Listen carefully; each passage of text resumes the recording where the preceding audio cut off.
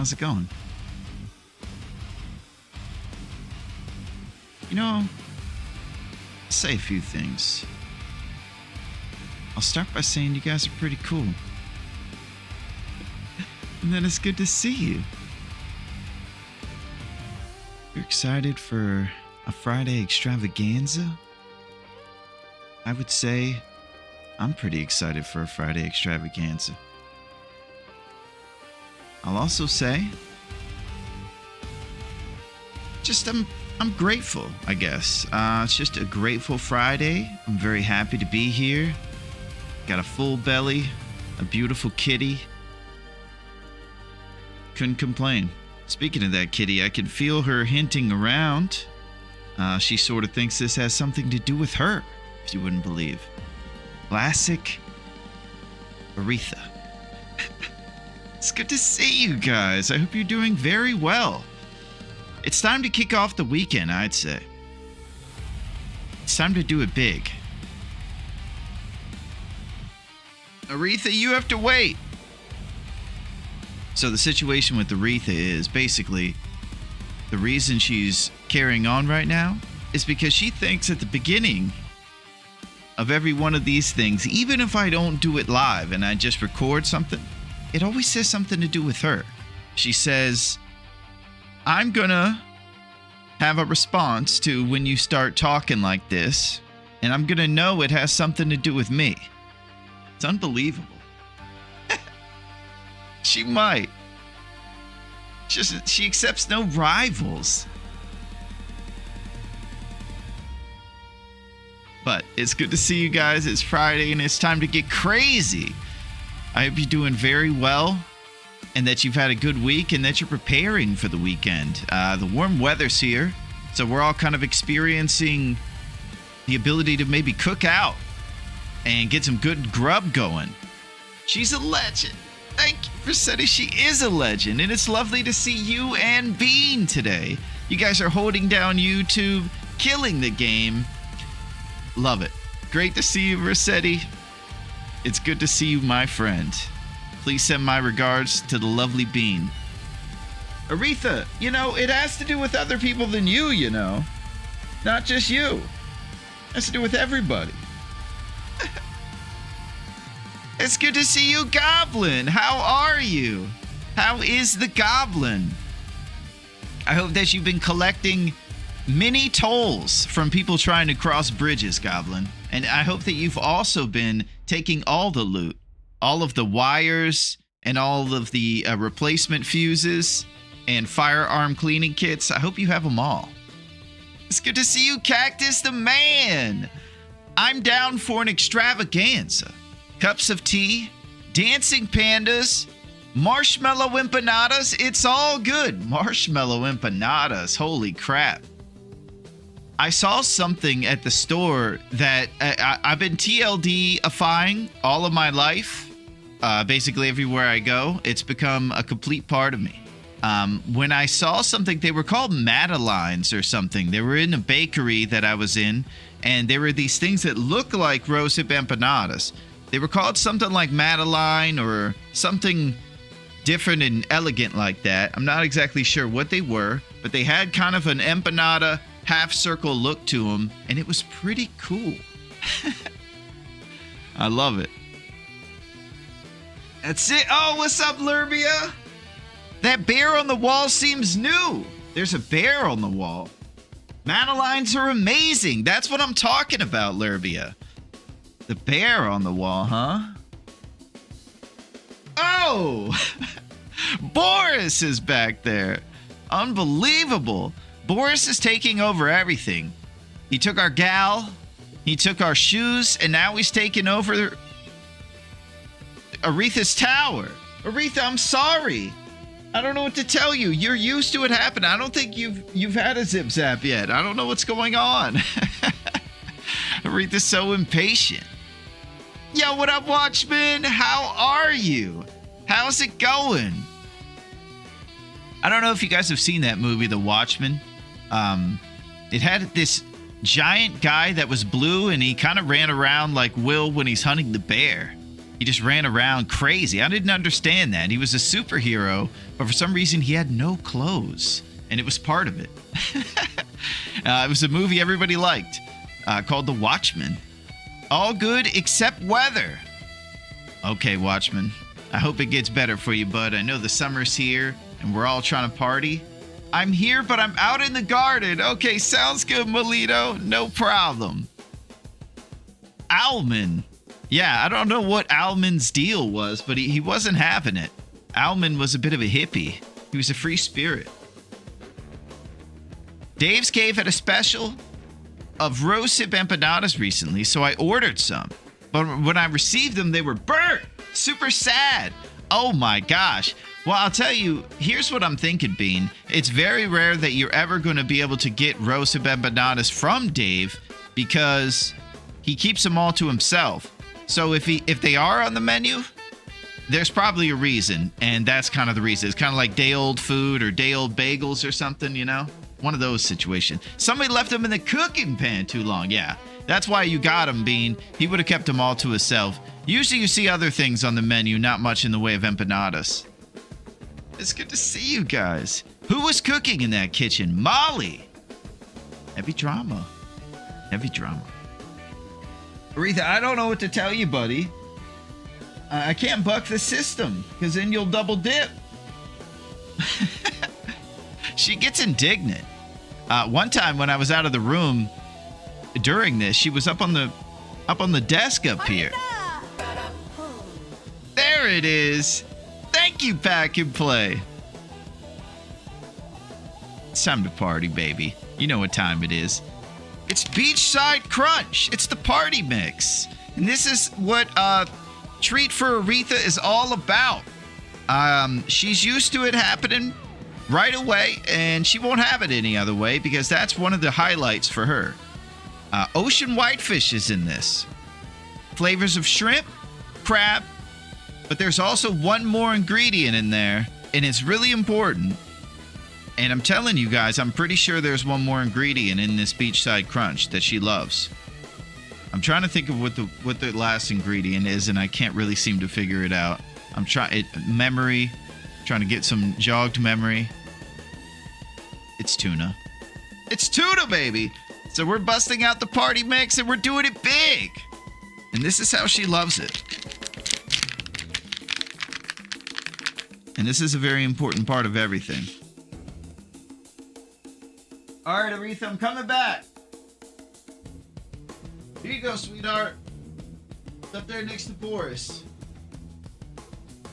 I see Aretha has a new friend. Yeah, I don't know. It's going to be tough. We have to get along because, apparently he's in here, but, Boris has been the thorn in our side for a long time. I don't quite trust him. I just think he's up to no good. But, this is the life we live. So Aretha has her treat, so at least there'll be not as much IRL shrieking going on around me. You should see this cat when we're giving her deluxe CHURU. She goes nuts, man. She goes absolutely nuts. Gal loves it. The gal loves it. Well, I do hope that you guys had an amazing week. I suppose that we're going to be doing something crazy over here. One of the crazy things that I would definitely recommend is if you're surfing the World Wide Web, there's only one place you need to surf to. I think you need to hang 10 over here and go to Larone.net, baby. It's got all of the links for the shenanigans we're up to. And if you go to the YouTube, you're going to see awesome new stuff like Aloni Jabroni, where I run around and make a scene playing other crazy games too. So we got it all. TLD highlights, Aloni Jabroni for variety. It's all there. And it's all the craziest. And it's the craze right now, I'm telling you. But I hope everybody did have a good week. The weekend is here, and it's probably time to get into some serious stuff. I don't know how to describe the game I'm going to play, but I'm pretty sure I know a couple ways to describe it. There's only two things that really come to mind, and I'm pretty sure that it's a game that includes a lot of things that are bright, and I also think that this game includes things that are short. And I'm positive about that. And I don't think there's any other way it could be besides the short bright. Wait a second. That's not right. It's not the short bright. There is another name now that I'm really starting to think about what it is. And now I'm starting to realize this is the long dark, baby. And we are back. We're doing it big, baby. This is the craziest game where you have to survive in the Canadian wilderness, hunt bear, and they get even crazier when the northern lights are in the sky. It's beautiful and multicolored, and cool music is playing, but it gets crazy. The animals are haunted, they become green and illuminated, and they're even more dangerous and less intimidated by your human ingenuity. So, not only are we playing a game that is described the way we just did, it is even crazier the stuff that we're trying to do. We're trying to take it to the next level of all the levels and trying to get very serious about how we're doing it. So, what we're doing is participating in a crazy challenge. This challenge has been kicking our butt, but we're not stopping, baby. It's the 21. The rules are simple. You live for 21 days, you shoot the bow 21 minimum shots, you cannot miss any shots throughout the whole time. Your health doesn't regen except birch bark, no mending fails, and of course the things not listed are weather all the way to the harshest, least amount of resources, animal struggles all the way to the top, the whole nine. It's just crazy.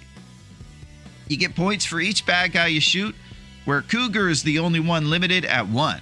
I'm pretty intimidated by the cougar. I have a plan to maybe bring the cougar over to a fishing hut in Pensive Pond in Pleasant Valley, but we're going to be really getting crazy if we do that, that's for sure. In addition to that, it's the usual stuff that's off limits here. We got no campfire cheese, no feats, no trader. You know, game time like the game time.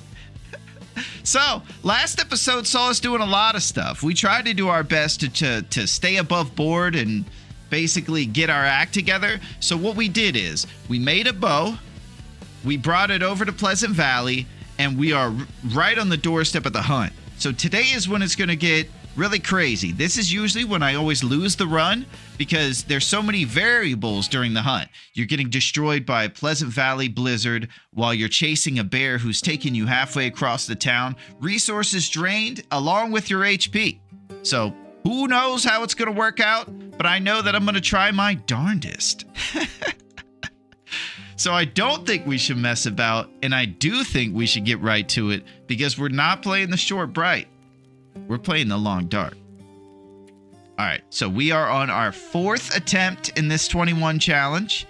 The first 3, we fade into long dark. You guys were very respectful though, and you gave a lot of nice words at the ceremonies for those 3 wills, and I really appreciated it because I'm telling you something I care about, Mr. McKenzie, and I think he deserves it. No hips for you. Yo, Rocky, yo. Listen, Rock, you come in here and you say no hips for you. But the way I think about it is maybe you could give me some of those hips. You know, it is Friday and maybe I got a big fight coming up. It's good to see you, Rocky. How's it going? How is Adrian and her pet shop? I hope that you're helping her lift all of the heavy bird seed. She is pregnant after all, and you should be helping with that, Rocky. It's good to see you. Rocky, your expertise is very welcome today because I know things are going to get crazy. We got a lot going on, a lot of serious upgrades, and I just feel like I'm going to need all hands on deck. I'm very optimistic and fired up and happy. I just know we're about to get into something that sometimes we're not always fully prepared for. Because when the hunt begins, I'm telling you, that's when very quickly our life expectancy. If the insurance company was doing research, they would say they're going to raise my rates right around the time when the hunt begins, basically. So, right, what we got right now is pictured over here. We're basically inside the bingo hall. So we're going to go with our 40% condition and try to look for bear in very specific caves. These are called cul-de-sac caves. They feature this kind of shelf in the back part of it that allows you to get up there. The cool, unique thing about this shelf is that the bear cannot get up there. So it's basically like a really cool place to hunt the bear from. So if I can start finding these bear who exist in these type caves, bring them back to their cave and actually shoot them from inside their own home. It's kind of a dastardly thing to do, but they've stolen so many shoes that my emotions toward Boris and his pals, I'm kind of callous. So I think we'll just go for it. What's up, Empress, the Rose Hip Queen? How are you, Empress? It is very good to see you. Thank you again for keeping the environment nice and fresh for us all. Summer's been good for us. And I will say this, the weekend is here, and a much-deserved time once you get done with that busy work for you is coming up. I believe it. Supposed to release a training course, How to Be Amazing, by the most amazing person in the world. Holy crap. That's insane.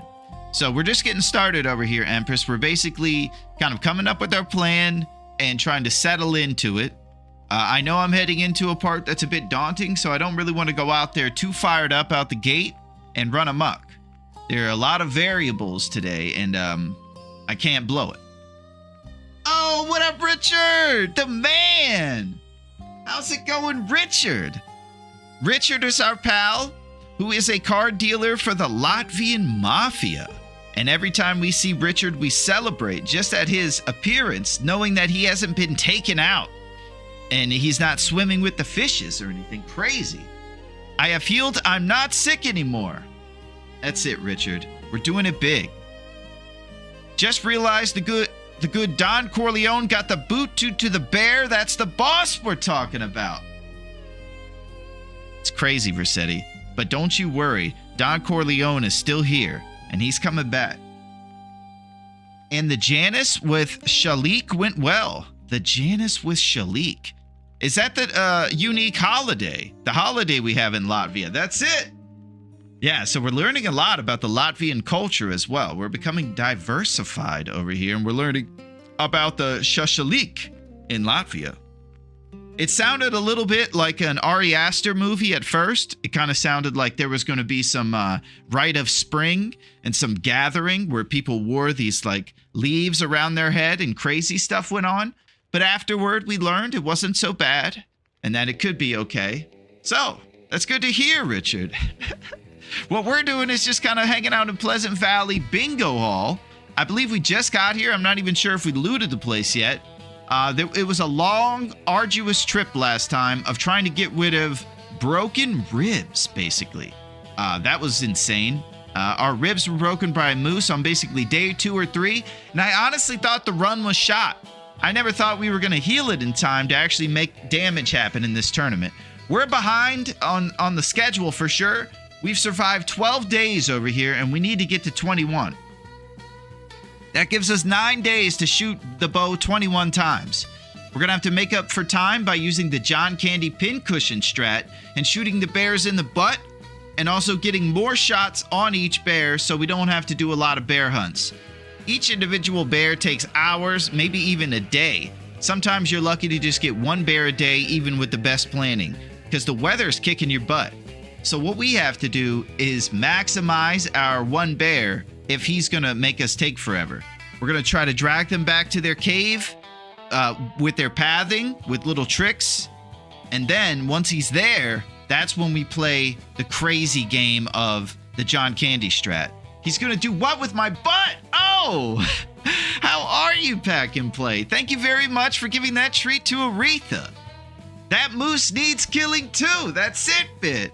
How are you, Bit? I hope that you guys are ready for the weekend because we're just getting started. It's about to be, settle in, grab a cup of tea or coffee, maybe a snack because we're going to be here for a while. We got some serious plans. Now that we have to make arrangements to bring the Don back here safely, but I'm a superstitious man, and if some unlucky accident should befall him, then I'm going to blame some of the people in this chat. Oh, Versetti. This is what happens when you take away a picture of an Italian to an Italian man. He starts going nuts, and he starts getting wild.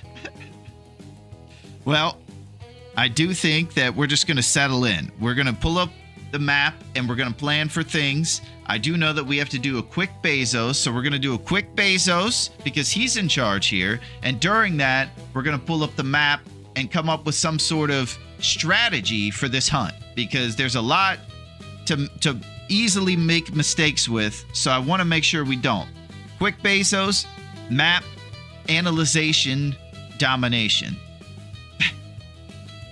Okay, so I'm going to pull up the map over here, and we're going to basically figure out what we're thinking about doing here in Pleasant Valley. We'll look at our current location and ascertain exactly how we're going to survive when we usually just completely get mauled at this point, and all of our resources go by the wayside.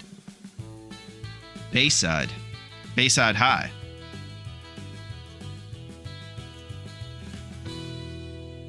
Love your name, Versetti. Reminds me of that old GTA, I think Vice City. I know it's a real name, but it was the first thing I thought of. Man, Vice City, that brings me back. Mario Lopez has been trying to get me to consolidate my debt recently using tips and tricks that I've been used in Hollywood for decades. Is that true? Is he a spokesman now? There's a lot of Mario Lopez stuff going around, and we got a lot of Mario Lopez to talk about. That's actually one of the keys to a successful hunt in the long dark, is frequently discussing 1989's co-star of Saved by the Bell, Mario Lopez. So, here's what we got. We're at Thompson Crossing here, the bingo hall. There's applesauce and pork chop there served on Wednesday nights, and you can also maybe earn a prize if you win the bingo game. It's a good place if you're maybe one of the retired people of Pleasant Valley, or you're just somebody looking for a good time, and you're just looking for entertainment. So we're here, and what we're going to do is very simple. We have a counterclockwise circle that we want to make towards specific bears in this town. So the bears are as follows. The abandoned mine has a bear right next to it, and we'll call it the Cinder Hills Mine Bear. He hangs out right here. We go check to see if he exists, and if he does, we try to lure him back to the cave because that's where all the shots will happen, and we can do the John Candy pincushion strat. So, we're going to try him if he exists to bring him back there. And if he doesn't exist, then we move counterclockwise around Pleasant Valley, starting next with the Derelict Cabins Bear. This guy right here lives here, and sometimes he even roams as far away from his cave as right here. So we'll try to drag him back to his cave up here and actually do the same thing. We're going to get up on that shelf in the back of the cul-de-sac cave, and then we're going to try to do the pincushion strat. So, we're checking to see if these two bears are active, and then the last one we know has a cave like this is this guy up here. So we're going to go all the way up the hill to the Broken Plain and look for the Prepper's Cache to see if we can get some beef jerky and Sprite. And then we're going to check in this guy's cave.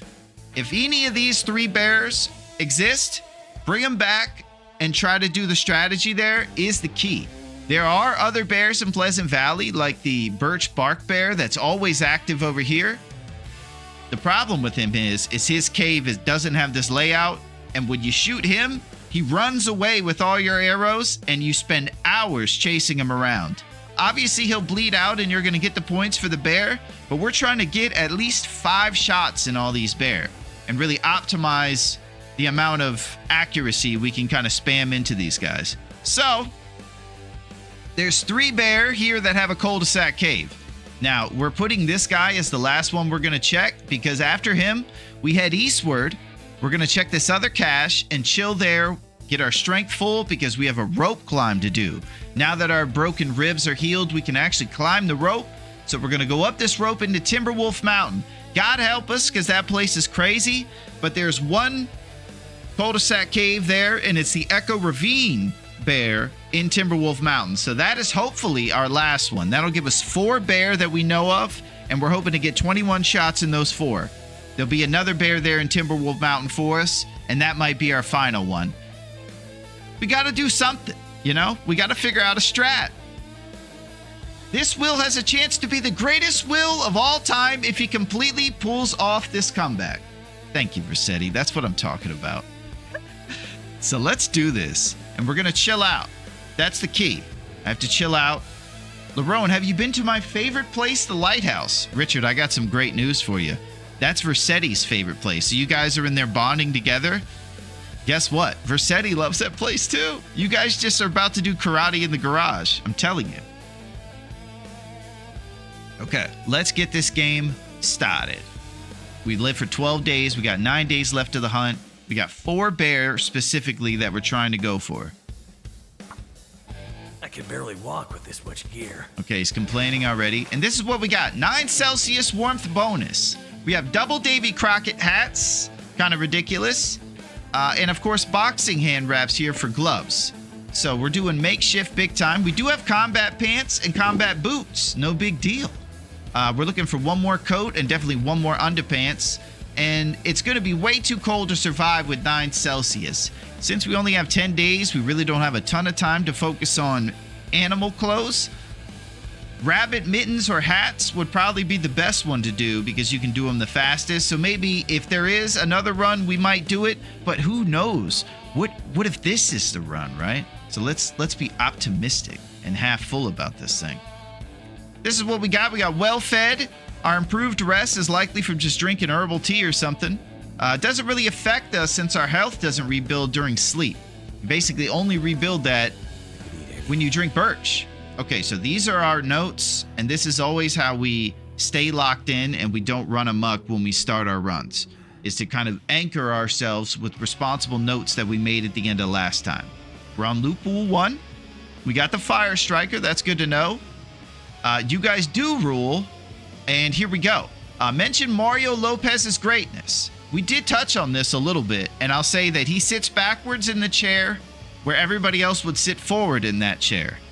He didn't originate this style. It actually was Tony Danza who originated this, and he just kind of carried the torch further. But it was really cool when Lopez did it too, and it was nice for him to tip the cap to Danza, of course. So, counterclockwise bear hunt with the cul-de-sac caves. We kind of talked about that.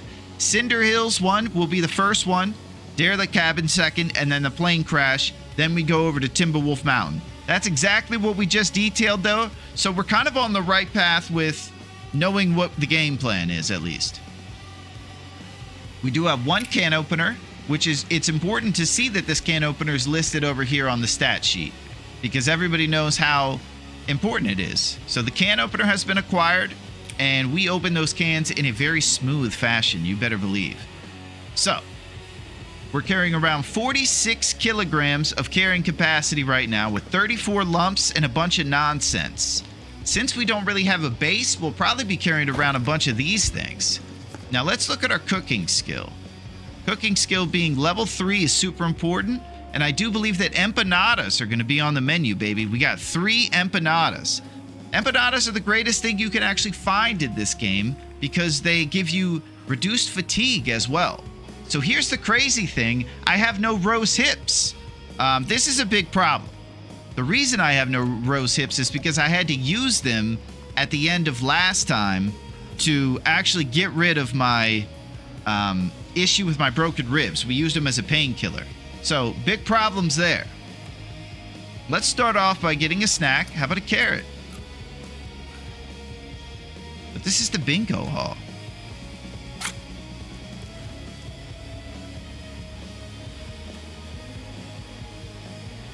Granola bar.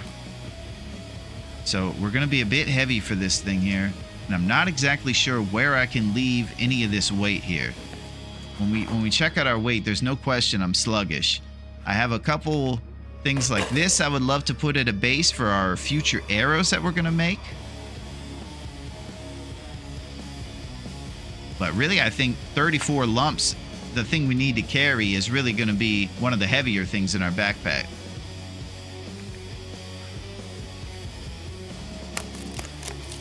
A responsible hunt begins. Lighthouse gang, the coolest location. Yeah, Versetti's making a base there, Richard. Not a lot of space in there. Yeah, when we're moving side to side, I'm feeling a bit sluggish. So probably if I could drop all the lumps or something right at the bear fight location, maybe that'll give us a little moving ability. So, it's the evening time right now, and it is Pleasant Valley. If you're going to hunt in this place, you probably want to do it in the warmest part of the day, which is right now for about an hour, and then tomorrow when it's 12 p.m. to like 6 p.m. So I'm going to go see what this howling wind is actually like.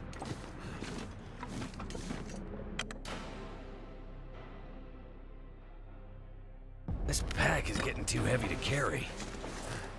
Yeah, we got 2 down arrows in Pleasant Valley. It would probably be good to get going.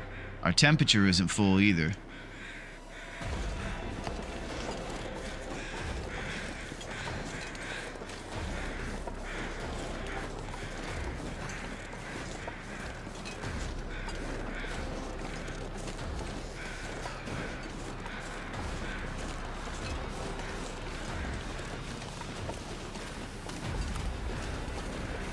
Another beautiful spot I like in TLD is the Pine Forest. It's the Pine Forest in Pleasant Valley. It's such an awesome sight. Pine Forest in Pleasant Valley, huh? You're talking about the Birch Forest, maybe, Richard? Or Rossetti? I'll have to find the Pine Forest. Alright, let me do a match inventory over here. We got plenty of Trusty Brand, plus a 41% Fire Striker. So I think I could be a little more liberal than we'd normally have to be, given that this might actually get us through the remaining 9 days.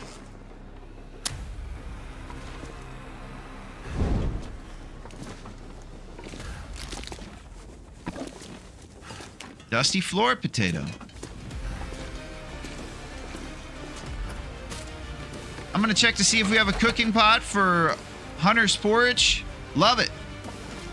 I love to make porridge when we're hunting. It warms you up, gives you calories too. All this gear is slowing me down. It's kind of like a T plus.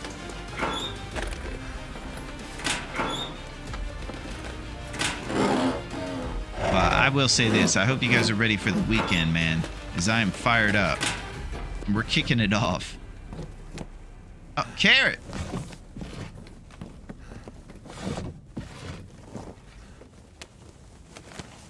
Oh, man. Dusty floor potato times 3.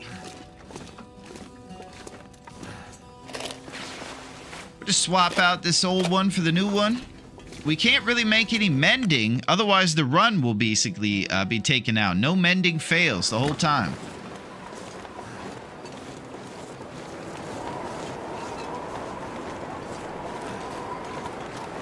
Three down arrows right now. Pleasant Valley is making us pay for choosing it to do our hunting in.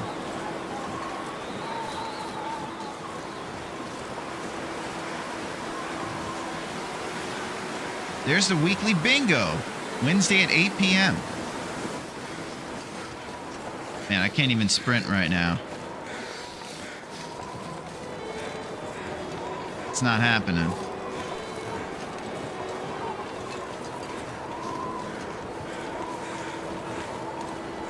I gotta look at our weight. That's a big deal. I was doing dishes and not thinking clearly. Not pine birch, you're right. Oh, no problem, Versette. Yeah, the birch is serious over there.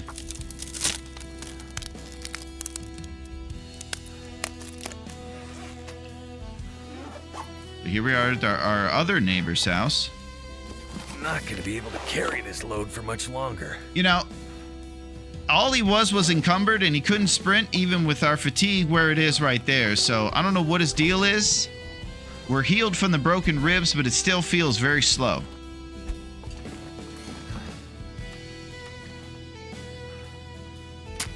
I guess it's being 10 kilograms over on weight. He just says, I'm not even going to sprint, man. You got 70 dusty floor potatoes in your backpack.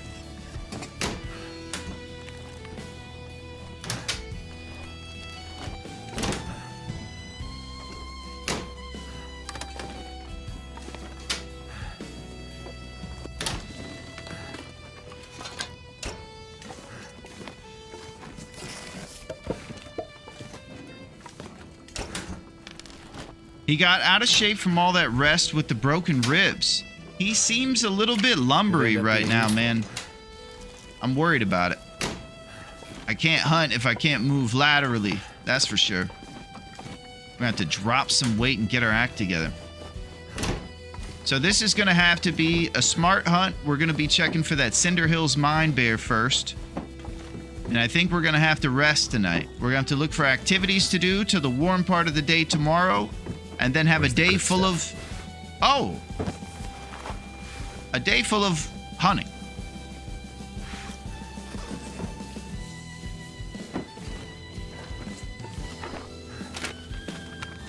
I do hope everybody's week went awesome. I would say I'm very grateful. That'll come in handy. It could. Nice potable toilet water here for us.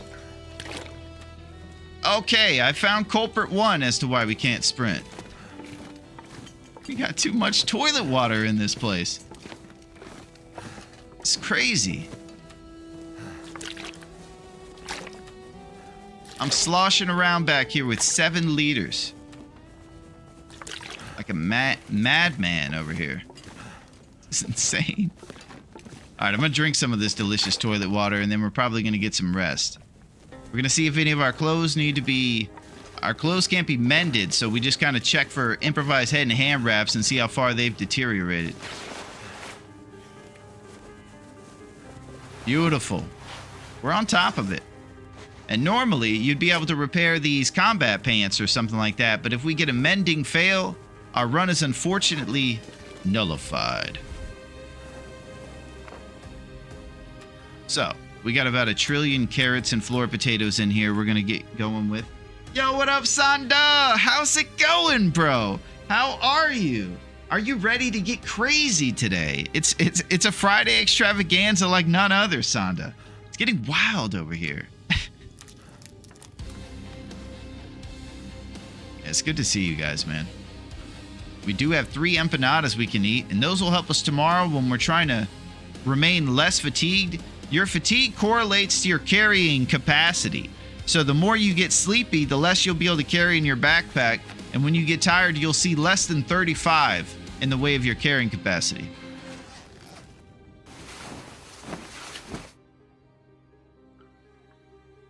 Now, I'll tell you, you get caught out in these blizzards in Pleasant Valley, they'll go about 4 different directions, too. And you'll waste about 10 lumps going around a rock formation 7 times for about 8 hours. If you try to take naps next to your fire, you'll wake up with half your HP gone, all kinds of craziness.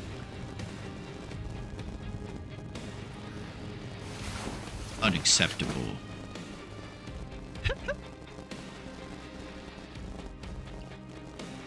Yeah, Retha's doing pretty good.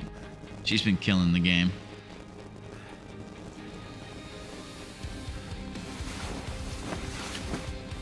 She's got Bird TV on in the other room like usual.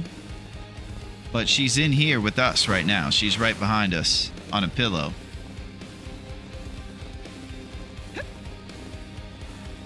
Yeah, so we had broken ribs last time, and it was the slowest thing ever. We did one walk of about 100 yards, and it probably took us about an hour or something. It was the craziest thing ever. And then we had to do wild, even more wild things to get rid of those broken ribs. And we got them on day 3 by the moose, the Hollywood moose of all things in Desolation. That hotshot moose, man, he had it out for us.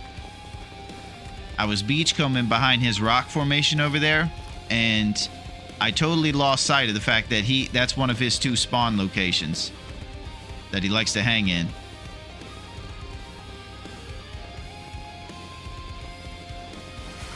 So here's the thing about the Aurora. It's not even the worst sign for us because it's going to make the bears stronger. And we can actually get out there and farm more shots into an Aurora bear. The tough thing is on the way to the bear, you're going to encounter wolves who are not scared of your torch pump fake. And so they'll likely want to kick your butt too. Aurora wolves are a little more courageous.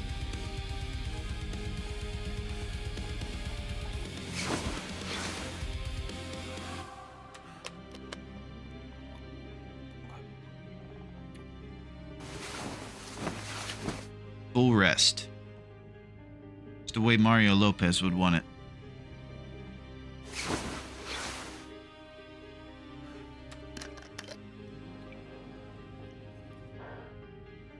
Okay.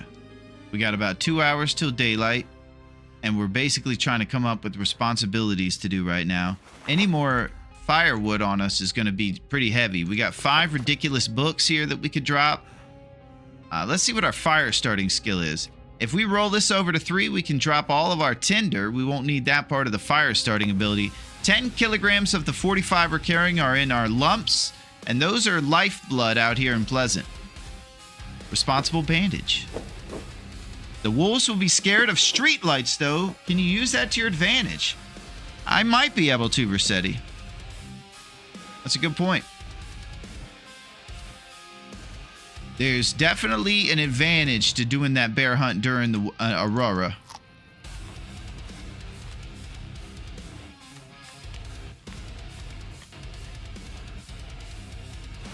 Okay.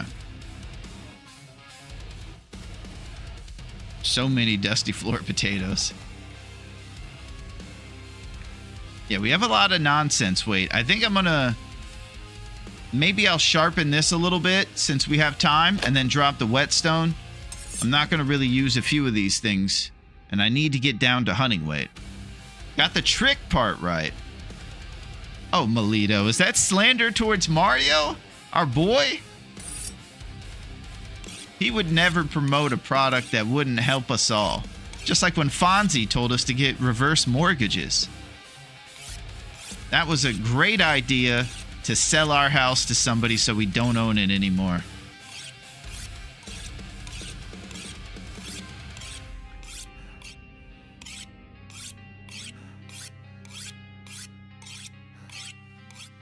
Okay, so the ideal time for your hunt is when the sun is basically at the top.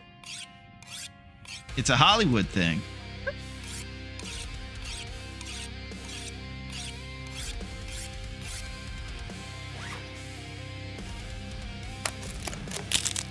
Hey, what's up, bud? Bringing the roast hips. What up, Larone? How's it going, bud? Thank you for those roast hips. I could use some love today. It's Friday, and here's the problem. I mentioned it earlier. I have no roast hips. I had to get rid of these rose hips to get rid of our broken ribs. It was kind of tragic. It took 24 rose hips for each cup, and we had to make like 4 of them, and now I have none. So I can't even make rose hip empanadas right now. This is a huge problem. What's up, Skillet the man? Thank you for sizzling on in here this afternoon. How's it going, guys? How are you, Skillet? I hope that you're having a very good day. We're just getting started here. You haven't missed much. And I would appreciate you making a giant breakfast for everybody, though, Skillet. That would be good. We're all okay eating it no matter what time of day it is. I don't know how I'm still awake. How's it going? It's going wonderful, Skillet. We can't complain, you know? Oh! Thank you, Neo, for that zip zap. Holy crap. We got everybody in the mix. Neo the legend. Oh my gosh, Neo. Unbelievable. This is, yeah, we are zipping and zapping, man. This is crazy. This gets things crazy. Telling you.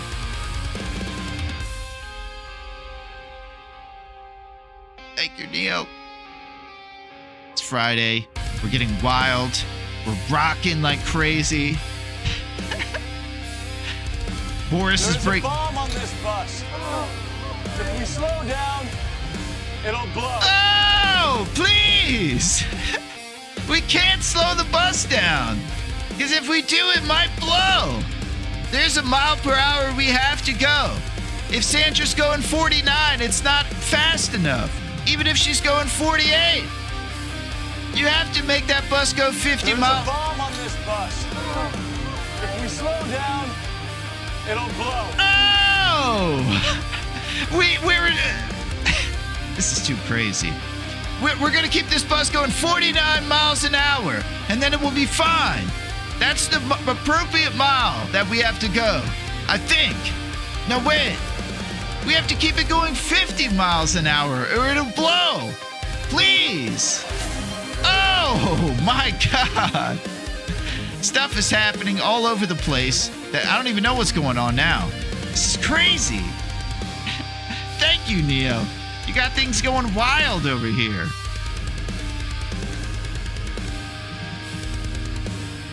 Unbelievable stuff. We got G in the mix. The ghost hunting expert is now in the mix. Unbelievable. Thank you very much, Neo. I like rocking out. All right. I need to be serious, though. We've been past a few of the stages on what we've done. We've talked about Lopez. We've done a lot of just kind of puttering around, doing nothing. We talk about hunting. Are we going to do hunting? Maybe. Thank you, Neo. Don't turn around. You've got a bear sneaking up on you. Talking about Boris. Here's the problem. Boris is splitting the rent. So, times are tough. Boris is a very capable man. He came in, and I'm losing agency in my own home at this point. It's a big problem.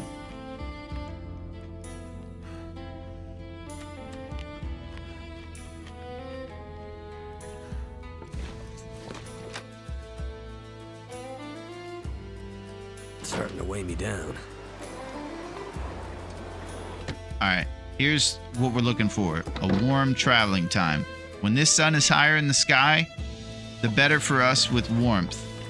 So we probably just have to do about 1 hour, and then we have to go check that Cinder Hills mine bear. Here's the problem. What I like to do is make a scene and run out there right away because I'm fired up. But it's not the smart move. Especially when you're hunting. If we looked right now on the internet and said, rank the weather of the towns in TLD from harshest to least harsh, Pleasant Valley's at the top of that list. It's just a nightmare. But it has the most bears, so I can't really go elsewhere. Because I have 3 opportunities for cul-de-sac bears here. Middle class bears. You know, they drive maybe like a car that is electric, and they live on a cul-de-sac. Oh!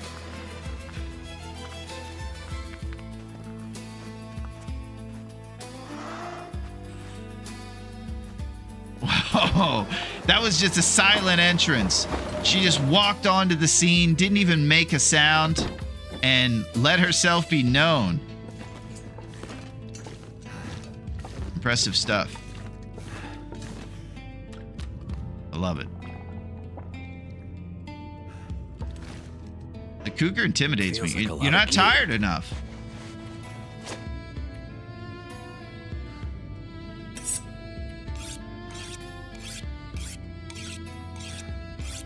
Okay, we're probably going to look for warmth, and we're going to look to go out there with a warm tea or a floor potato warmed up.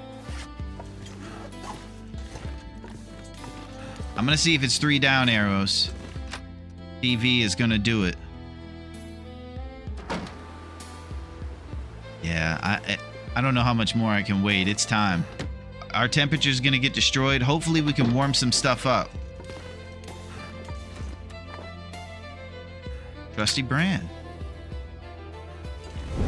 I'm feeling what I usually feel right about this time when I'm playing this game. I'm going to say one thing. I love this game. I did see that it's on super sale on Steam right now. You guys can go on there if you're on the fence and get it for, I believe, under $10 right now. It'll be probably the best $10 you've ever spent in your life, and you will get way more out of that $10 than you pay for it. This game rules, and it makes me very happy. Even just starting the fire of dusty floor potatoes before I go get mauled by a bear. Oh, Neo, thank you. You got Melito in the mix. Thank you very much, Neo. Holy crap. You do know Kung Fu. Thank you, Neo. This much gear. You got Sweet Potato Melito in the mix. That is unbelievable. You're in the mix. Thank you, Neo. And you can cook porridge as well. These floor potatoes are heavy. I feel like I want to cook them and get them out of my backpack. Melita was mixing. Thank you, Neo. And I'm pretty sure that we'll just tell Sandra to keep that bus going 49 miles an hour, and we'll be totally fine going that speed, and the bus will be fine. And it's also telling us, because of the amazing lumps, that we have collected all of the level 1 emotes. So I just want to show you some of my personal favorites. This guy right here is having a pretty good time. I like that guy. Thank you, Neo. And then we have this batting bear up. I think that guy's kind of charming. He's up to plate, like Jose Canseco maybe. And then we have this rocker girl. This one's really cool. Yeah. Thank you, Neo.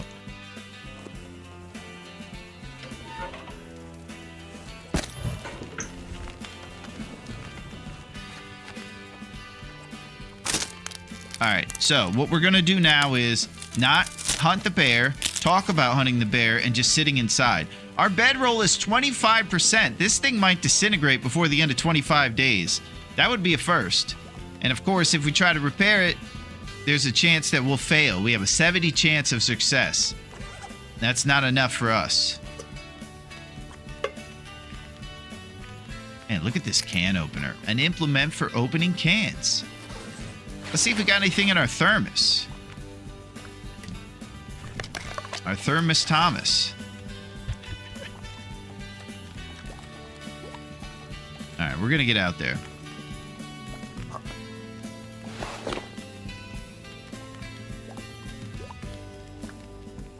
We just got to wait. The Wintermute Survival Bundle is discounted at 75% off. Well worth it. Unbelievable discount right there. That's better than a lot of the games that might be at like 20 or 30% right now. Come on. I'm pretty sure most folks here, though, know about the greatness of TLD and probably have it. But if you guys are on the fence, man, now's the time. The Queen of Great Bear has arrived. It's cougar time. That's it, Lurbia. Unbelievable. We're just going to wait for these peaches to heat and this floor potato to cook, or this porridge, and we're out of here. I do think we need a few torches, too.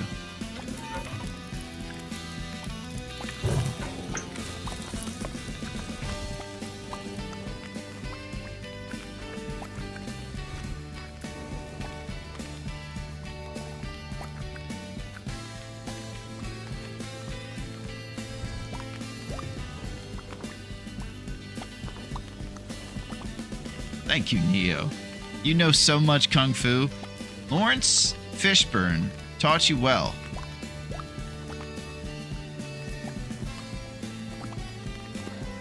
A big part of the Kung Fu that he teaches is wearing glasses that don't have the wiring on the side. They just stay on your eyes somehow.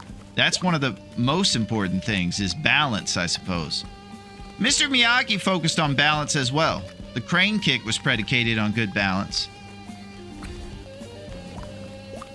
It's a tried and tested facet of the Kung Fu game.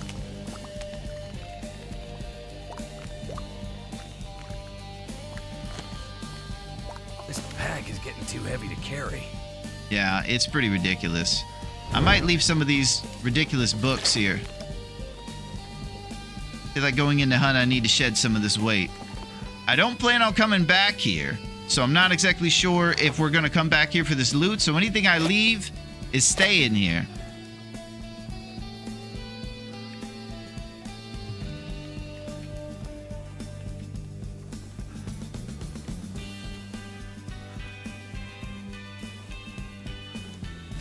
Ridiculous books is the one thing on the chop.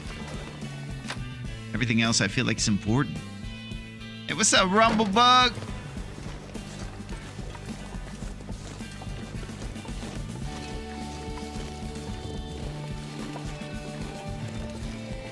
Hey, what's up, bud? How's it going?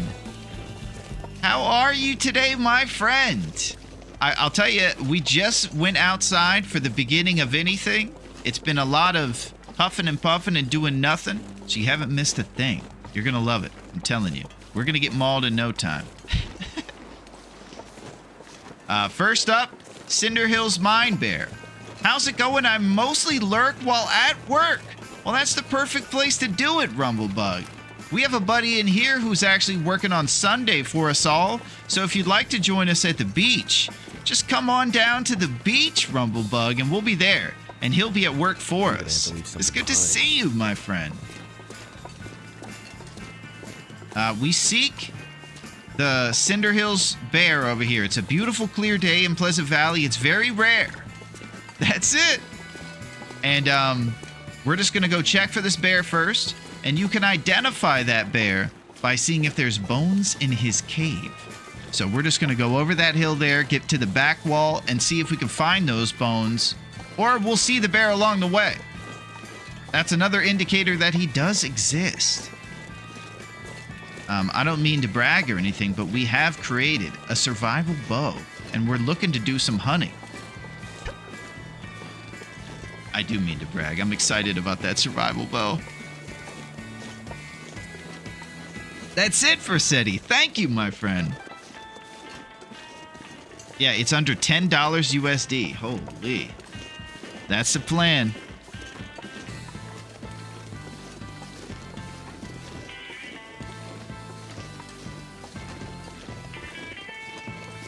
Okay, so we're trying out a few things. Things even more. There might be a few misclicks today and nonsense, but it'll be totally worth it. We're storming the steeds.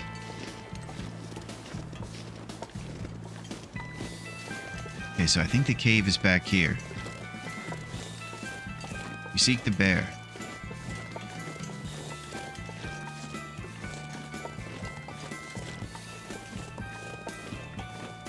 When our warmth bonus runs out, we'll bust out that can of peaches.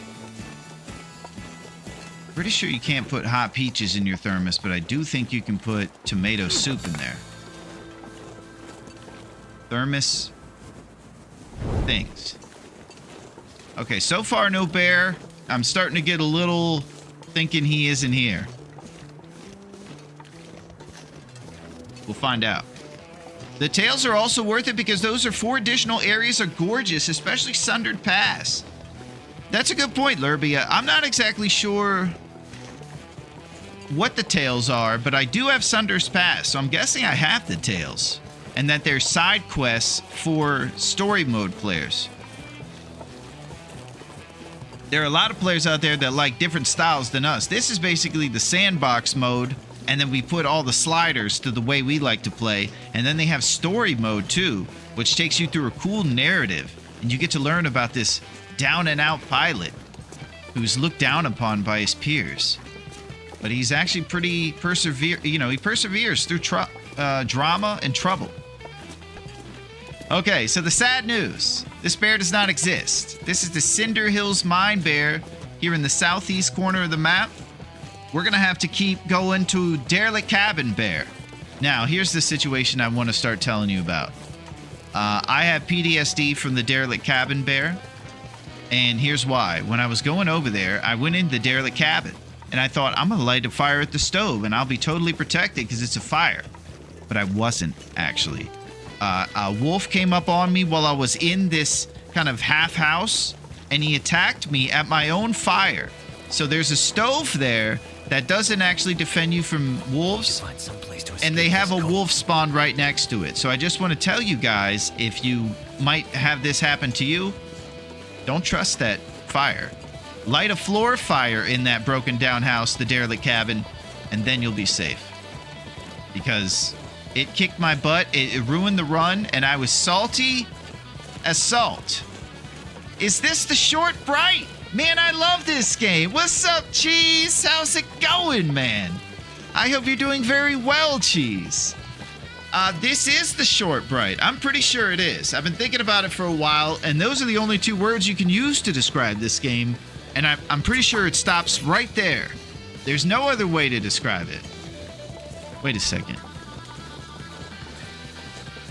This is the Long Dark. It's not the Short Bright.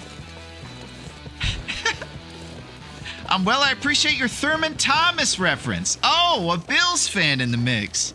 Nice. You guys have been through it for decades, and now you're finally getting your due with 17 at quarterback. So, you know, that's nice.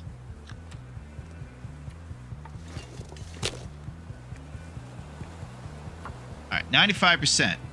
That bear pulled a switcheroo on you and got in your own home. Listen, at this point, Boris is going to be saying, hey, man, you need to sleep outside. And he's going to build a little shack outside and tell me to sleep out there. And he's going to be in here hanging out. It's going to be ridiculous. Him and Aretha are going to be palling around. Can you imagine? I would be heartbroken.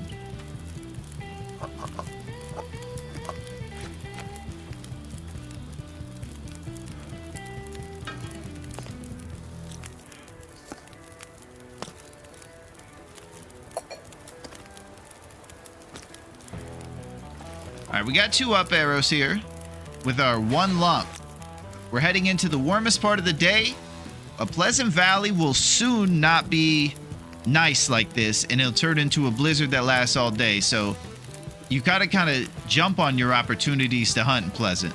And this hour puts that in jeopardy. We'll see how quickly we can get away from this spot fire and warm up.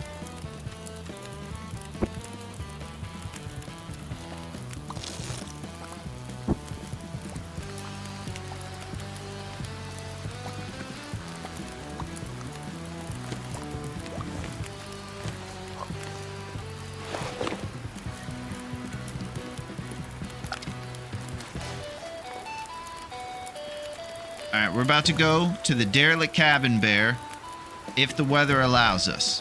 We're basically doing that counterclockwise circle around the map. It's just a matter of kind of trying to stay warm during it.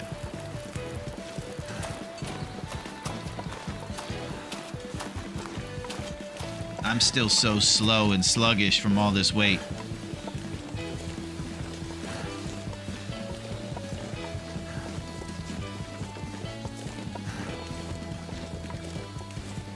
Okay, so what we usually use is the road for kind of an anchor to show us exactly how to keep going north here. So I'll see if I can pop out and get on that road. And we'll start heading to the derelict cabins, Bear.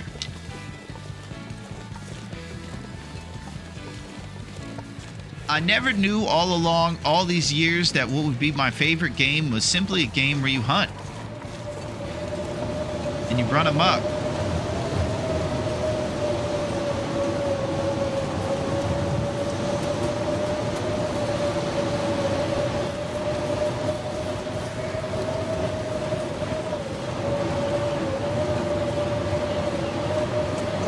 This stinks.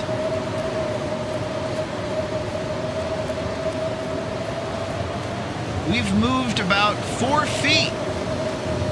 Hey, what's up, Mugwop?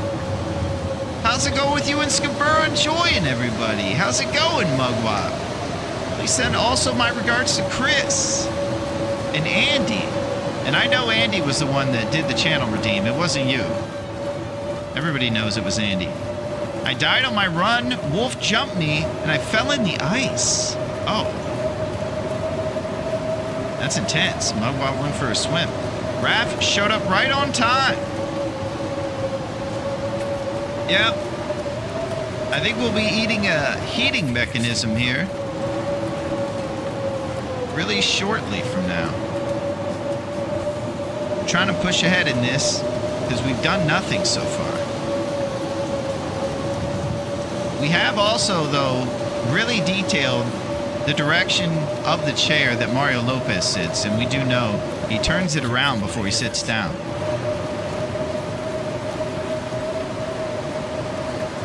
And that's important.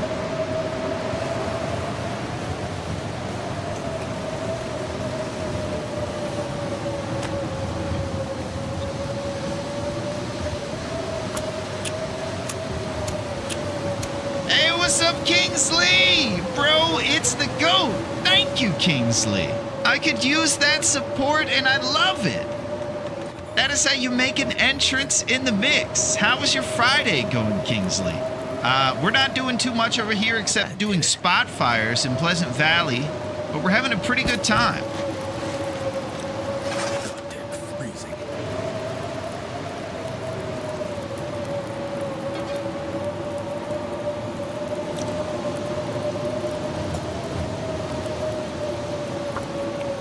One step at a time. It's been good, yeah? How's yours been?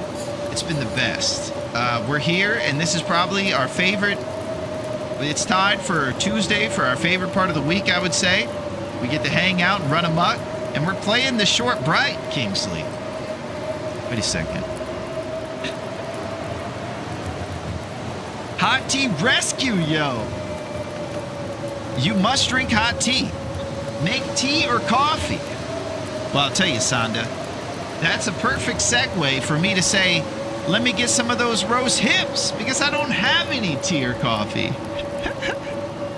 Let me get some of those YouTube roast hips. I think back in the day, we established that there's a red balloon in there, and that's basically a placeholder, since the great Empress's roast hip is over here on Twitch. Tea, put the thermos.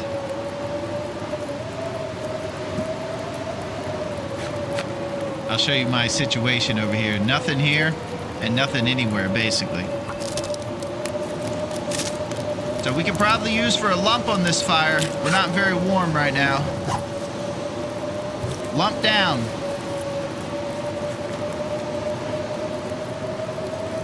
The good news is we still have a full batch of empanadas over here.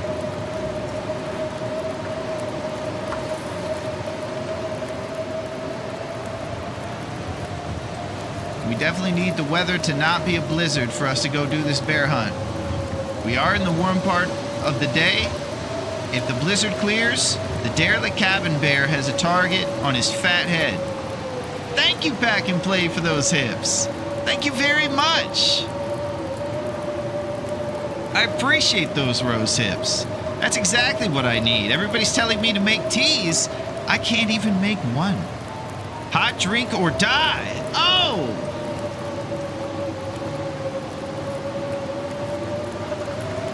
I had enough of TLD. Going to play Hungry Hungry Hippos from MB Games. TLD will always be here for you, Mugwop. Hungry Hungry Hippos is also a very awesome game. It's going to be a lot of forearm, spazzy strength, and if anybody tries to cheat and move the game board around you, you shouldn't let him, Mugwop. Keep an eye on him. I need all those roast hips to make tea. Sure. Pack and Play, don't tell everybody that I have a roast hip empanada addiction and then I'll put them in there instead of make teas. Who are you? Craig No T Nelson. Oh! Good Lord. I'm tealess over here.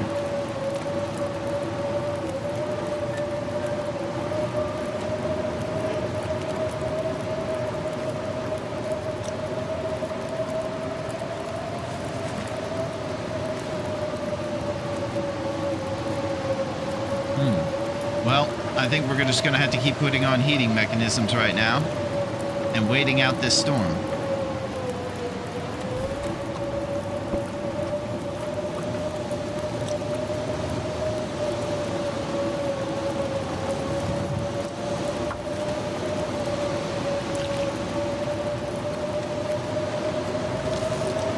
Woo! Here it is. This is what we were talking about.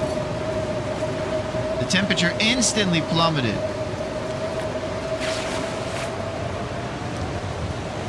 Yeah, I wish I could put those peaches in there. Now this is the downside to planning your hunt on the hardest difficulty in darn Pleasant Valley.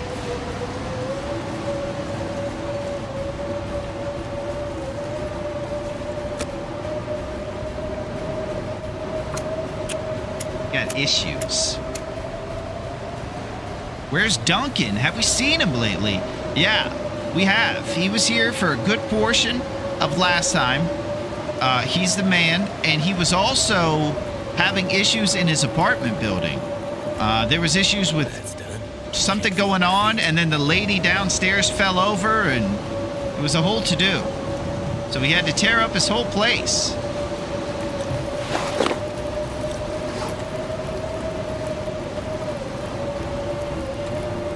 I suspect Boris was involved in that stuff.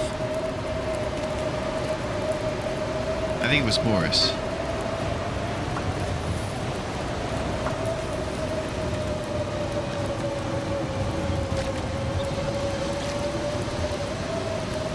So, we basically just moved our spot fire over here. The one downside to that is that we threw 2 lumps onto that fire or something like that, or 1 lump, and now we only have 1 up arrow on our temperature. We're basically barely warming up right here. So, you have to blow through your fire resources to sustain these blizzards that, you know, go omnidirectional basically for hours. As you can tell, we're losing the good warm part of the day here for the hunt. And we need this blizzard to kind of disintegrate so that we can get it going and get this hunt on. Otherwise, it's just going to be more Mario Lopez trivia. So, speaking of Mario Lopez, let me tell you this. They actually wrote the characters of Zach Morris and AC Slater as rivals for the show. But listen to this.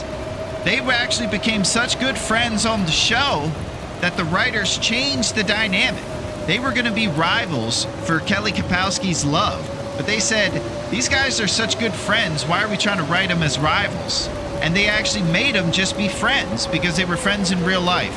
Which basically is a testament to how cool Mario Lopez is, that they changed the dynamic of the show entirely, and of course it worked beautifully. It was a successful show, and I love that they were friends.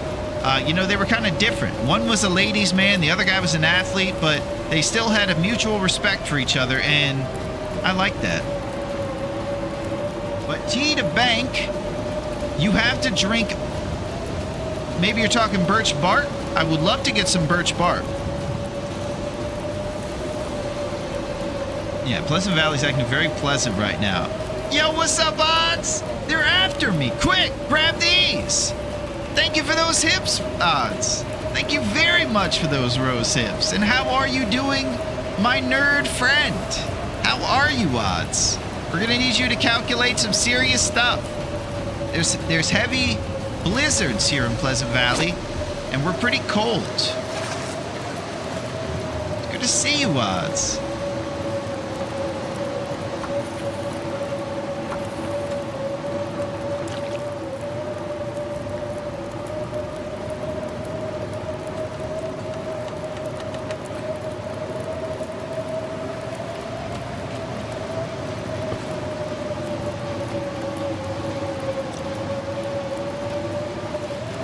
Yeah, it just changed on us. It might blow out the fire duration. You'll see it go from whatever fire you have in there, like an hour, down to 9 minutes when the wind starts hitting it. And it looks like it changed directions again. It'll sometimes change directions a couple times before it ends.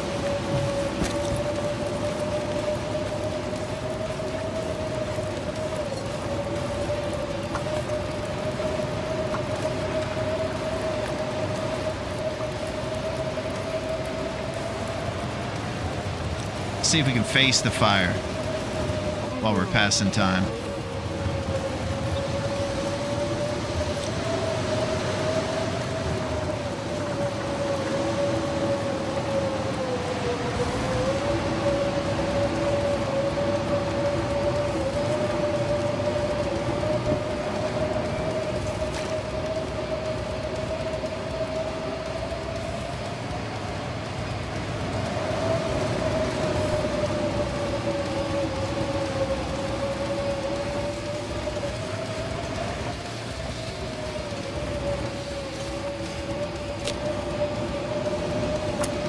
This is our life now.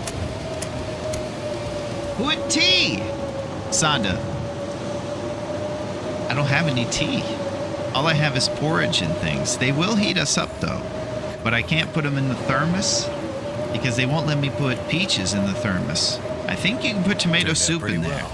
Not sure the difference or why that is, but I'm not going to question it. Oh, fire starting 3. Here we go. Fire starting 3. You're well above average experience in starting fires now. Become very capable. You swear and mutter to yourself less because you fail less fires. I saw a little bit of small text there. 65 chance to start fires. Fires last 10% longer. And here's the other thing. You can start fires without tinder.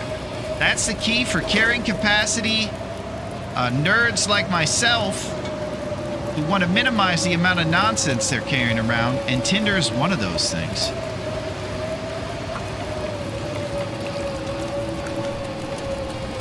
Daylight is escaping us.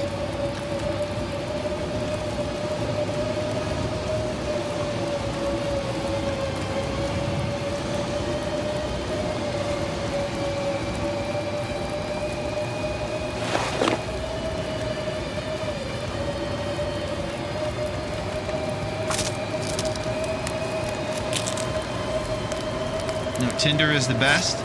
Well, I got something for you, Odds. I'm going to give you a couple things. I got some cattails I'll leave here for you. And also some just old school Tinder plugs. There you go, bud. I will be accepting rose hips as maybe a little bit of a reciprocation for that pile of nonsense over there.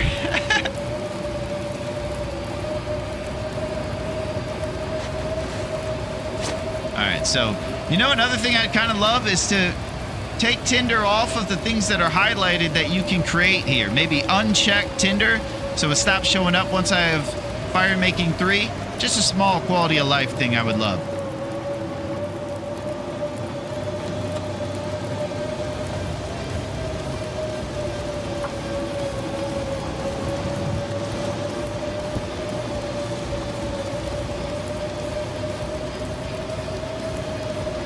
Jeez Louise. I don't know why I keep planning a hunt in Pleasant Valley, man. It's not nice.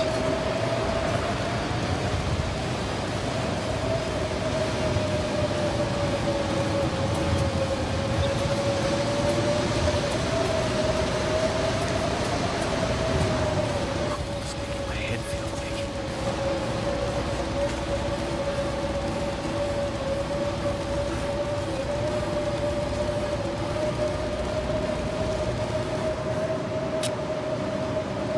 William has been responsible. Did I just see a healthy stack of 29 coal?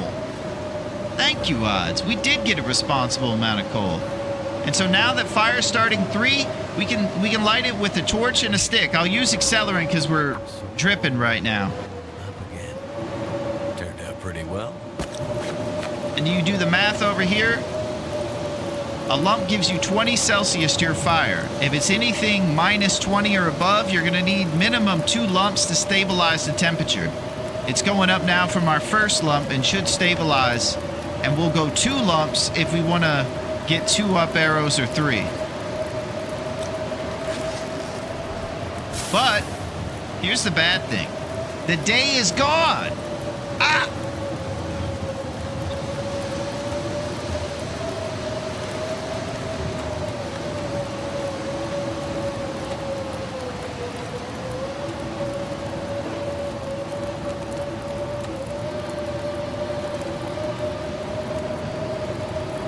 What are we going to do about this? I don't know.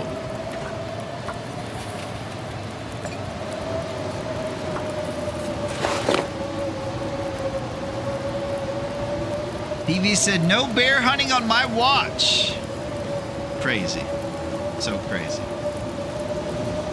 Trying to communicate in emojis. You might have to show them your medicine category for them to understand. I got nothing.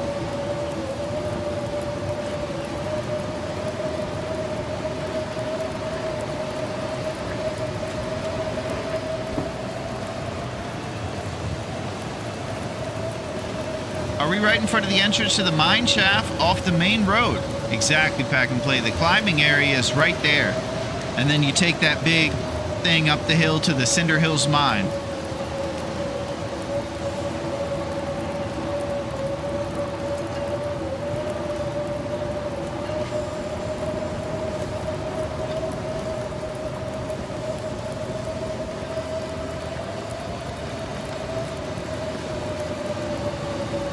So if we would have tried cheeky 1 hours next to a fire, banking on the wind not changing directions, we probably would have dripped HP and woke up freezing. It's part of the risk you run trying to take cheeky little 1 hour sleeps next to your spot fires in such a volatile weather town like this. Look at this!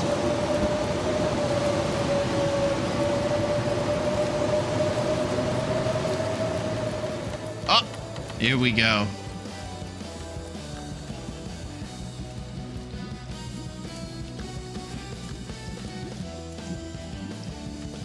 All right, we're doing this.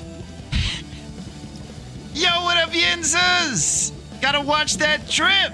We were just talking about you, Yinzers. We have new friends in here that like to hang I'm out. also gonna need you to go ahead and come in on Sunday too, okay? Yeah, that's it, basically. You got right to it there. Yinzers, here's the thing. We're all planning a beach day. It's coming up in 2 days. And so we've all gotten together and decided that we're going to need you to come in on Sunday, too, not just today, and work on Sunday, and we're going to be at the beach, okay? And you're going to be doing work there, and it'll be okay. You can have a small radio played at a reasonable volume, but that's it. And thank you, Yinzers, for your sacrifice. It's good to see you, bud.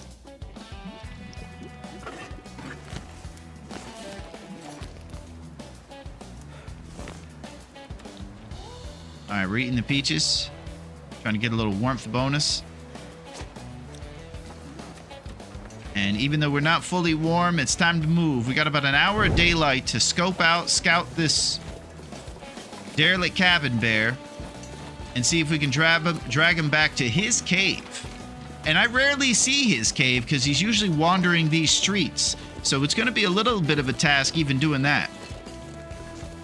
Yinzers was sacked from the calendar factory for taking Sundays off. Yeah, was that his old job? Yeah. You'll be also happy to know that he's been doing some business trips to try to actually rise through the ranks at his job so that he could be the one telling people to come in on Sundays. It's a very admirable thing to do. He's not just allowing this all to happen to him. He's taking his own destiny in his hands. He's trying to be CEO. And we support that. I think we all are going to support it right up until the moment when he flips the script on us and tells us to come in on Sunday. And whoever that is, they're probably not going to be too happy about the changes. So, something to think about. Thank you for covering last Sunday for Father's Day. It's a good band. The storm is over, but you have to hurry to get out of this location. Well, I'll tell you, Sonda, we have a little bit more business to account for here. We got 2 more bear we're looking to get here in this area. The derelict cabin bear, and then also the one up by the plane crash. Very important stuff. So there's that darn derelict cabin right up there. This is the biggest warning I'm trying to give everybody out there. Don't light the stove fire in that thing and think you're safe. Because I promise you, a wolf will come attack you while you're talking about Mario Lopez in front of everybody. And that'll be the end of your run that you put so much work into. I still feel the pain. Just the same way Pack and Play and I always get a little skittish when we get to the boardwalk and Coastal Highway because of Boardwalk Boris incident. You get kind of a memory from regions based upon tragedies that occur there. If Yinzer's lost the calendar factory job, there's always work at the mirror factory. I always thought that would be a job I could see myself doing. Well, these popsicle jokes are really setting it off for Seti, and I appreciate it very much. Thank you, my friend. Storms are very common here. They sure are. They are the most common here, some would say.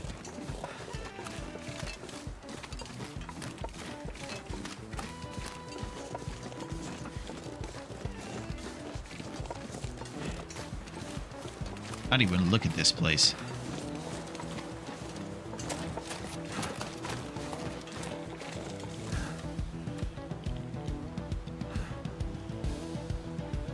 Man, we're not getting much. Something is sapping my... We're about to take a drip again. We're looking for the bear. Yikes.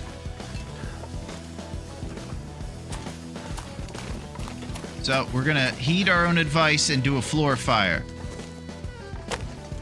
So cold. We're doing this because if we light this darn stove and think we're safe, Hit it. not a chance.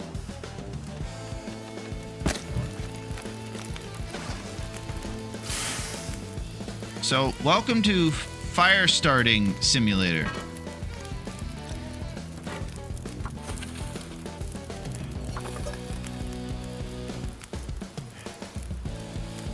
Daylight's escaping.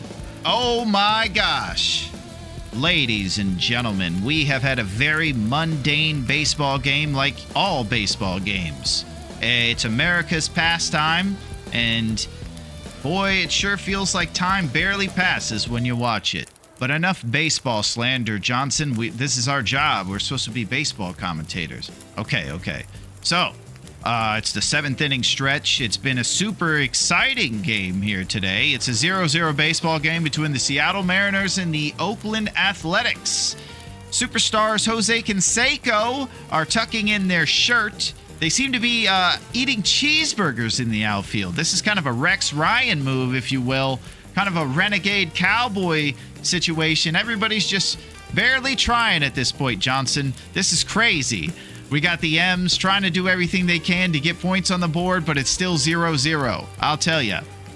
we got Randy Johnson out there on the mound just throwing heaters with a sick mustache and mullet and throwing baseballs at birds as well. But, oh my God, there's something going on in the outfield. This guy is packing. He's running through the outfield in the nude. We got a streaker out in the outfield. It's been 15 streams since the boardwalk incident, and boy, he's still running. Everybody's impressed. Jose seems a bit bashful around somebody that creates a rivalry because the ladies can't believe how much this guy's packing. He's running through the outfield. He's dodging all security. I just saw a spin move out of this guy. Unbelievable. And he is out of there. And he is gone. He jumps over the outfield fence. Security had no chance of getting him. And the crowd seems to love it. Especially the lady patrons at the old Mariners ball field. Boy, Johnson, that sure kicked things up here. Let's hope this baseball game continues to be as exciting as that nude man running through the outfield. What a sight to see, Johnson. Nice job, pack and play. Yo, D-Tizzle! Come on, Mariners! Well, they're trying. You know, they got a good pitcher out on the mound today. We'll see if they can keep it going. Don't look, Ethel, we got a streaker! They lost to the Pirates 11-1. Oh, I noticed our Pirates fan bringing that up, too.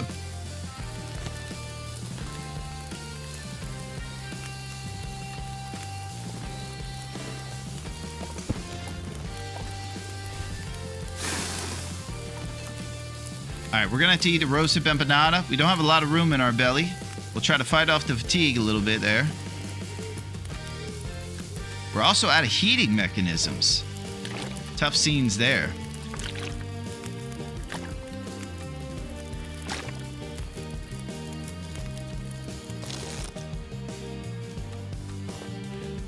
I need to find a place to rest. At this point, I feel like I'm hunting in the wrong time because we've dedicated so much to this. It's dark and I can't see anything. This is the moment when inside your head you're like, am I making a mistake? The answer's probably yes. I'm not sure I can carry Can we see the replay in slow motion? Well, Melito, the network might have something to say about that. They told us to put a black bar over that, but they had to import more black pixels into the video software because this guy's packing. I'm getting crazy this Friday. Crass jokes over here. Totally forgot Randy Johnson exploded that ptarmigan. That was sick, man. Randy Johnson was awesome. Randy Johnson could have played a bad guy in movies, too. He was kind of scary. Kind of reminds me of the bad guy from that Arnold Schwarzenegger movie, Last Action Hero. Buco's baseball, baby! This baseball slander is killing me. I'm sorry, Versetti.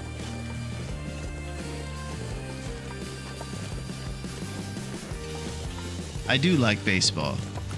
I don't watch it a lot, but I do think it's cool. And there's some interesting parts to it. One of my favorite movies is about baseball, of course. Crashual Fridays. That's it, Versetti. Nice pun. Man, I don't know what I'm doing right now. We could run into this bear and not even see him.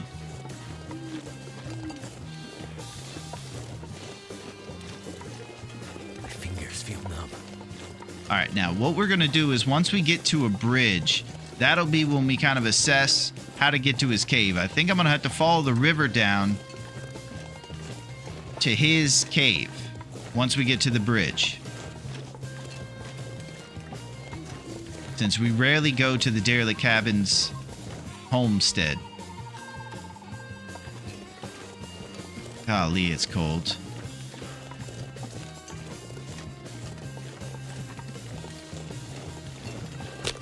Damn. Freezing. No more accelerant for us.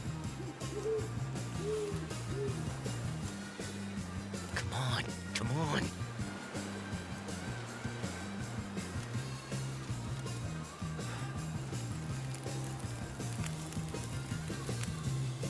Well, thank goodness for that.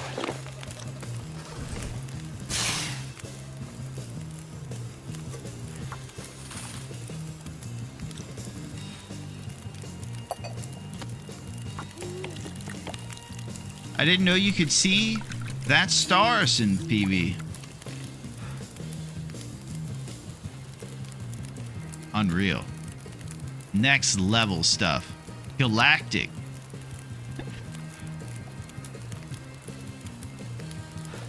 Just one of those things. If it wasn't so cold out, we'd be having a pretty good time out here. We're just having a tough time leaving our fires.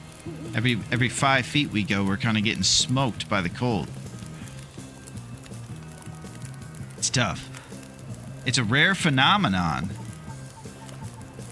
Yeah.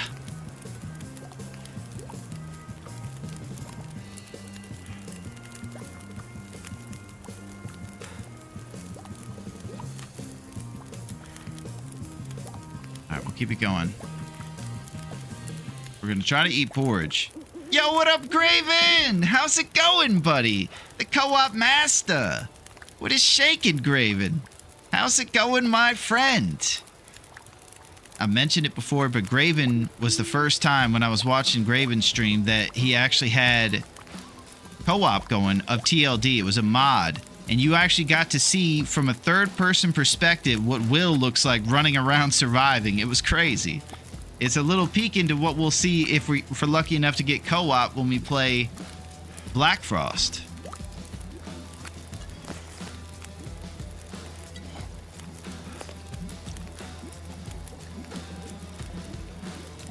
Too much stuff to carry.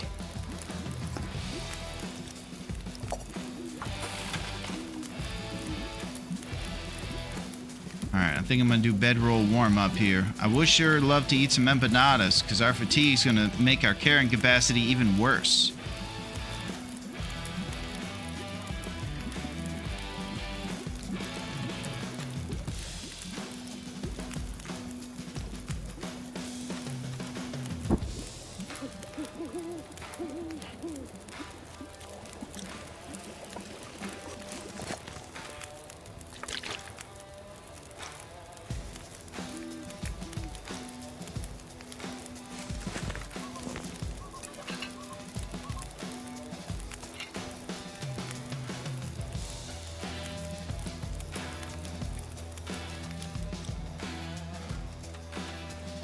Alright, let's go 5 feet down the road.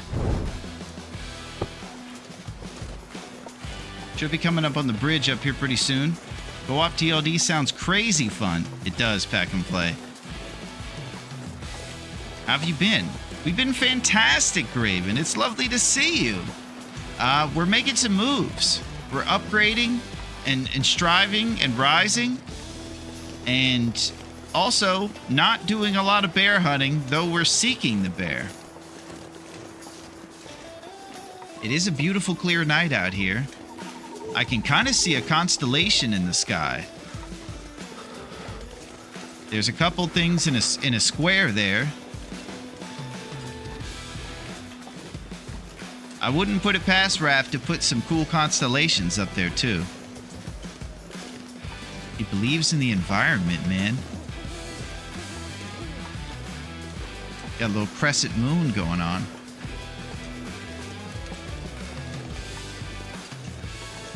It's the Great Can Opener Constellation. Nice, Cheese. Nice reference. It's absolutely goated for sure.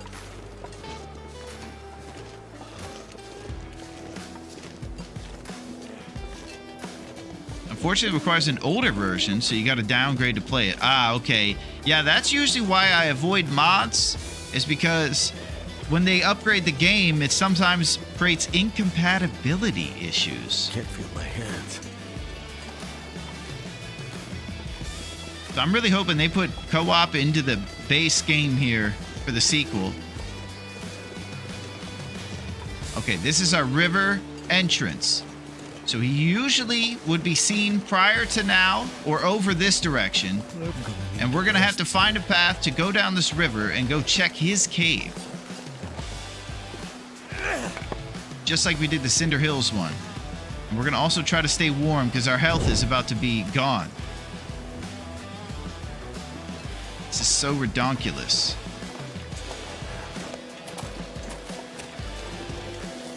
So cold. Just want to lay down for a bit.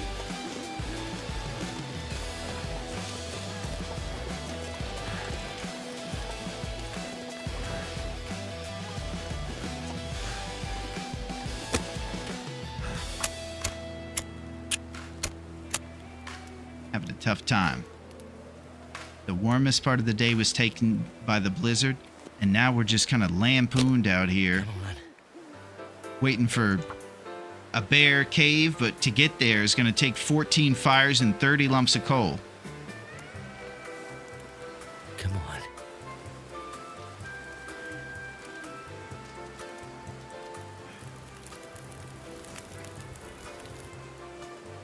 It worked.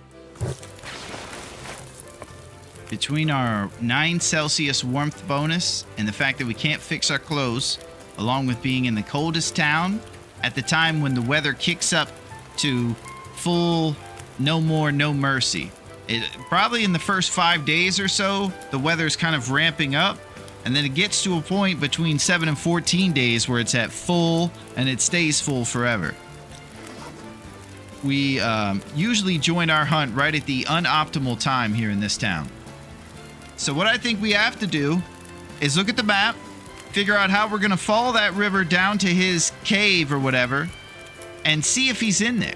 Because we have to identify if this guy's here or not. Otherwise, we're moving on to the plane crash bear.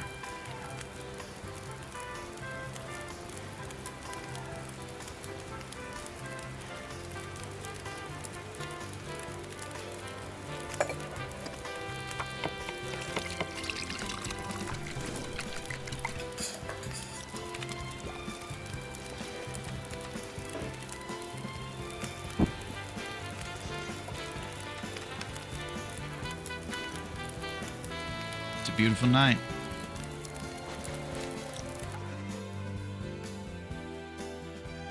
Let's talk about this. Here's where we are. We just crossed this bridge right here. We're headed down this road towards the point of disagreement, I believe. And if we head on this river, we're going to get to the Misty Falls Picnic Area Cave. What we're really looking for is something else. This right here. Shucks. His cave is behind this rock formation behind us. Here's where we are right here at a tree. We have to go back behind this bridge and check for him back here. Okay. We got it. No problemo. Let's warm up and go.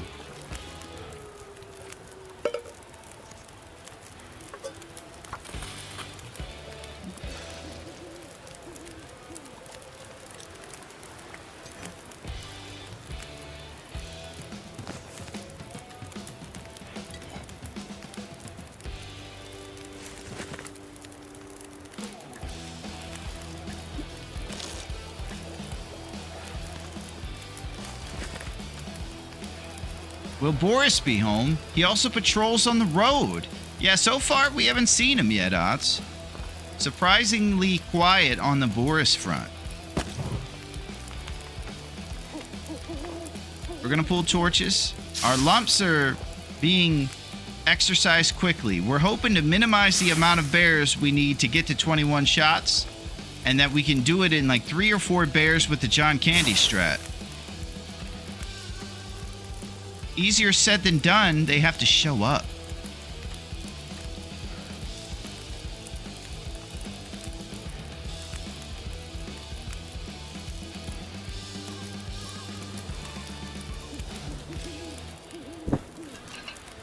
All right, let's bounce.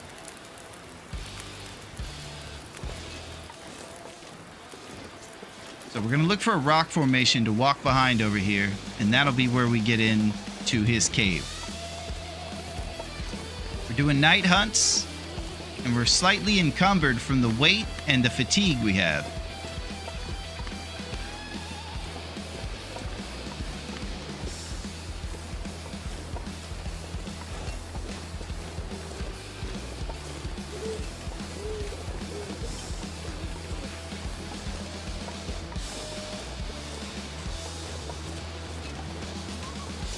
Let's all look for that rock formation his cave lies behind. It'll be up here on the left side of the road against the back wall.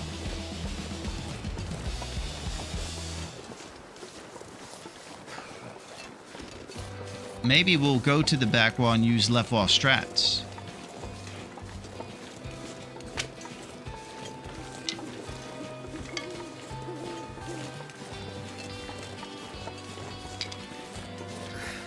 If I can drop any of this gear. I'm excited about co-op, then I don't have to outrun the wolves, just my friends. Oh, Melito! She's throwing us to the wolves.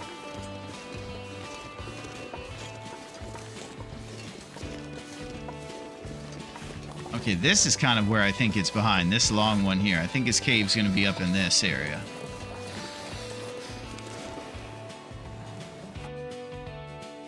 I think I hear him. I think he's like super close. I could be tripping though. I've been out here for a while. I think I have isolation issues.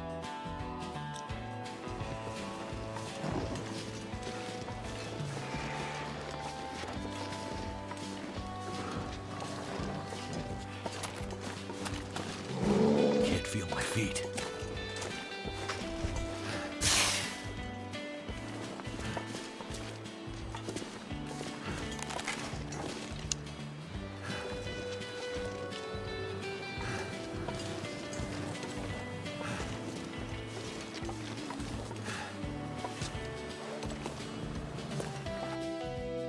Here's the thing. The plan was to take him into his cave. His cave is right next to us. If I could somehow avoid him and get inside his cave, that's what I want to do. I'm also freezing again, so I probably have to light a fire, wait till it goes out before we hunt him, of course, and set up in his spot on the cul-de-sac part of his cave. Anxiousness has me almost fighting him right here on this rock formation. I just need to get right there into his cave and get him going for the strat we're trying to do. I'll die if I don't warm up soon.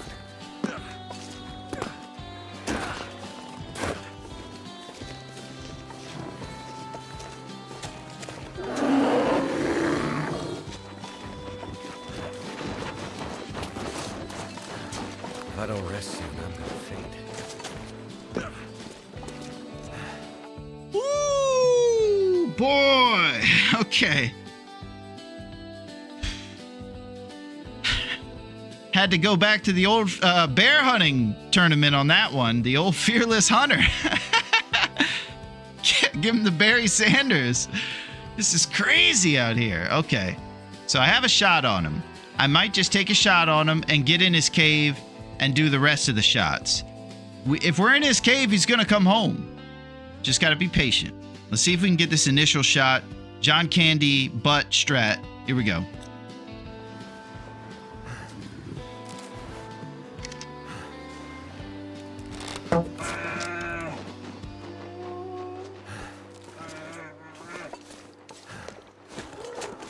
That was intense. All right, our health is dripping. We got to get in his cave and warm up immediately. Looks like there's a ravaged out here for sustenance.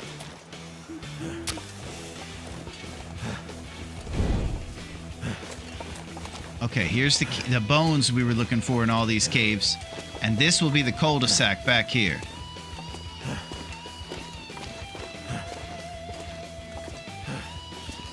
So this little area we just kind of shimmied up on, the bear's pathing won't allow him on, and it's kind of an area of exploitation. It's the #1 way to stay alive. Yo, what up, PV? Perfect timing, PV, because we're going to need all the avoiding of blizzards here in this town, and you're the only one with the namesake to make it happen. We got dim bones, baby. How's it going, PV? Well, thank goodness for that.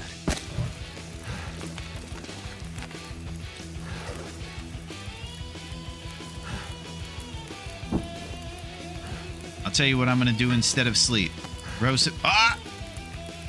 Okay, this is becoming a problem. We're out of rose hips here. We don't have peaches. Ah!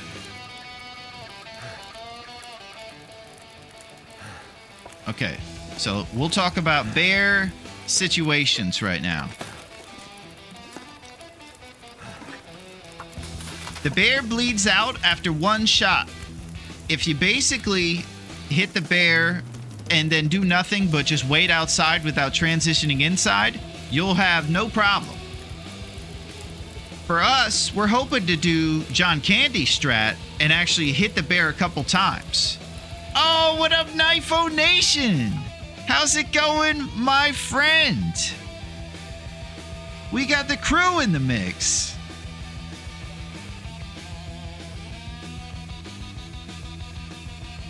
How's it going, Knifo? We got CD, Copper with the Sunshine, and Country. How's it going? Man, I love the Knifo Nation. Are you bear hunting or is this bear hunting you? Well, it's kind of a little of both, CD. The bear's been hunting us pretty well by telling the Pleasant Valley weather machine to kick our butt, but our boy PV just showed up, so we're hoping to reverse our fortune in that area. We do have 1 shot in the bear's butt, and that's part of our strategy. The thing for us now is we're out of rosehip empanadas, so we have just kind of a serious addiction issue that's starting to flare up. I'm going to start lashing out, and it's going to get ugly. Sometimes you get the bear, and sometimes, well, the bear, he gets you. Thank you, CD, for those rose hips. Man, I wish I could put those ones in the empanadas. We are empanada-less, and our fatigue's at the bottom. If I sleep, I'm worried the bear's gonna fade into his own long dark. We got our first shot of the challenge in so far. There it is. And the bear will show up on the stat sheet when he bleeds out. Look at this. Moose attack survive. Broken ribs. Unbelievable. When this bear's killed says 1, that bear we shot in the butt is done. I'm hoping he's going to come home and we're going to have enough light in here in a couple hours to do some more hunting on him. We want this bear to live. And that's why we're trying to avoid the critical neck or head shots and actually shoot him in the hindquarters where he has more natural protection. As for us, we're going to have to start taking some cheeky 1 hours in here in his own cave. If the fire's lit, we'll have defense. 3 to 6 hours, he is down. Yeah, so I want to stay awake for these times. Okay, sounds good, Knifo. Knifo, thank you for the video on the Steam puzzle for episode 4. I was running around those tunnels like a madman. Man, I've seen other people struggle with that. So we needed an expert to check that one out, Pack and Play. I have seen others play in the story, and they were trying those Steam things forever. I know exactly what you're talking about. Knifo's the man.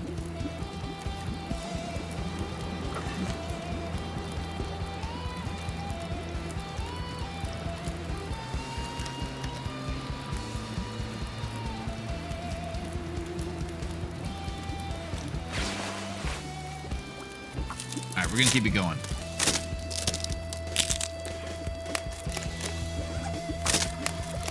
Oh, I hear him. Here's a... Oh, he's snoring out there.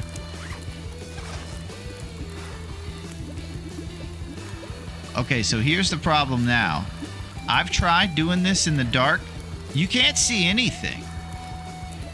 Look how impossible it is. I've also tried throwing a torch at the front to illuminate it like it was going to give me some sort of visibility.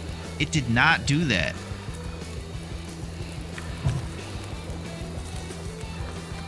So I have no clue what to do. I want this sun to come up so I can actually see the bear and do this hunt with visuals. I obviously cannot hunt him next to the cheese campfire situation. Cave lighting is bad. It sure is, CD. And if we're hunting in here, it's going to be tough to see this boy in the middle of the night. Because we definitely can't even have the campfire light happening or we're going to disqualify.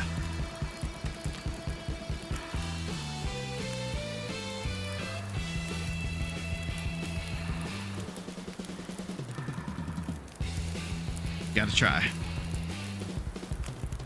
Hey, Larone, you ever watch the Survivor's Corner podcast? Raph will be on this Sunday. Nice, CD. The Survivor's Corner podcast is our buddies. So that's cool that they're getting the legend Raph in there. You tell Raph he is the absolute man. And you say that we say that. And we think he's the man. And thank you for this awesome game. Oh, Anonymous gave CD. Oh my gosh. Well, this is tough. I don't know who to thank for this zip zap, but I will say this is what I'm talking about. You guys are the best. Thank you. You're in the mix, CD. You're doing big things. You're zipping and zapping.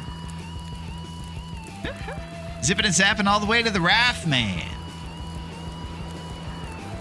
I think we need to stop the drip, though, and take an hour's nap over here.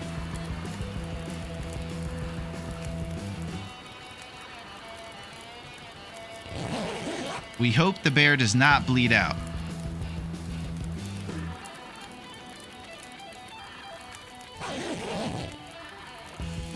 Okay, still snoring. Sunlight in about 1 or 2 hours. We're hoping the bear lives. I think he's outside of the cave because he gets indignant when we're in here with the fire lit.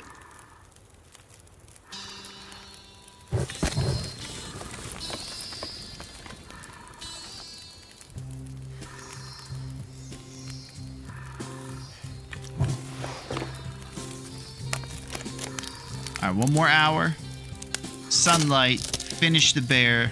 John Candy Strat as much as possible. Bear enjoying a cat nap. You hear him snoring out there.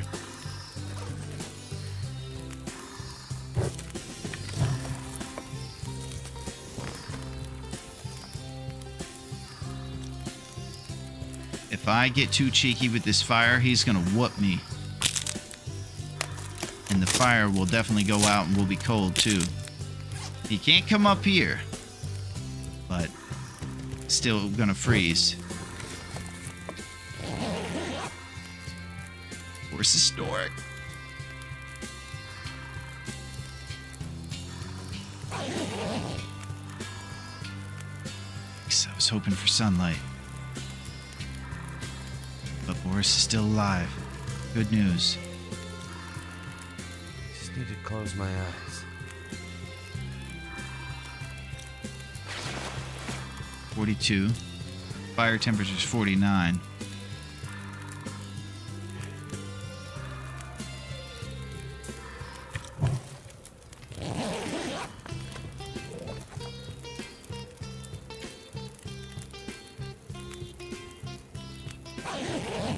It's kind of good news, but as the sun shines, Boris has faded.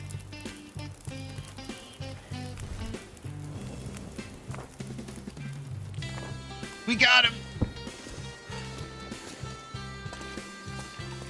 Unfortunately, our farm shots into the bear only yielded us 1 shot. Now we have to go to the top of Pleasant Valley for the next one at the plane crash if we plan on making any impact.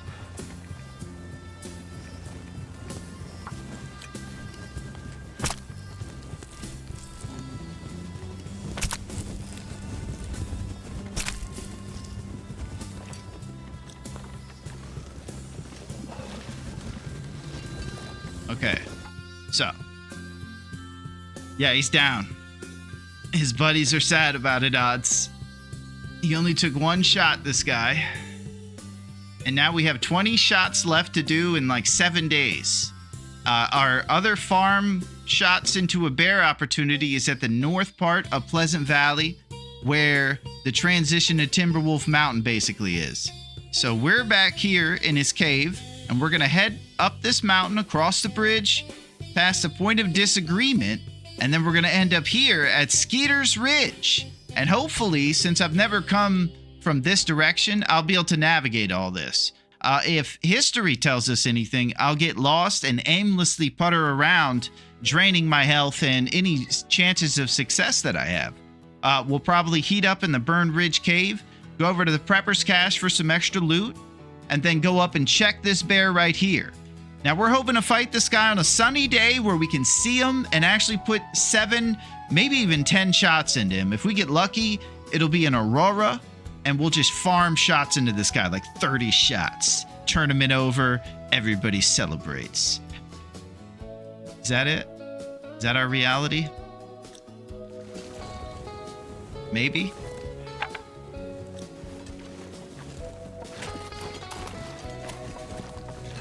Okay, sounds good, Copper.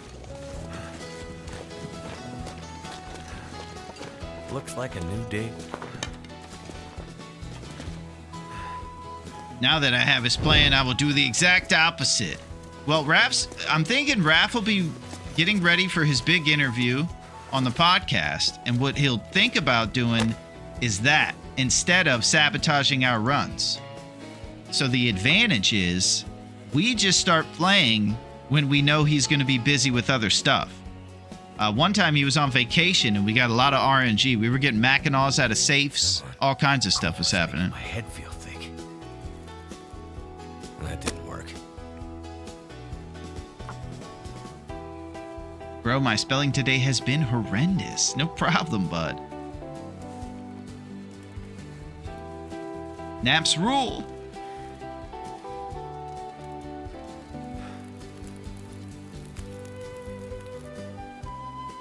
All right.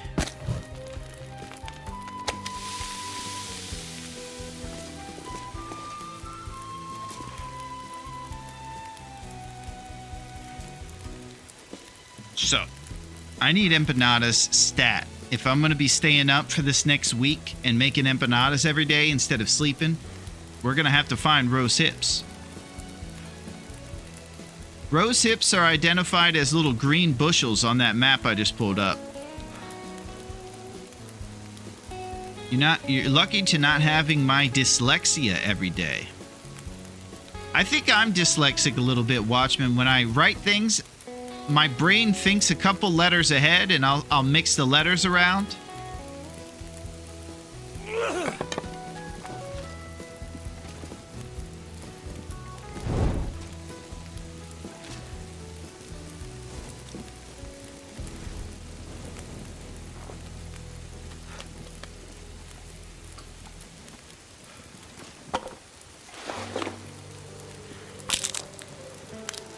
Late night baker of empanadas.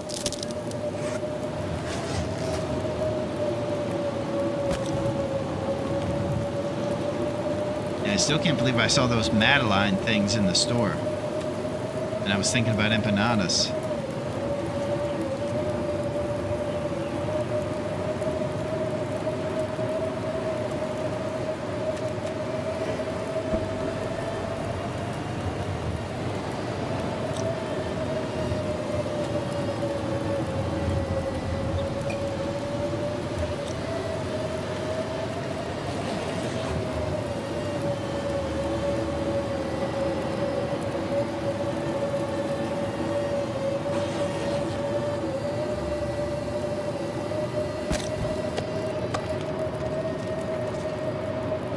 Okay, so it's another morning here in Pleasant Valley. Today we're hoping to have a little bit more daylight traveling time. Yesterday was just blizzard during the warm part.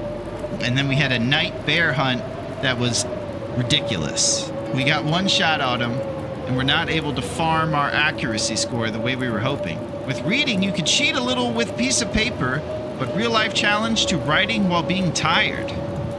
Yeah.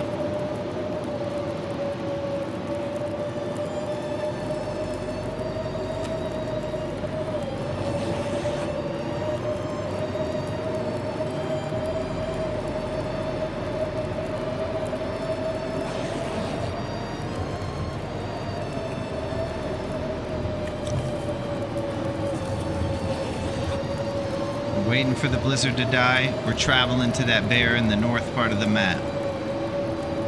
Rose hips are a priority. Sad violin, music, and memory, and Boris the bear. I'll tell you odds, this happens to all of us. Don't feel bad for Boris. At moments, you'll think he's cool, and I even think he's cool sometimes. It's starting to happen to me. But we can't feel bad for him. He's been a jabroni. And he's been rude to us for a long time.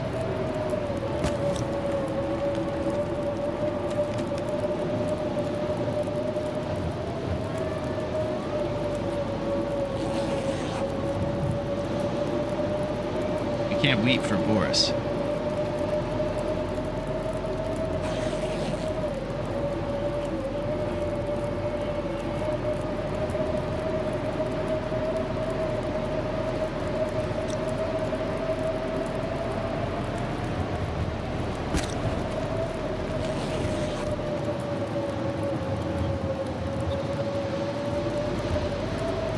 Maybe he is just misunderstood. No, that's part of what happens, Odds. You're becoming, having sympathy for your captor. Boris is the problem here.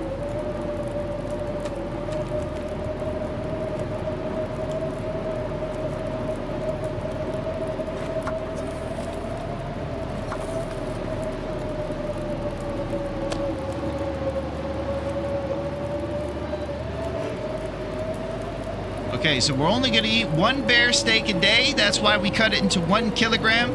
Because whether it's 0.5 or 1, you get 1% risk.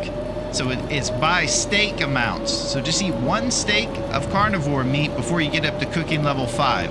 And that's what we'll do so that we don't get the dreaded worms. Worms are tough.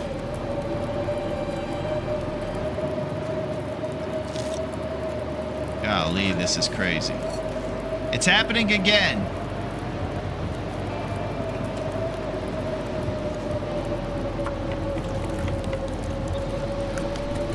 Boris was just misunderstood. Now everybody's saying it. Bean, this is crazy.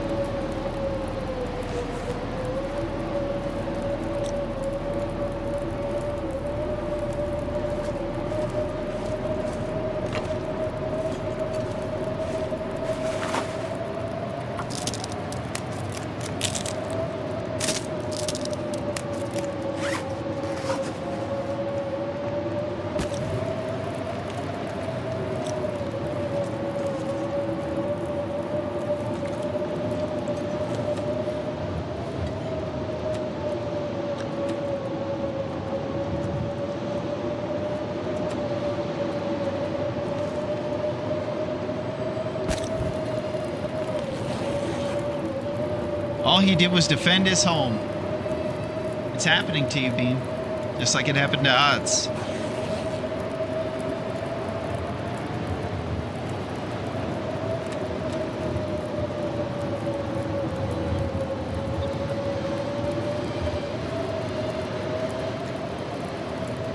We're seeing pretty much a shot-for-shot remake of the original here, with our traveling hours being taken away from us.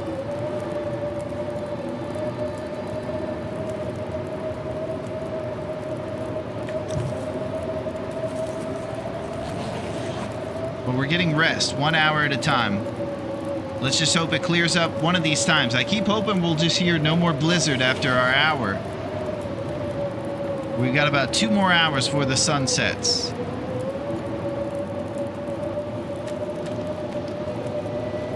This may be part of the flaw of planning on the hardest difficulty to hunt here.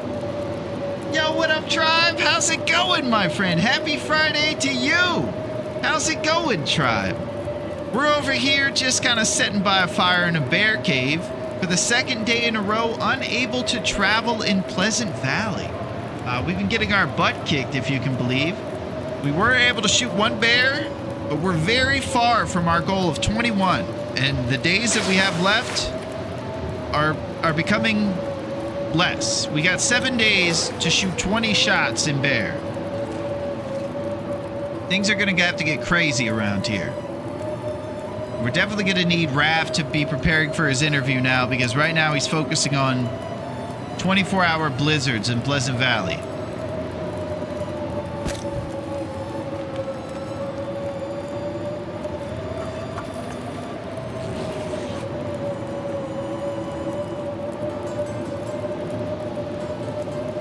Boris is still with us right now, just in different form.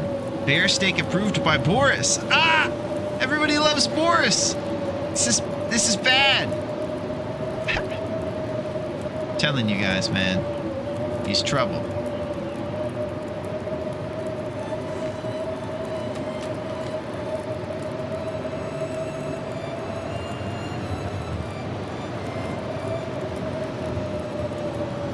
I've burned through like 30 lumps. Shoot 20 arrows in dead bear. No one said it has to be a live bear.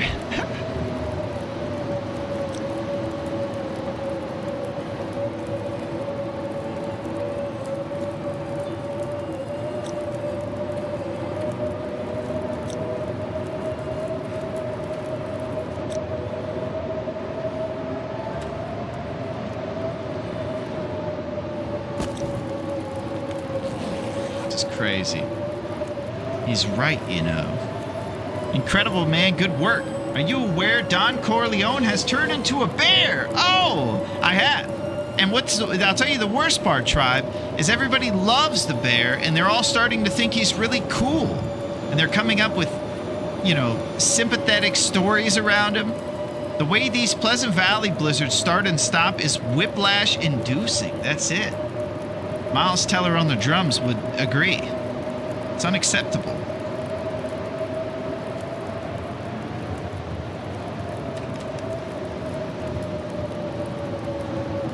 But look at our daylight, completely gone again. We're going to be intergalactic hunting again today. Let's hope we get more than one shot on the plane crash bear. We're not going to be able to see inside his darn cave again. Ah!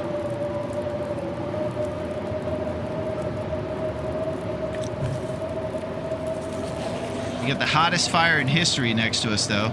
Probably maxed out on temperature.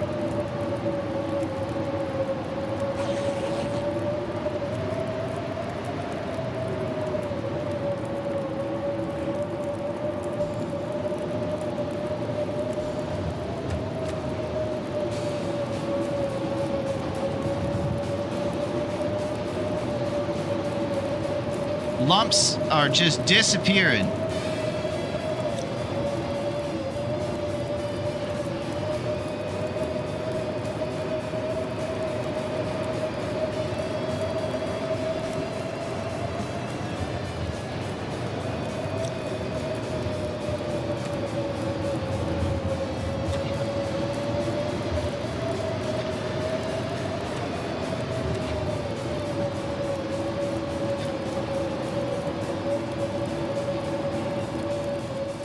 There it is. It's still kind of nasty.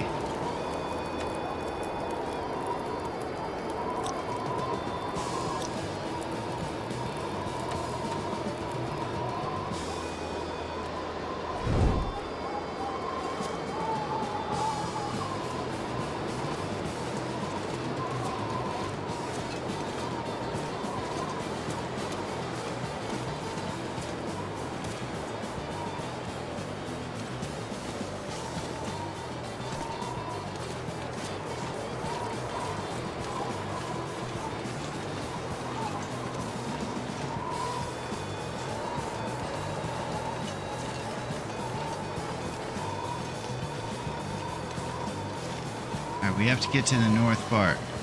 That's it, Skillet. Navigating this part, I might need a little assistance. Getting up to Skeeter's Ridge where that cave is and the bunker and everything. Next to the plane crash.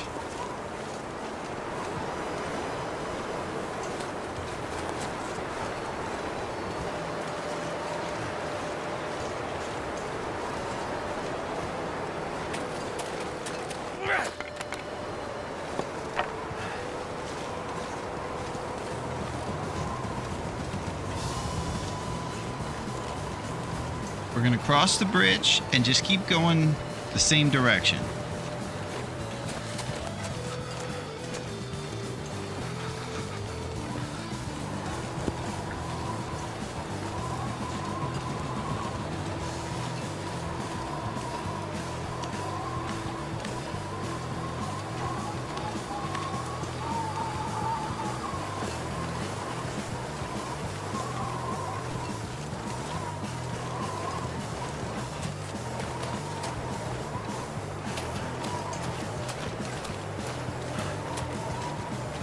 I can't see Jack.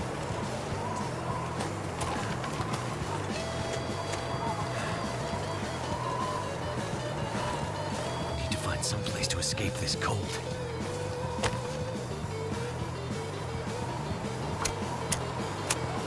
I don't know if you guys are realizing it, but we're getting destroyed by RNG right now.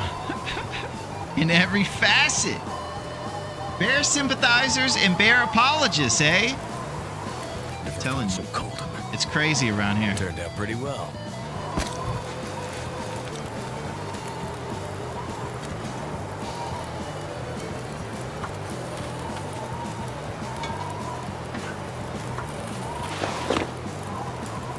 Fire stable.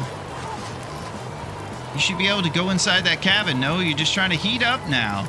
Unfortunately, it's burned down, Pack and Play.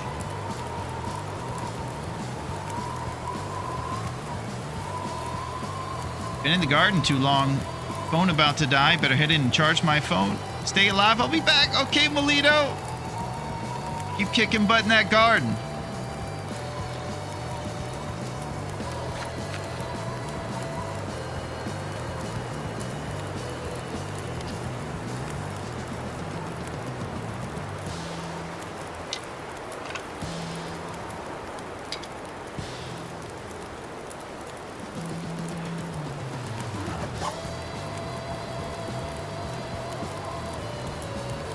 We need rose hips, too.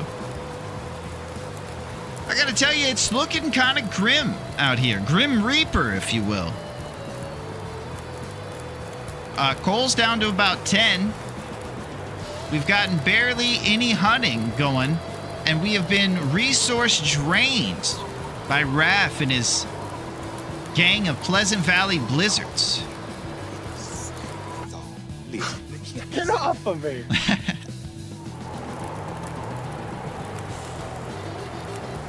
It is on the hips. I need some of those rose hips. I probably could have checked on the map for them in the direction we're going. Kind of hoping they'll come up naturally when we go up to that plane crash area. I think there may be a couple of them outside of the little cave up there. There's a cave next to the plane crash. I'm pretty sure there might be a bushel or two out there.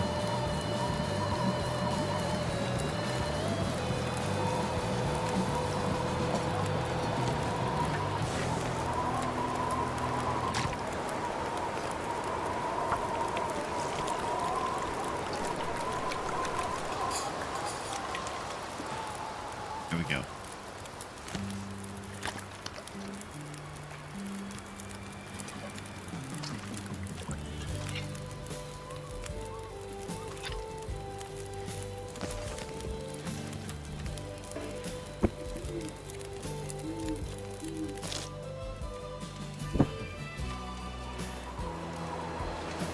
Dude! Stop!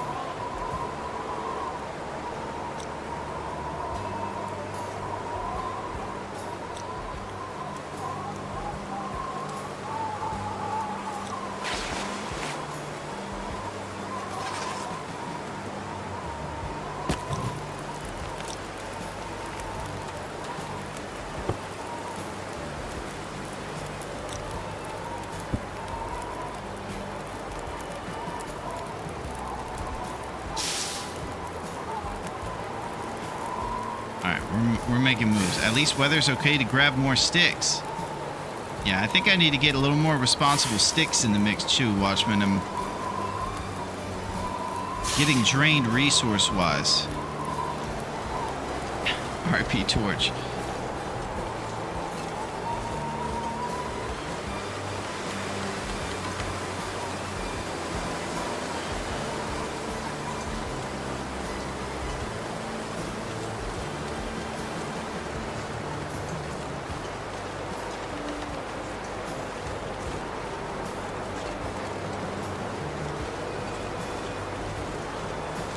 Point of disagreement. That guy was on the wrong end of the disagreement.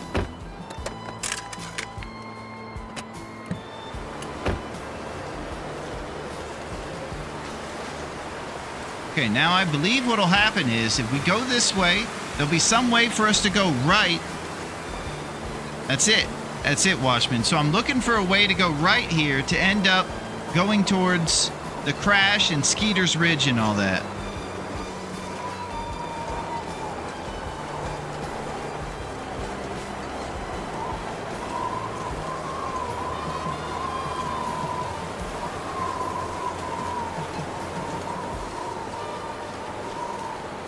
One wanted pizza, the other one wanted spaghetti. Well, they should have compromised, Skillet. Both those things are kind of similar.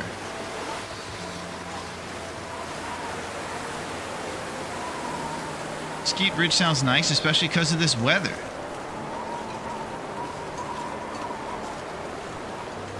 Yeah.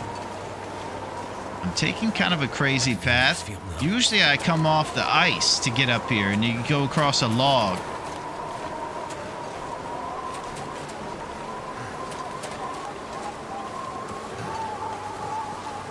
And I'll just say I have no clue where I am.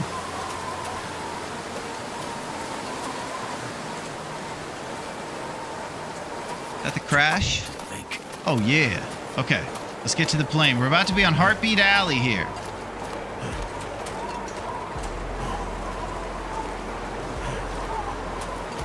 We're losing 20 HP per hour.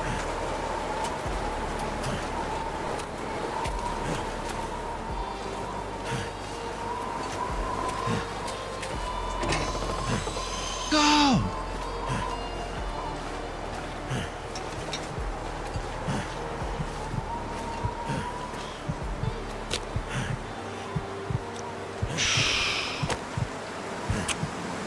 I'm getting smashed, man. You put spaghetti on the pizza. Cece's Pizza used to have that one, I think. That's actually crazy. Double the Italian this summer.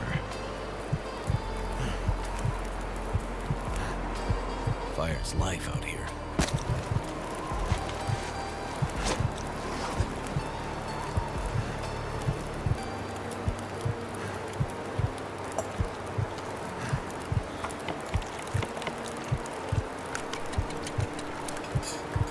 All right, we got issues.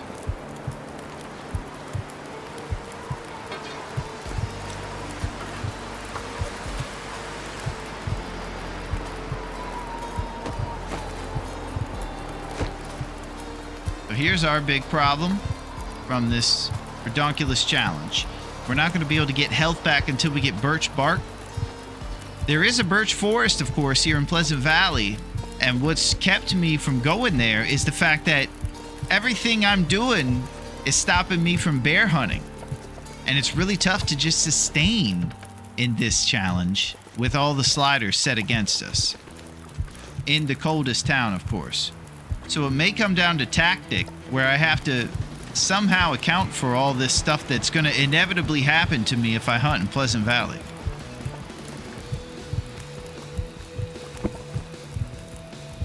I tried coming here with lumps and to be responsible, and I feel like I still got my butt whooped.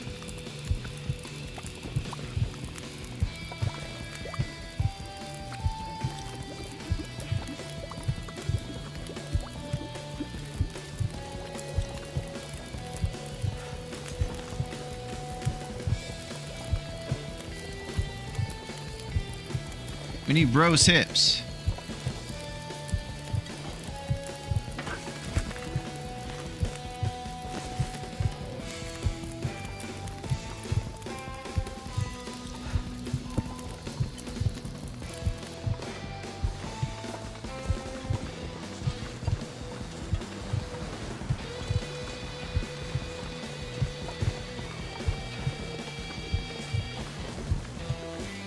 Alright, we're gonna go to this cave up here. There's gonna be roast hip empanadas in our future if we can get some roast hips.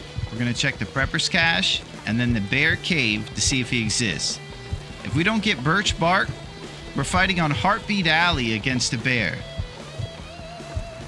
And you're kind of wobbling around. It kind of makes it tougher.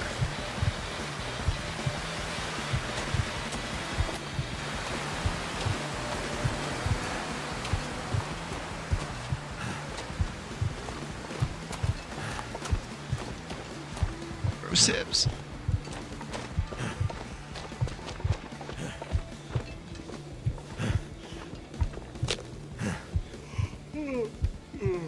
I hope you guys are seeing how ridiculous this is, by the way. It's unacceptable. Everybody's over here loving Boris. I'm getting hurt out here.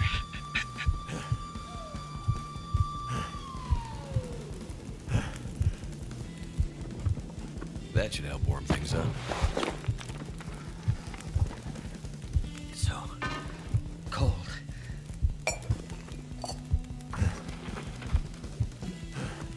Look at our health. We have no emergency stim action.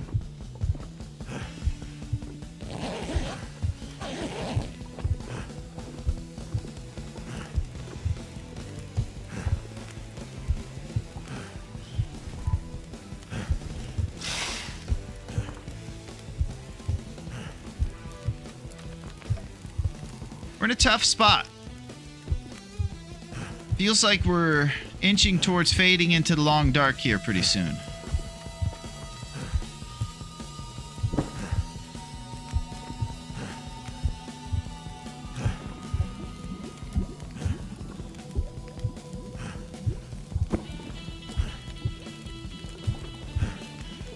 Alright, this is a pop out for empanadas. Tough is an understatement here. Yeah. Get the hips! Alright, these will take away hunger and fatigue for us when the batch is ready. And they give you a warming up bonus.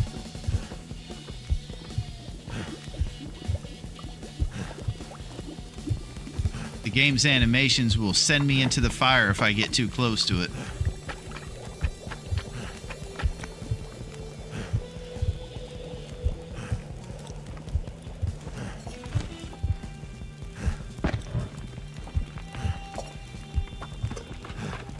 Alright, let's talk lumps at the north part of Pleasant Valley. There is a cave, the Misty Falls cave, that can be checked.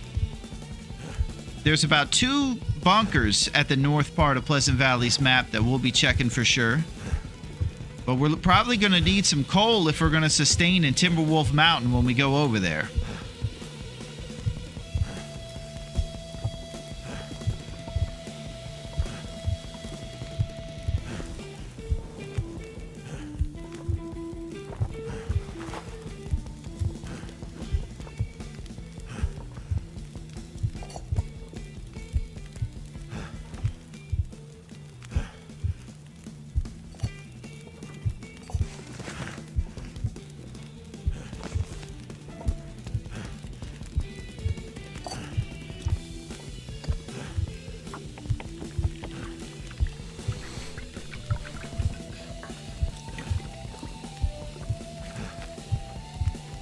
Jeez, 8 Celsius warmth bonus.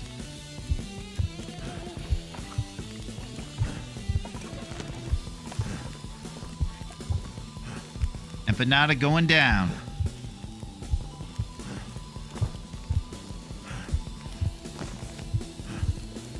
I don't think we can take too much more on an HP drip here.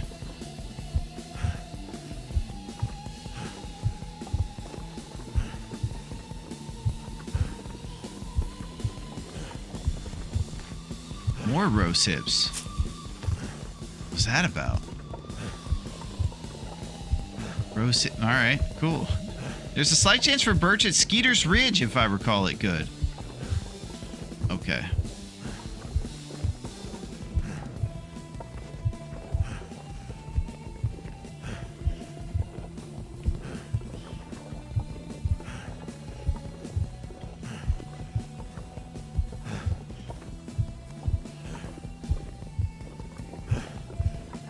So we shimmied up that rock and a little reverse goat. Now what we're going to do is check for this prepper's cache. Good lord! Guys, Soon. this is bad scenes.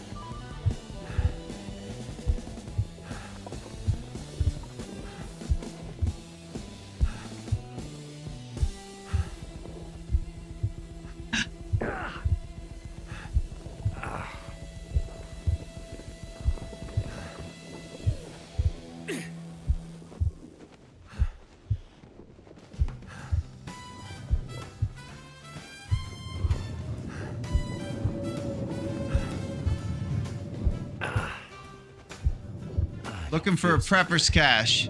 It's a big bunker thing that'll have a bunch of loot in it potentially.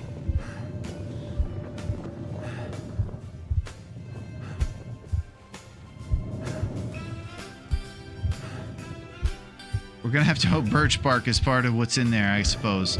Here it is!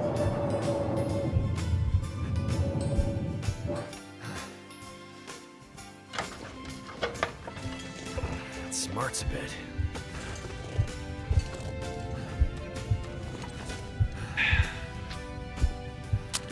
By the words at the top, we know what's going on. It's the dusty, empty one! Ah!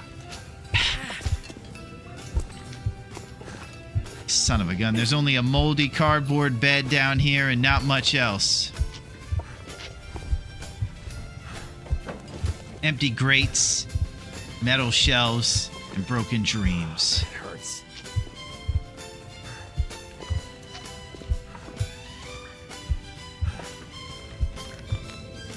Like I said, Unpleasant Valley.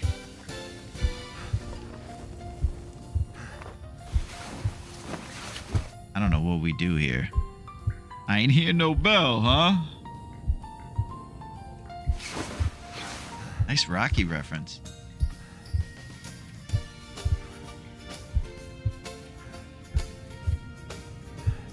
You got a wrist and an ankle that's busted.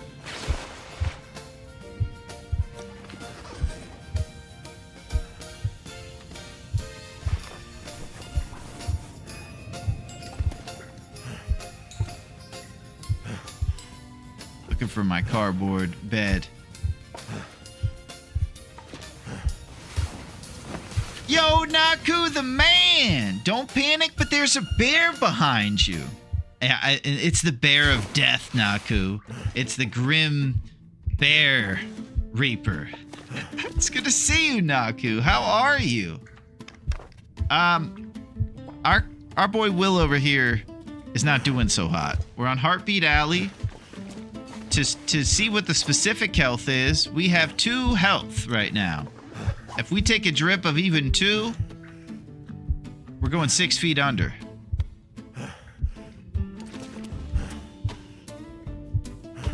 I really don't have a plan either.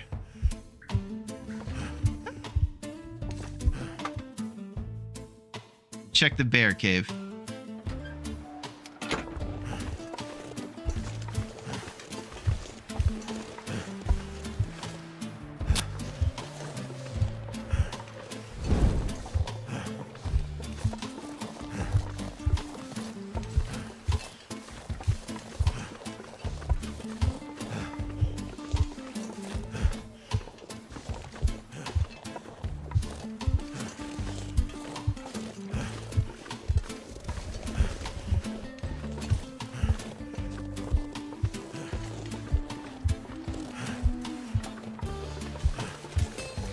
Alright, usual situation here. If he has bones in his cave, he exists.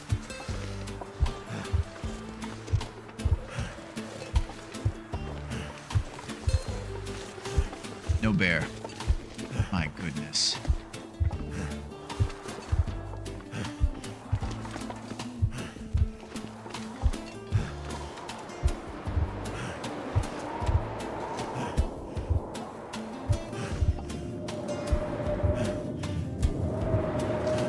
Okay, so I want to describe the feelings that I have right now.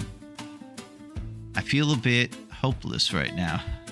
I've been absolutely destroyed by the blizzards here. They've taken away almost every lump of coal and health in our life. We're far away from Birch. We have a Misty Falls cave that we can go to if we go left while Strat's leaving this place. That'll have lumps. Aside from that, we're pretty far from everything. We're going to go to Timberwolf Mountain, of course. Not sure how we're going to recover our health if we go over there. Time is of an essence, too, as we're running out of calendar time. If I take a detour and go to the Birch Forest here in Pleasant Valley, I'm going to end up taking a longer time than I estimate like I usually do, and it's going to be a scene getting over there. Here's where we are right now in this empty bear cave. Birch is all the way in this area over here in its greatest supply in the Lonely Homestead Birch Forest area. This is actually a place of all kinds of really cool blue trees not mapped here, and it's the Birch Forest. That's the greatest place to recover health.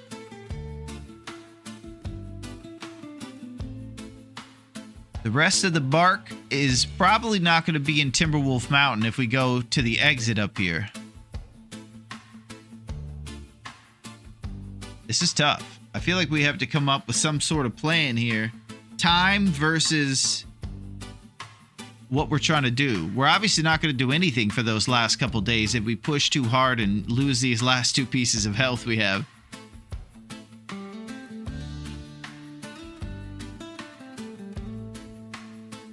On the map, you'll see the little pieces of birch indicated by these things right here. These little strips of bark, kinda. So basically, you don't see any pieces of bark next to us around here. There's one little piece down here next to the river, and then there's the forest over here.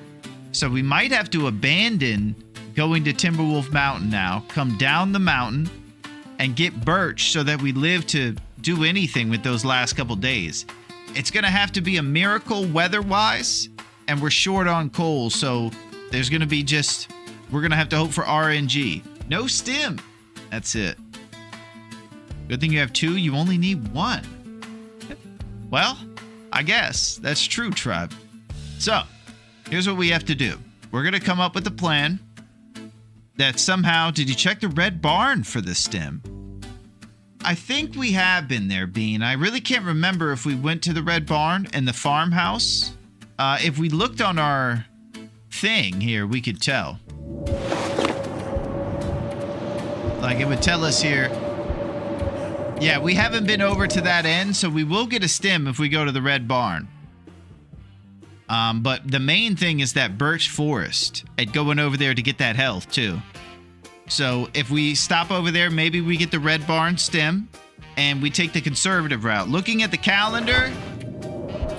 We have 21 days and it's done. So whenever this says day survive 21, it's over. We'll have 7 days to go get that birch. And we have to go fight a bunch of bear. There's too many things to do. We're probably going to have to also fight the birch bark forest bear. Because none of these bears are showing up. All these ones we planned on fighting in the cul-de-sac bear. It must be a middle class, some sort of town meeting or something all these bear are at. Talking about the HOA and different things like that. I don't know. But responsible Bezos, responsible plan, and we're going to make some stuff happen. And I'll be right back.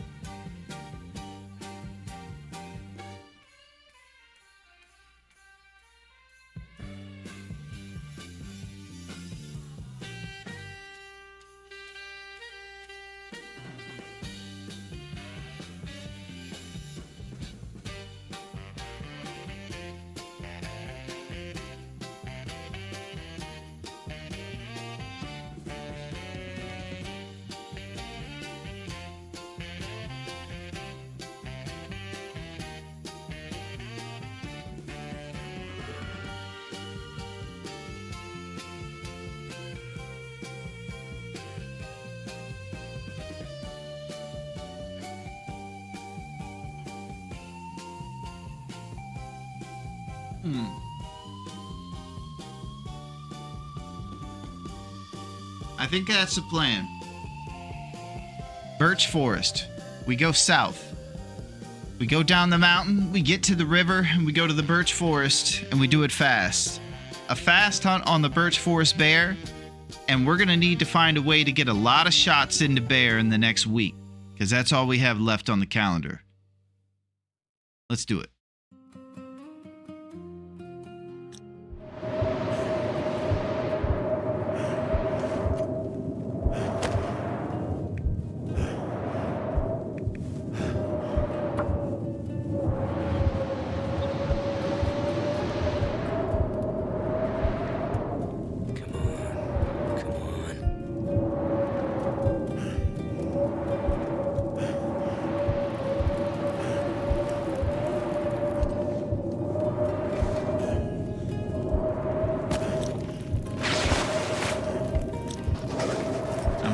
I'm feeling melancholy. I can hear Astrid calling. This isn't good. I'm scared. Hey, what's up, Mayo? The Miracle Mayo. Hey, Larone, I see the run is going well. Monkey on death's doorstep. Pray for Mojo. This is insane. I'm getting destroyed, Mayo. It's great to see you on this Friday. Yeah, we're all planning for our beach party. I hope you're ready to go to the beach. Get your copper tone, your SPF, your colorful beach ball, cut some fruit and make some sandwiches, 'cause we're going to the beach, baby. Oh! Ah!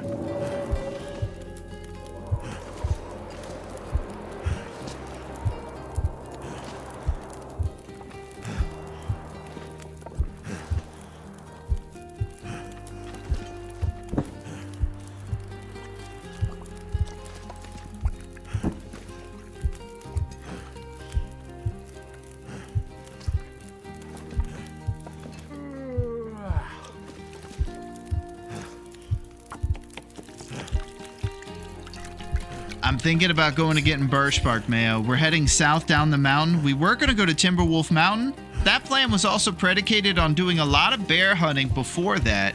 And we've actually had a tough time doing that because most of them haven't showed up and the blizzards have been in full supply.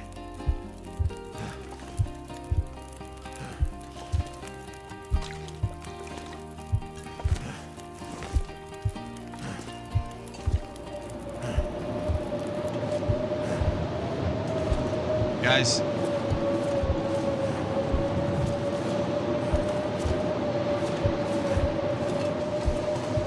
I can't take much more. He's whittling my spirit.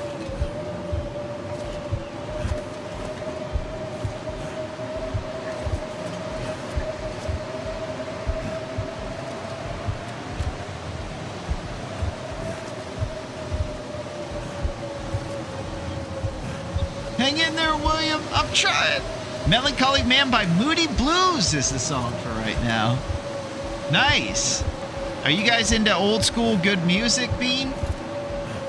I don't know if you guys can have any room to get any cooler. You're almost already at max level cool. And when we start hearing you referencing these amazing bands from the past, it's going to get insane.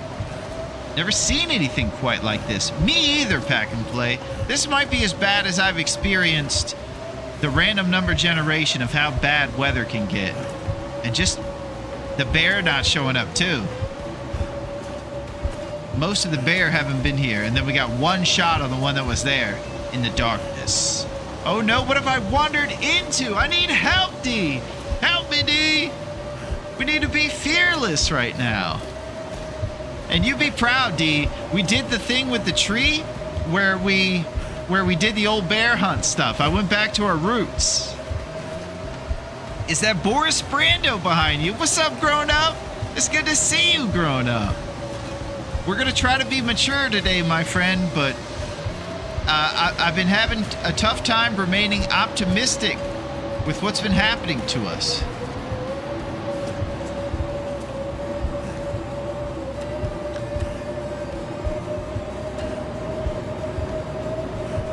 looks like I made it through another night. Yeah, his random optimism that he has when he's dying.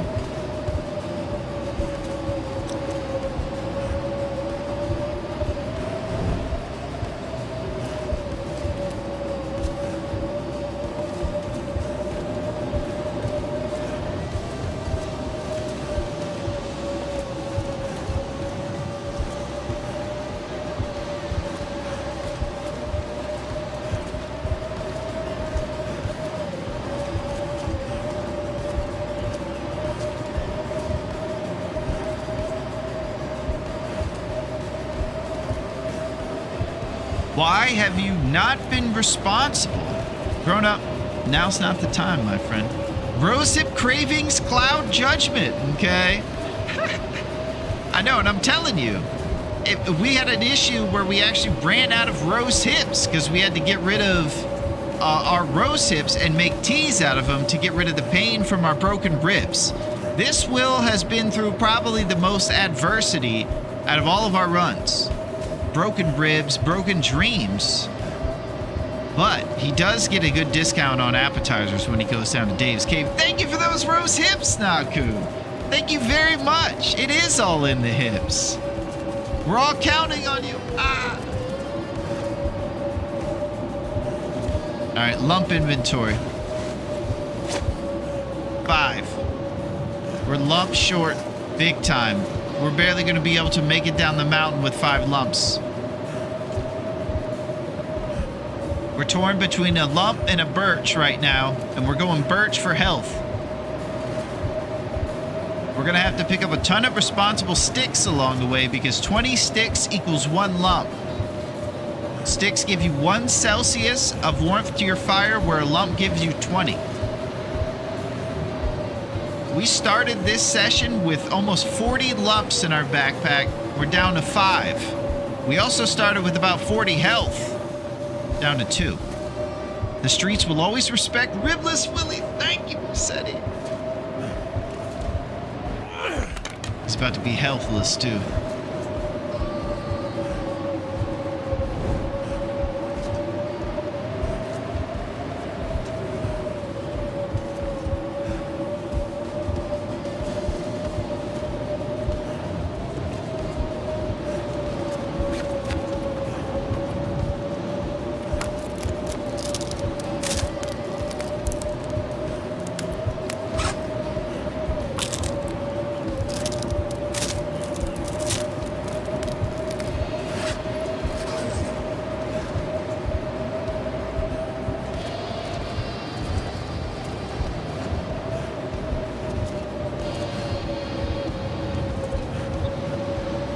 These are high winds. Oh.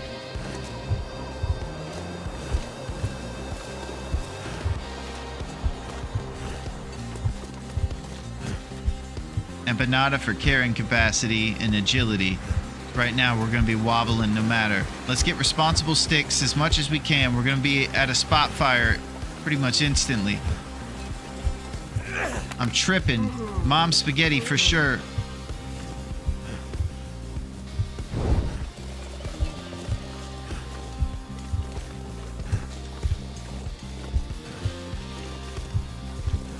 I don't know if we're gonna make it out of this, guys, but just tell Astrid I love her if I don't make it, okay? She's great.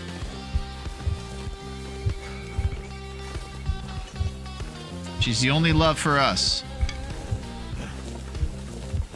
The way she cooked rosehip empanadas cemented in our hearts how great they were. We used to go to the Hush River Valley Vista together for breakfast and eat them Feel my feet. over a cup of herbal tea. I'm wishing I was there right now.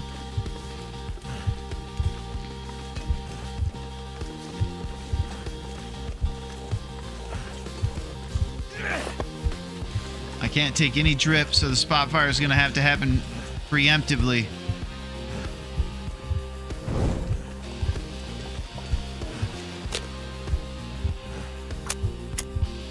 Used to fire strike on accident. You tell Astrid yourself you're getting out of here. Thank you, Pack and Play. You hang in there, Slick Willie. I'm dying, Leo. I'm getting sentimental. Wait, Oh, I'm so we're taking the drip right now. up again. Beautiful. All right. Oh, we're at 1. Blup.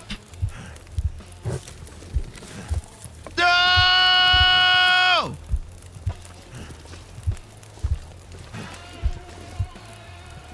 Ah!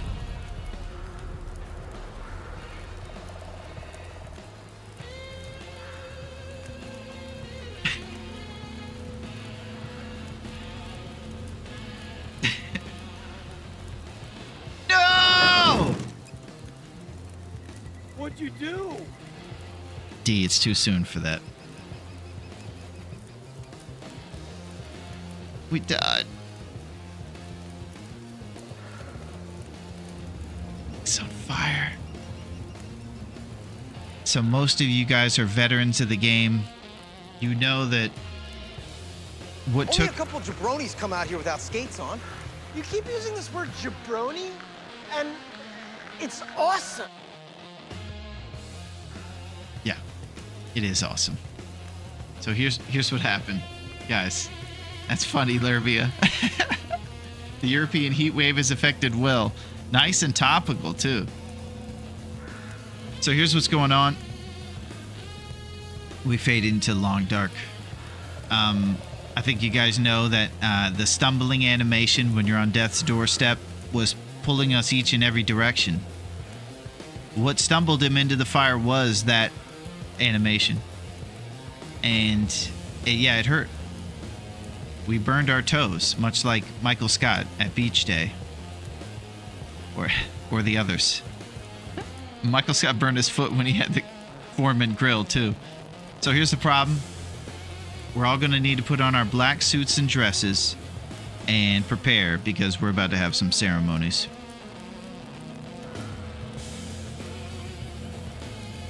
Dearly beloved, we're gathered here today to mourn Ribless Will. This man had his ribs broken on day 3. He loved his wife Astrid, and he loved rosehip empanadas. His rival was Boris, but the one who took him out was Wrath. It was a cold life in Pleasant Valley, and we just got destroyed. I tried everything I could to be responsible today and not let this happen. But it happened.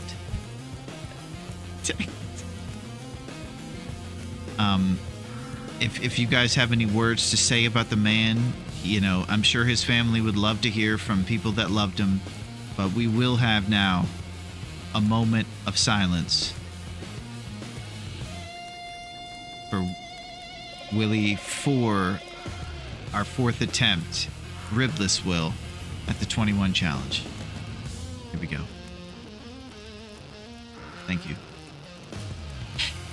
Dang it. Ah! All right, so we're going to have to go see what happened there. We got our butt kicked. We live for 15 days. 21 days is when this challenge is over, and the aim is to have 21 minimum shots with no misses. Unfortunately, we fell a little short of that goal and only shot 1 time. We got a can opener, though. That was cool. We went through everything with this run. Weather, RNG, you name it. Also, the biggest thing that really set back the run was an early moose rib crush. That was crazy. We had our ribs crushed by the moose. We lived to tell it, but we were never the same after that. I thought we did a good job of making the bow expeditiously and getting things going, but I'll tell you, it's tough sometimes. You guys saw what happened in Pleasant Valley. I'm coping right now, and I want to say things are happening, but truly what we have to do is plan accordingly.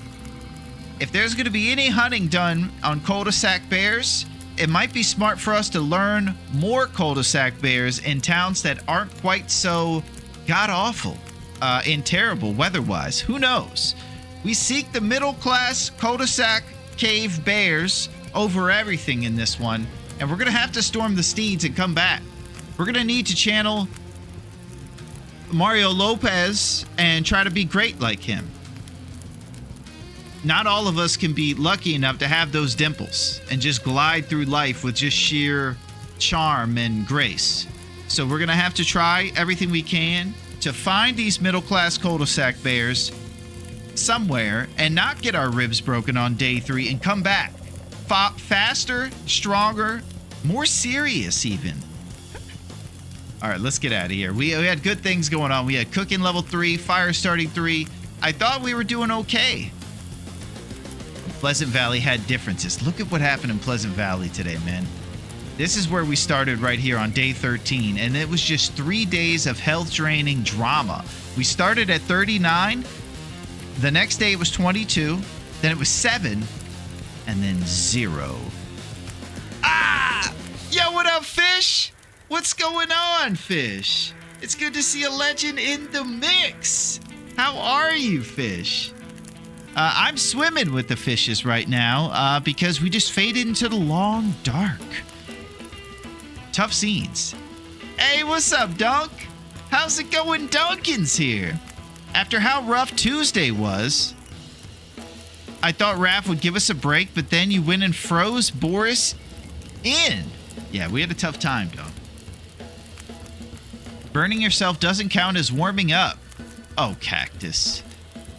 You know that's too soon for my fragile state of being right now, right? He was a kind Willie. He was a good Willie. He is a toasted Willie. Thank you, Neil. That was very nice. A bit insensitive, but we're all feeling like we have to laugh right now. And that's the way Ribless Willie would have wanted it, you know? What he lacked in ribs, he made up for with gumption. Thank you. Watch this. For the next 3 seconds, I'm going to take control of Will and force him into the fire. For Boris! Oh! So, see, you know, this is how powerful Boris is. Even the creator of the game, Raph, is still doing Boris's bidding. Boris is an enigmatic character. Maybe enigmatic is what I'm looking for. I'm not sure. Nice challenge. I like it. Good luck. Good to see you, my friend. Thank you, Big Fish. As you can tell, it's new run hype around here because son of a gun, you know? Dang it. All right, we're out of here. Everybody say goodbye. This man ruled. He was great. He was courageous. He loved his girl. But he is forever now in the cemetery of wills with all the others that have been unfortunate enough to be stuck with me behind the keyboard. Tough scenes.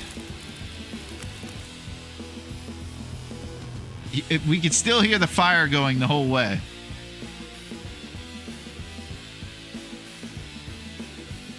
Fresh run. Friday fresh run. Let's stop sitting here listening to the flames of Raph's wrath. Yeah, I just heard that when you said it. That was what I was thinking too. Ah! Gosh. I got my butt kicked. There's really no getting around it. Right now, what we're going to have to do is try to settle down for 1 second, and then we're going to paste this code in here and get going.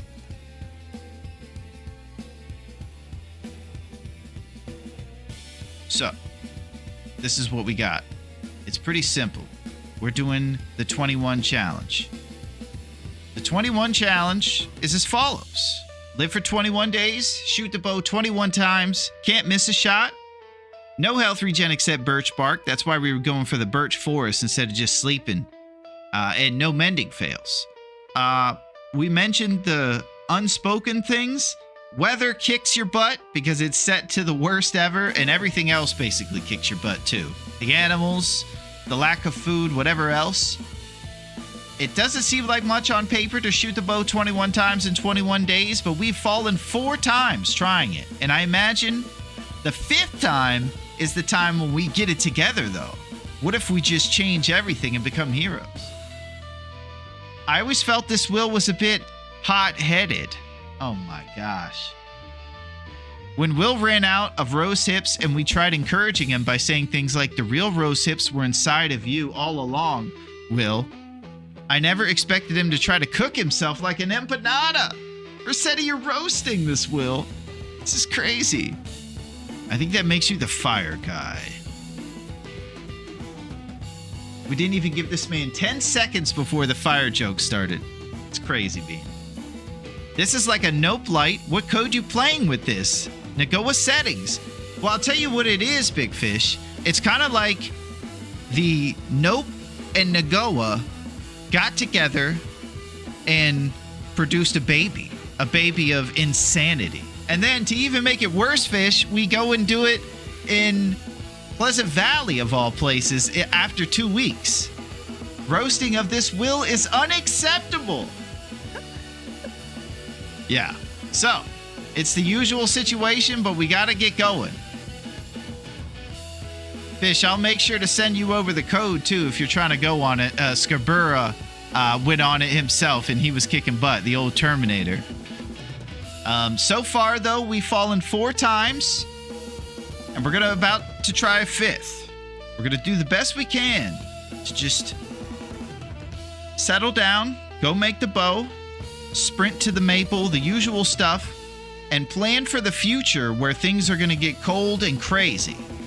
That's when it's going to get really crazy, is when at that 2-week mark that we were kind of seeing right at the beginning of today. So any way we can responsibly plan for that, we're going to. We're going to put the code in there just like any other code, and you can see all the weather is just set to whoop you. The food drains real quick out of you. The gear, it will literally be falling off of you the whole time, and there's no mending. It's crazy. And then, of course, during a wolf struggle, it's just set to drain your health, impossible to defend yourself. Bad guys can smell you from a mile away. It's crazy. So, the usual setup, our boy Will, no feats and no trader. 21, Will 5, Revenge. Okay, now, what I think is we're going to try to chill out and come up with our DP start plan real quick. It's pretty boilerplate for us. It's basically just run to the whale factory and get as much taken care of there as we can. So I'm going to see if I can get DP pulled up for us, and then we'll just outline basically our starting point and what we're going to do to get there. This is the 2 starting points for us in Desolation where we're going to spawn. It's going to start us over here in this little hole, and then we kind of get on the road and go this way towards where we get our starter gear, Hibernia. The other spot it could put us at is right next to this lighthouse. So what we would do is just kind of go through here and then make our way past the haunted ship and up to the whale factory. Run to the whale factory. At the whale factory, we'll get kind of like a starter gear for a run, and then we'll ascertain which of the 4 loopholes we're on with the simple process of elimination. If we see the lantern or the bedroll, we're going to initiate Christmas morning strat. We got socks for Christmas, basically, and we're going to pretend like it's as cool as getting an Xbox. But everybody knows that we're looking for the Xbox, which is really getting a hacksaw in the whale factory so that we can get a fire striker in the mine right next to us, and we're start on the right foot, maple cut immediately, celebration, everything is awesome. How long can you survive? Roughly 2 weeks, and then we fade into the long dark every time. Henry David Thoreau.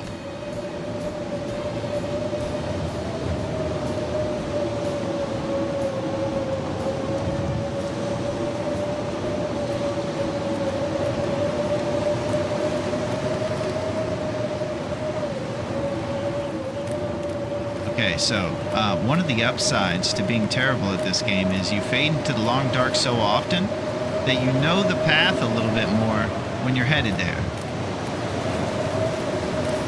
So for us, we have a little bit of muscle memory on how to get over to that whale factory.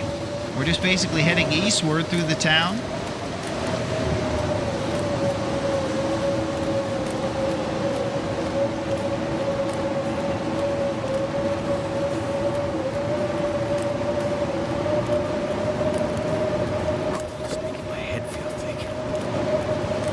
Let's do it.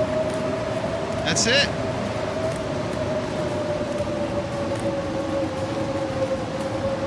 So, our health right now is going to drain at 20 HP per hour since the freezing situation is happening to our temperature. And the loss of health goes pretty similar to this. 20 health for your temperature, 1 health for fatigue, 2 health per hour for thirst, and then 1 for hunger. So in those ratios, that's how much health you'll lose per hour. If any of your vitals get to completely red, that's when things are super serious and dangerous.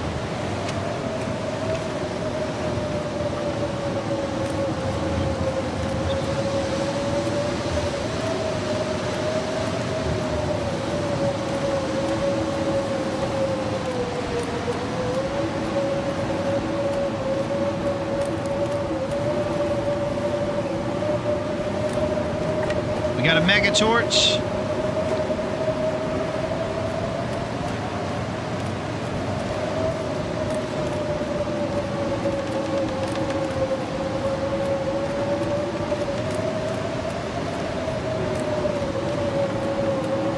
So this is where we come down the hill after crossing the Hollywood Bridge. And then usually once you get to this little corner, you kind of take a diagonal angle through the blizzard here, hoping that you'll end up at the whale factory. You can kind of hear it crashing around to the left of you when you get over here too. So we're gonna kind of go right around this rock formation, and that's the whale factory crashing around over there.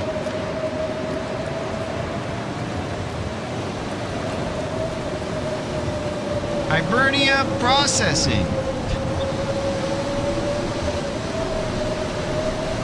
Okay, now it's the Christmas morning situation. No storm lantern. We're going to be grateful if we get it and act like the socks are great, but we do not want socks this Christmas. We're hoping for that PlayStation. We're looking to the right and seeing if the storm lantern's there. We're going to act grateful if it is. Beautiful. Okay. We don't have to pretend. Let's go sleep in this bed for an hour. And then we have one more obstacle for Christmas morning strat. If the bedroll's there, we're going to act grateful as well, but we do not want the bedroll behind the green boxes downstairs. That's the other big obstacle. If we see no bedroll, it is completely on, and we're getting an early hacksaw, and everything's going to be great. Otherwise, we're going to have to adapt and do a forlorn muskeg forge, and it's going to be sloppy and crazy. Okay, so this is the moment of Christmas morning. Here we go. We're going to look behind the boxes. See if we see a bedroll.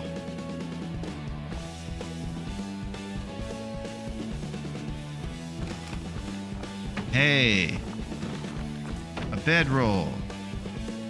Hope nobody needs this anymore. Awesome. I'm gonna wear these right now. They're gonna keep us warm during this winter. This is great.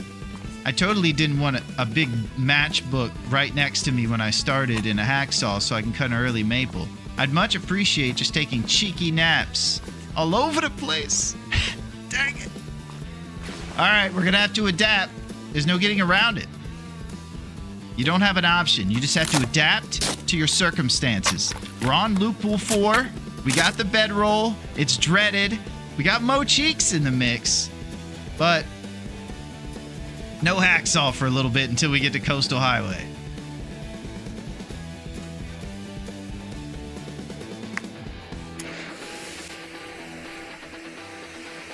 Let's get it. I love bedrolls. Well, Lervia, then you might like Loophole 4, and you wouldn't have to act like you're pretending these socks are great instead of getting a PlayStation. But for me, I wanted to play Twisted Metal. That did it. All right, let's go. We're going to be grateful for our bedroll. We're going to just adapt to a forlorn muskeg forge. So that means we're not coming back through DP. If we want that emergency stim from the lighthouse, we're going to have to go there before we leave. Just because of the kind of circumstances, I imagine we'll be doing a forlorn forge.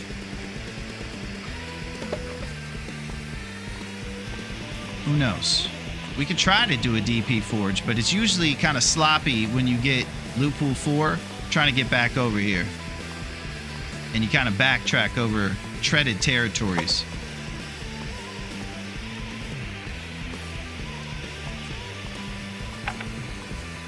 So, another one of the, I guess, positive side effects of fading into Long Dark so often is that you know where most of the loot is in the place you seek refuge in at the beginning. And for us, it's the Whale Factory. We just kind of go through looking for our little starter gear and plan for our big route to get the bow made.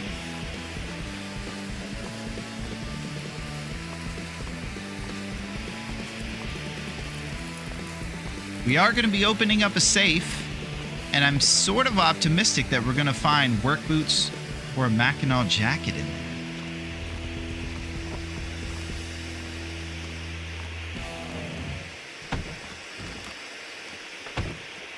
But we can't use that flare gun. But I do see Trusty Brand. Oh, Use this.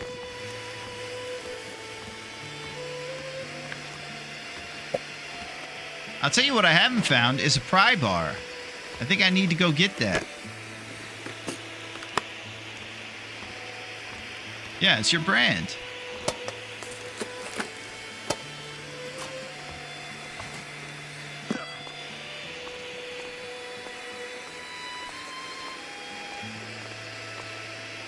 Okay, sometimes they'll tuck the pry bar over here under these big things in this area. I guess we'll be checking in the back room too. There's a bunch of spots the pry bar can be.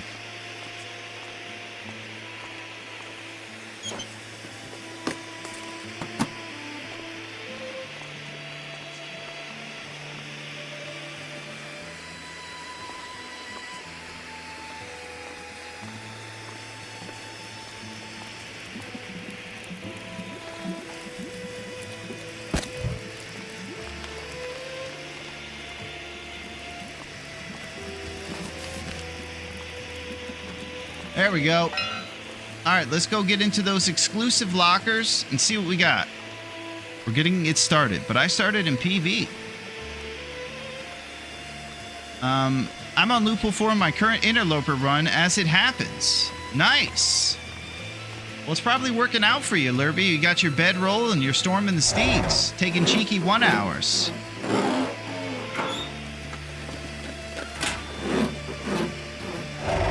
So the name of the game with step 1 at the beginning of any of these runs like this is sprint to get your maple cut, because it's going to take 6 days for the maple to cure.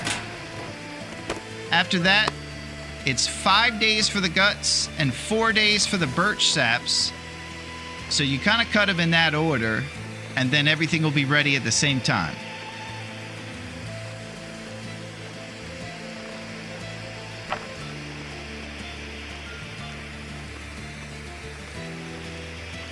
Step 1, get the hacksaw. Step 2, cut the maple. And that takes a slight bit of pressure off you for the sprint to get the maple cut part.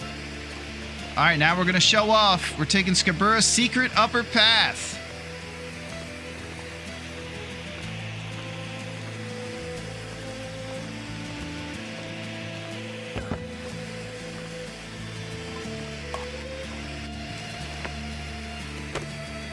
Seriousness.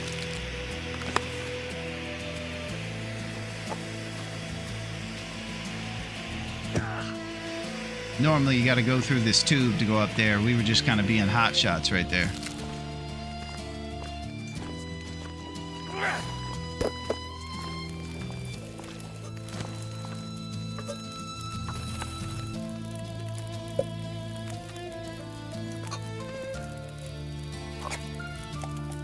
Awesome secret path. You haven't seen that one, my friend. Yeah, I just learned about that one from a legend. A Terminator, if you will.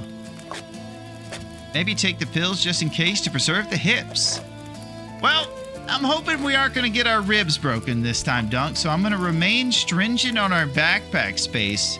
Let's just hope it doesn't bite us in the keister or the ribs, if you will. All right, now let's go into that safe. For Mackinac dreams, of course. Everything's dreams. All right, 15. More like 17. And then 2.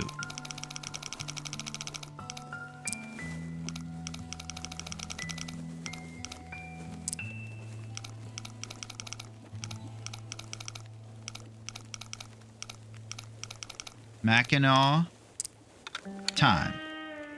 Right now. Thank goodness. God, that stunk. God. We got... That was like... I don't even know what that was. That was like that family member for Christmas morning just went to the dollar store on the way over and got me like a whoopee cushion or something.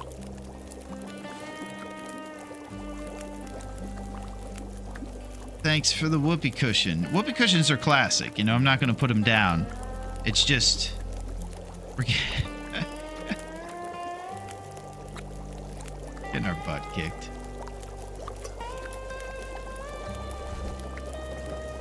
Good calories, though. Yeah. We're going to be positive. Think it's great. This is what we got right now. We got a t-shirt. Our pale white arms are hanging out. We have some broad shoulders, but we only have 3 Celsius warmth bonus right now. Single set of jeans, underpants, and sports socks to go with our orange Nikes down here that are 30%, and this t-shirt that's just 80%. Look at this guy. One decent t-shirt from separating this guy from being completely shirtless in the winter wonderland of Great Bear Island.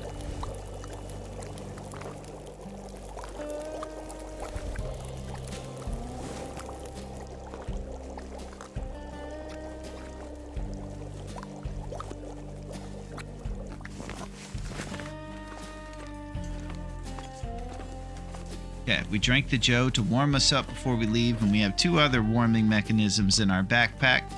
We're headed to a mine, so we probably won't be getting too much outdoor time for the next couple moments. I do see some folks out there that need a little whimsy in their Friday, though. That's some of the worst starting gear I've ever seen. Well, I'll tell you something, Versetti. Raph's after us today. We can either sit here and play the victim, or we can rise above it. Raph is after us. We insulted him eating salad at the steakhouse, and he didn't like it. So now, we're gonna go into this place and see what's going on over here. Now look, if I go in this place, it's just dusty bunk beds everywhere. There can't be anything whimsical about this place, right? I mean, what could we find besides a whetstone? But wait. What if we felt like traveling to a different dimension? A dimension full of maybe dog food and a different layout of a trailer. Are you ready for whimsy and magic? Get ready.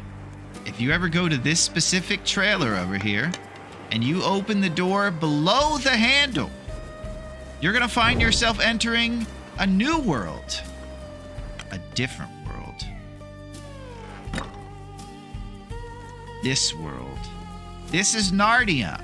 This is the trailer that time and space forgot. I don't know how you get here, but there's obviously some sort of weird glitch related to going in the door underneath the handle, and it sends you to a completely different layout. So instead of nothing but empty bunk beds, we get reclaimed wood. Whatever could be in here, of course, like beef jerky. Bonus gear, if you will. Pretty awesome. So, listen, we've all had a tough day. Let this whimsy wash over you and make you experience a good time. All right, we're going to the mine.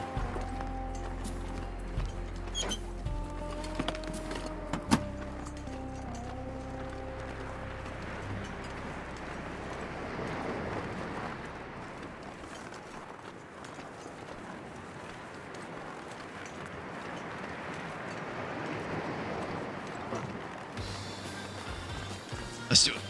We're gonna check the trunk and go to the mine right up here. Oh, what's up, Reagan? We got presidential in this place.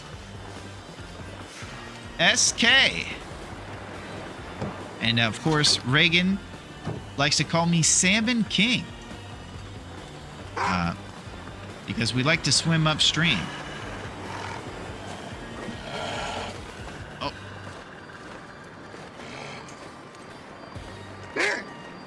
Oh, burdock root. We don't have a stone. How's it going, Reagan? I believe that this country needs more mundane speeches. I'm going to tell you things very slowly. Very boringly. See you, Reagan. Yeah, I'm doing pretty good. Just got my butt kicked a little bit in TLD for emphasis. Okay, so here's the birch saplings that you'll find here. And this is also why it's so awesome to get a hacksaw. Right now, we just have to look at these trees because we cannot cut them. We don't have a hacksaw, of course. Tough scenes.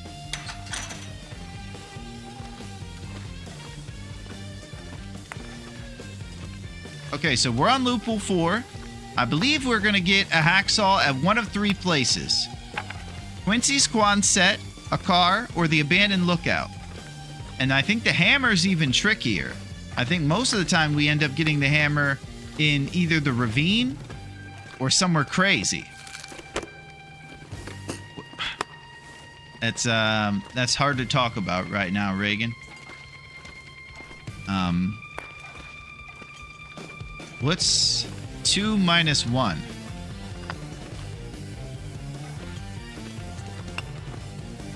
I'll try to find a way to not say it directly.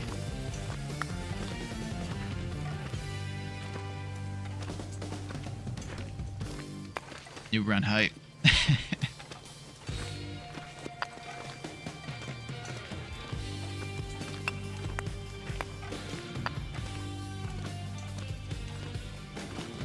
This is day 0. Ah!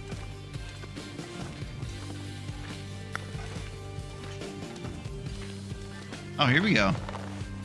You're looking great, man. He looks like the getaway driver for the worst criminals in town. Like the lowest of henchmen. All right, driving glove Willie. We're gonna need you to drive us away from the Great Bear Bank when we rob it. I don't know how to drive cars, only planes.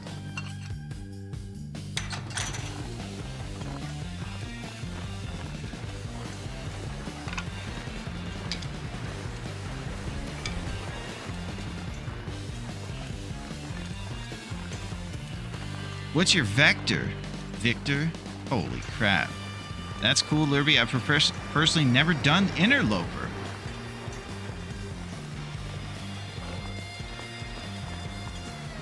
You just take your time, Rossetti. You'll be there whenever you're ready. And that's a cool part about the TLD is how much versatility the settings give you, where you can play all kinds of different styles.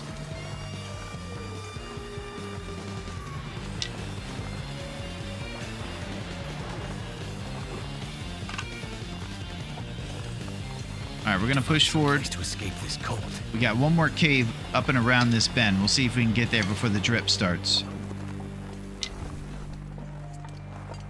So, we all saw the crash and burn that happened earlier. And we're going to start coming up with ways to evolve our plan. Most importantly, I would love to start knowing about bear professionals and exactly which bears live in cul-de-sac caves, similar to the ones we were seeking in Pleasant Valley. If I can find towns where I can fight bear in cul-de-sac caves in a warmer town once the weather kicks up the highest cold in like day 7, I might last a little bit longer once the hunt actually begins.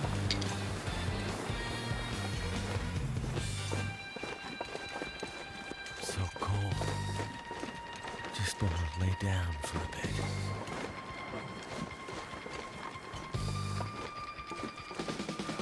Yeah, the drip started. I don't know how to drive a car with leaf planes. Yeah, he's the worst getaway driver ever. Okay, cured gut. We're going to leave that behind. No cured guts or maples in this one.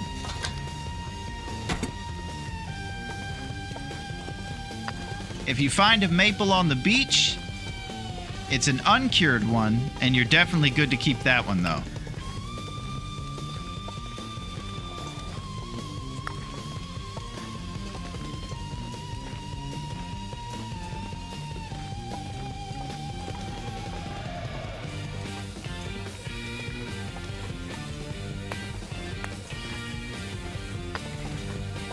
Lumps. So I'll tell you what I did. I forewent, if that's how you say it, the emergency stim in the lighthouse, just because I feel like we want to sprint to get our maple cut, since we're already behind the 8 ball with our socks for Christmas morning loop pool here with loop pool 4.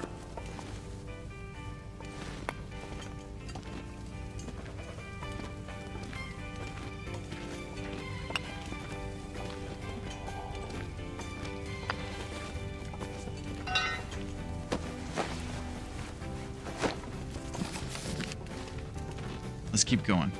Felony Will is going to end up in Black Rock. We could end up over there. That's very true, Pack and Play. That's what I'm thinking, is that we might have to start pivoting our plan just because Pleasant Valley is so volatile. On paper, the plan is lovely. You go to the place with the most bear and you spam arrows into them because 4 of them have an opportunity to be in cul-de-sac caves. We could easily just try to go there this time and think maybe the bears will spawn and we'll actually be able to execute the plan not being destroyed by blizzards. There's a chance that works. It'd just be good to learn where more cul-de-sac bears live, just in case we go to other towns that are less cold late into the run. One might last a little bit longer. If I had a nickel, I believe. Felon Will is crazy. The one thing I miss is guns. Oh, you're talking about interloper life. Yeah, I'm one of the rare people who actually prefers the bow over the rifle. I need to drop something. I like the clear vision that you get from a rifle or from a bow. Doesn't take up much space in front of you while you're hunting.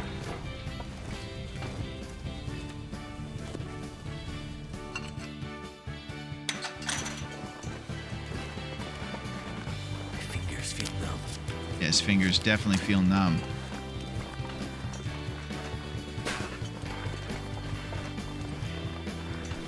Broken Railroad has a good cave bear.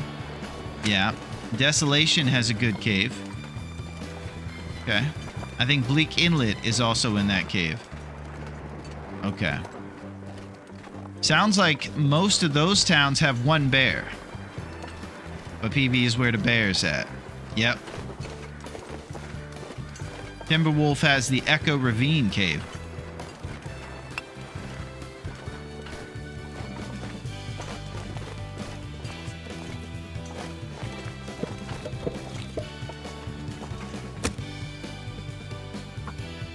Well, at least we're at the beginning of a run where the weather isn't quite as bad and also not in Pleasant Valley. So we're getting up arrows in the backs of caves. We might be able to put a cedar firewood on this fire and do a cheeky 1 hour with our glorious bedroll. Turned out pretty well. Something's gotta go. Right now, our temperature is at 1 to 2 Celsius. And we're going to get more bed warmth bonus over here, too, when we take a cheeky. Looks like the weather wants us to stay put for anyways. Sounds good. Banged up dog food. I'm still struggling with getting a shot with a bow full of Anakin Skywalker. Nice, Reagan. Nice bit. I just noticed the bear behind you. Boris is taking over everything, Reagan. It's getting crazy at this point.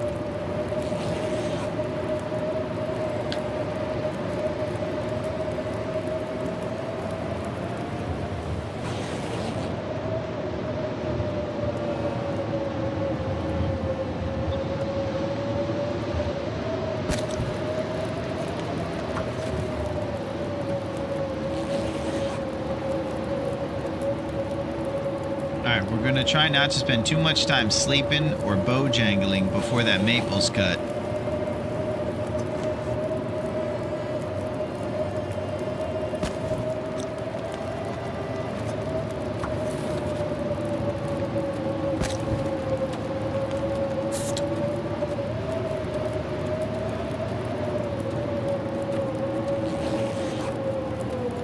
I like bow over the revolver, but I'm not sure about the rifle.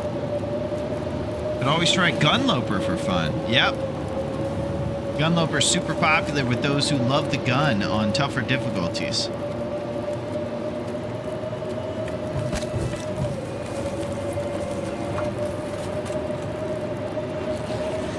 All right, we're about to start breaking down crowbars. Oh, no, here we go.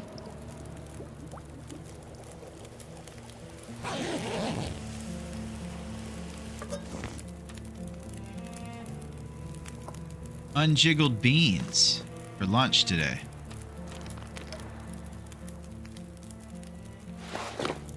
Responsible bandages or tinder? Responsible tinder. Back to the beginning. Cooking's at 0. We'll look for micro harvest opportunities to spam it up to cooking 3 and get empanadas on the menu.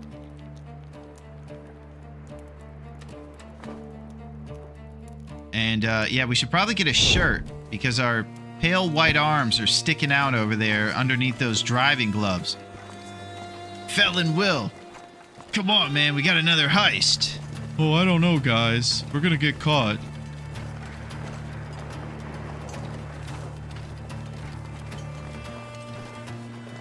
We're also going to look for nature call opportunities. Like right here, there's a bunch of rabbits.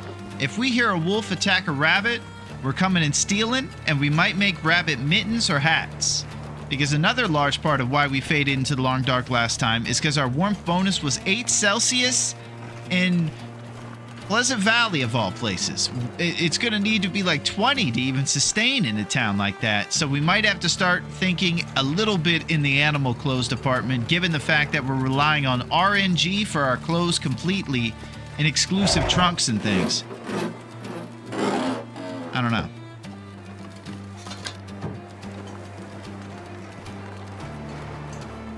Rookie move, to be fair. You got this. Beans, the magical fruit.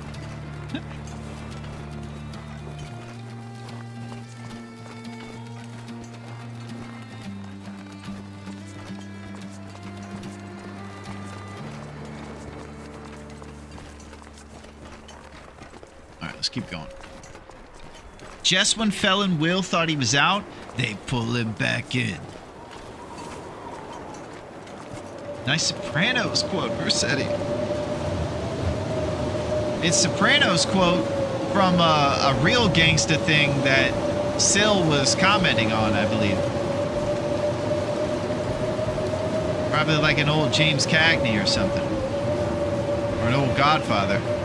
Too heavy.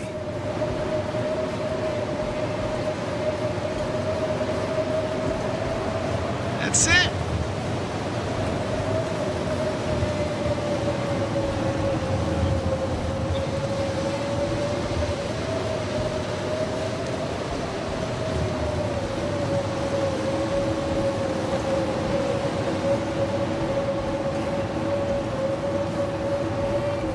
All right, we're going to check for saplings to the left of this rock formation.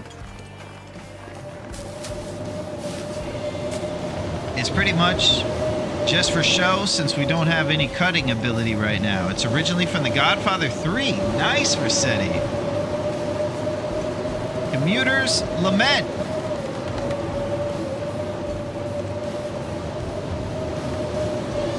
We got birch. So far we've had to leave 3 birch on the table.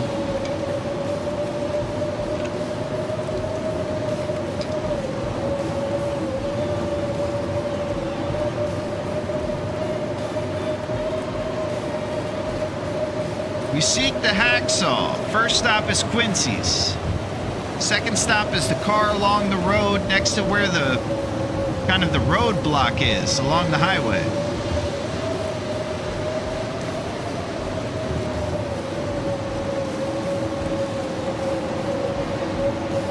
Might have to drop some gear.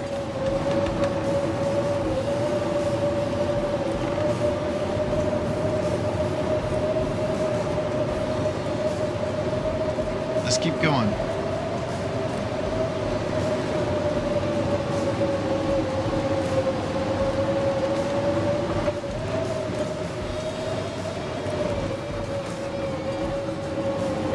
Spot fire.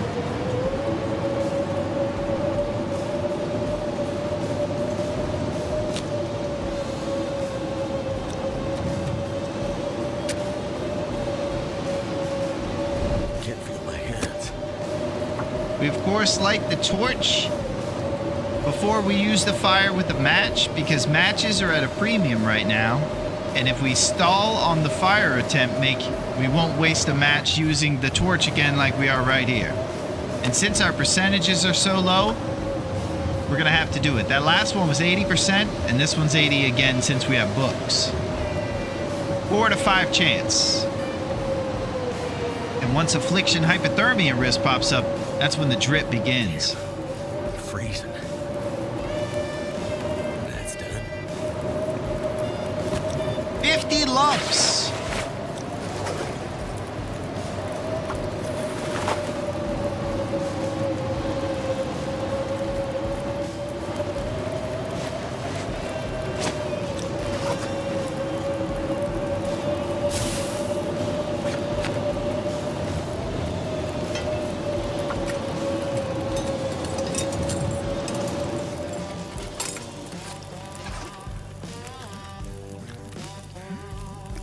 Unjiggled peaches. Lumps for all. Yeah, we got some serious lump game going on now. We're not encumbered because we don't have too much gear. We'll just wait for these peaches, put the warm peaches in our belly, and then we go to Quincy straight that way. And I will say this, you guys are the best, and I'm having a good time. If only having a good time translated into us being good at the game. Somehow we're going to have to make a factory that does that for us. Maybe we'll go to Bleak Inlet to the Canary Cannery and see if it'll work there. I don't know.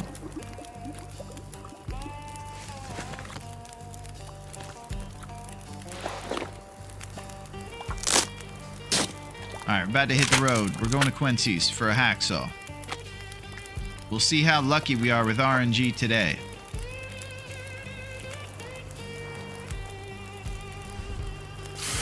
Someone's gonna have to write a letter to Raph on our behalf. Hey man, you take it easy, man. Stop harshing our mellow, man. Listen, man.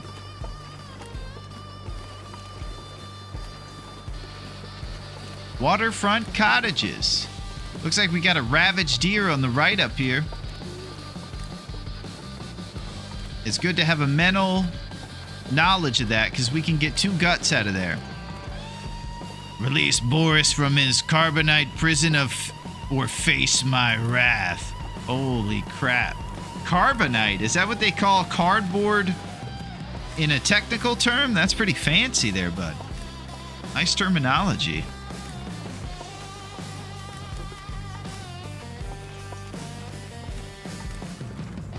If you guys haven't seen before, when Raph and Scruffy and Boris get together down there, they turn into kind of like an old school, yeah, you know, one of those little gangs that will trove around together. That's what they trapped Han Solo in. Oh, I think that was a Jabba the Hutt move, and he got him in that wall. I kind of remember that. They took Harrison Ford. They solidified him.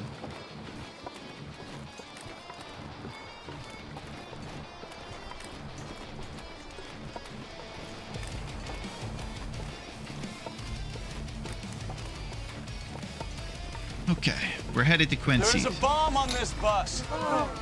If we slow down, it'll blow. Oh, please, listen. If this bus is going 49 miles an hour, it'll blow. All the way from 1 to 49 is unacceptable. Please keep that bus going 50 miles an hour. If you see Sandra, do not let it slow down. Please. Please. Always down for a Bleak Inlet trip. Oh, you like Bleak Inlet, Versetti. You like the burned down lighthouse over there. It's good to see you, bud. It's getting crazy, Jens. I'll break his ribs here again. Oh my gosh, the Hollywood Moose is threatening us. A good thing we left Desolation Pack. I'm having a tough time looking away from the beautiful sky on these nights, too. Alright, I'm getting too nostalgic over here. I need to focus. We're on a new run and we need concentration domination. Going to Quincy's for the hacksaw.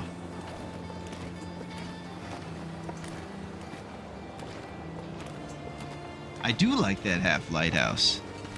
I thought you might, Reset. I think they're the only two lighthouses. Can't feel my feet.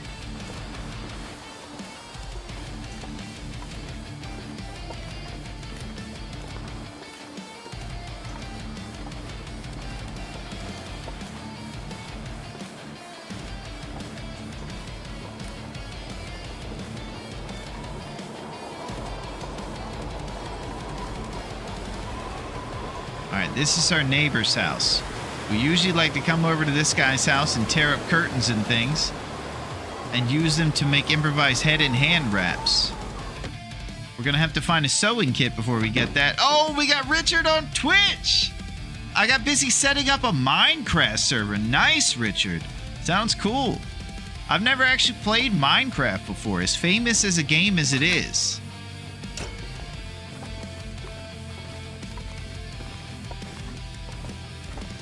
Alright, trusty brand inventory over here. 11 trusty brand. That's pretty slim pickings. Slim Calhoun, if you will. We're going to probably need to get some more matches along our journeys. Usually, if you stay traveling the way we aim to, you have a decent shot at getting matches throughout the map. So we won't stay stagnant looking for our trusty brand. Let's warm up for an hour and then go to Quincy's for that hacksaw.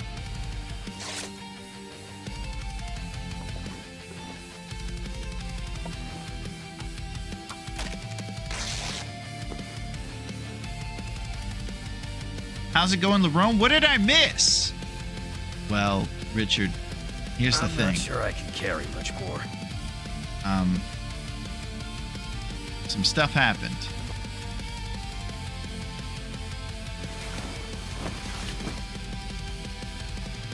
Some sad stuff, Richard. Desperation Bay in episode 5 has a really nice lighthouse. It is one of the areas I hope eventually gets added to survival. That's a good point, Lurbia. It also has a cool cabin that's peaceful and secluded. Yeah, I actually like Bleak Inlet kind of aesthetically. I love how it's real flat and open. That highway you can see as far as the eye can see in every direction.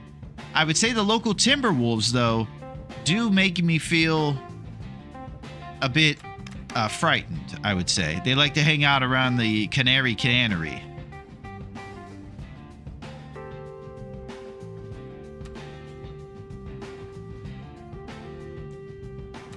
Moldy, salty crackers.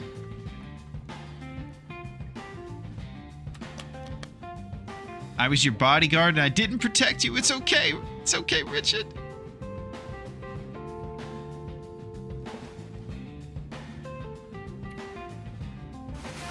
So until we get our hacksaw, we can't break down these side lamps or toasters for scrap metal that we'll use to make arrowheads once the forge begins.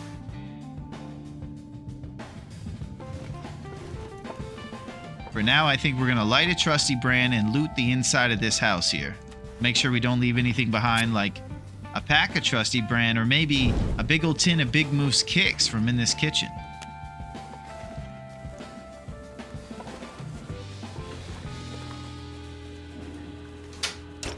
Who knows?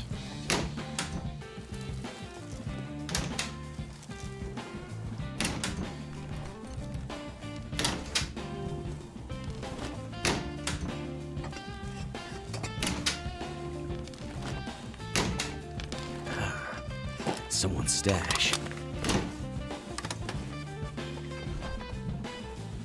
Man, I am in shock This community has grown.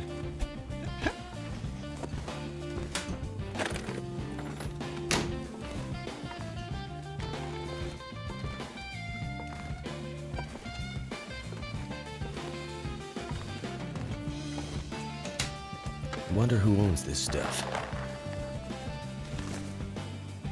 We found the glove stash, and we're upgrading. This one's 0.4, and this one's 0.3. Surprisingly, we're probably going with the driving gloves over the lobster mittens. These ones seem like they'd be warmer, but they're 0.3, Something behind. and these ones are 0.4. So we're going with Felon Will still. Hey, Will, we're gonna do another drive away tonight. We're gonna need you to get there. Oh, come on, guys. There's good stuff on TV tonight. Oh, here we go. Sports socks.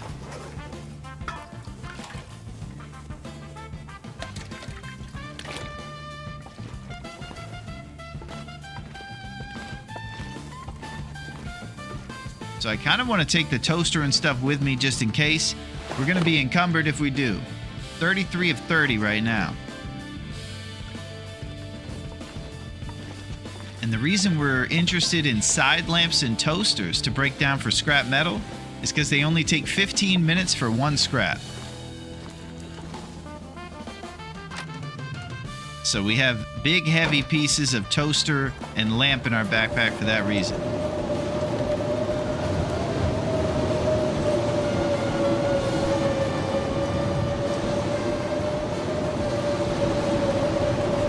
All right, first hacksaw chance. Come on. Ah!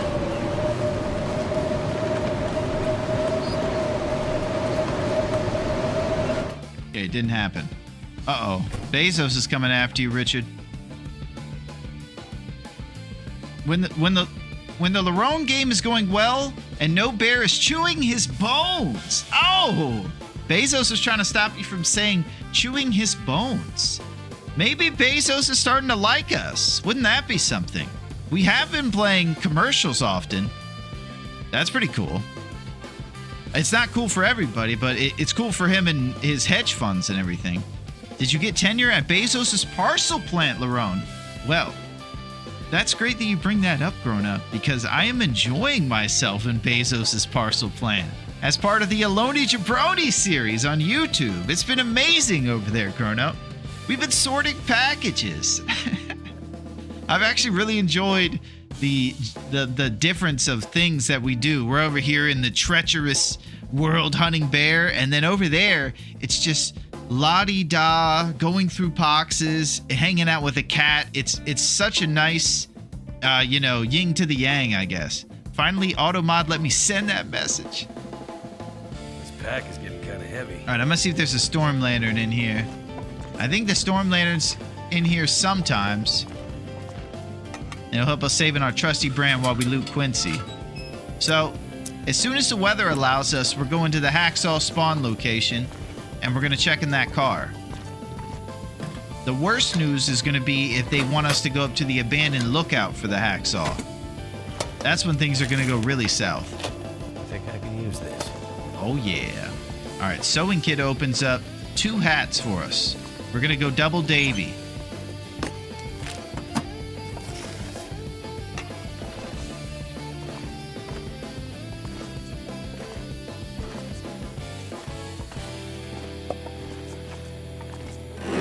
Pictures. Some pictures. Oh, it's Godzilla! Run!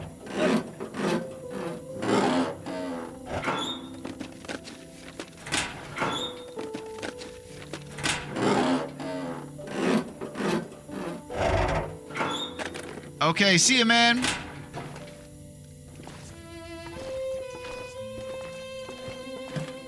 Never would have thought to look here. More cured guts.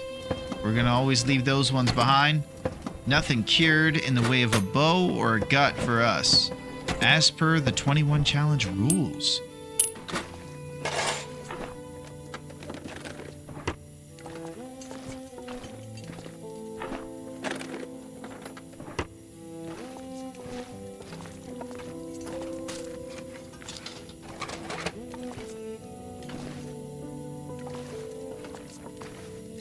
getting plenty of toilet water. That's nice. Whereas the others are way more linear. Yeah, I think those two areas would be the easiest, most suitable for them to add. Oh, we're talking about adding the outer territories and story places to the regular map.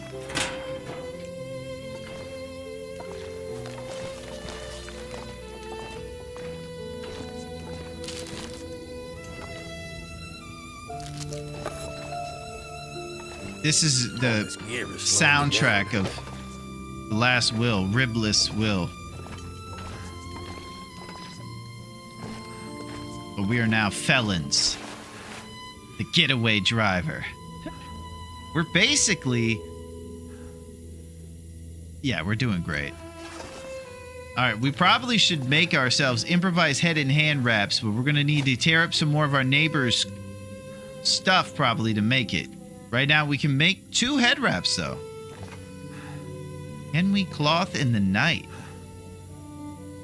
Probably not. Are we going to burn through our Storm Lantern juice to do this cloth stuff? Oh, the Reaper Man! What is shaking? How's it going, Reaper? And how is it going with the man? What's up, Mystic? How are you? We're over here in Quincy's Quonset right now, over in the Long Dark, trying to get our act together a little bit. That's a bit easy, but it's good to see you. How's it going, Reaper? Yeah, it's going pretty good. Were you guys doing some zombie hunting or grocery store management? Man, I love your grocery store. I just got slushies. Holy crap. Are you talking real life slushies, Mystic? You talking ices or Slurpees? Oh my gosh, that's amazing.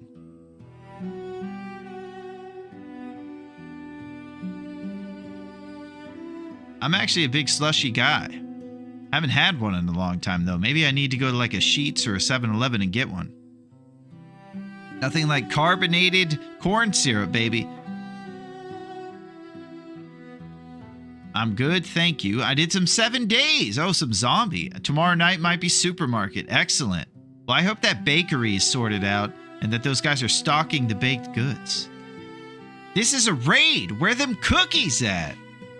You know what, Cosmic? I'm going to try to help you out with that. They're right there. It's good to see you, Cosmic. We've seen some beautiful skies tonight. It's been very cosmic. Look at this. Holy. I've never seen such a beautiful night.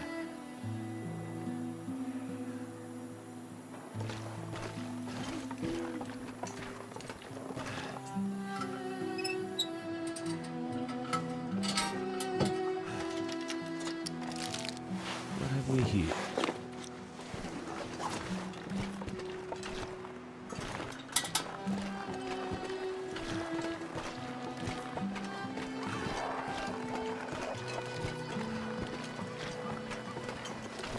Oh, nature's calling.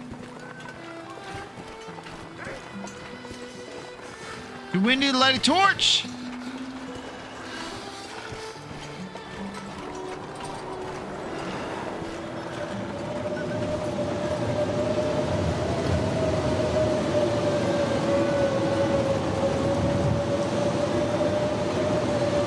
This gear's starting to slow me down.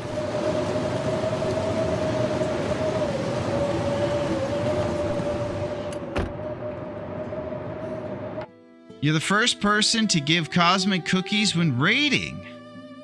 Nice. Well, the wolf is looking to take my cookies right now, and he's looking to pay nothing for it.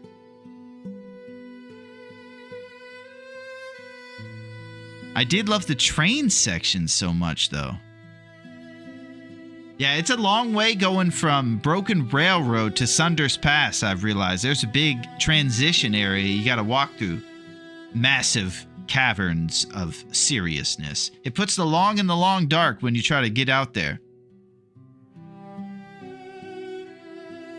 maybe we go back to Quincy's? I was trying to go to our neighbor's house. I was keen on ripping up some curtains.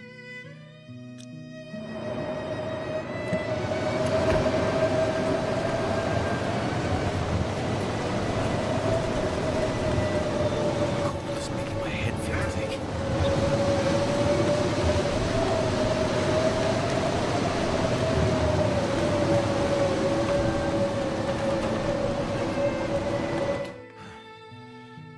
You playing the story mode or survival mode? This is actually survival mode. Cold in my life.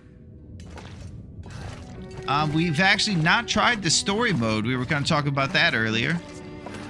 And we were also talking maybe about them adding some of the story mode zones to survival mode too.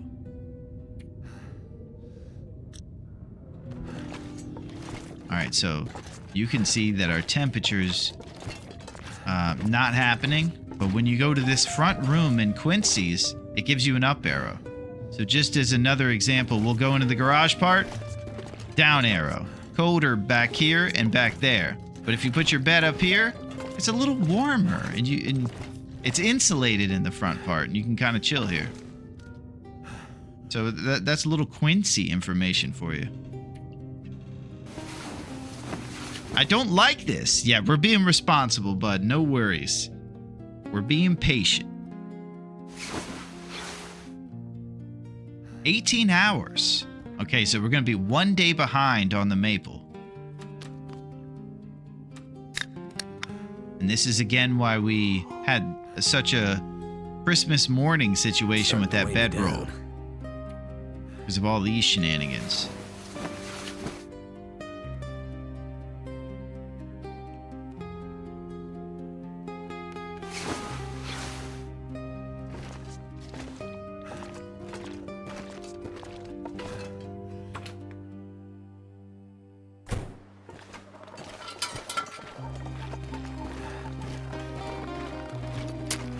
Alright, I'm wasting a trusty brand because it's our life at this point. We have a lot of getaways to drive for here in our future. We're not going out just yet.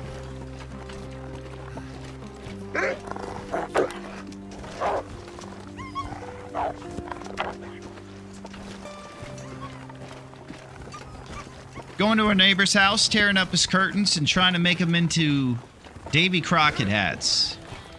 That should give us 4 Celsius warmth bonus right there.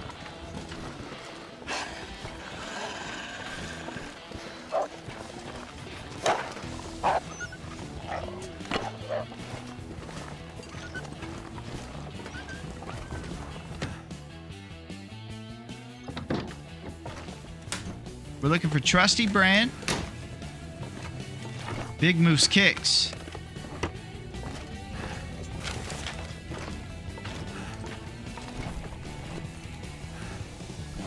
Cooking There's gotta pot be open. something useful in here. Gamey venison raw. 900 calories. Not bad.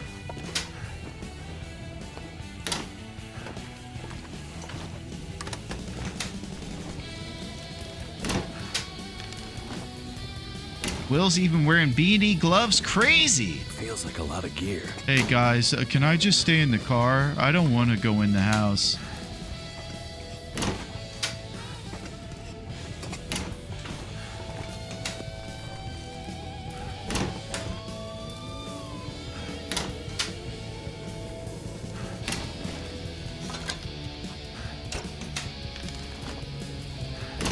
Come on, Big Moose. What do you say? The biggest moose? Son of a gun.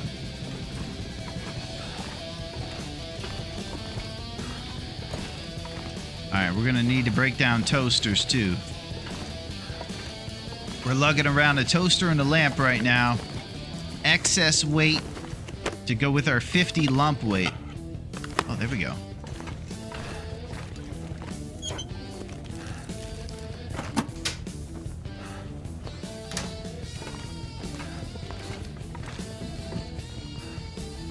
So we're kind of in our starter gear situation here mentally.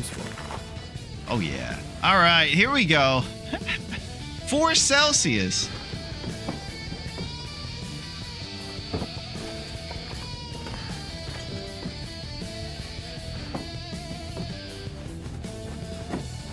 You're really subject in this challenge to the condition that you find a cool shirt in too. We found a thin wool, and I think it's lower percentage. Every scrap counts.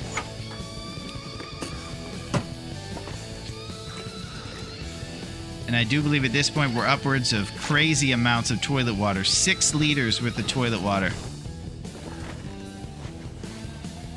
With trusty brand numbers at 9, letting your torch even go out is kind of risky.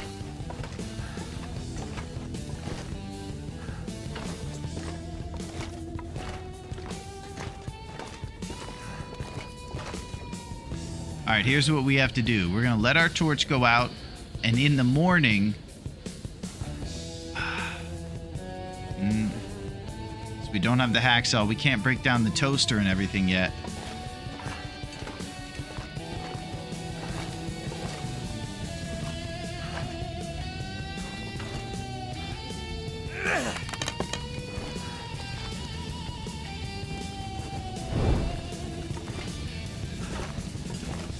This is tough. Toilet water should be picked up as non-potable, still requiring boiling.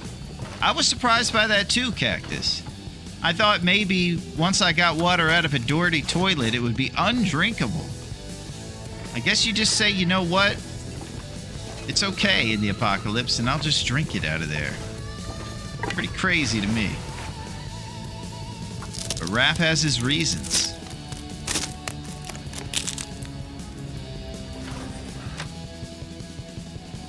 I can barely walk with this much gear.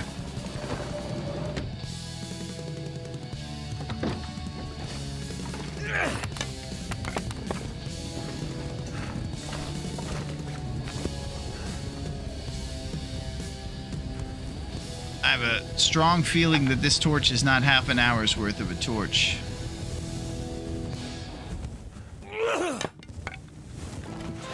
We'll find out.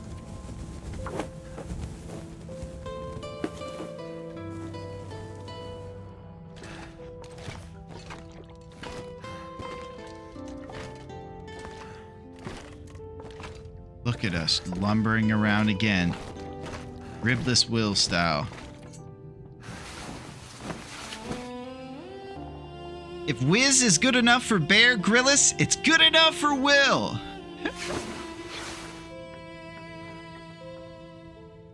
Hey guys. Thanks for the positivity.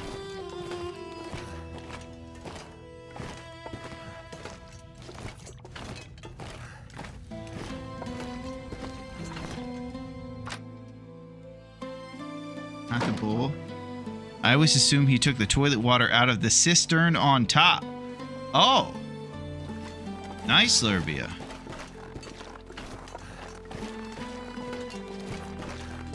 This pack is getting too heavy to carry.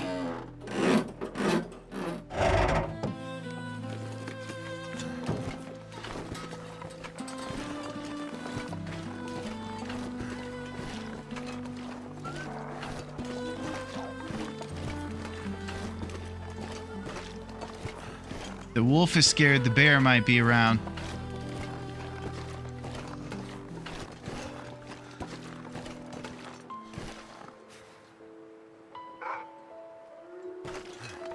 I don't like any of this.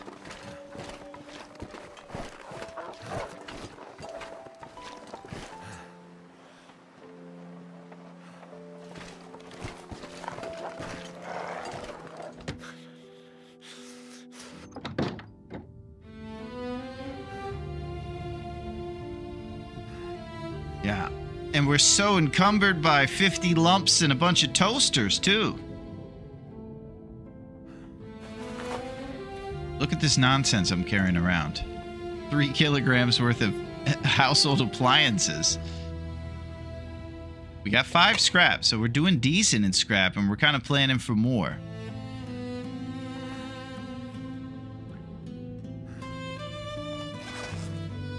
Moose can be rare spawn here.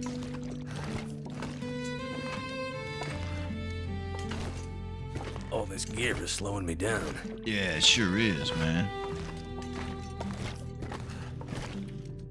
All right, we're waiting for morning for our big travel. We're going to be slow as anything, trying to go check the car for the hacksaw.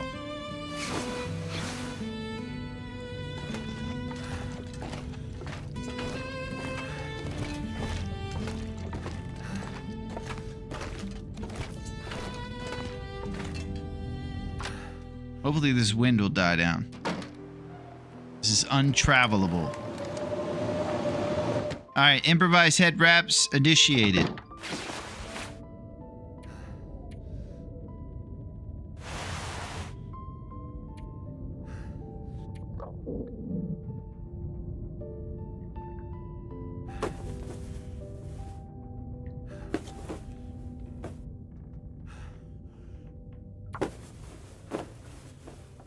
Alright, now's our time.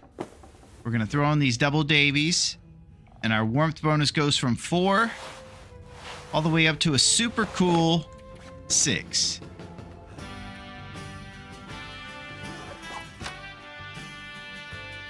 That's how this will ended up in the Fed penitentiary. He would commit B&Es, but only stealing their arguably potable toilet water. He has an addiction. Well, I love the arguably part of that. That was amazing, Rossetti. This gear's starting to slow me down. Yeah, everything's slowing you down, man.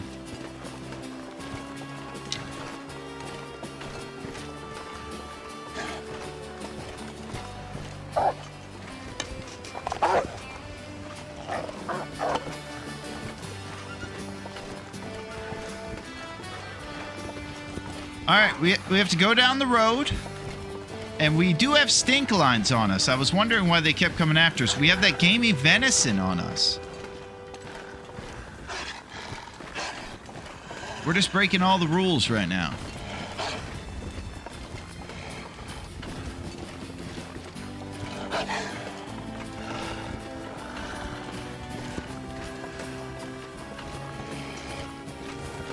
I think he's going to catch up to us. Spot fire soon. We'll get rid of this stink line by eating the venison. Need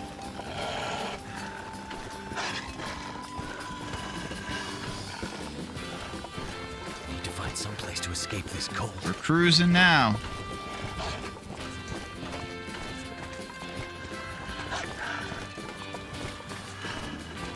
I got my hand on the holster just in case he comes. For us on PC, it's the 2 hotkey. That'll drop your torch and pull out the stone instantly. But as well, I think we're going to have to get rid of him and then start a spot fire. Cold. Man, our hands are shaking.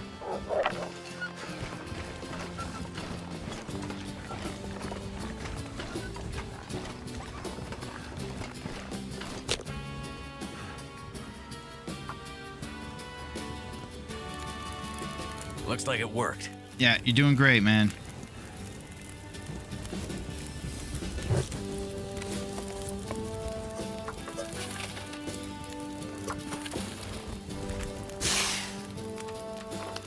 We'll warm up the herbal. Might do a cheeky 1 hour with our bedroll.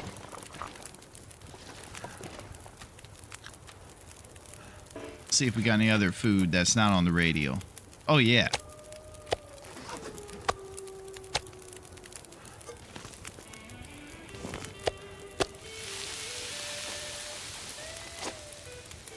Okay. Responsibilities and all that stuff next to fires, as usual.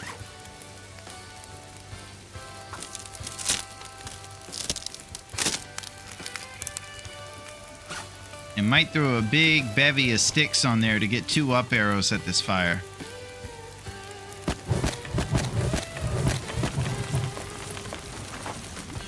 Tinder plug.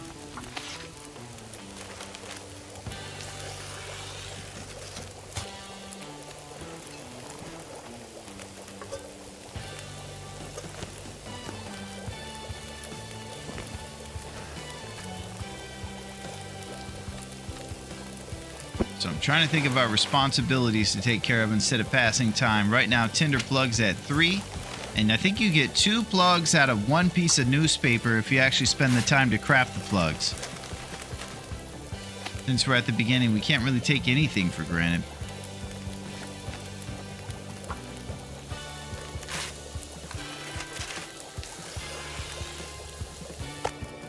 Alright, stink line eliminated.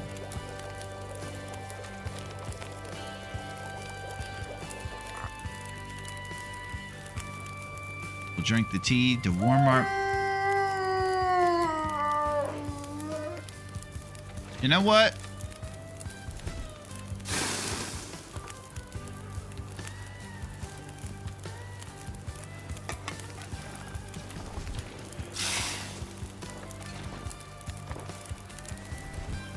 I wonder if I should take the storm lantern since I'm on loophole 4. Thought about leaving it for weight reasons. It's starting to weigh me down. But our match game is weak. Let's go.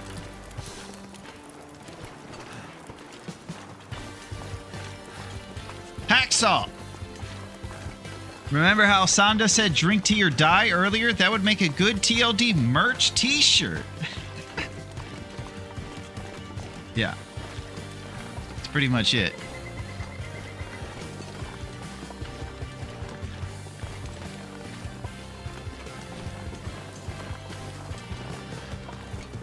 I hope you guys are having a fantastic day.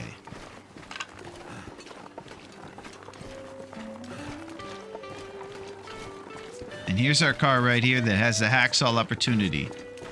If we don't get the hacksaw here, it's going to be a crazy adventure up the hill. This is it. Always scary when you're low on the trusty brand. It sure is, bud. Lantern can give you a 3 Celsius of warmth. Nice, Bean. Pro knowledge, always.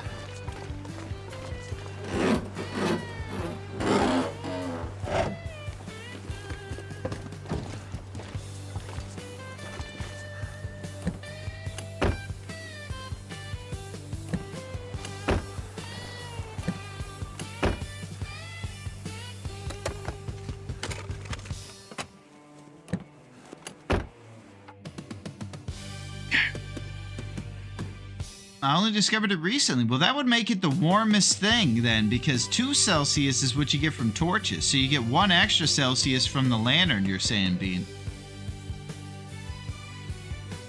It is time to do that, bud. It's time to go up the hill. I'm going to try to remain positive about it. I don't want to go up there.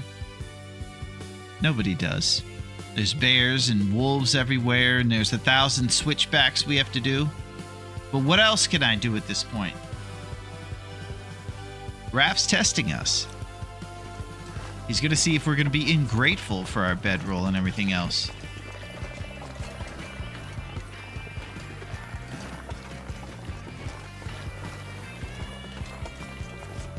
I sure would like to start carrying on.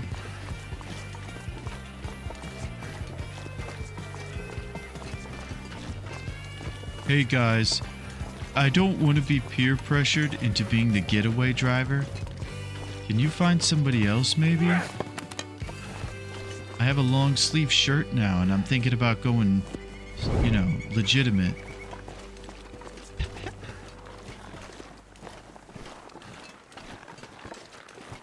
Alright, we're going up the hill. How long will it take us? A very long time. If I thought we were going to descend the mountain straight into Quincy's, and it would be a straight shot down here, I would say we could leave some loot here. I'm not quite sure if we're going to end up down this hill. We might, though. I don't know. So I'm pretty sure on loophole 4 here, maybe any experts will chime in, but we're probably not getting the heavy hammer here in coastal and loophole 4, and we have to get it from the ravine and Mystery Lake and stuff like that.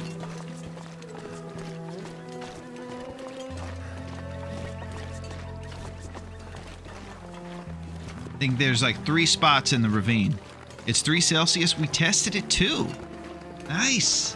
You guys are doing research over here. Excellent. For the greater good too.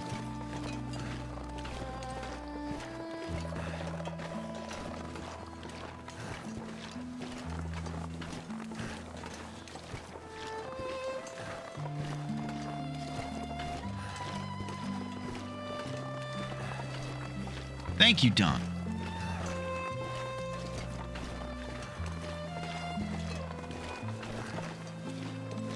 Okay, so we'll be getting our hammer from the ravine. If we're lucky, we're going to find it in one of the upper areas, because the only other opportunities are to go down into the ravine base. And you have to do a crazy rope climb to get down there. They give you a stem, but it's daunting.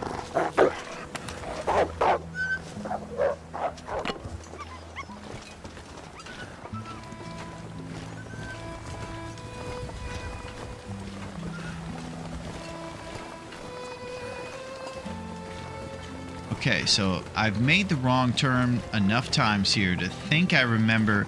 I go this way, and I take a left and kind of loop around those creepy acorn trees. My fingers feel numb. Yes, fingers do feel numb.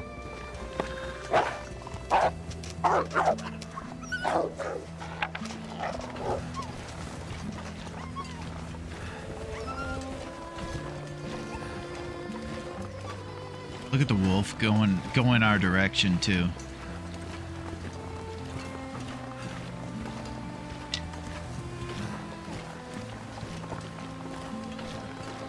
Oh, Too cold to think.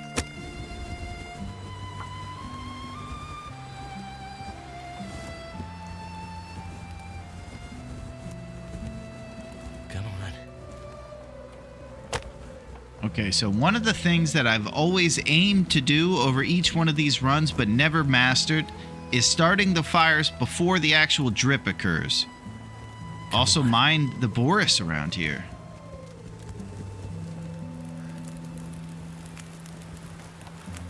It worked.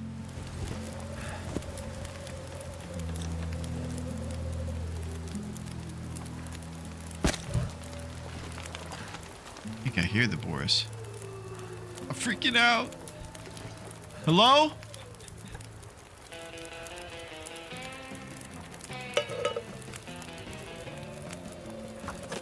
That's one of my favorite things in scary movies. When the guy starts to realize that somebody's there. Hello? Who's there? I don't know why.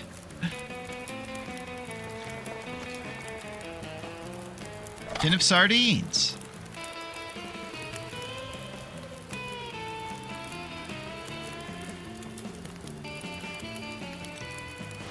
I'm thinking about getting cheeky.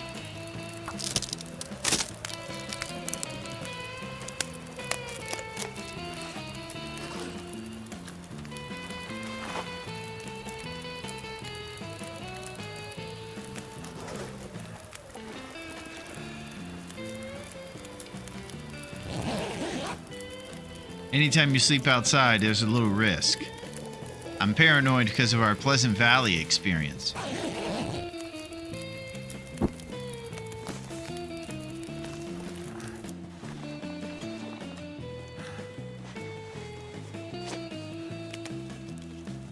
I think in the settings, another quality of life for us would be to prioritize in your radial hot items. So when you have a full radial of food, the hot ones always show up on the radial first. Just a little slider for the options in the pause menu. Would be nice. Getting cheeky with it, Big Willie style. That's it.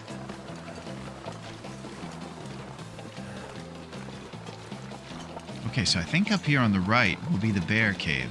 Oh yeah, the bear cave's right here. And I believe this guy is always active. I pretty much always see bones in his thing.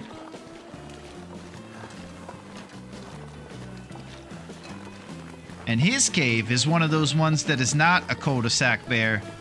Oh.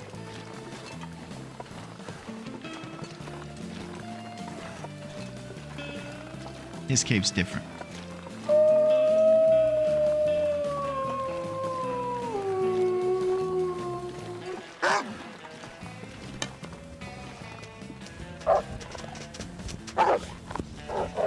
Yeah, you're doing great.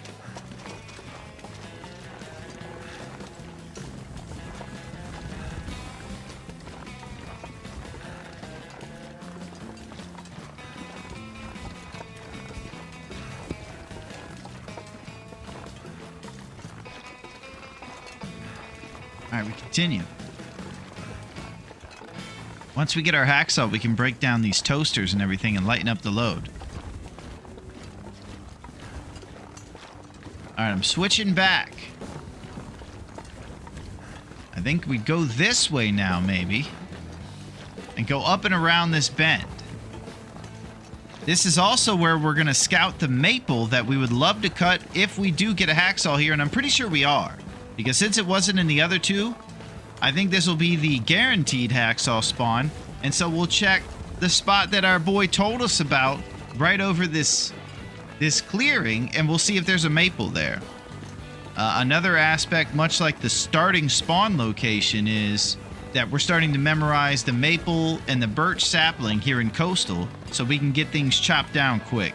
We're even learning the ravaged deer locations so that we can get those guts going too. It's one big sprint to get the thing. Come on, Rav, give us the maple and we'll release Boris. Boris is like the Joker. He's in our jail, but he can get out anytime he wants, you know? He's got a cell phone in some crazy goon guy's stomach. I haven't seen The Dark Knight in a while. That was a good movie.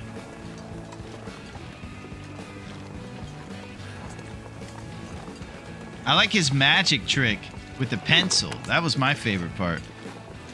When he was telling them all that they were scared at the dinner table with the bad guy meeting. Oh, what's up, Dragon? The D&D master. The dungeon master. What's going on, Drag? How's it going? Oh!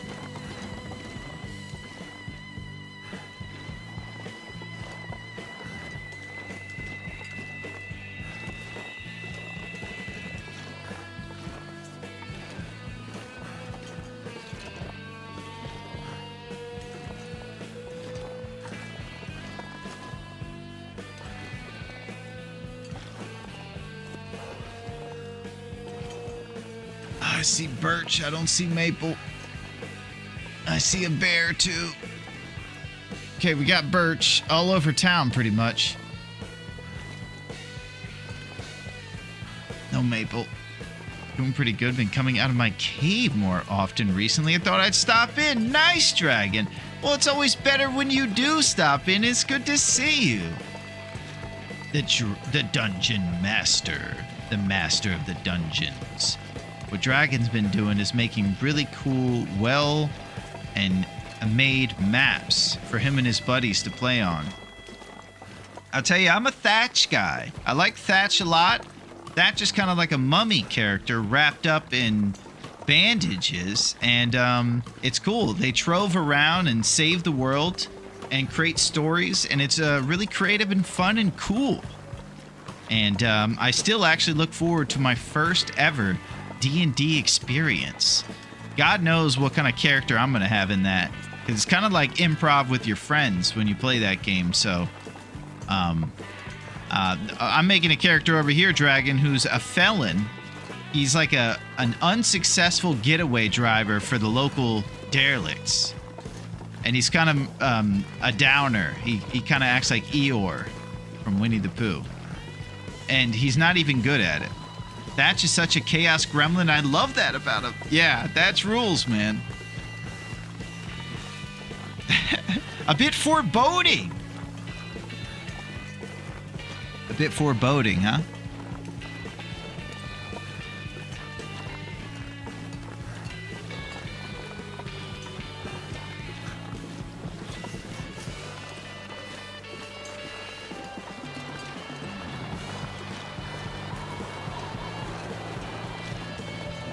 Trying to save the match. I don't think there's any saving this match.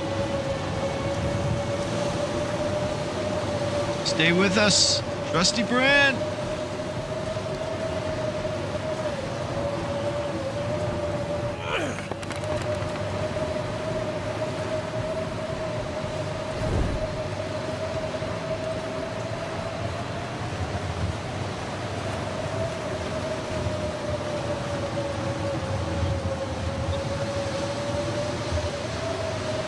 A wonderful, definitely human TM character.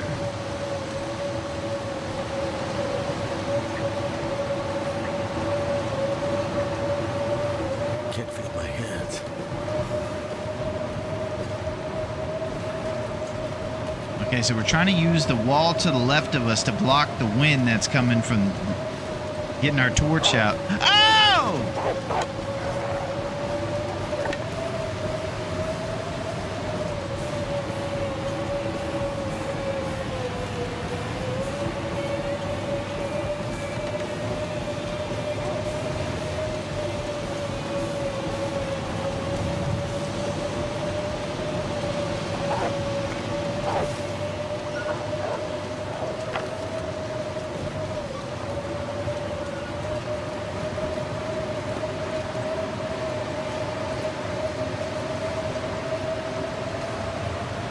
All right, torch is gonna go out here. Let's see if we have a flare or anything, because this wolf's coming back.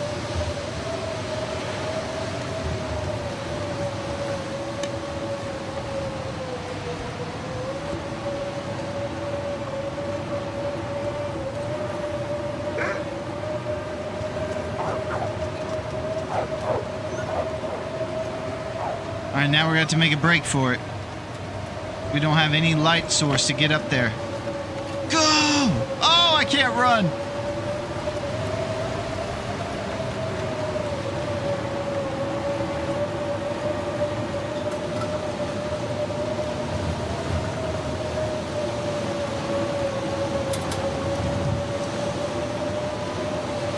Get to the lookout.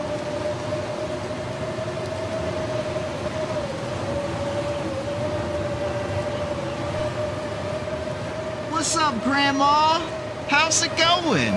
Just joined you on Interloper. This is pretty much Interloper Plus. This is a custom loot pool that's even worse and more crazy. And how are you, Grandma? Abandoned lookout.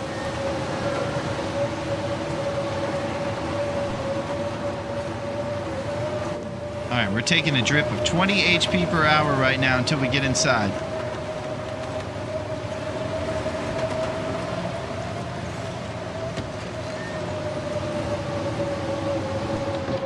Trusty brand. All right, that trusty brand's pretty rad. We should have a hacksaw in here. This is the last stop on the route. Hacksaw times. Boom! Just what I need. That is just what you need, buddy. This is what we're going to cut down our maple and birch saplings with. This is actually really great. And now we're going to get rid of these heavy toasters as well.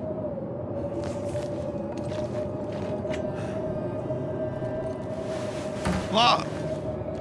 Okay, let's think about this. We have all kinds of dreams happening now. We can light a fire, get some stuff going. Okay, what I think we'll do is we'll do Baze, because he deserves his time here. And then while we're doing Bezos, we're going to kind of plan for what we're going to do. I honestly love this lookout for the view. Too bad food is harder to come by up here in only a single burner stove. Yeah, I'm one of those folks like you, Dragon. We have a buddy over here, Versetti, who actually loves the lighthouse as his long-term base. Smaller locations, but some of them offer stuff that other big houses might not. Yo, what's up, Kev? It's windy enough for them to paraglide. How is it going, Kev, you amazing guy? How are you, Kev? It's good to see you. Doing great. Playing Interloper Run myself for the 100th try. Holy crap. Well, you've gone a lot further than me, Grandma. On this challenge over here, this is our 5th attempt. And all 4 of the ones before this have been really tough. We're going to try on this 5th one to be less felon will and more chillin' will, I guess. That's all I have. I was on the spot. It's a little too far out of the way. Lighthouse was my go-to base before I got good at the game. Still love to visit. Yeah, you should visit it during the Aurora. Nice new bear. He's so big. He's taking over, Kev. I'm going to see what kind of schedule we got over here and see where we're at. All right. So, yeah, I think we're going to do bays. And then plan for where we're going to get our maple at, since we didn't get it on any of the local spots. And then we're probably going to start by breaking down the toasters and everything with our hacksaw right here in the lookout. All right, quick Bezos, and we're coming back in no time.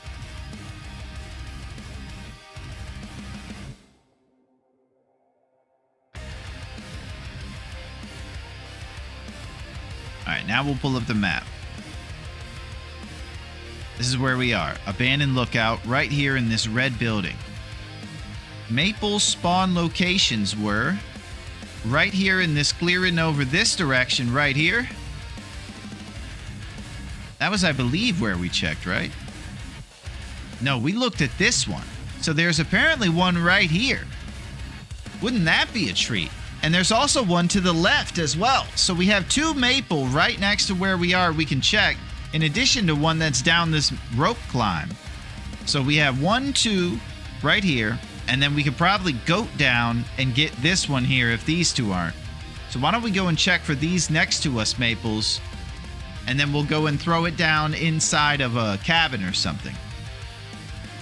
I know that we're not going to be sticking around too long here in Coastal Highway because we need to get over to the ravine for our hammer. We're not getting a heavy hammer or doing a forge until that happens.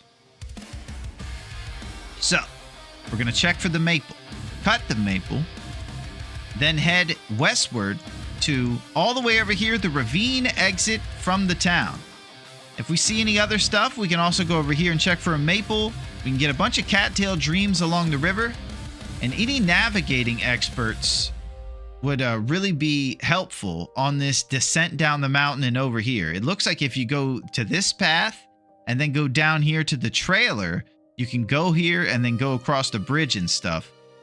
Usually I just end up going on to the road. I just kind of fly down the mountain, get on the road, and then just find my way kind of up the hill right here once I get to the fishing camp.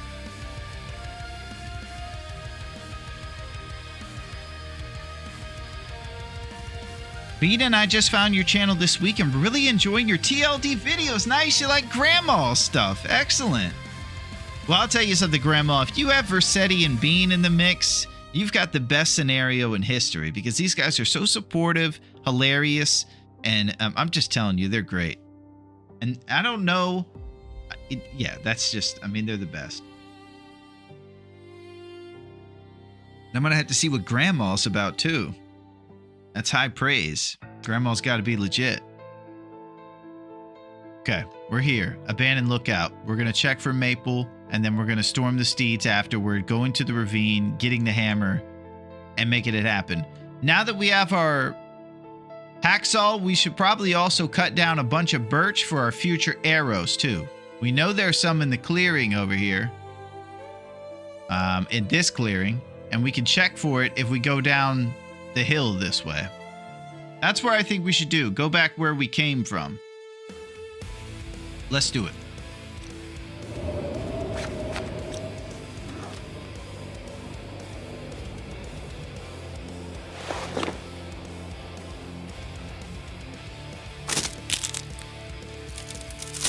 Warm part of the day. You go into customization mode, and then you can place the toaster and the lamp on the ground.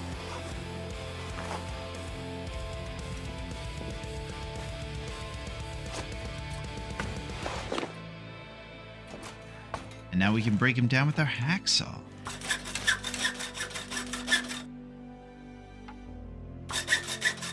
This will be a total of 3 scrap metal here for us. Bring our grand total to about 8, which will net us 10 arrowheads and the improvised knife, of course.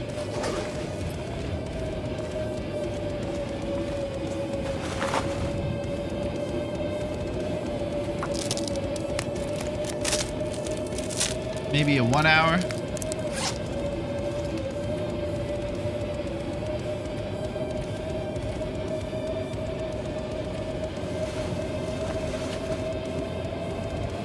Where's that boat in the title? Is that somewhere in one of the regions? I think it's right here in Coastal, Ariel. And it's good to see you.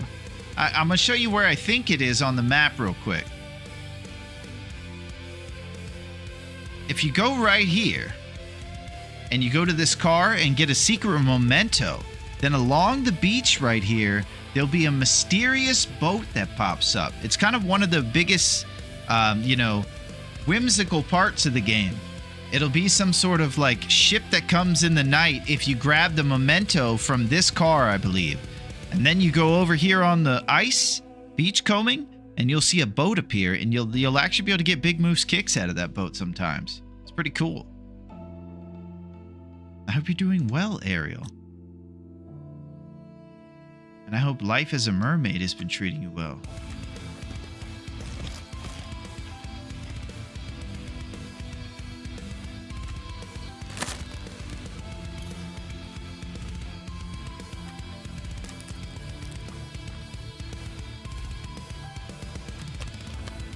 I love that you refer to it by brand name. Oh yeah, we love the brands here, Dragon. We even love this brand, and this is the only brand we trust for our matches. Trusty brand.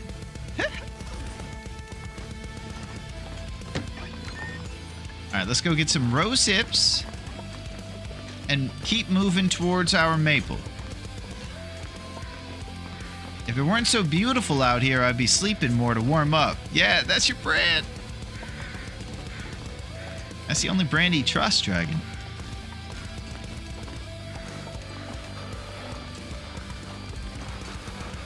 Rose hips.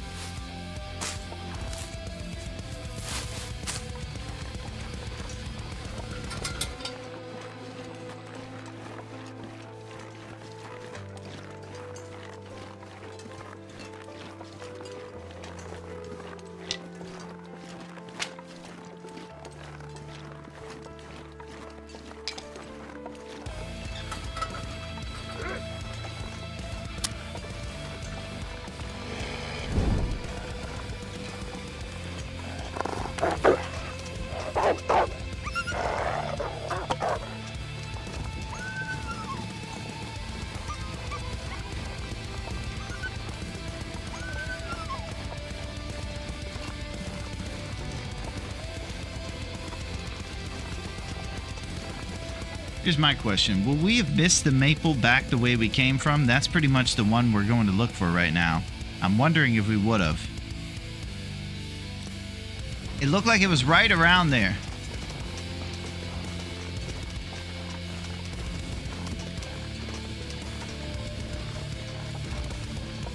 He's going to stop spazzing and come after us.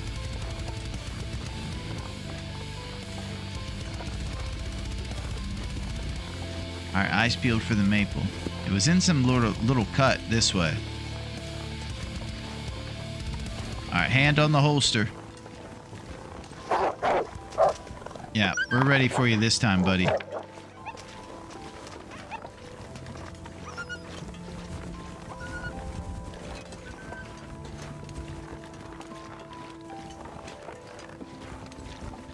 Maybe up there?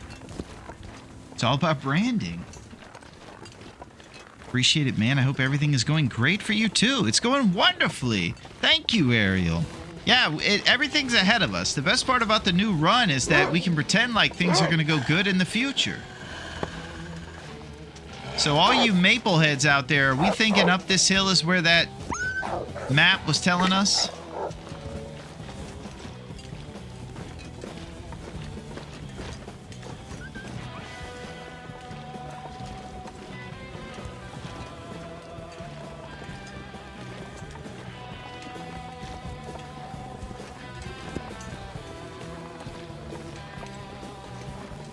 Oh!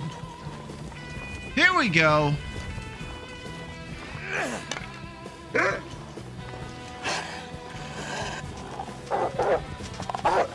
Dude, will you take it easy?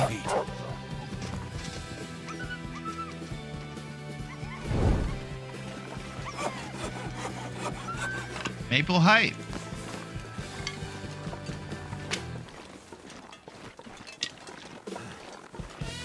Okay. So now, the second we put this bad boy down, it's going to take 6 days before it's actually cured. So you basically have a minimum of 6 days until you can even begin hunting from the moment this thing is down and inside and curing. For us, we have a finite amount of time, 21 days, to get this challenge complete in. So you can pretty much assume that we're losing 1/3 of the calendar just trying to get our weapon. The last 14 days, it becomes even colder outside and more intense trying to basically make it happen. We've yet to come up with a plan that seems to solve this challenge. I'm trying to adapt and look for more cul-de-sac bears. Oh, we got Fanaz in the mix! The Viking Valheim Pro! What is shaking, Fanaz? Coming in with some hilarious AI nonsense. What's going on, Fanazo? How's it going? The robots. All right, let's see what AI says here. A salmon amongst... All right, we'll read it in cinematic voice. A salmon amongst bears. Battle the frigid wilds of the long dark. This brave soul faces impossible challenges and unbeatable foes, all in the name of glory. Will they conquer the max level difficulty and hardest tournament?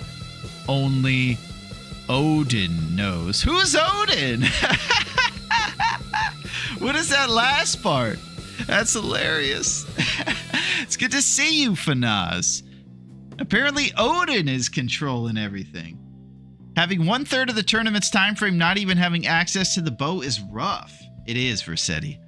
Odin is the god of Valhalla. Oh my gosh. The worlds collide, and somehow even over here, Odin is in control.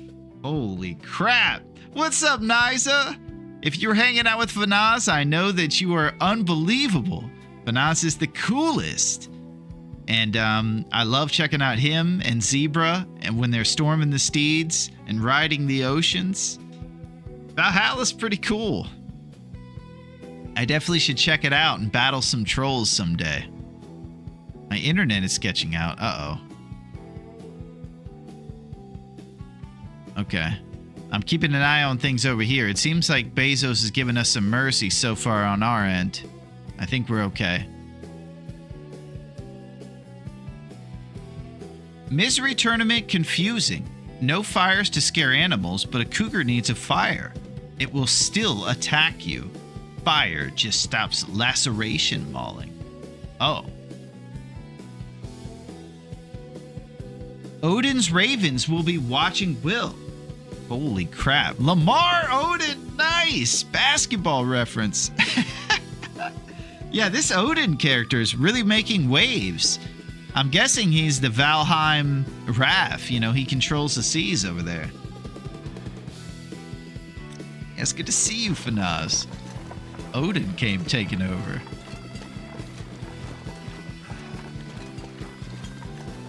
What we're doing over here is basically trying to survive. We're trying to make ourselves a weapon of defense. Right now, our only defense is a lit torch and a stone pump fake. Until we get our bow, we're just going to be kind of staying in the cut as much as possible, traveling and gathering essential items for the eventual hunt. We started a hunt this morning and just got completely wiped within 3 in-game days and sent to the cemetery of broken dreams. But we're not going to let that deter us. We're being super positive, even after getting a bedroll instead of a hacksaw. All right, let's go get ourselves some birch saplings.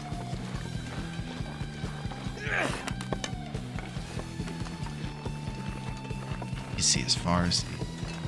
Man, it's beautiful.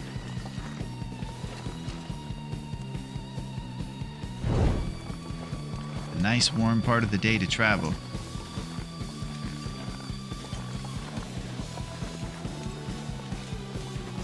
All right, we're getting these birch and going down onto the road.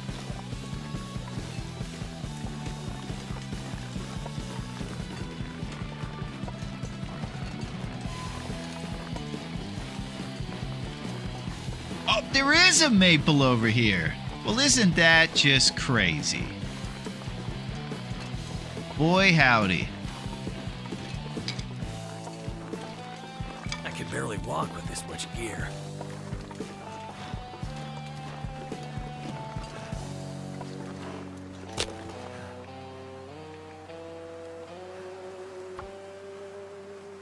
People hype. The clock starts now.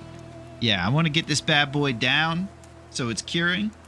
The one obstacle in that, Dunk, is that we have to travel through the ravine right now to go get our hammer, and we're likely not going to be stagnant very much. So the curing isn't really going to happen much unless we go and Thank sleep goodness for somewhere that. for a little bit.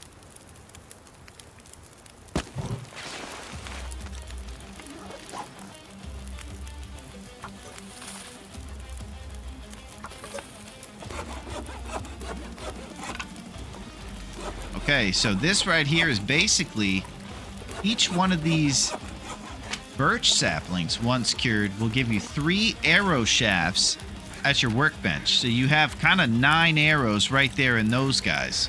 We're aiming to make maybe 15 arrows for our 21 shots, and then get back about 7 of those, so we can complete the 21.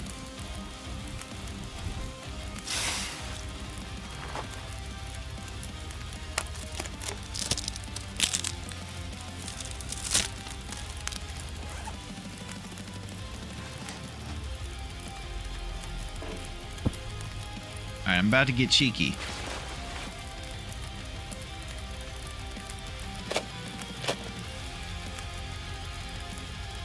Maple syrup. Still don't have any teas, except for rose hips, of course, and we'll be saving those for empanadas once we get to cooking level 3. And then this glorious food will be on the map.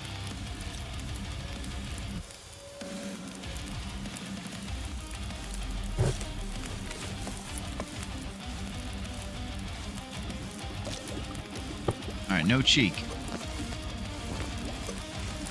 Feels like a lot of gear.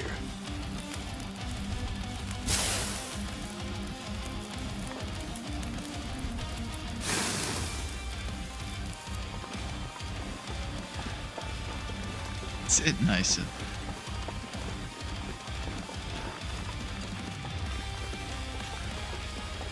I hope that the Viking adventures treated you well. Part of me is interested in seeing what Odin and the whole thing's about over there. And eventually I think I might have to. I will say that TLD definitely sparked the survival bug. I never really played a survival game before this one.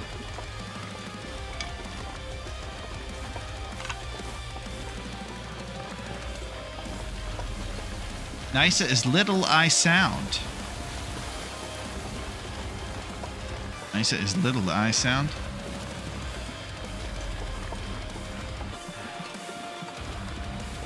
Don't pronounce the I, you mean? Nissa?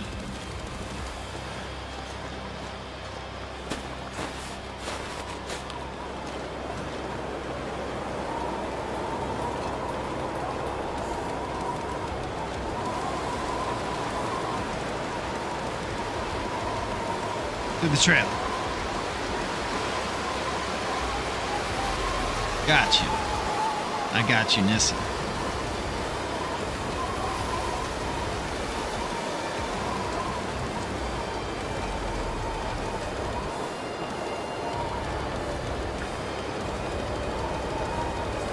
Alright, we're gonna micro This pack is cure too heavy our to stuff carry. while we're sleeping here in the trailer waiting for the weather to change. Since it's the warm part of the day, we'd like to get back out there if the wind dies down.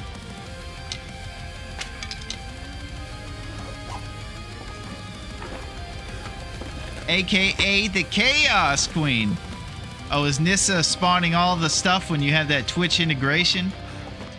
What they have over there in the Valheim world with Odin and Fen is they have Twitch integration, and these guys actually made it. And what can happen is all his buddies will be hanging out with them. And then when they just want to see Fen and Zebra get their butt kicked a little bit, they'll spawn in a bunch of trolls running around without shirts on, and they'll have to deal with them. So it's like the equivalent of if we were over here, people could just spawn in bears and cougars and everything. It's very cool. And I think it's even cooler that they made the mod for it. I mean, these guys are geniuses. All that time with Odin. R.I.P. Well done, Willie!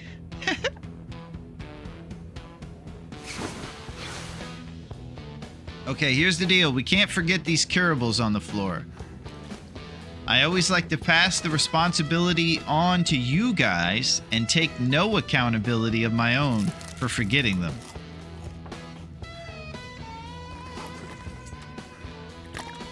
All this gear is slowing me down. Yeah, man.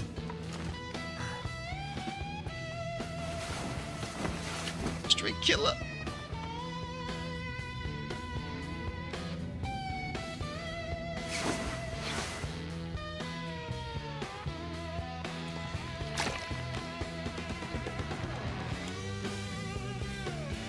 Alright, I'm gonna check the weather.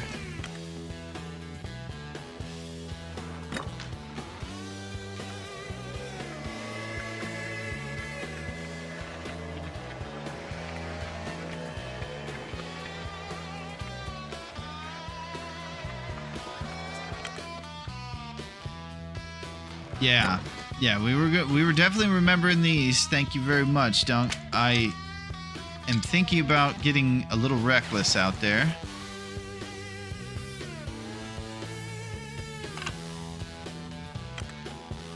And going downhill at least to Quincy's.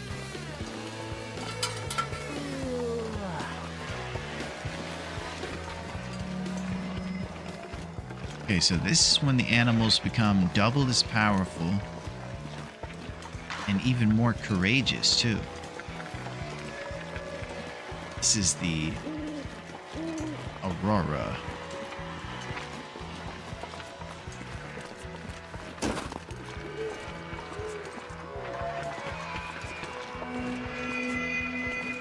I need to drop something. I also didn't think this through at all.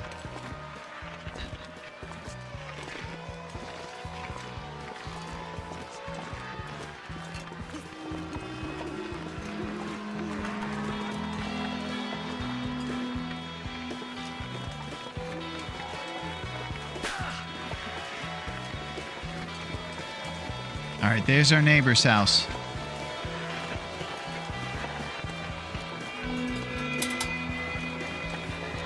Eye out for haunted wolves.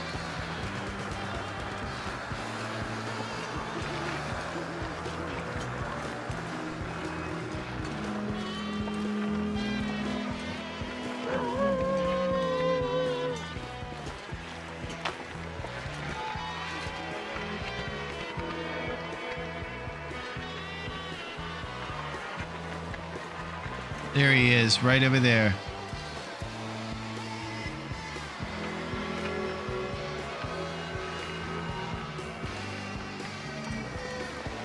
Okay. We have to admit defeat. Yeah, it is quite reckless. Okay, our stuff is curing here.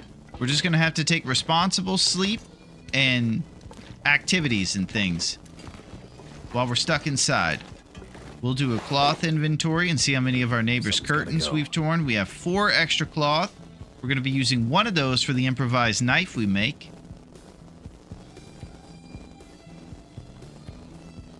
Prepared acorns. Wait, why are you a ghost now, Scruffy? Oh my gosh. Boris is getting involved. Stockholm Syndrome. They hate artificial light, though. Yeah. I don't know exactly how to navigate while surviving using all the lights here, but I do know there are a lot of lights that could be flickering around here. And we don't have a flashlight yet.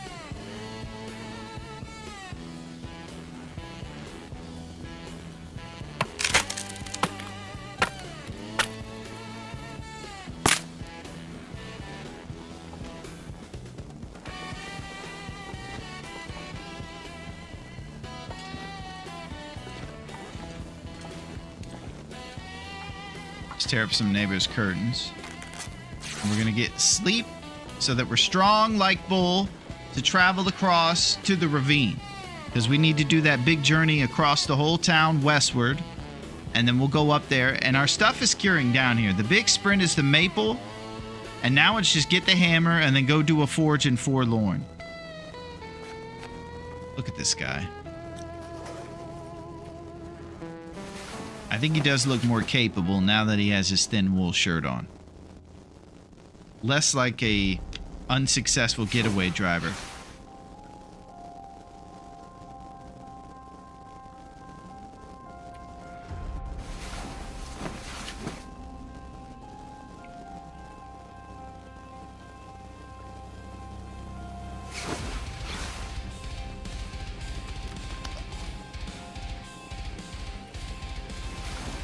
Let's keep it going. Oh.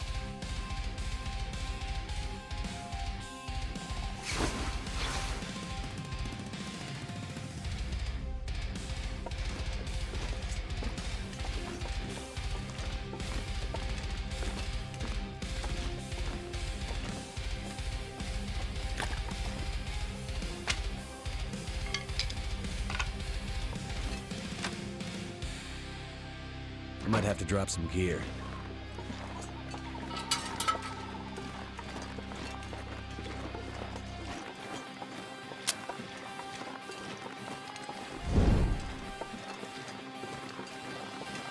Okay, the reason that we're not resting to full before this journey is because with the settings pushed this hard to the top, the opportunities to travel without a blizzard are super rare, and we're kind of trying to capitalize on them, knowing that the weather is going to be so varied, and just moving down the highway any opportunity we can get. I'll say that even though was that all the saps?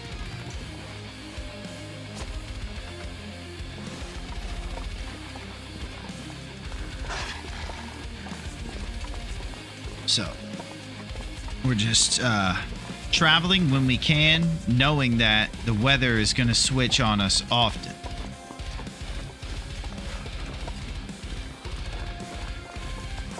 We're rocking, baby. Heading westward. We're probably going to stop over at the fishing camp and maybe also the secret magical blue trailer. Because I heard there were some doubters.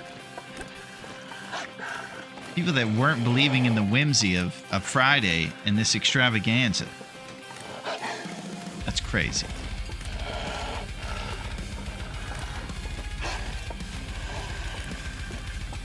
Well, prepare yourself for a little whimsy. A little wildness. Probably got to keep my hand on the holster here since the wolf is likely to catch up to us. No such thing as whimsical magic. Well, prepare to be, to have a different tune to that song you're singing, buddy. My head feels good. Because you're just about to see some magic.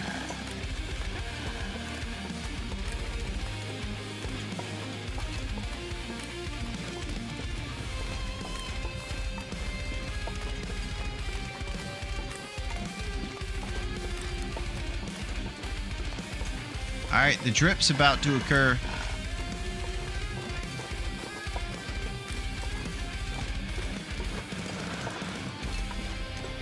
So cold.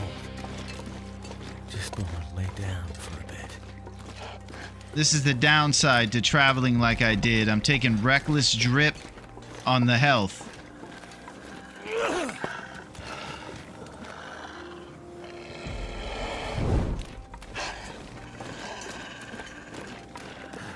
I need a spot fire.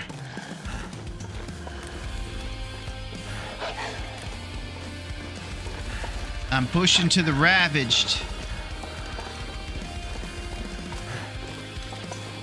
Feels sketchy, man. I hear on the last Friday of each month in Dave's Cave, they host a bring your own torch party. The last time they had one, they told Dennis the Menace he was not welcome with any oxyacetylene torch. That cut is so deep that I don't even know what's going on, Cactus, but it's awesome. That's our motto here. Time to get reckless.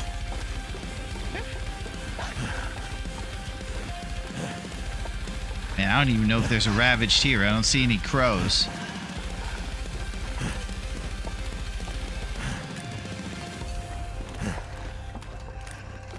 Yeah, we got shorted on the ravaged. Ain't that a bee?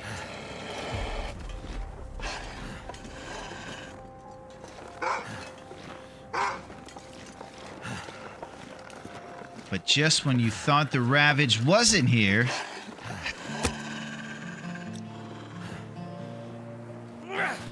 Alright, we need to get this party started.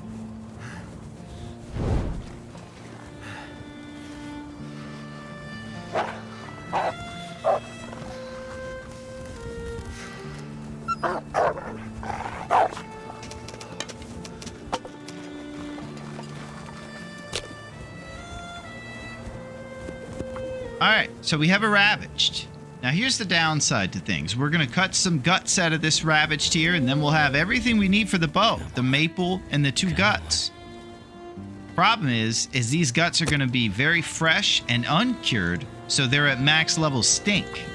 So we're going to be stink walking anywhere we go until these guts have fully cured. So, yeah, we're going to get some deer and we're going to get some guts. Come on. Yeah, Mike, the kids have been all crying all day trying to get up the aggro crag. There's one very athletic kid who's doing way better than the other 2. We plucked out of a crowd of people because we thought it'd be funny to see him fall down the aggro crag, but it's going pretty good.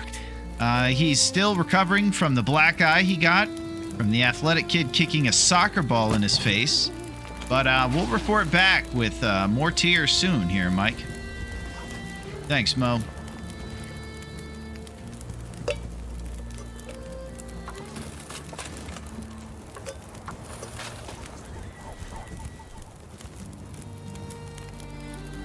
Okay, nature's calling, but we have to focus. I really want to go steal that rabbit. We have to heat up fast.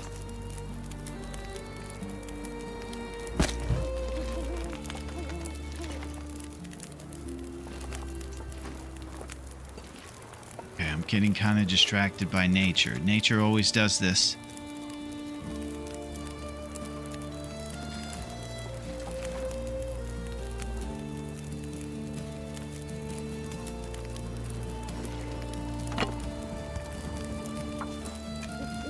Well, at least put the deer on. Then we're going to go get the rabbit before the wolf eats all of it. And we'll see if we can get a gut and a pelt out of that rabbit.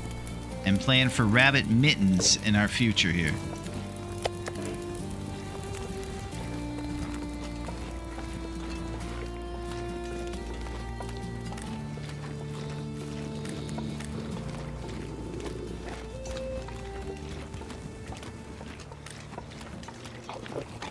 Listen to him. Need to find some place to escape this cold. He's nasty.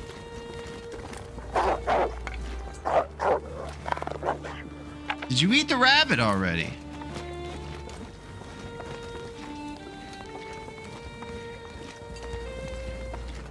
I think he ate it. Son of a...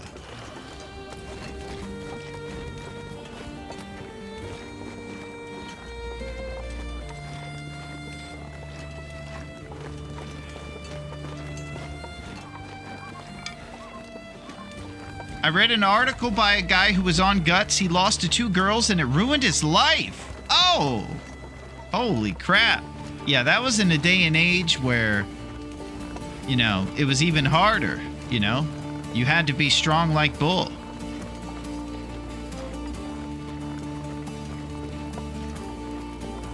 Poor guy. I love the description of the rabbit gloves in this game. We'll have to go check those out in a second, Lurby. I'd love to see that.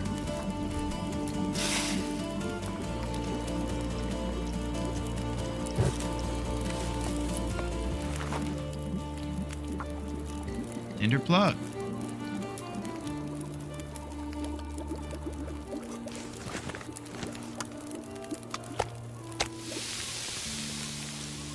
Prepared acorns, huh?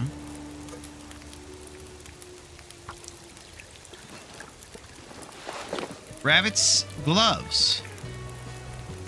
Handcrafted mitts. They may make you clumsy, but they're very warm. Kind of like wearing a rabbit on your hands.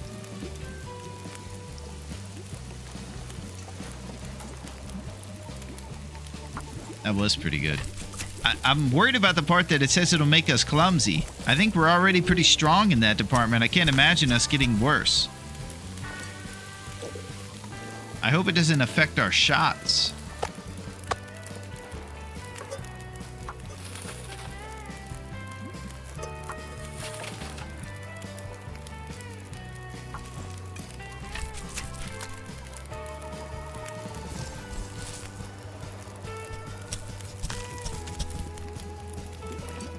Not sure why I feel so tired.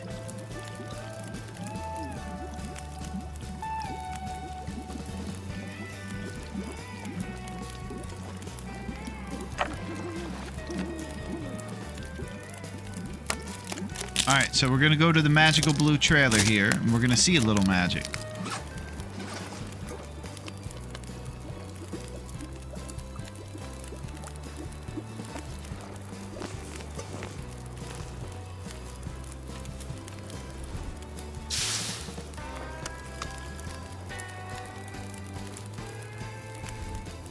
Now I was kind of counting on a few feathers next to this rabbit. Seems like it's featherless around these parts. Here we go.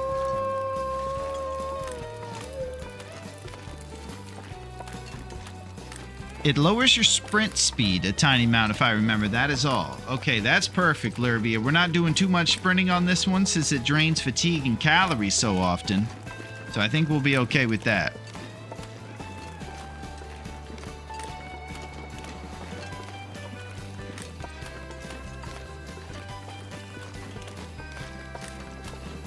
Oh my gosh, what's up, Fire? How's it going? And thank you for coming in with that support. Listen to this. This challenge is not unbeatable. You got this, Larone. Thank you, Fire. And even backing up with those rose hips. You know the way to my heart, buddy. Thank you. Thank you for those hips. Nice entrance, Fire. Too heavy.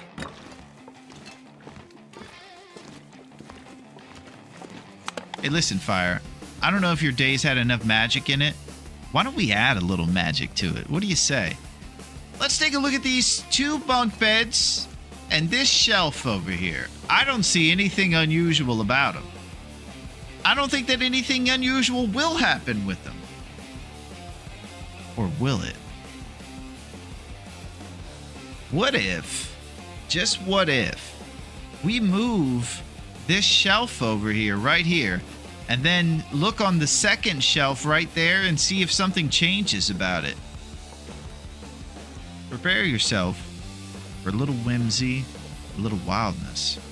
Tell Odin to try to stop this. Here we go. Oh! Now, look, that was a pretty magical situation there. There's no way anything's gonna happen if I move these beds, right?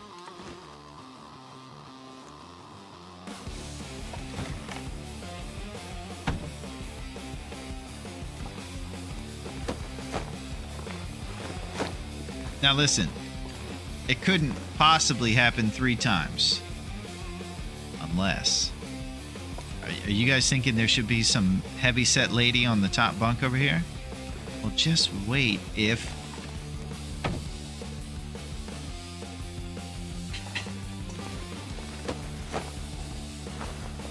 Okay, we didn't get too much, but it was still super insane. Uh-oh, it's magic. It is magic. Okay, we're pretty tired here, so I think we're going to leave our curables here on the floor. And then we're going to probably get some old-fashioned rest. We have all the stuff now curing a little bit, and we're going to travel westward with it. I'm filled with whimsy. Nice!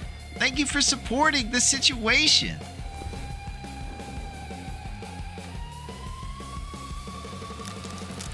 Everyone else is trying to pretend like they're not whimsified, but we know they are. We know they're full of whimsy. Warning, this magic can only be wielded by those who believe in life after love. That's true, Versetti. Because without our love, Astrid, we're still trying to live on, and we're still trying to, survive and move forward so that we can be reunited.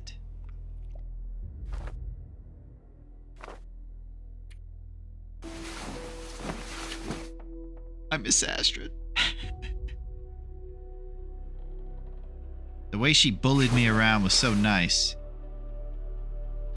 Miss it.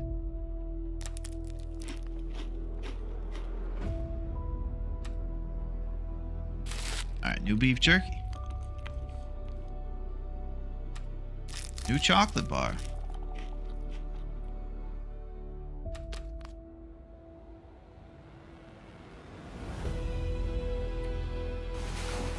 Okay. So you're not gonna believe this. Uh-oh, here we go.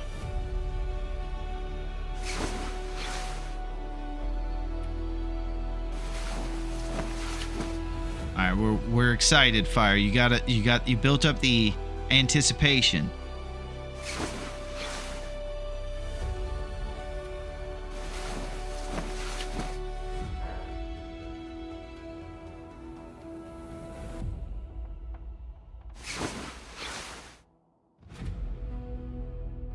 Moose sliders, nice. I just got done grilling again. Burgers this time. Oh man, grilling season, baby. There it is, Fire. Fire last time on Tuesday was eating shish kebabs. Fire, the fire in the name is not the only fire around. The fire is also on the grill, man. Knows how to cook.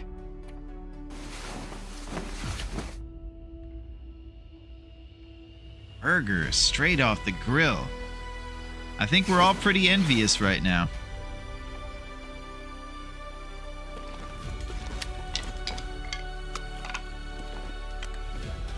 That's amazing. I'm not sure I can carry much more. Burdock root.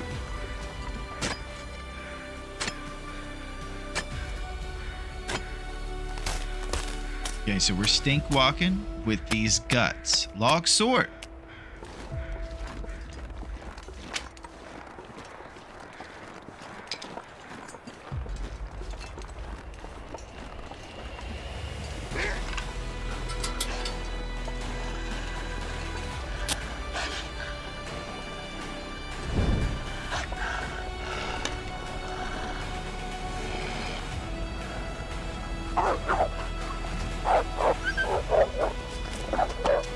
I'd say I'm a bit worried about the wind blowing out the torch when we pump fake these wolves. Let's try to be smart about it. Because we're going straight behind the wolves to the fishing zone.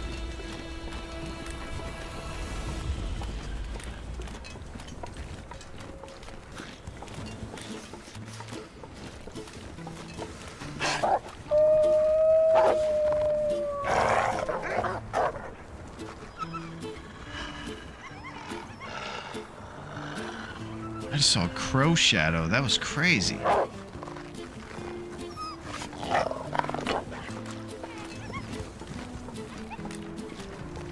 How's this Will doing? Health looks okay. Well,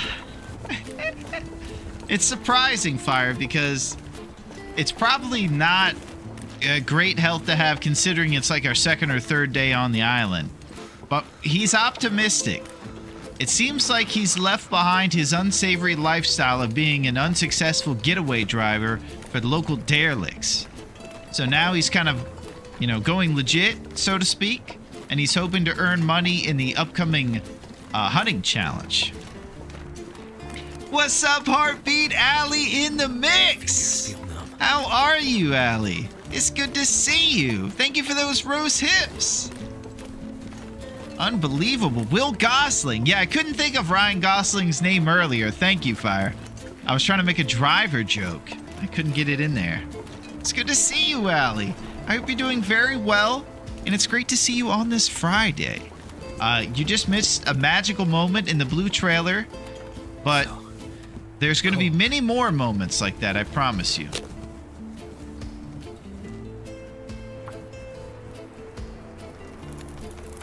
Fire's life out here.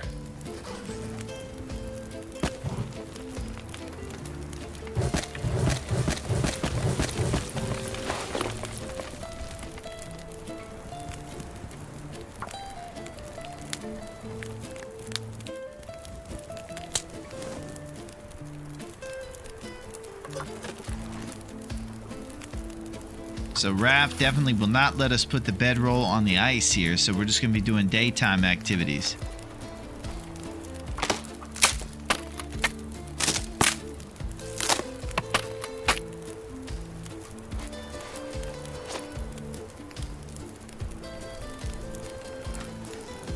Tin of sardines.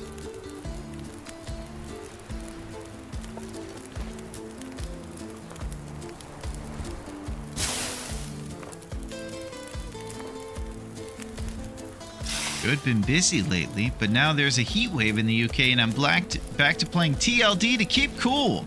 Yeah, I just heard about this heat wave today, Allie. It seems like it's taken over the streets. Running up the light bill.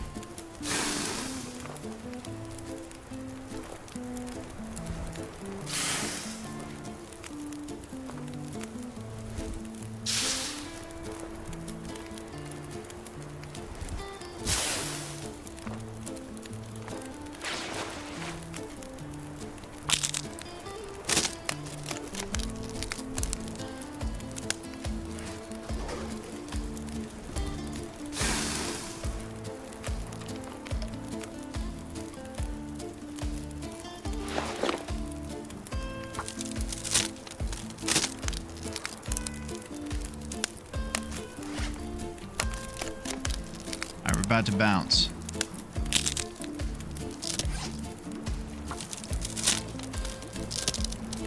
So we sort our torches by worst at the top to the best at the bottom, and then sometimes we'll get rid of the lower ones since it's completely random number generation as to how strong your torches are when you pull them out of fires. We are not set up for it. Nobody has AC, and it's 39 Celsius, 102 Fahrenheit. Good Lord. Nobody has AC. I'm sorry, Allie. That's crazy. Well, I hope you get yourself a Wazo fan or something. Stay cool. Circulate the air.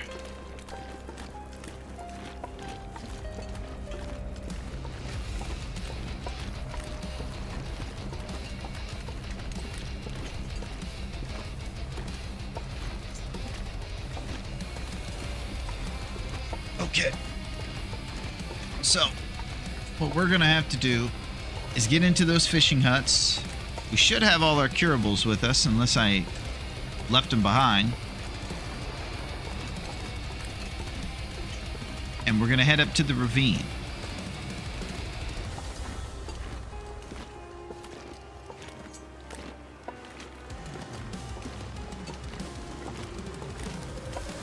How's Will? He's doing pretty good. He's found new life. We just mentioned how he used to be a getaway driver, an unsuccessful one, and he was kind of depressed. But he's bounced back. He's decided to go legit and try to do a hunting challenge instead. He loves Astrid still, and he really just wants to get to the point where he has a bow so he can go and shoot the bear. It's gonna take him about a week, maybe a little less. We're going after bears that live in cul-de-sac caves, Allie. And we want to use the John Candy pincushion strat, shoot him in the butt so we can farm an accuracy score. We have to shoot the bow 21 times before 21 days. We're not allowed to miss any of our shots. So we're trying to shoot the biggest opponent and get him and hit him not where it hurts using the John Candy pincushion strat.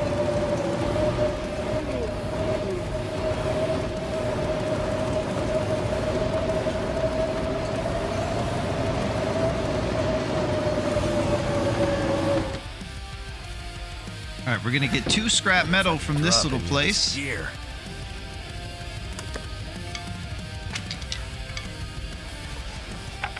Amongst other stuff. Tin of sardines. Nuts and stuff. 100 grams.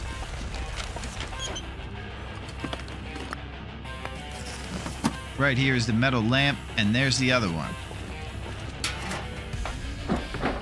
Let's break it down.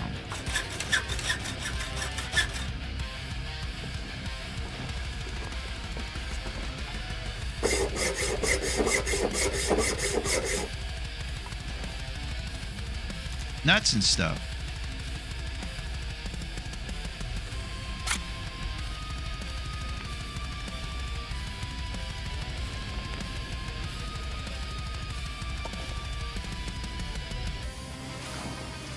Okay, I would like to keep moving. We're just gonna need to be at full warmth before we travel to the northwest part of this town. So let's see if we can get away with 1 more hour before the weather turns. I remember reading about a medical experiment where they gave burn victims VR headsets and put them in a snowy, cold environment, and it had an alright pain reduction. It had a slight pain reduction. Makes me think they should play The Long Dark in VR. Holy crap. That sounds like something that, I guess, placebo actually turns into helpful.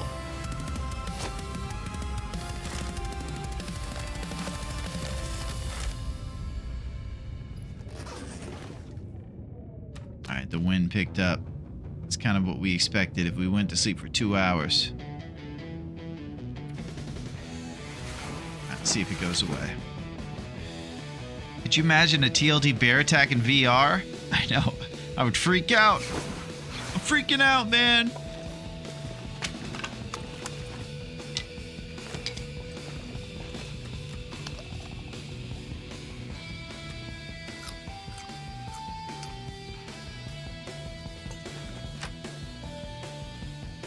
I'm gonna have to leave something behind.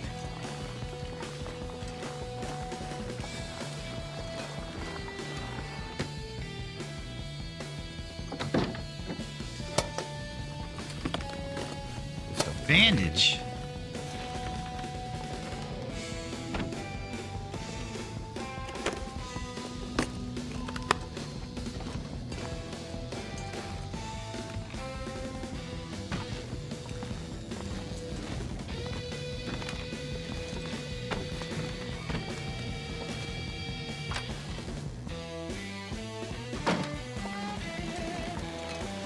Yeah, I love the bear attack animation.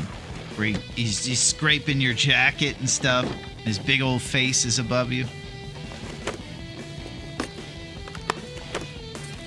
Getting mauled by a VR bear while I'm in a burn ward sounds like an awful time.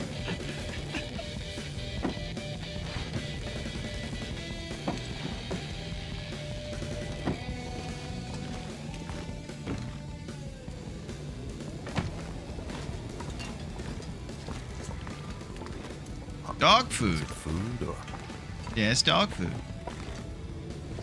Alright, let's go.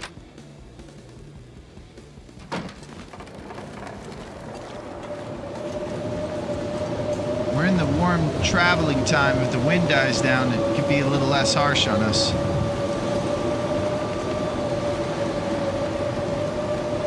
something's gotta go.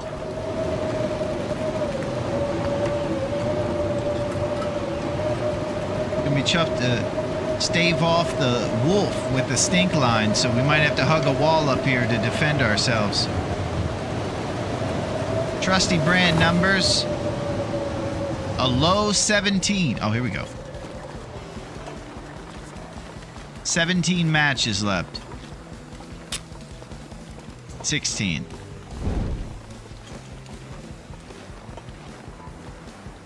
Alright, we have to mine the bear. He's been known. Did we get our curables? My curable anxiety is through the roof when I leave the house. But yeah, form of therapy, it seemed to have some positive effects. At least you'll be focused on the mauling and not your pain. Wow.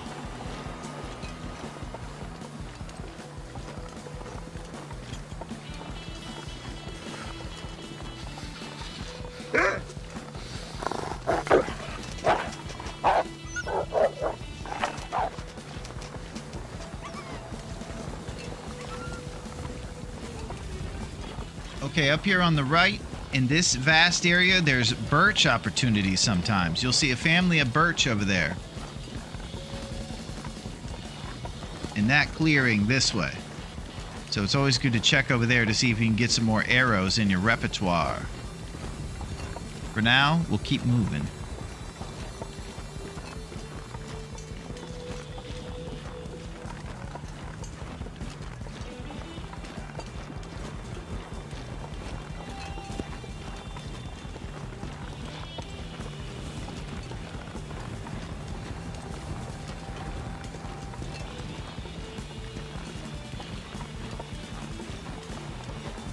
We're headed up to the Bear Creek campgrounds. We're looking for cattail dreams along the way. One nice thing about Loophole 4 is that we can take cheeky sleeps along the way. We don't have to plan for these big gaps and spots where we won't have an inside bed or a car to do a bedroll sleep in.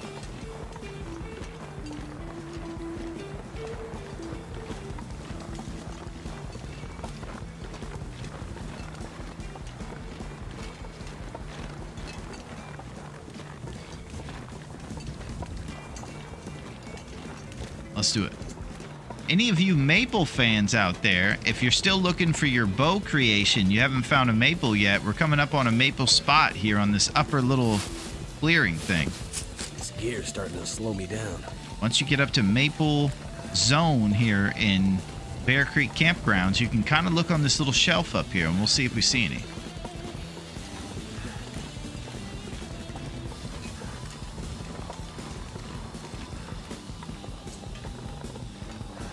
Can't feel my feet.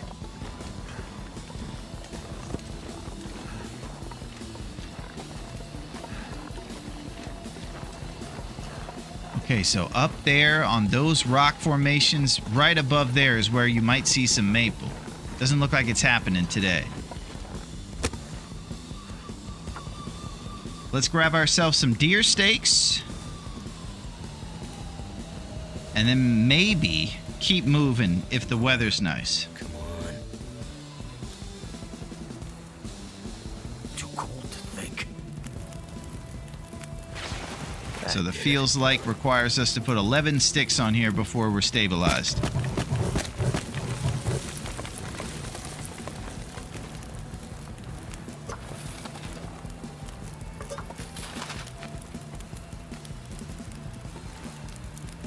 There it is. All right, let's get lunch or dinner, and then we'll keep moving. And I do hope you guys are having a good Friday. We're planning for our big beach trip. We're getting ready. It's good times.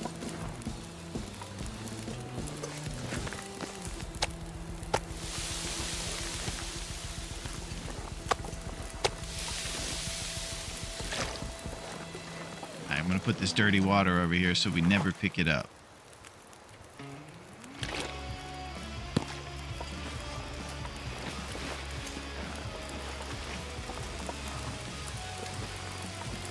Okay, so that's where your maple will be up there if you guys are still looking for some. For us, we're going to go that way up the river, through the ravine exit of this town, and maybe check for one little birch on the way out of here, just to have a total of 12 arrow potentials for us. We're going to have to stay on top of getting crow feathers, so that we can put those on our feathers, and they add to the physics of the arrow. If you don't have the feathers on there, they won't fly as straight.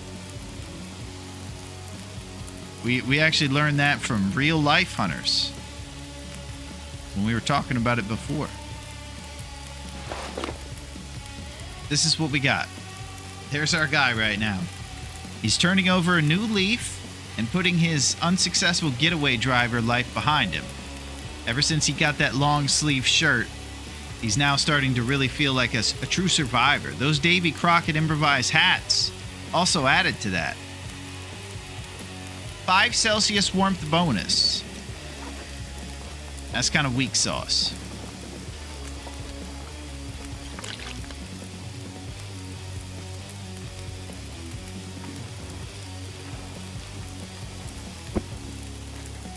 most of our responsibilities pretty well accounted for.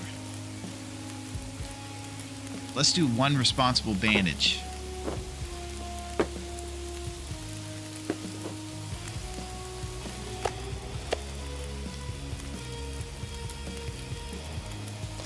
It's dusk, so night can't be far behind. All right, it's time to move.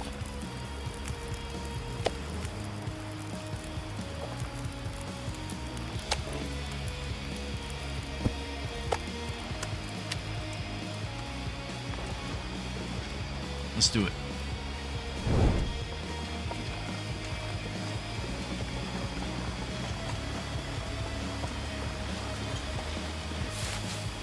If this weather turns, we'll go up to the Rabbit Grove cabin and chill in there for a little bit.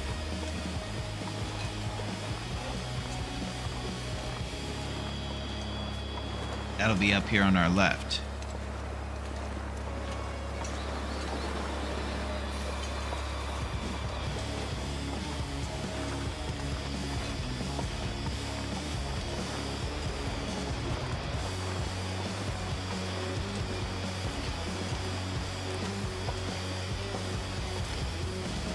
Cold is making my head feel thick. All right, we're going up there.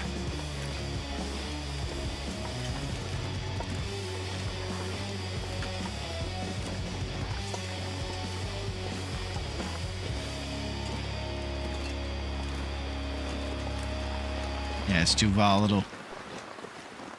We ain't gonna make it out here. See if we can grab some reishi mushrooms and rose hips.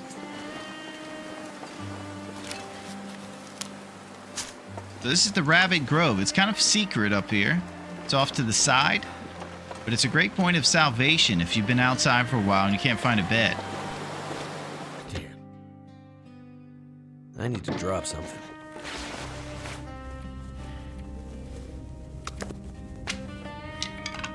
Boom.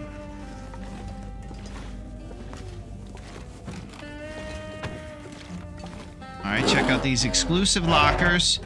Get some rest and warm up.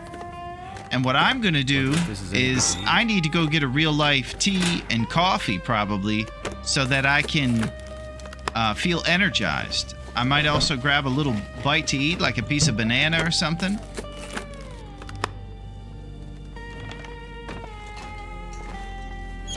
And come back recharged. Throat quote time. You're just in time for the throat quote. All right. Let's settle. R.I.P. Trusty Brand again here.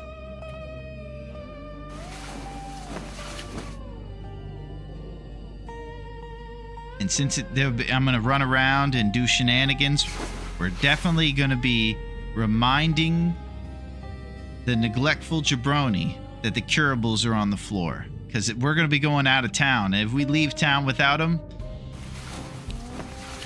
I don't know if we're ever coming back.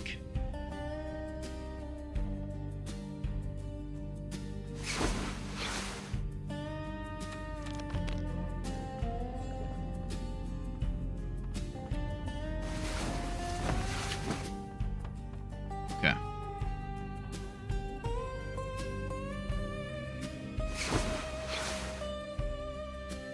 Alright. Quick Bezos. I'm going to grab a banana and a quote tea. And I'm going to come back here ready to storm the steeds even stronger than we did in the first half.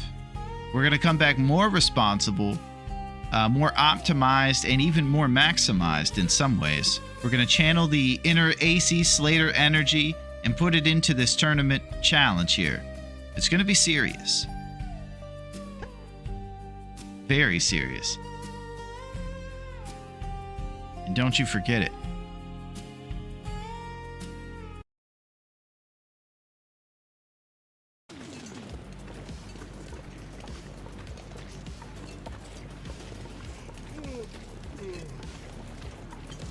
In real life, you would use a tree. You're right, Kirby. We have to be serious.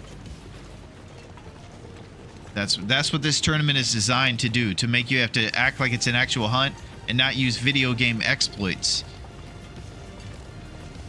Because the animals have pathing because they're a video game and they can't go on these rocks right here. So in the last tournament, we were able to go up there and be basically off grounds where they could go.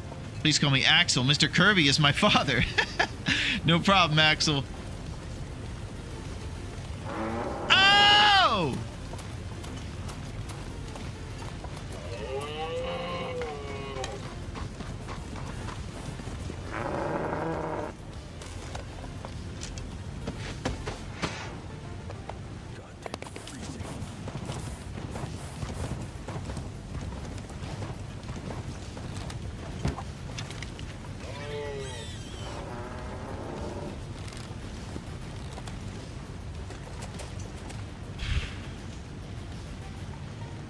Miss Pac-Man, that's not gonna happen.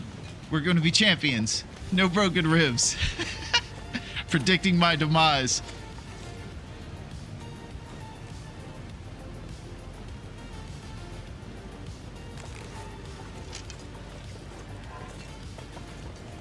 Okay, so we have to be in aggro range. So if he's not upset with us, we're not in the right range. But we're in a good forest here with a lot of stuff. We cannot run very much. So he has to see us, basically, for the fight to be acceptable.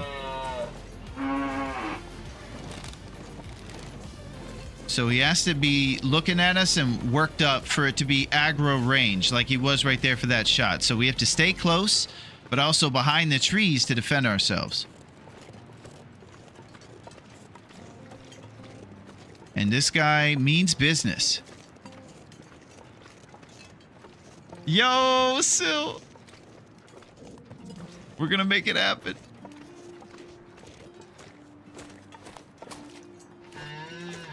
All right, does he see me yet? Yes, he does.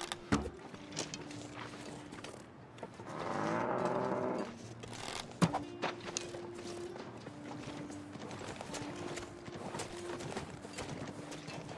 right, he's leaving the forest. We got to keep him around here with all these trees.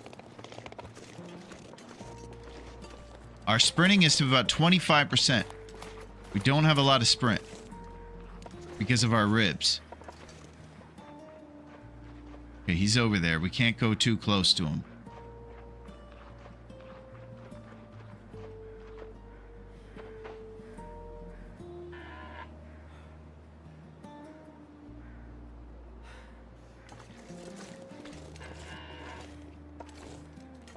Oh, he's down there. Okay. It's gonna get a lot colder soon. All right, Will, I'm sorry, buddy, but we have to be out here. Come on up here, buddy. We have to go by the trees. I can't fight you in the open. Oh!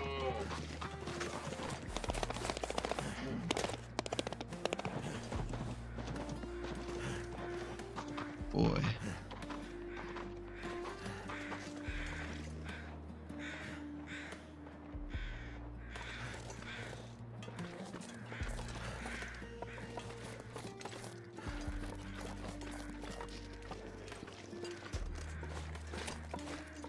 It's getting cold out here. HP is not looking good. It's a long fight. Ah, he's over there.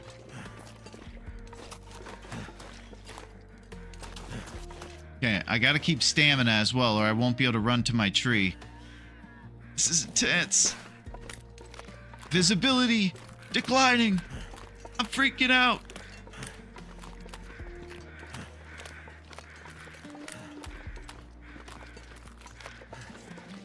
This guy took it away from where the arrows were too. He's getting smarter. He's evolving. Boy, good luck seeing him.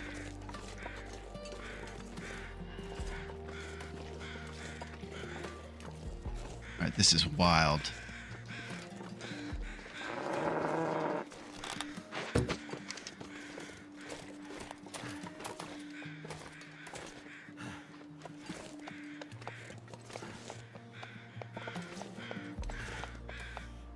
It sucks when you can hear him but not see him.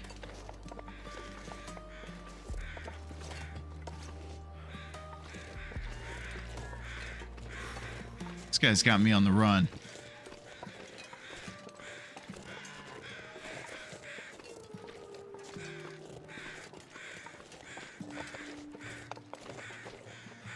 Woo-wee! Okay, we gotta get this guy. We gotta get this guy, man. He's playing games. He's back here. Okay. Let's get this guy.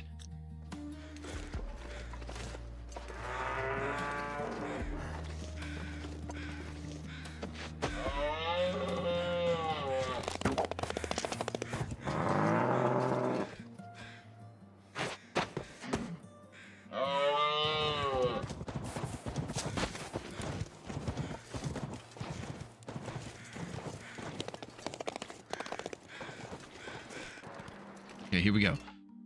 So when he gets upset, it makes a verbal sound. That's when I'm going to shoot.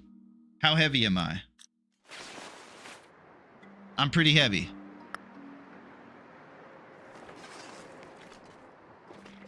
But I feel agile. We're our worst critics. I'm sure you'd be entertaining. Yes, I would love to see Sam.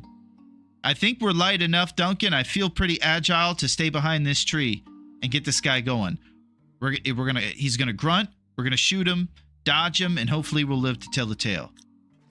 Woo! Man, it never gets less intense when you fight these guys. So we wait for the grunt. My head feels thick. And we shoot. We're on a hill here, so we got to account for the dip as well. Like a field goal kicker. Okay, he's upset.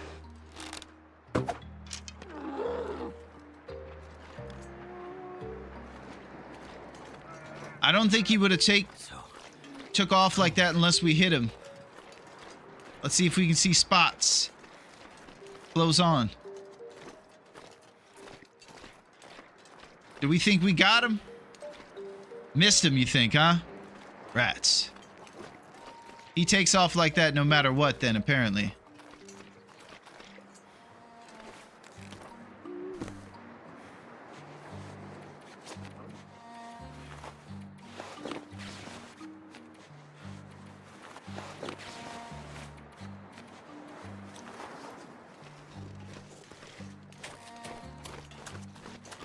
He take...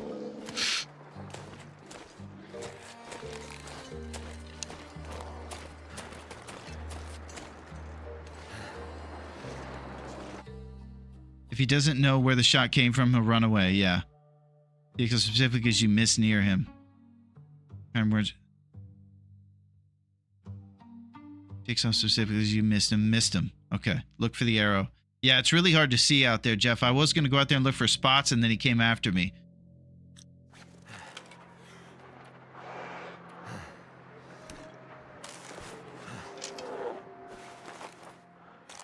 Okay, if I hold my clothes but take them off, do they still get destroyed? Or do I have to drop them all? How does that work? Is dropping them the activity that keeps them preserved? Because I'm worried that if I just take them off, he'll still maul them and destroy them. That I need to put them on the ground, actually. No, but they weigh more.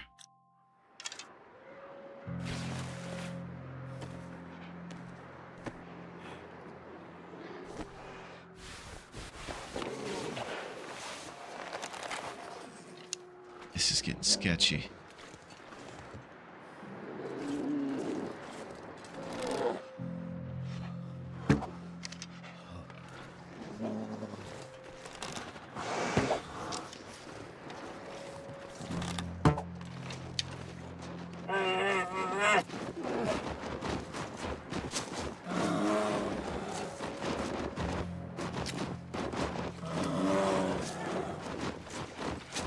Need to find a place to rest.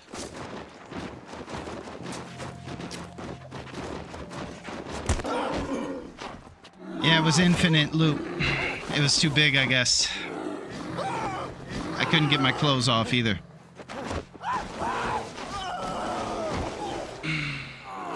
I thought it wasn't a fat enough tree.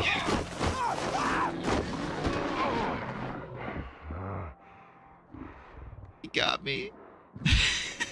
Dang it. Those rabbit skin mittens got torn up, man.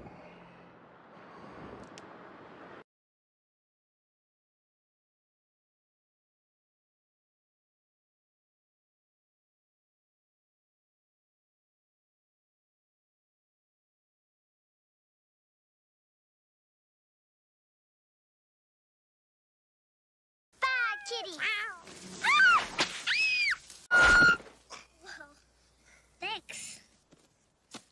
Get a goldfish.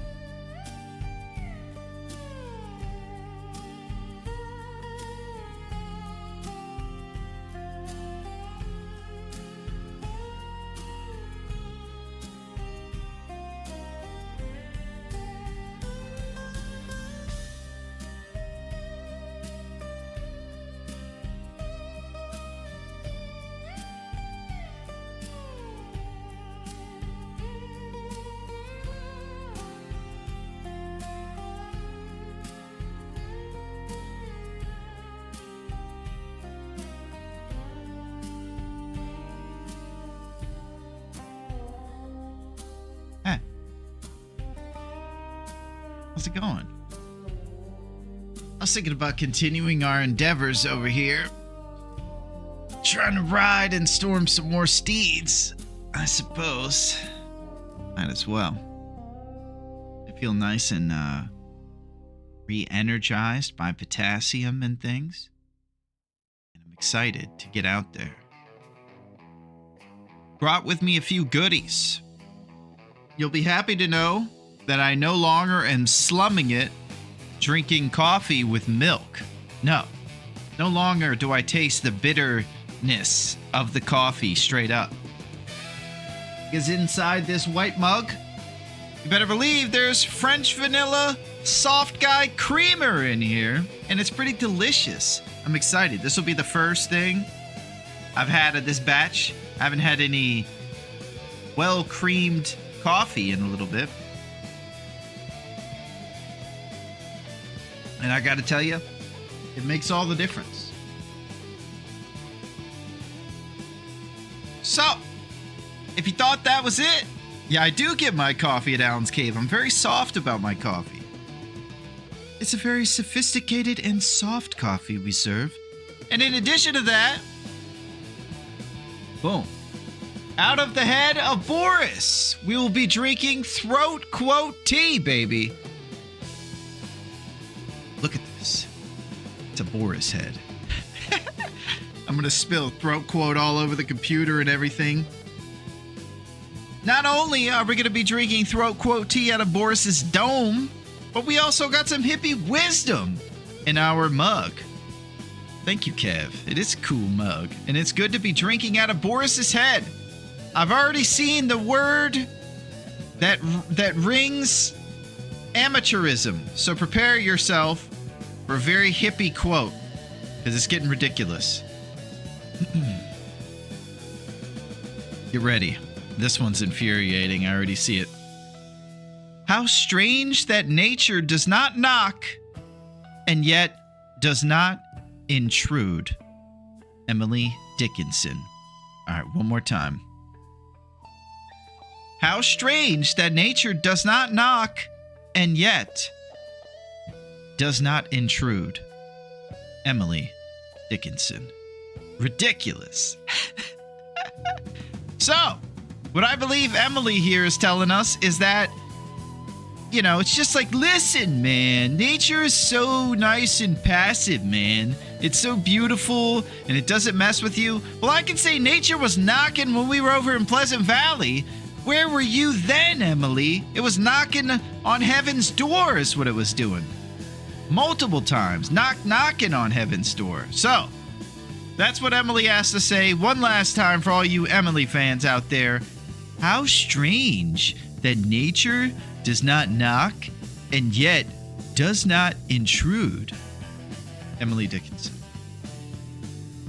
Ridiculous. That's right. My being in the room is not an intrusion. I'm welcome here, right? Listen, Boris. I think we've had about enough of you. That's why we're drinking out of your head this hippie tea. It's overrated. That moose will knock your door right off the hinges. You get a little bit of ground acorn shells in your coffee at Dave's Cave. Oh, why don't you come on down? If you're looking for a little bonus, we'll look in your coffee. There's some ground shells in there too. Adds a little crunch. It's kind of like peanut butter, you know? It's a bonus. So usually the tea comes out piping hot. I think this one here is gonna slam me if I try to drink it. Take a sip of that in a sec so we don't scorch ourselves. Don't worry, Emily wrote plenty of more depressive stuff. Yeah, I think they picked out her most kind of some of the stuff she wrote early in her career over here, Lervia, and it's usually just kind of hippie, dippy, basic stuff. Everybody will also be happy to hear that Aretha got more wet food in the other room, and she's very happy about that. She's been a shrimp and salmon girl for a while. She tried just straight up salmon this morning, and she wolfed it down. So I might be getting some more orange cans for her. Orange for salmon, of course, and the blue is the ocean whitefish one. You know, big time. This is high level stuff going on over here.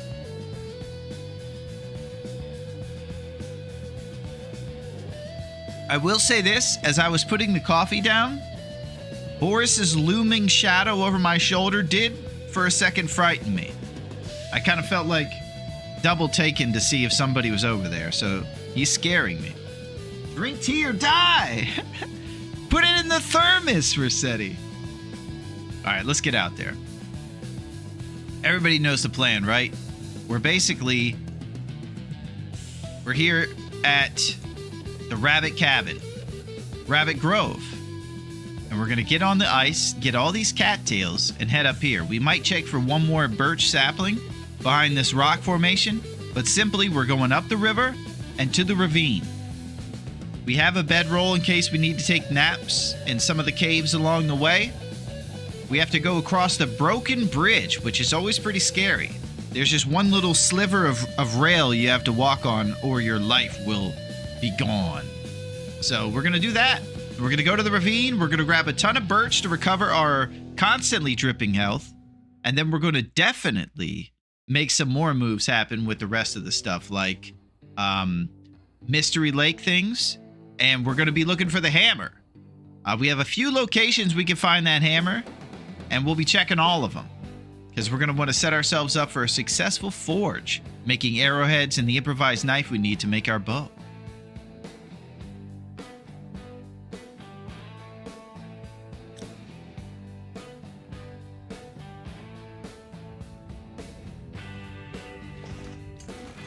I'm going to go check the weather. Curable's definitely in my brain right now. It's 3 down, but it's calm.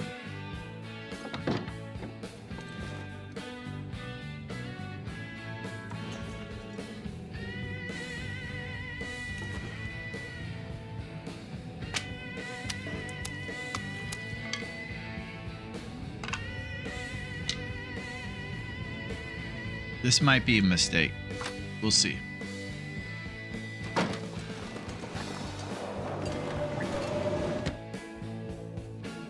Grandpa Simpson.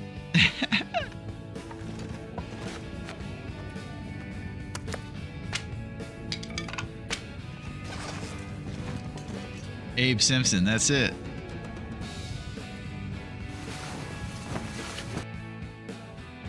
I think we got him.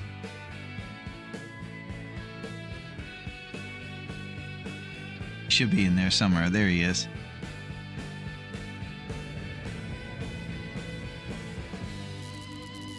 Oh boy. Okay, so it's gonna be sketchy out there. We only have about one wolf to get by on the way, so we can still move if we'd like. Right now, all the signs are saying take some rest and chill out.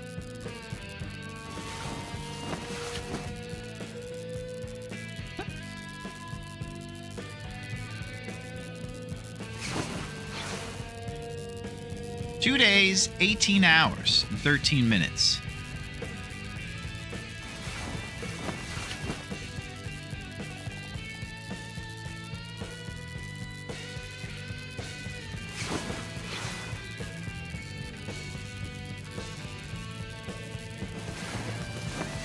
Yeah, I love some big moose kicks and throat quote tea, I'll tell you.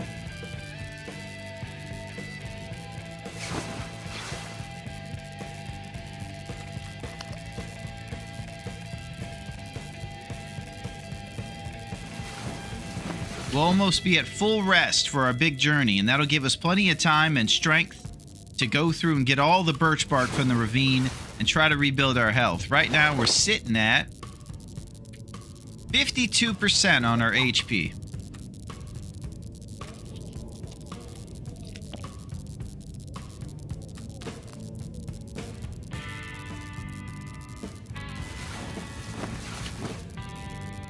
Now, I was about to say that I feel encouraged about what we're doing, but what I would say is when it gets a little, we got a little reckless there a bit.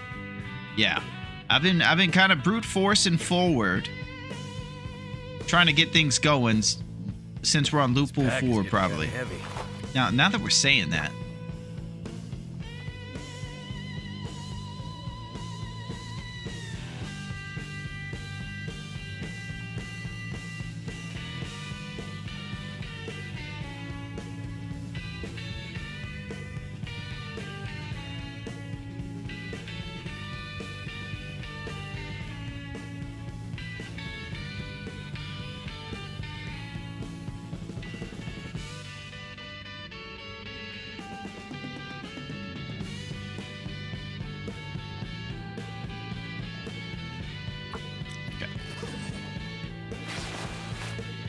Prepared reishi mushrooms. He's mending his ways. That's all he's mending, right? Because we'll fail the tournament if we do any other mending on our clothes. So he has to mend his ways, I suppose. In prison, all they give you is a bedroll. Holy crap.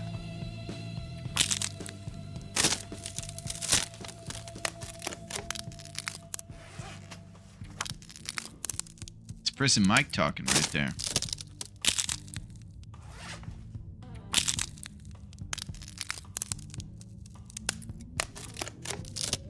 I think the guy who got hired at Dunder Mifflin, that was a former convict, was named Martin Nash.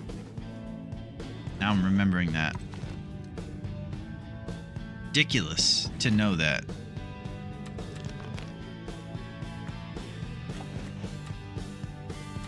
Salty crackers.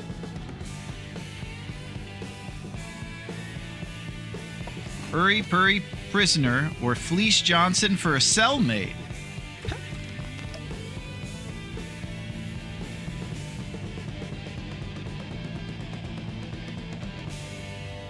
I don't think either of them are going to be nothing but Dementors. I think this is some inside baseball over here that it's going over my head.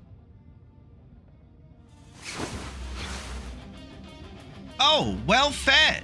Okay, so we're way behind schedule. We're on day 3 now, but it's okay. We're going to make up for time and adapt to this weird loop pool we're on by storming the steeds and being successful.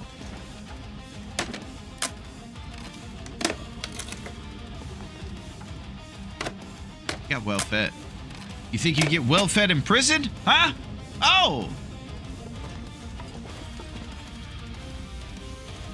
I served my time in Azkaban prison, all 7 years of it. Holy crap. Heavy drama. Alright, we're about to roll. At the first spot fire we're forced to make is where we'll craft our reishi mushroom tea.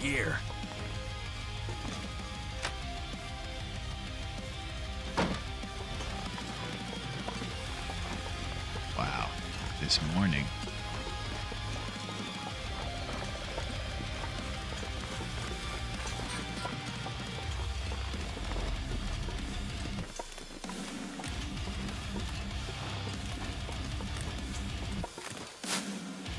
Speaking of drama, I saw the Total Recall remake last night, and it was freaking terrible. Well, Dunk, I wish I was there for those 90 minutes before you pushed play, because I could have told you that without ever seeing the movie, just based upon when it was released. And I'm sorry you had to endure what was likely a bunch of nonsense. But the great news is that 1990s Total Recall with Hauser and the eyeballs when he goes to Mars and all that stuff, it's still there for you. Those special effects were amazing. Remember that lady's head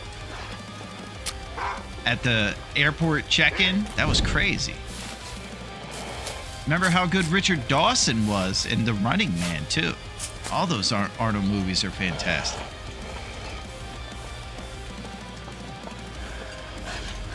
Jesse the Body Ventura.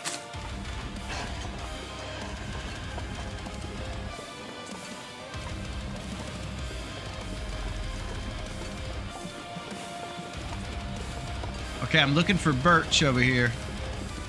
Looks like we're not getting any birch sap. No problem.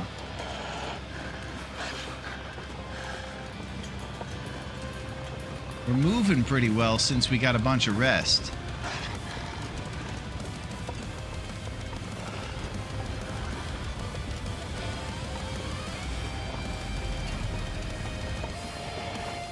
Cattail Dreams. Need to find some place to escape this cold. Yeah, I didn't care for Peter Jackson live-action remakes. We had the Lord of the Rings cartoons. Oh, you didn't even like the Lord of the Rings movies, Duncan. A lot of people like those.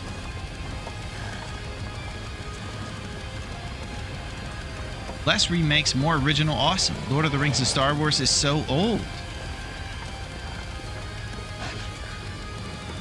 I am very fond of the original Running Man movie. Me too. Those used to be some of my favorite movies when I was a kid, even.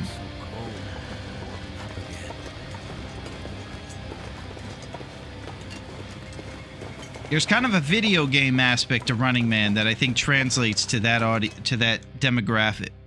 I'm But gonna have to leave something I'm behind. also an Arnold stan, and I pretty much like anything he does. So I might not be the right judge of if it's good or not. I could watch everything. Commando, Predator, True Lies. True Lies, man. Come on.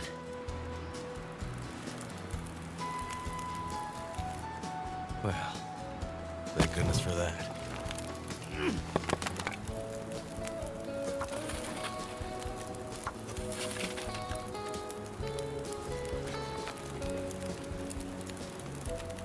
Dog food.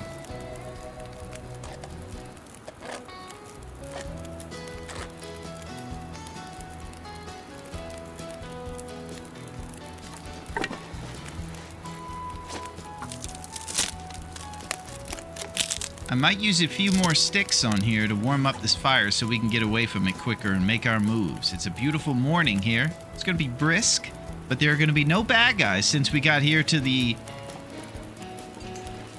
ravine.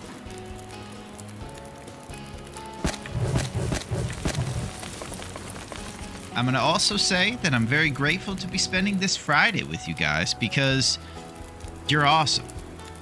And I appreciate it. Duncan says he wants me to go down for a cheeky 1 hour.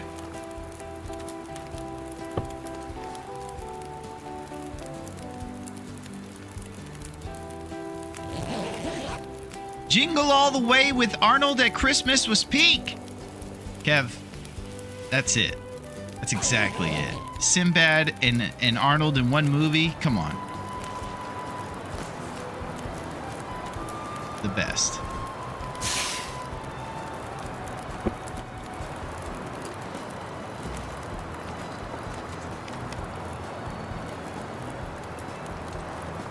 All right, curable check. Because I have anxieties. There it is. All right. We're going across the sketchy. I have a headache. It might be a tumor. It's not a tumor. It's not a tumor. at all.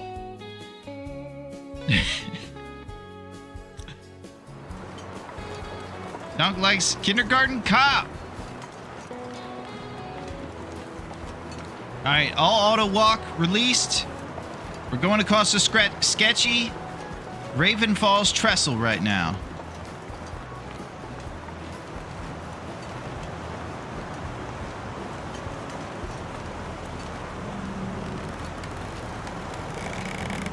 Ding. Holy, I love looking at it once I get across and I feel safe and I can reflect upon the glory of the ravine. Just trees as far as the eye can see and beauty.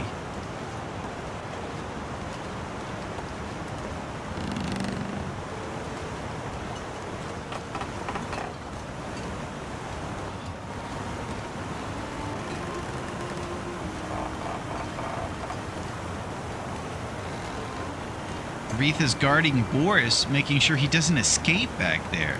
Nice! That's good to know she's getting used to her new roommate. Because Boris can be pretty daunting for her at first, I imagine.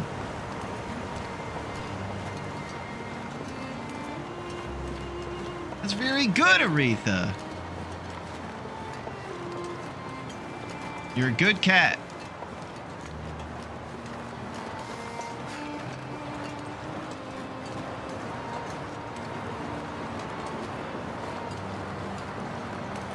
Okay, we'll probably do a spot fire here pretty soon. I stay away from anything new. It's all remakes and it's all terrible. My fingers feel numb.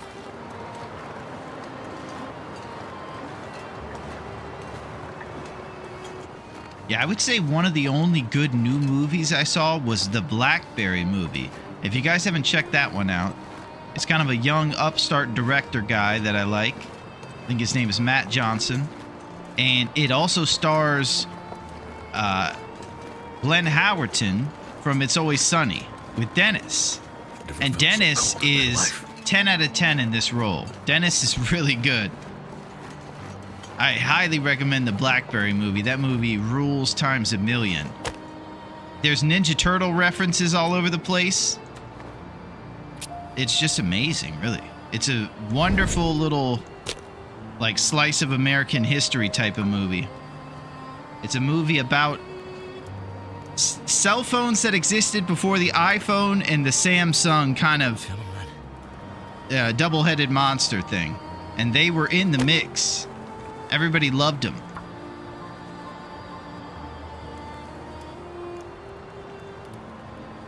I love Raven Falls Trestle so much, but in Interloper I had to cross at night in a blizzard one time. It was scary. Yeah, check this out, Lurvia. Being on Heartbeat Alley and having the wobbles and then trying to do it. We've been there before too. It was crazy.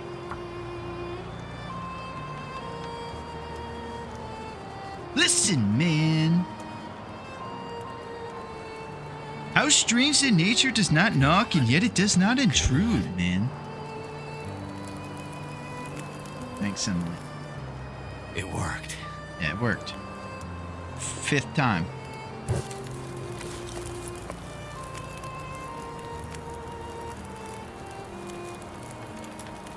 Yeah, if you guys have a short movie list of new movies that you might want to check out, Blackberry. It's amazing.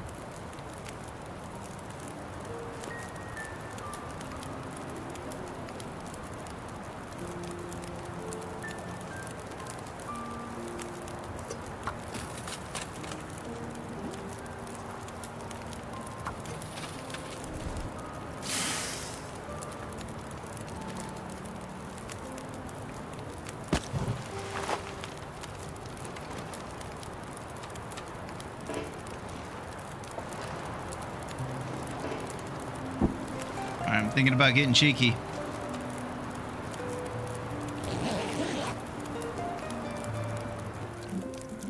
Here we go.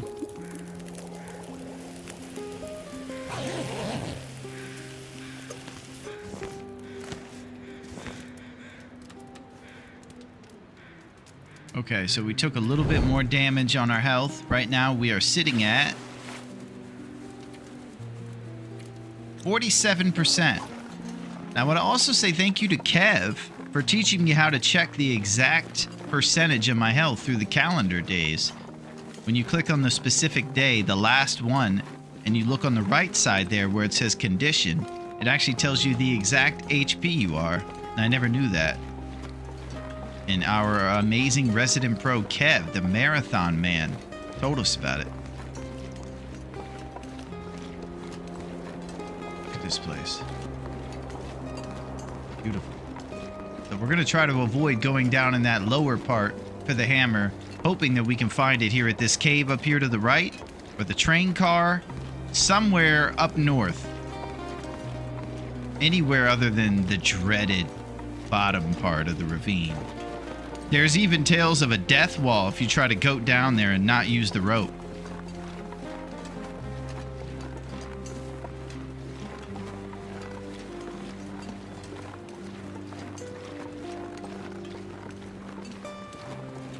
All right, first birch bark, baby. Here we go.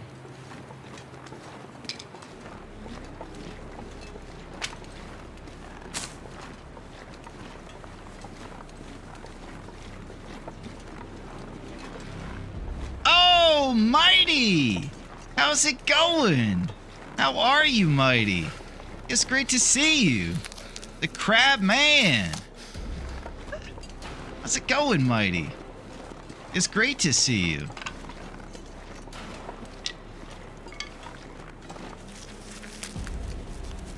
I did not know you streamed. It's true. Heavy. We do. We're not great at it, but we do have a good time. So that might, that's something, right? All right, so what we're going to do is probably try to warm up and get down through the rest of the ravine. Because we don't have any sort of teas or anything until we craft them right about now. Let's do it. I know now thanks to Twitch. Well, check this out, Mighty. I don't know what changed, but I think if Bezos is telling you about us, we've finally reached an agreement with Bezos where he's cool with us. Because right now we have Raph coming after us around every corner. So if we have at least some grace coming from Bezos, that's a good thing to know. So I'm glad that he's out there, you know, spreading the good news and everything, and and he's cool with us, taking nice big commercial breaks and everything, and he seems to be, you know, finally okay with us. I'm telling you, those hedges he has to count his money in private are fine, and the homeowners association needs to lay off.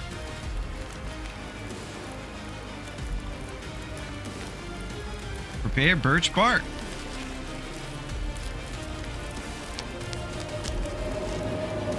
Prepared reishi mushrooms.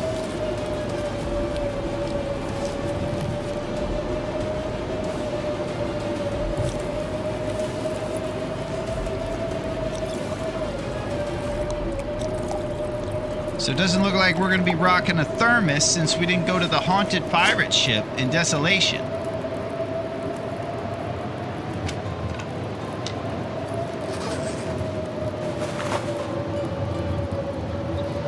Beans and jeans is what we're about. We got the jeans, baby. And we got acorn beans, I suppose. And 5 Celsius warmth bonus. Looking ridiculous over here.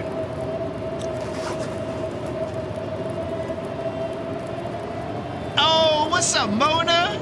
Seems Raphael will be on a live chat podcast on Sunday. He may spill some beans on info. We just heard about that, Mona. This is getting, you know, breaking news, baby. It's good to see you, Mona. You know what's cool about Mona? Mona's always spreading the word about TLD. I like that.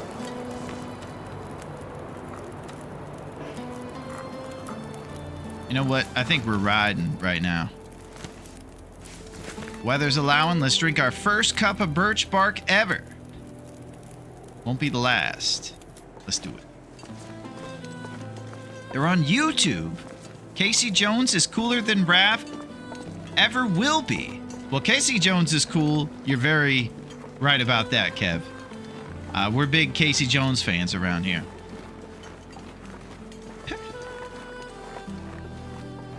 Elias Kotis is the actor's name, I believe. My favorite part is, of course, when he's eating an apple arrogantly on the front bench, and he's saying like these misogynist comments to April O'Neil, and then out of like a kind of like a serendipitous, almost like a, you know, I don't know, some sort of spiritual thing, the chain breaks and makes him fall on the ground. And he's the only one there, but it's still hilarious. It's hard to describe, and I didn't do it justice. I'm sure there's not many people laughing from my ridiculous recounting of this scene, but watch Teenage Mutant Ninja Turtles from 1990, and you'll have a chuckle over that one.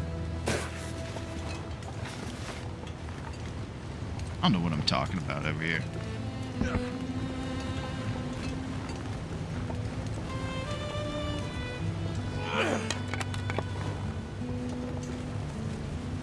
Alright, we are in the glorious ravine. This is our moment. We're gonna rebuild that health. Trusty brand, baby! Heck yeah! Random matches.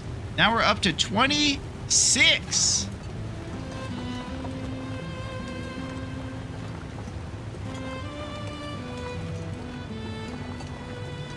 Heck yeah.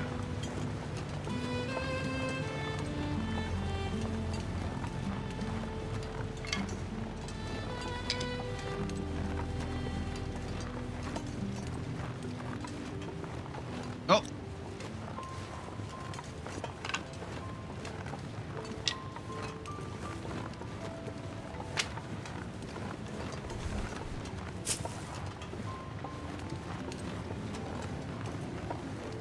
Okay, so this is just where we get our Hawkeyes on. We eat a bunch of carrots and we look around.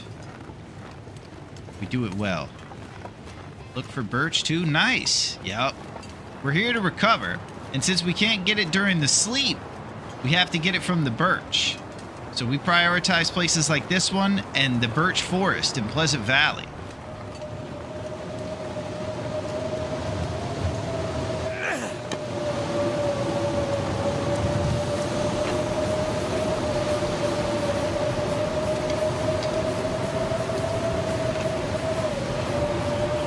I'm not sure I can carry much more.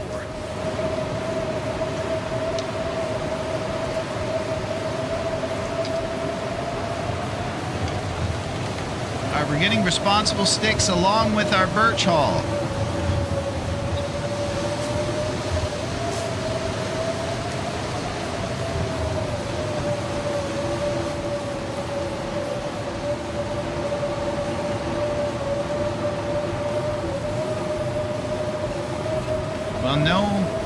We'll know it or not.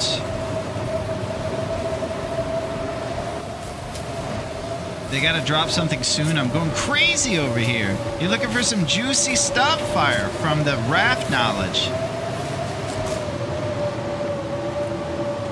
Hey guys, I wanted to give you the update on the big sequel. We have already been crafting the roasted marshmallows that you'll be able to cook with your friends during co-op. We're also working on the character model for the donkey that you'll be riding, and it's the newest update I have for you today. Transportation in Black Frost. You'll be riding donkeys with your friends. If you don't feed the donkey, it's going to walk over the hill and leave you.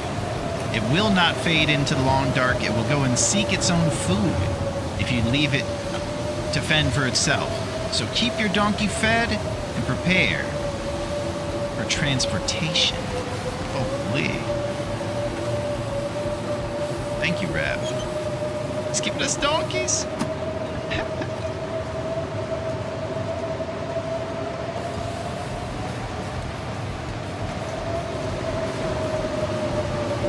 Okay, so I got bad news. I just realized that I struck out on 2 hammers. A new apex predator polar bears. Whoa, we need a Scotsman now.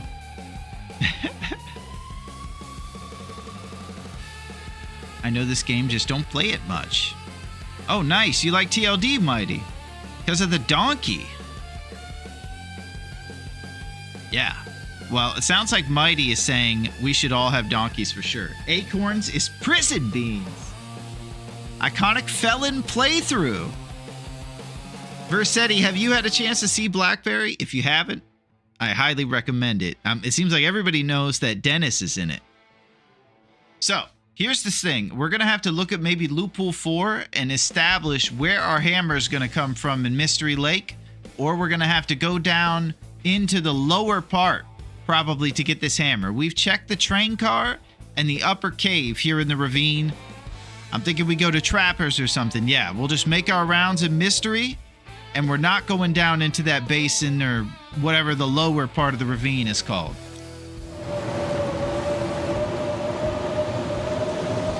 We didn't check the one with the deer out front. We checked the one in the upper part and that. So we'll see if it's at the deer one.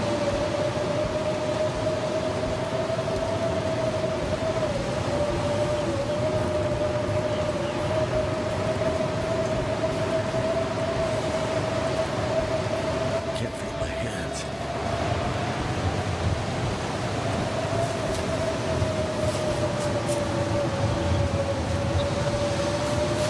Cattails! Oh. Ah!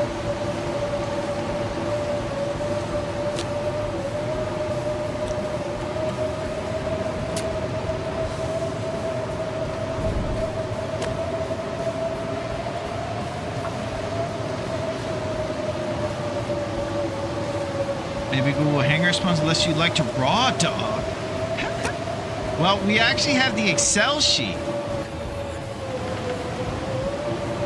And we know that there's 4 loopholes, Mighty, and that we're on loophole 4. So we can actually identify, just using that Excel sheet, where the hammer spawns will be, and that Trapper's cabin in Mystery Lake is going to be where we're going to get our hammer to avoid having to go down into the lower part of this ravine here. And do the big rope climb that drains your energy and just all around a nuisance.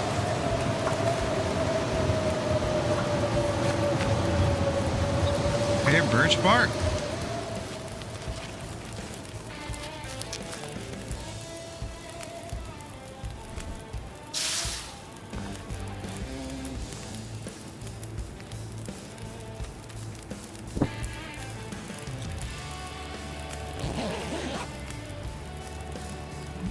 Okay.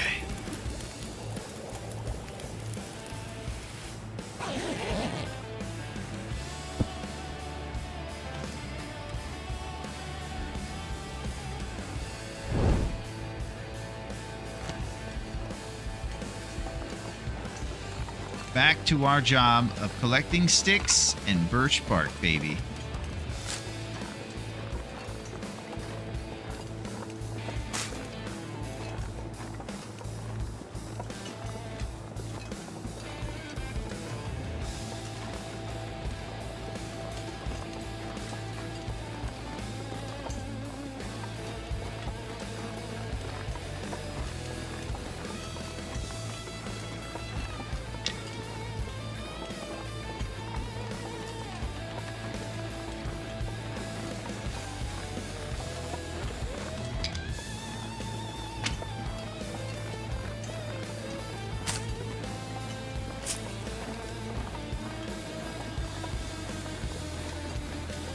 Gotta play the whole I Spy Where's Waldo game with the whole situation here. Looking for things and scouring. We recently upped the texture distance and all kinds of things.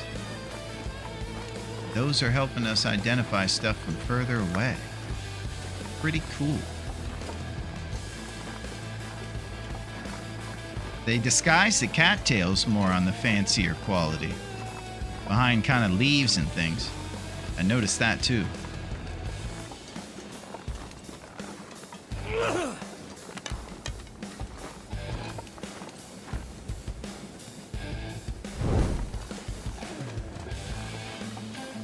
I think we should pick up some Old Man Beard here. We're We're likely going to need 3 of those bad boys to craft an antiseptic substitute once we get mauled by a bear. Or a wolf or something. Here's to hoping the hammer is here, too. Be a problem solved. What do you say, hammer? No?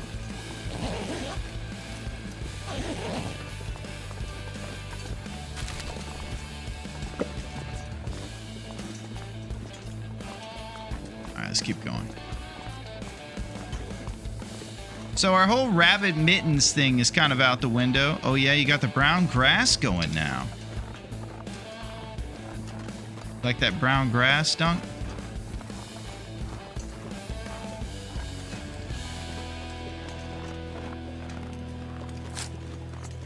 Getting fancy.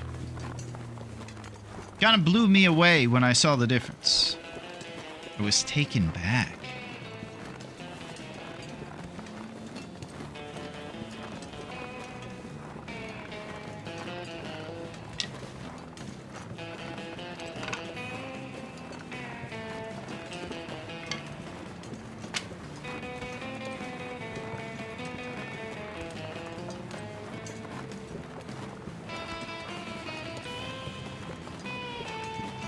Okay, just a few more pieces of birch. Yeah, very fancy. Yeah, it's so darn far and defined now.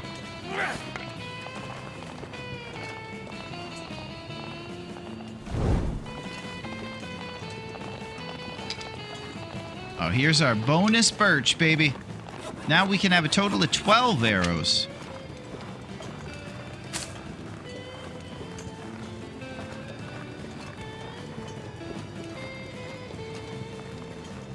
For our remaining cattails. We'll keep it going. We're going to Mystery Lake. One of my favorite checkpoints in our big journey here at the beginning is getting to Mystery Lake. It always feels like you can let your hair down for a second. You know, you can breathe a little maybe.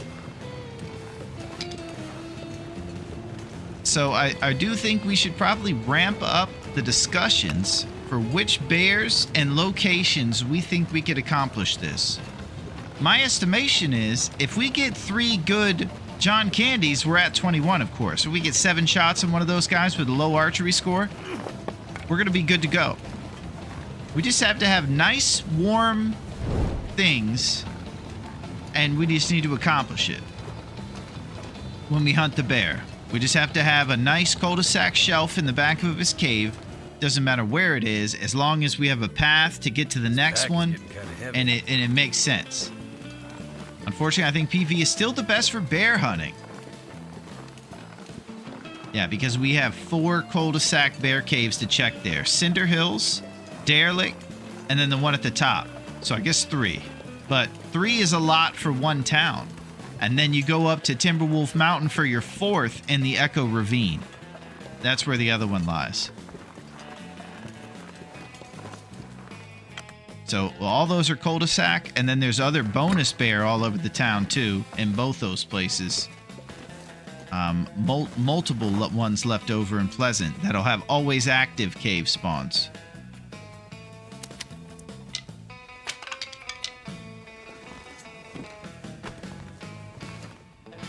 Okay, so this is what we got here. This is 5 Celsius Derelict Will over here. He's going to try to get his act together and fly the right direction, you know? No more criminal activity. So now he's gonna go get his bear sweater from the dam. There's a guaranteed bear sweater over there. Probably bring the curables over there too, because that'll be where he makes the bow. What the game plan is we're gonna travel around Mystery Lake and acquire our hammer, of course, and then we're gonna go over to Forlorn Muskeg across the thin ice. God help us. That'll be something. But let's kind of quickly review essentially how we're going to get through Mystery and take care of this business. We are located right now over here. Oh! We're located at the trailers. You got to make your own weapons in prison. Thanks, Prison Mike. We're at the trailers here, and we're thinking about going on kind of a little journey around Mystery Lake. If we take this thing down here, we're going to get a bunch of cattail dreams. And then we can end up going to the Mystery Lake camp office, where I believe we're going to find something like, I don't know, maybe a mag lens? And then we're going to go down to Dave's Cave. You should all go on down to Dave's Cave because they actually have half-off appetizers and the prices can't be beat. There's Dave's Margarita, low-shelf alcohol, very good discounts on things, and just really good vibes that you couldn't put a price on. So we're going to check out after going to Dave's Cave for those great deals. We're going to go to Prepper's Cache and look for a bundle of beef jerky and other goodies. After that, westward over here towards Trapper's Cabin, and that's going to be where our heavy hammer is.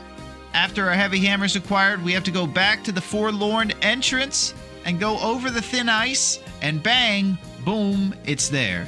We're going to make a forge happen after going across the thin ice on a clear day where we can see where the next ice patch is and don't get frostbite or anything. And then we're going to come back all the way back down the rails to make our bow, and then it's on. We go through the Winding River transition area over to Pleasant Valley, and we're going after the bear like crazy. We're going to have to stay on a tight schedule, and we're going to also look for micro harvest opportunities so we can make cooking 3 happen, and we can eat empanadas all night. We're going to get our cooking skillet from the camp office down here, and cooking 3 should usually be real close to being acquired by the time you get there, and I think we're a little behind schedule. If we hear nature call or we see a deer we can bring into a wolf, that's probably a good thing to do pretty soon now. Get our bear sweater and stuff for warmth, and then see if we can make nature call on a ptarm or a deer. That's what I like. Drink some of this Emily Dickinson tea out of Boris's head. Oh, you talking down this whole plan, Boris? I got distracted, boss. Sorry. Oh! What's Boris distracted by? It's good we finally see a weakness in this guy.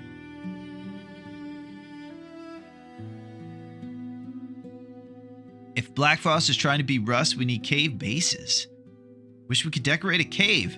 So do I, Kev. You know, the first thing we're going to decorate is Dave's Quiet Clearing. We're looking for broken jukebox assets in Black Frost as well that we can drag to the cave.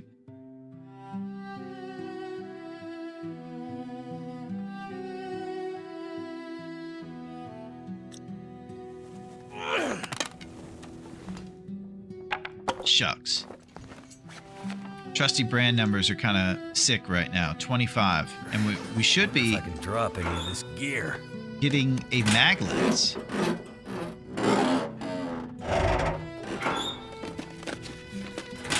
We'll probably be looking for those opportunities to save matches since we didn't get our Fire Striker. I think there's a Fire Striker opportunity along the railroad here on Loophole 4. Right here in Mystery Lake. And you can bet your butt I'll be looking at that on the way back here when we're coming to make our bow.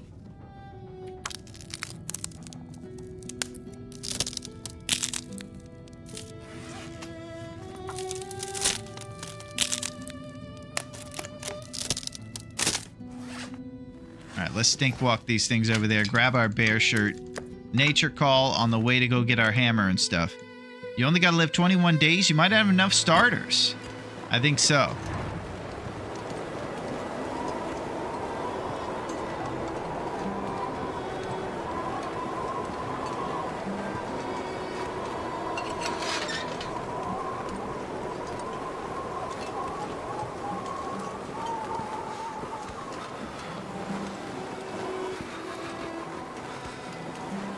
Okay. We're dropping off the curables. This will be the location of our bow creation. Look at the little hook thing swinging. Might have to drop some gear.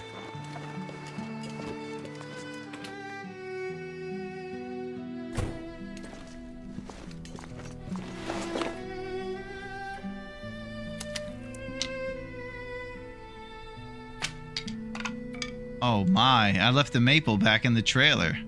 Jabroni hour over here. Okay, this is actually one of the rare bear sweater locations. You can check for it up front.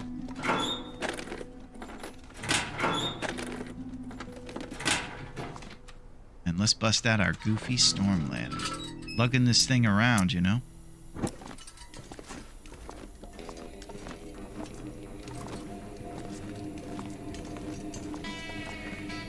There we go. Alright, we seek the bear sweater. And then we're gonna bust into that safe over there. Now I'm fired up. Got some outfit opportunities here. Warmth bonus. Such a nerd, man. Here we go. Ooh! Regular shirt. Regular shirt is better than thin wool. Oh my gosh, what a world we live in. This is what we started like. A getaway driver derelict.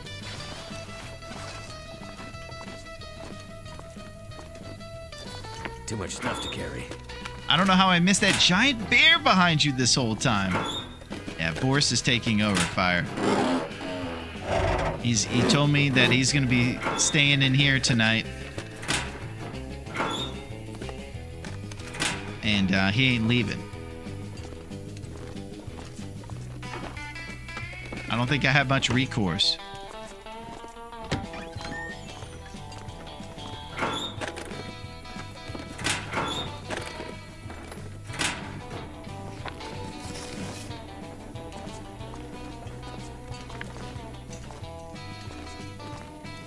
Let's move.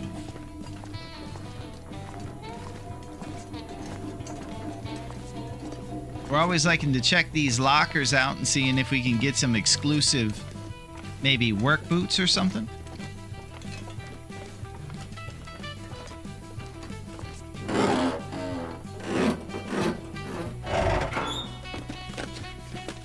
This will come in handy.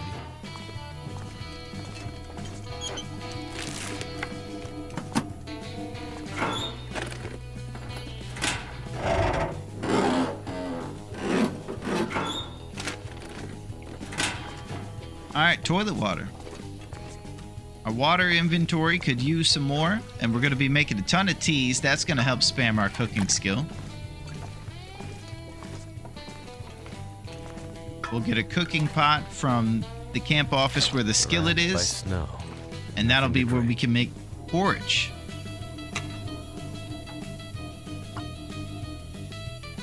Let's get our secret toilet water.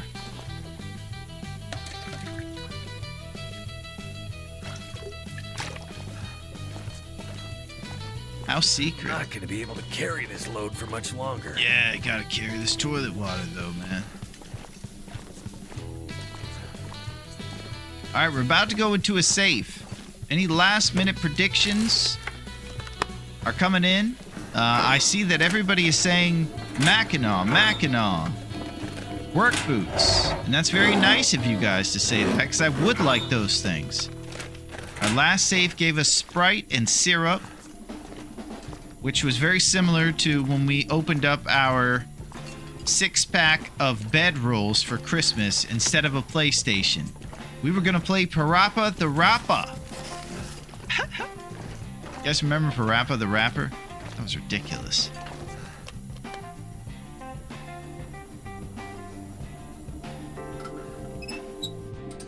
If our Matrix Man was around, he's usually the one that helps us out. But we can't expect it all the time, you know? We gotta be able to walk on our own without Neo, too. Alright, 45.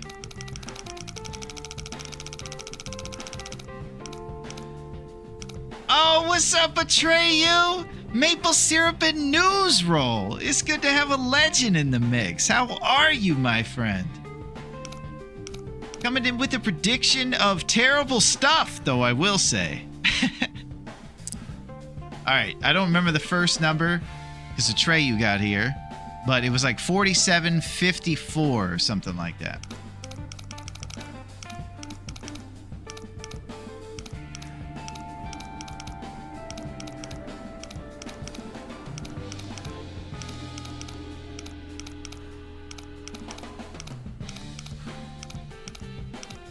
Heavy drama, anticipation. I could use this. Oh, Mackinac thermos. All right, that's pretty cool. All right, we'll take that. Very cool. We got the John Goodman thermos in this place. Now we're rocking.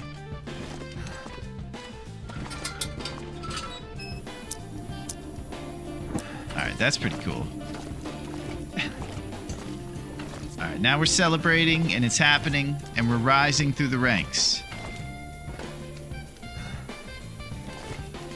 Checking if I have the blue tools. We do. All right, we're going to shed a little bit of weight here because we're not going to need all this for the big forge. We'll throw our blue tools on the bench. And anything else that's nonsense right now. 7 books is pretty nonsense. 4 liters of water is also quite nonsense. I can barely walk with this much gear. I was just dropping stuff, buddy. I could leave this goofy storm lantern here at the dam.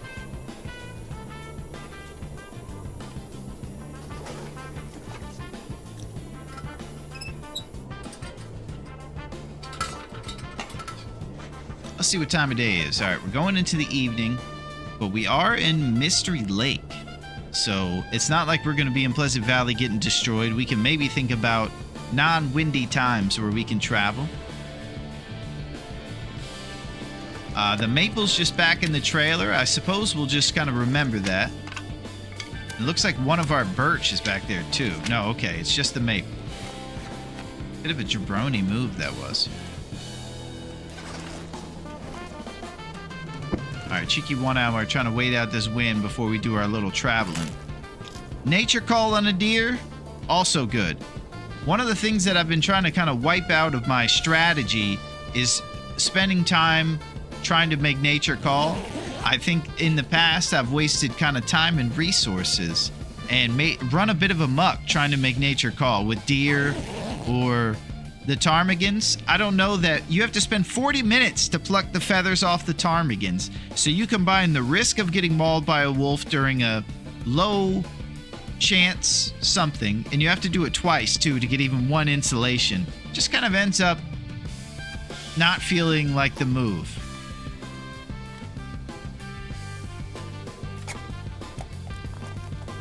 So I think ptarmigans just have to happen in front of us more than us plan for it and spend hours on it.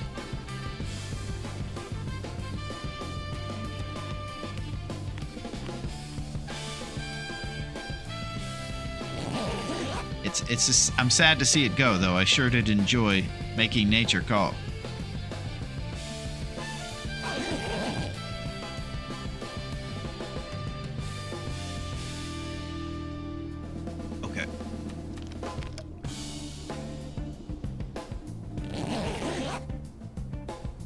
Sounds like it's quieting down.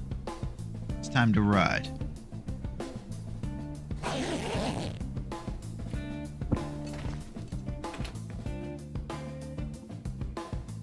Yeah, we're not going to be mucking about anymore. We're going to stay focused. We got 21 days to do this thing.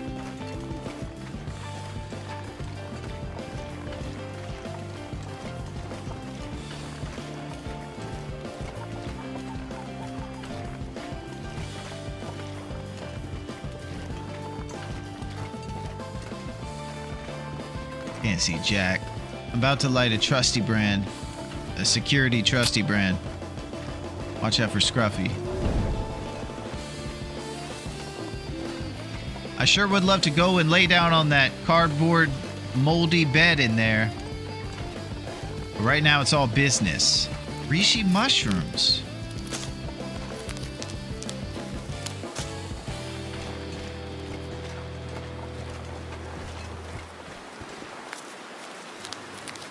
I'm trying to take my trusty brand.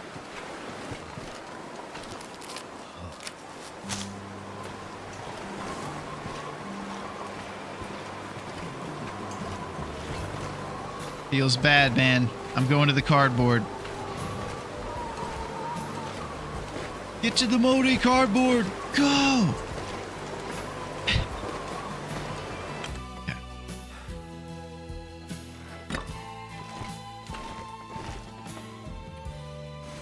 home now. I love how I talked about it, acting like I was going to walk past it. 10 minutes later, I'm over here laying on it. Can't keep me from this thing. I'm going to light this trusty brand inside so we can loot a few things in here. Something's gotta go.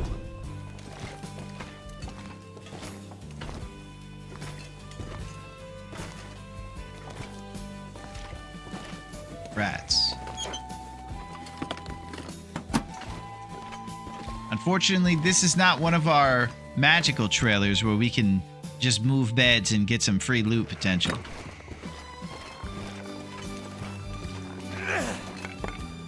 I'd love to live in a world where they're all magical trailers. One day. One day, just keep believing. Alright, here we go. Gotta pull some torches, probably light up some fire. My favorite trailer! Yeah, I'll have like a beautiful king-size bed with the best bedding, all kinds of thread counts on my sheets, Egyptian imports, but I'll still be sleeping on that cardboard bed, you know? It just feels right. Turned out pretty well.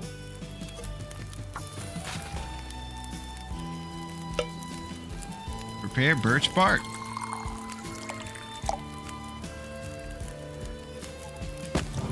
Alright, about to get a little crazy around here.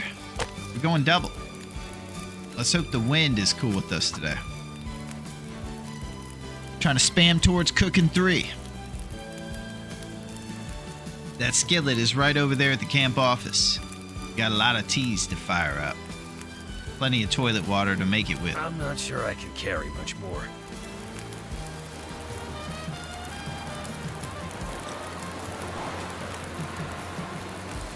Why don't you chill out? Yep.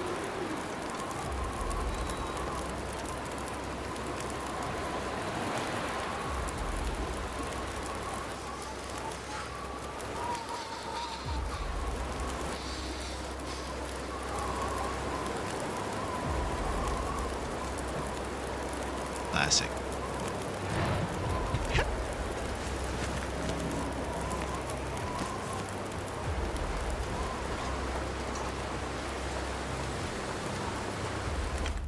Alright, abort. Back to the cardboard.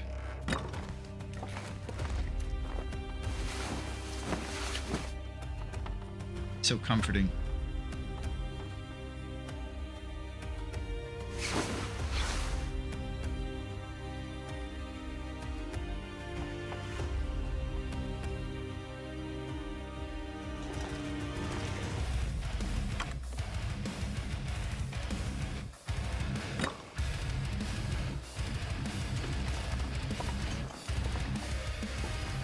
Okay, it looks like it's coming the same direction.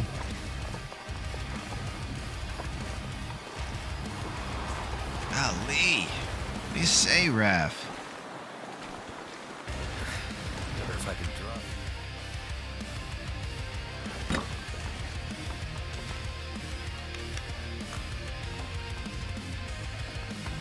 Another hour on the mold. Grandpa Simpson all day.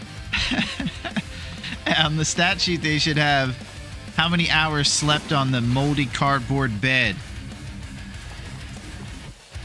I don't know if there's enough room for the zeros we're going to put on that part of the stat.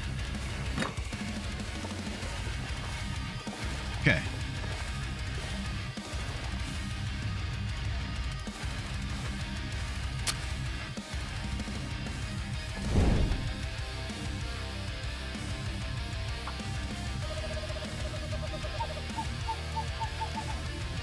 We're going to get some teas fired up.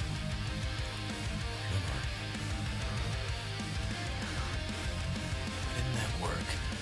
Well, we'll make it work, bud. So I hope everybody's having a really good Friday. I'm having a blast over here, I'll say that. Come on. Come on. I do enjoy making the bow in this game. And everything's set against Turned you. out pretty well.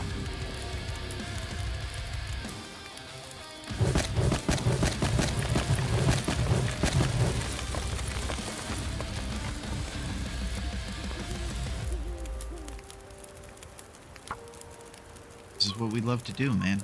Craft reishi teas. Sleep on mold. Too heavy. The life we chose. Hear those ptarmigans. They're laughing. That did it. Not funny, man.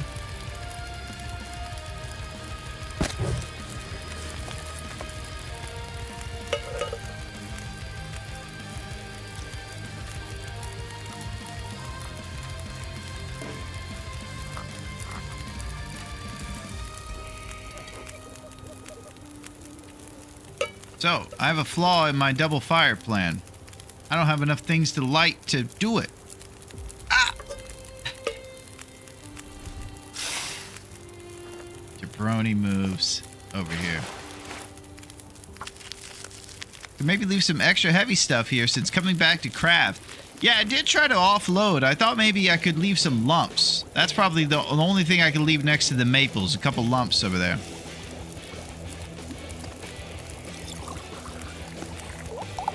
That's not a bad idea. Go drop off some lumps next to our maple, come back, get the lumps in the maple, and make the bow when we get back.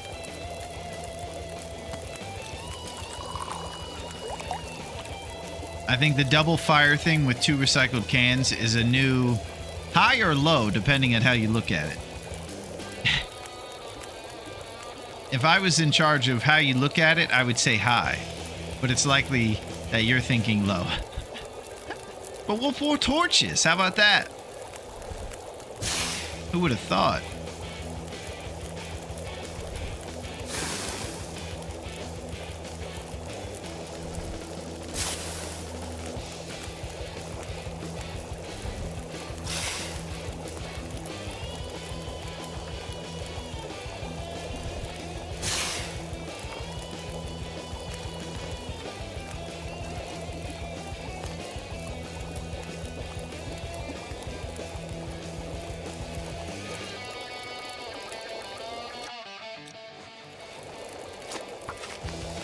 Back in prison, you only got 2 cans. Dang, prison Mike, man. He's telling us to be appreciative for what we have. I feel like my birch numbers are kind of weak considering we just came through the ravine.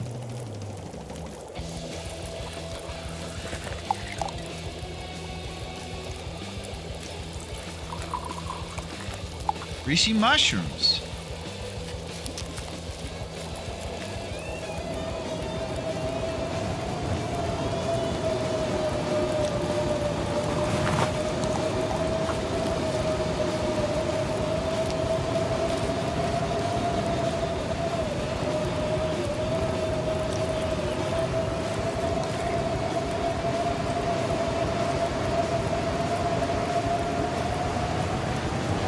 I also noticed they got a little glow to them now. There's a little red glow on the outside of these bad boys when they're cooking.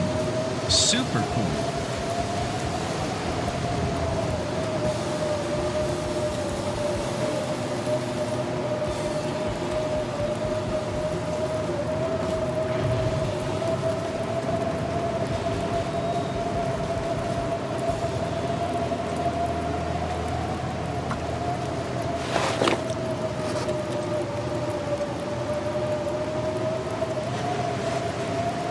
Responsibilities all accounted for.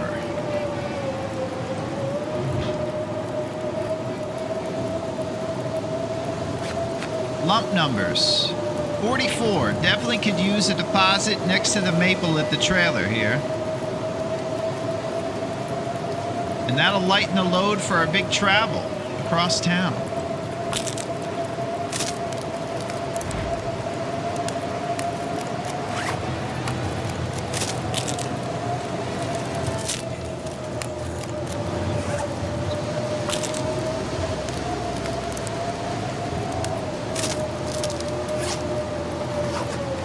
We have also our new thermos. I'm trying to think of other movies that John Goodman was in. He was really good in Big Lebowski. I don't know if it's going to be a Big Lebowski thermos. I'm trying to think of other good John Candy or John Goodman roles, I'm sorry, and it's surprisingly hard to think of other movies he was in besides Roseanne and Big Lebowski.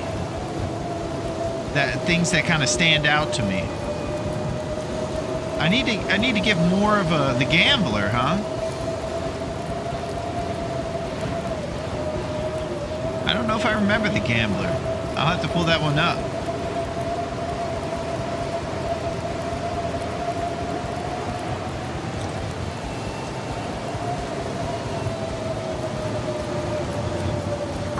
Alright, here's how we're going to do this. We're going to jiggle this last resheet, and then we're going to go sleep on the cardboard to guarantee we don't get smoked by the cheeky 1 hour outside. Worst case scenario, the fire goes out.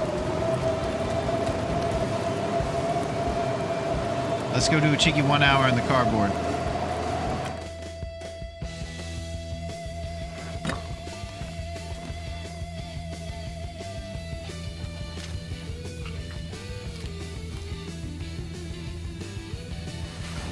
I wouldn't say the movies were necessarily good, but he was in them.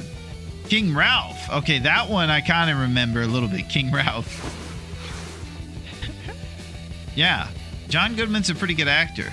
I'm surprised he doesn't have more prestigious roles. I think he was Fred Flintstone in the terrible 90s Flintstones movie.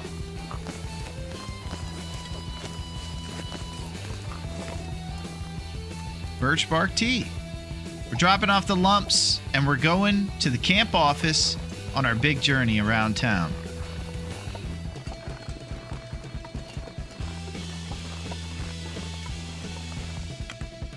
I think I ought to make a responsible note. I know we're not going to be able to make the bow without this maple, so we're probably not going to go very far without it.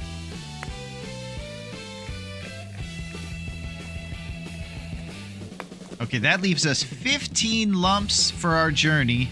Now I need to make sure that, because we're going to use 8 minimum on the forge. Maybe we'll bring like 22 and pick up like 7 more. Okay. Oh man, we are feeling... He was in Arachnophobia. Nice, Rocky. Now that is it. That's his best one. It might be an Arachnophobia thermos. Coming out of the woodworks with that one. Struck by trappers for hammer. Yep. That's pretty much a game plan, the one we talked about. We're going down to Dave's Cave, the bunker. We're going all the way west to Trappers, then we're going to Forlorn.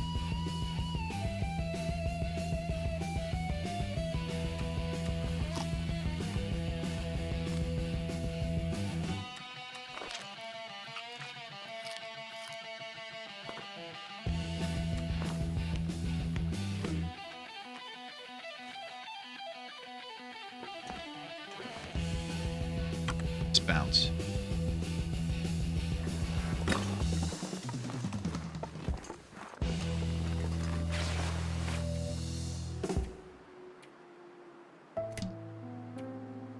All that talk about John Goodman, I didn't even put these things in the thermos.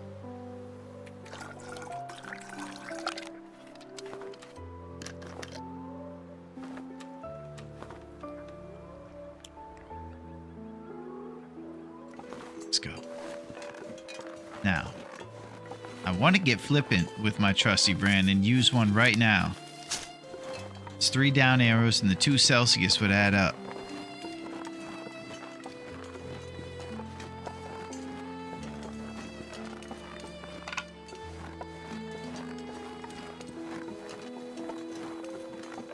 Golly. Darn beautiful is what it is. We have a deer over here. Oh yeah.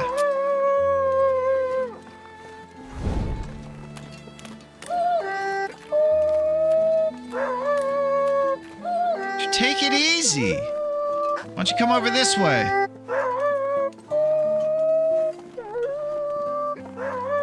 Settle down, for Pete's sake.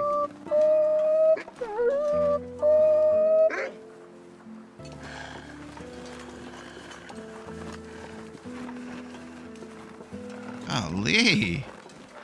All right, we're trying to make nature call. We're not gonna mess around. We're doing this quick and smooth and good.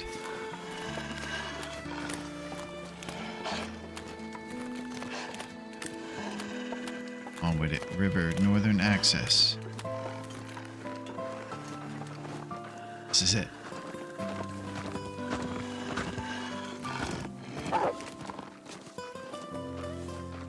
Ah!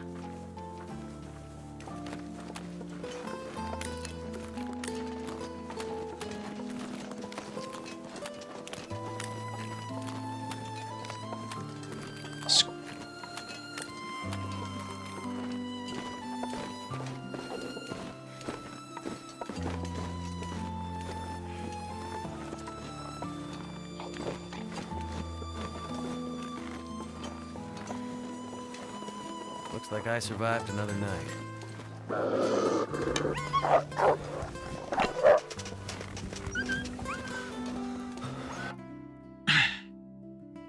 Quiet, Scruffy, you're annoying me. Just eat him. Don't worry, boss. I got that deer for you. You idiot. Oh, my gosh. The Three Stooges are at it again, man. Scruffy's got the hiccups. Larone James, still at it. I love to see it. You know it. We're talking about arachnophobia over here. We're talking about John Goodman's greatest hits. This guy is something else. He had a lot to say, a lot on his mind. He did, Bean. So now here's where I think about spamming to cooking level 3, because we made nature call on a little dough here, and we could probably get a couple kilograms of meat out of this bad boy, and obviously do some fires. We're not going to be putting it in skillets or anything, but we could put it on the burners, and we could definitely estimate how long it'll take us to get up to cooking level 5. We left a trailer full of about 20 lumps that we're coming home to. We could try to use a bunch of sticks and light some fires, but I think we would be wise to try to get a bunch of deer steak out and try to get our cooking level closer to cooking 3, because we're about to get our skillet right at the camp office. Here's where we sit right now with our cooking skill. High 1s.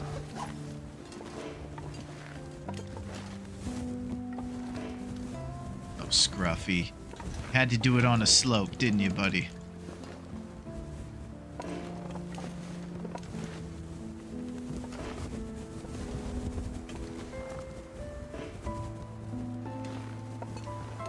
Rats. Okay. Can't feel my feet.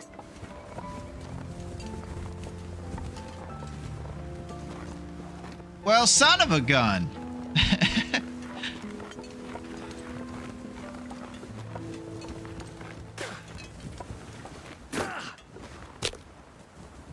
There we go.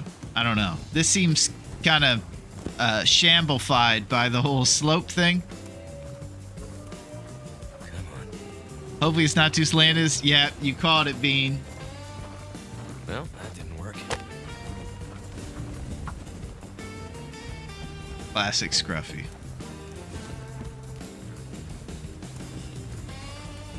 Come on. Come on.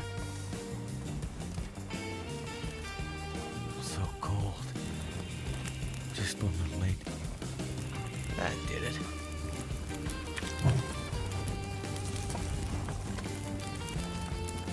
Okay, we probably need to warm up for a second before we can go and spend about 5 minutes or so on that deer. We might have a warm tea to pump ourselves up with real quick. Nope. Let's throw him out of our arachnophobia thermos and get him jiggled up.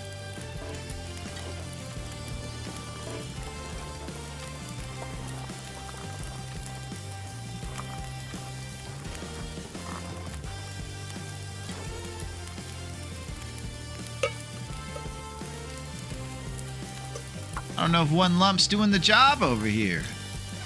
Taking a drip.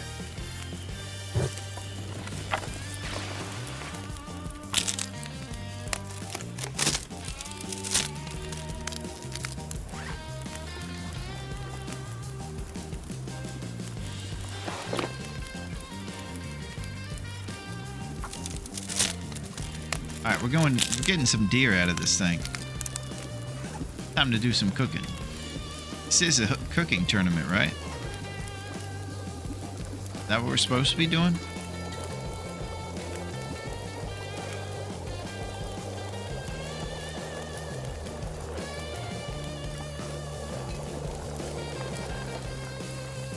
Scruffy, you and this hill are kicking my butt, man. I don't know how I'm gonna get up here now. Dang you.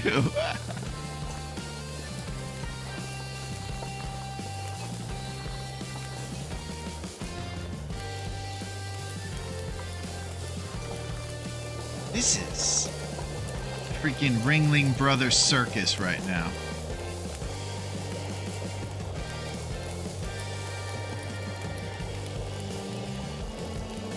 I'm over here. I just mentioned this 10 minutes ago. You make nature call, you run amok. I feel like I'm running amok right now.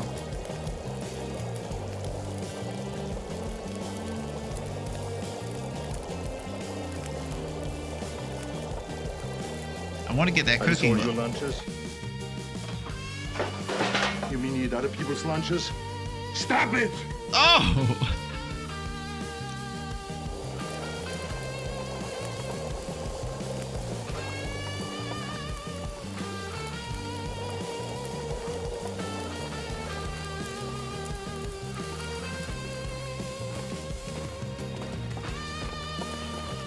This is absurd.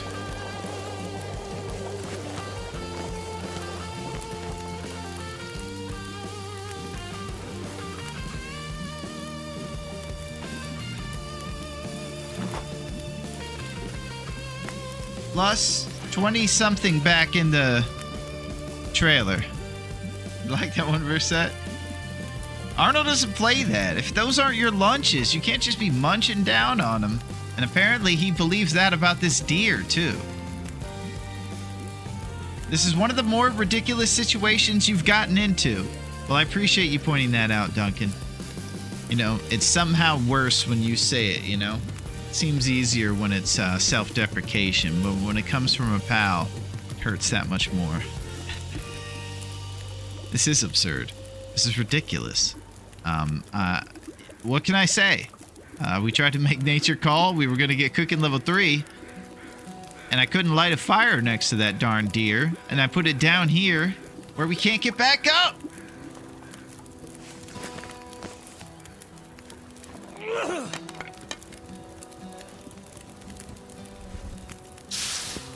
So, this is probably one of those times where, as glorious it would be to cook and do some stuff, I've already spent enough time on this ridiculous deer. It's time to cut our losses. To all my Rose Hip Empanada fans out there, I'm going to try to get another nature call for us on a less slopey slant. That was Raph's big trick. I think this is what he does on Friday nights. He says, oh yeah, I'm trying to kick up some dust tonight. So I'm going to play tricks on wide-eyed jabronis. I think they're having a great time playing the long dark. Scruffy, bite the deer on the slope.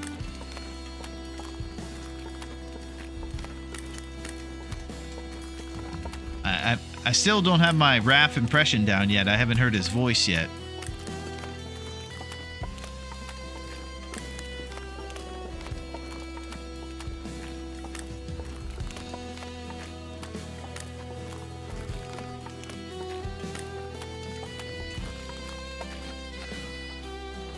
Alright, we need to use this arachnophobia thermos over here.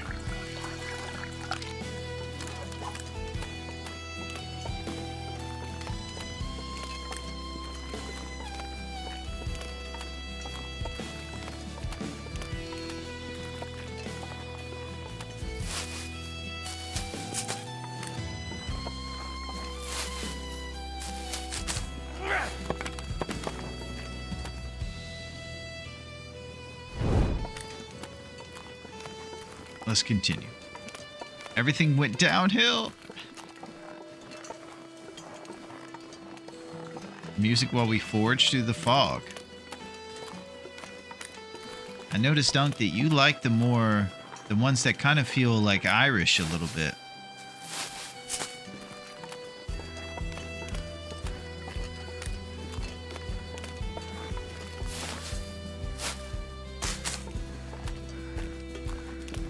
Okay, we got a Ravaged coming up here, and I believe there's some birch sapling opportunities.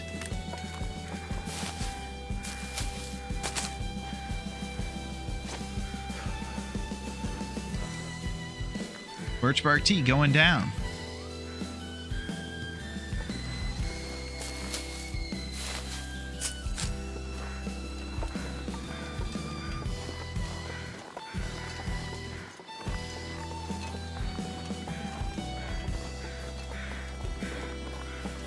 Cattail Dreams.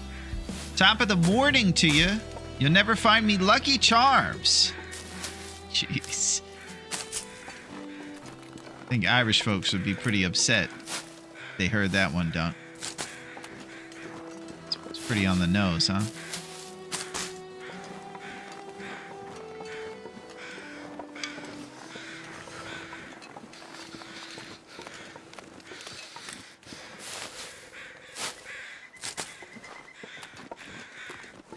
All right, so we got a Ravaged over there. We got some rose hips over here.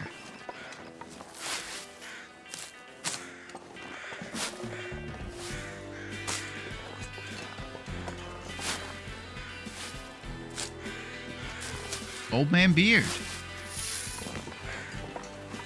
How we doing on food over here? Looks like we just have a healthy, responsible cattail stash. Not much else.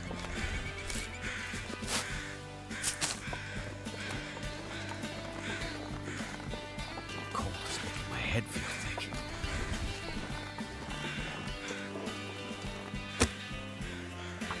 Not trying to stop too much more, but we'll grab a steak at it. Deer. I remember one stream where you taught us all what the opposite of Irish is. Oh, did we? And what was that for said? I don't know if I remember. Excited to hear this one. That's done.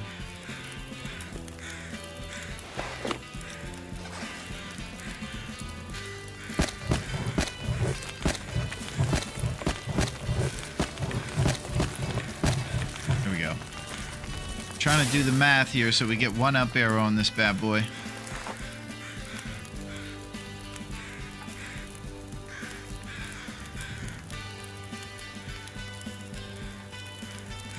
If we do a 0.5er, I think we end up with a micro for what little there is here.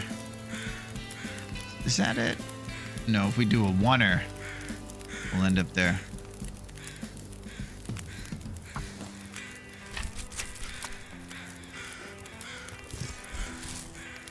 No math wizard.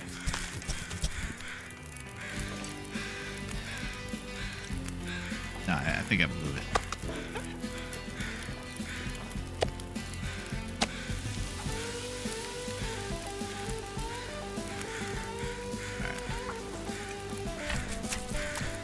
I'm tapping out on this one. None of y'all saw any of this, by the way. The slanted deer thing or this deer thing, okay? None of it happened.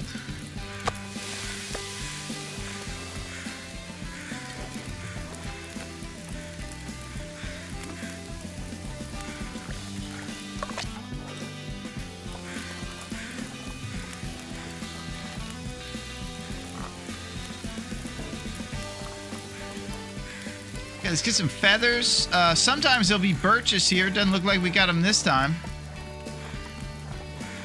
See if we got any reishi or anything yet. Nope. Responsibility's pretty well accounted for. I saw it, Larone. I saw it all standing over your shoulder. I'm trying to think of what Boris's voice is. Probably like, hey man, I saw it, Larone. I saw it standing over your shoulder. Probably something like that. Maybe like a mix between Isaac Hayes and Barry White.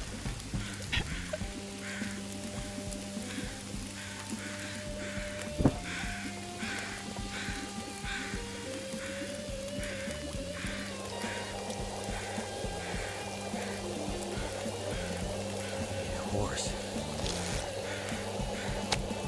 Well, you can eat a deer, buddy. We got you. Got this ravaged.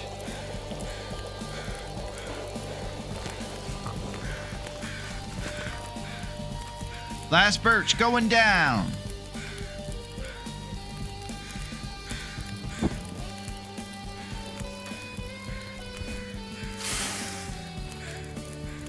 Okay, so visibility's kind of disappearing, but we're pretty familiar with the area. We know if we just kind of hug the right side of the lake, we'll end up hitting the camp office in no time.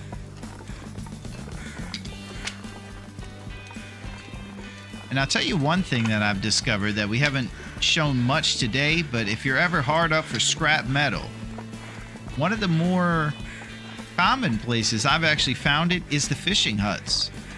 So if you're ever in Coastal Highway or here in Mystery Lake and you're on one of the lakes, check in those fishing huts for a couple extra scrap metal and you might have enough for your upcoming forge.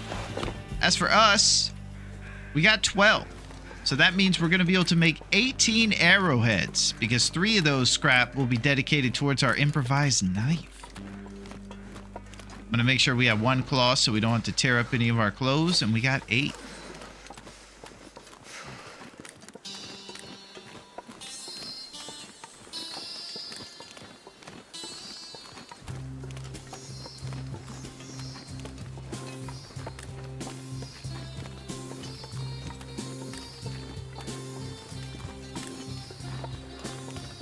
I can only imagine a Betty White accent. That was not a great Betty White impression.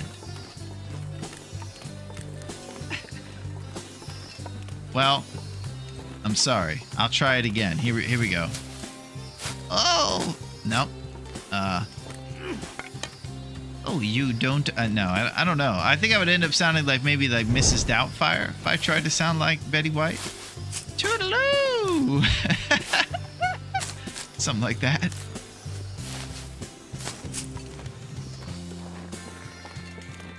It was a run by fruiting.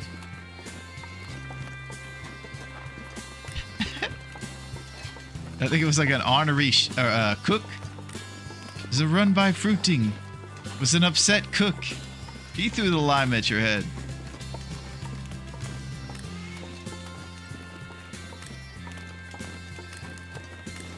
That's actually one of the best movies. I love Miss Doubtfire.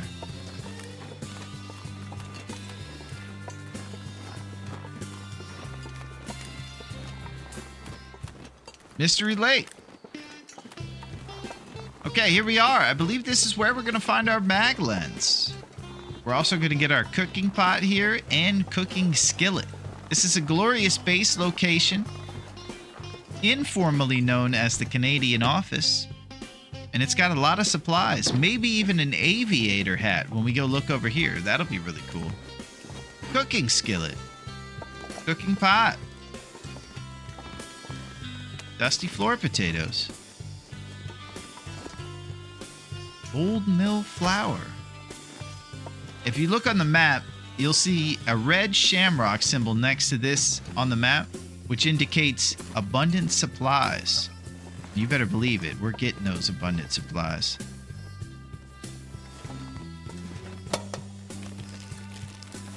I think I can use this.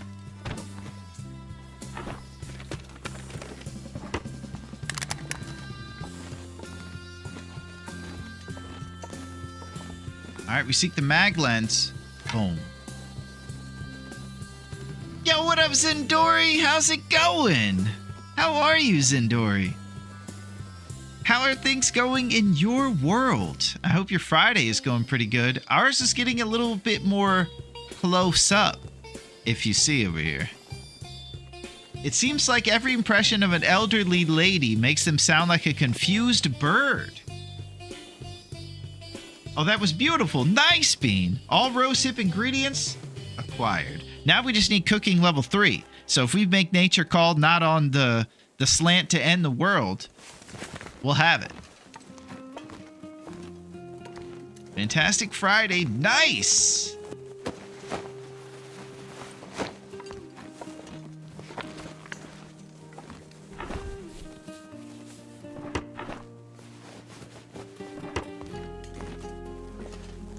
This is the other spot you'll find the mag lens if you can't find it. How we doing here, Larone? Are we on the same run as before?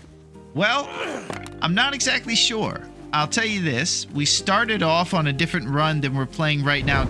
Earlier today when we began, we met our unfortunate demise in Pleasant Valley pretty much immediately after the hunt started.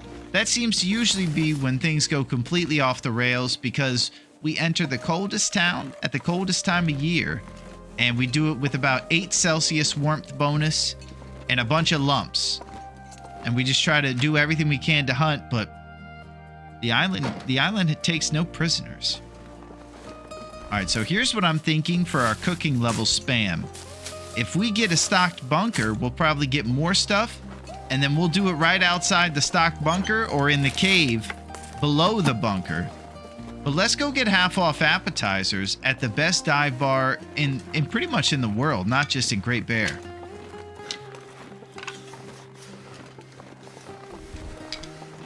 That, of course, is Dave's Quiet Clearing. Dave's Cave.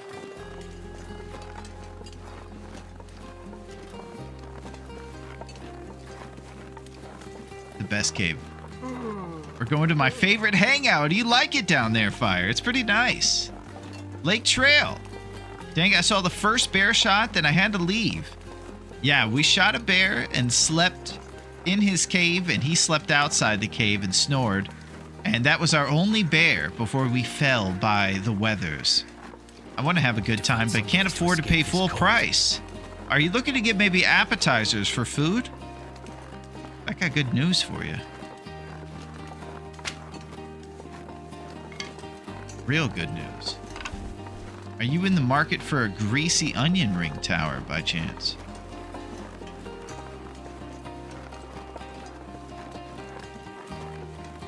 What about maybe some moose sliders and watered down beer? Oh, well, I got just the thing for you, buddy.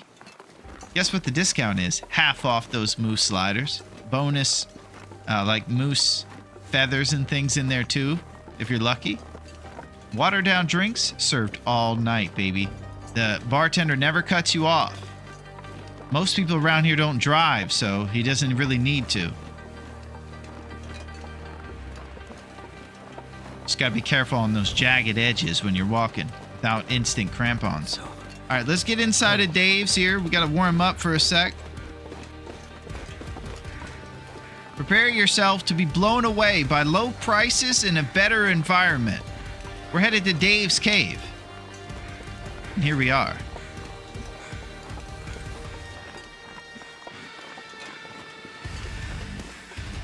Dave's Quiet Clearing.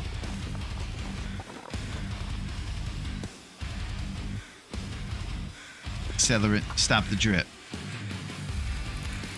That did it.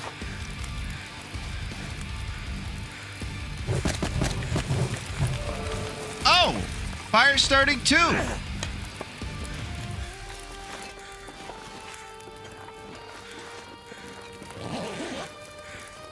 Dave's, we're doing it! We're here! There's never anything here. We do have a guy. This guy just was looking for good prices on apps. Something happened to his hand. But he left his backpack here. And then there's a couple feathers and some rocks. Until we get to Black Frost and we can decorate this place, this is probably what we're left to deal with here. Not too much, but we can't complain.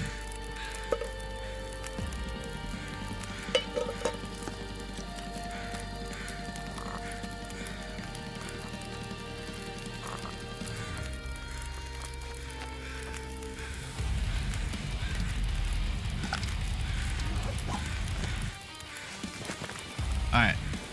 Felon Will's still going strong. He sure is, Pack and Play. And look.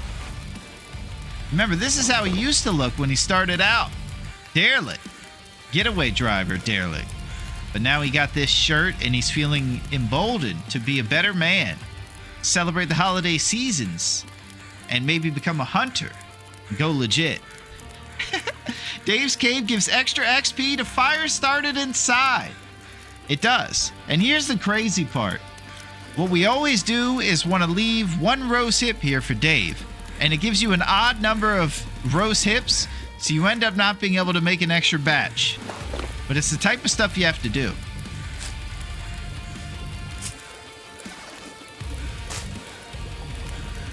There you go, Dave.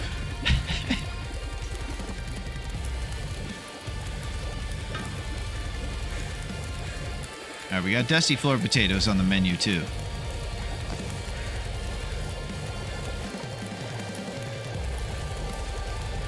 A pitcher of beer and a platter of moose sliders, please. What do you mean there's no salad or champagne here? Oh my gosh. I can't even believe Raph entered Dave's cave. He's a Alan's cave guy through and through. He likes to get a bed of greens with a slab of salmon on there if he's really feeling crazy. Felon Will would look so cool in an '05 Honda Civic with rust stains on the side. One of the hubcaps laying on the side of the highway, not attached to the car. Oh, hey guys. Yeah, my Civic was in the shop, but I'm ready to do the getaway tonight if you still need me. All right, so I'm thinking if I drink one of these Rishi teas and just get over this hill into the bunker, that should be enough warmth time for us. So I'm thinking about just pulling a few torches and taking off.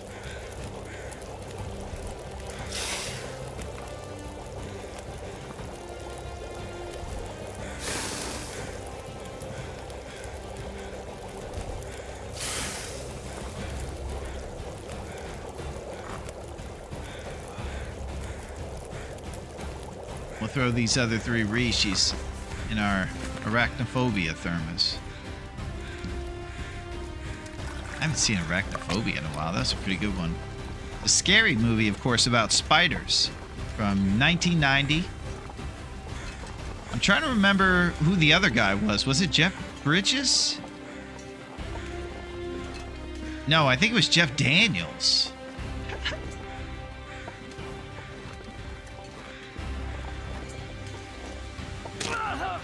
Yikes! A wrist! So we have to reverse goat to get to this bunker.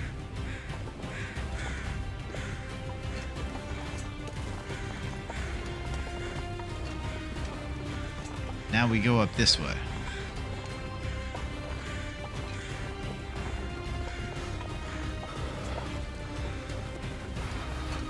Now is the moment of all moments. Seems to be the only time we get a stock bunker. It's next to Dave's cave. So weirdly, I'm encouraged that something might happen here. There's great anticipation for this bunker. And there's a chance it could be stocked with beef jerky and Sprite. Ready? It's about to go down. Here we go.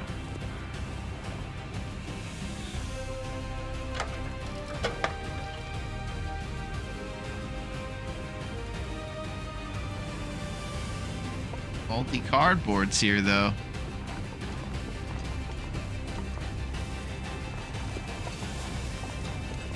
Okay. It's all good. Let's think about our plan. Yep. Cooking 3 could happen, of course. I don't even know if we're at cooking 2, so this spam to cooking 3 thing would really have to take off running. Yeah, we're on the doorstep at 2. Let's look and see what we could cook, because I believe it's just porridge and maybe a couple dusty floor potatoes at this point. Don't have any more teas. Our Running River Oats numbers are 8, so we can make 8 bowls of porridge and 2 dusty floor potatoes. I don't think we're getting to cooking level 3. I hate to say it. Without that deer, we're going to be a little short. Trusty brand numbers. 21 plus a mag lens. Warm part of the day, probably sleep for about an hour or 2, warm up fully, and then travel down to Trappist. Stale granola bar. Stocked with items for Tinder plugs. Let's go.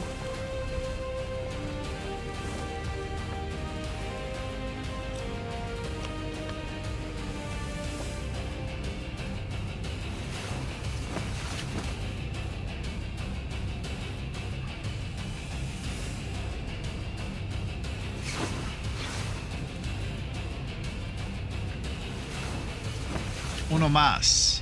We're out. I heard Molly was banned from the Lonely Lighthouse. Apparently, she was shooting arrows in the air and shouting, "Look out below!" Whoa! Is that why she's such a grump? Does she have issues, Cactus? Because whenever I see people play in the story mode, Molly is just constantly being rude. I think she's talking to Astrid. She's just a... You know, I have empathy for Molly. She's probably been through some times, but she shouldn't take it out on Astrid.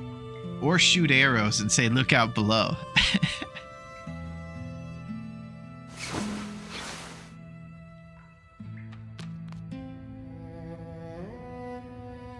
Alright, let's get out there.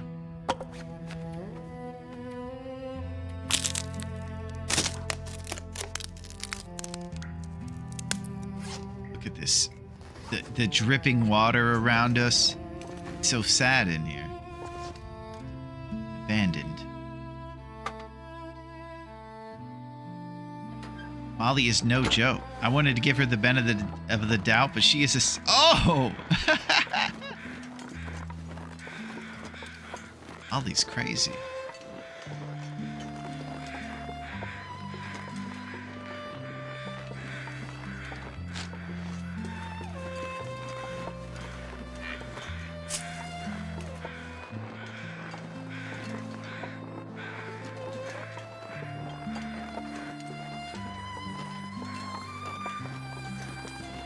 Okay, there will be a cave up against this back wall here. We might be able to forego it since our temperature is pretty awesome right now.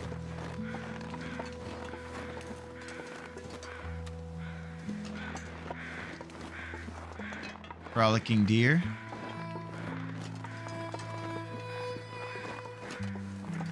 Boy, those appetizers down at Dave's Cave are really good.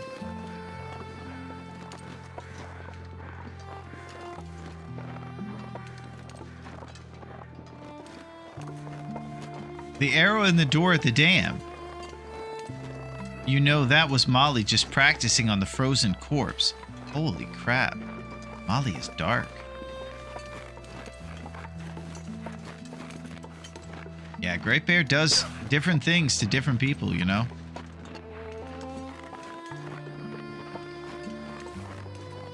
Rail tunnel. Rose hips.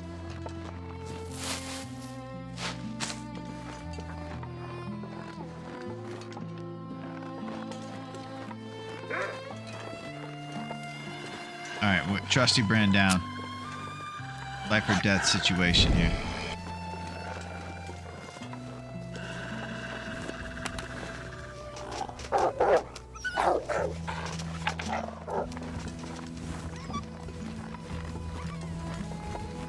Like, she asked to not look through her basement at the start of episode 3, so I didn't, but man, the collapse took a toll on her. Oh my gosh. She's got skeletons in that closet.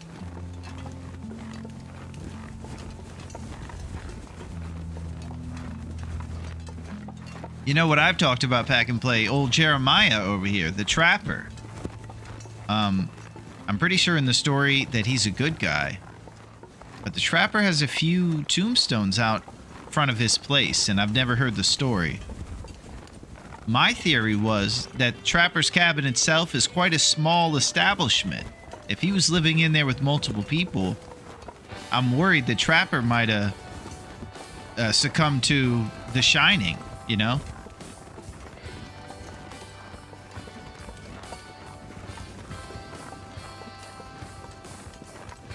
Maybe a Jack Torrance situation.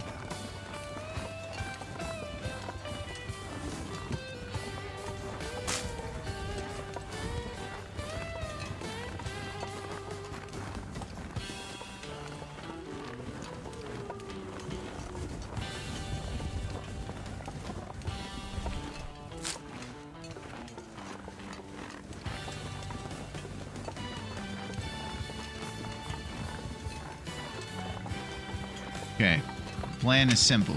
We go to Trappers, we grab our heavy hammer, and we go right back along this wall to get over to Forlorn. Forlorn's going to be the location of our forge. And if you're wondering how fast we normally forge, we can usually be in the middle of a forge on day 3 on Loot Pool 1. Right now, we're on day 4 or 5 over here.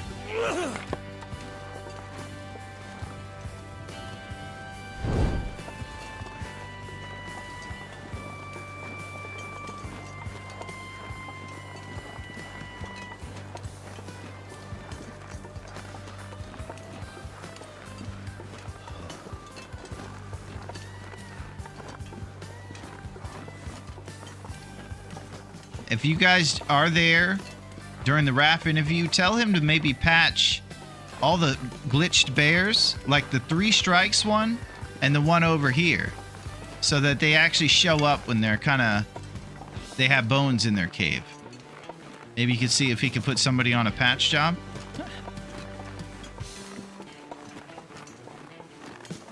I think that'd be nice. What do you guys think? Looks like we got some more birch over here.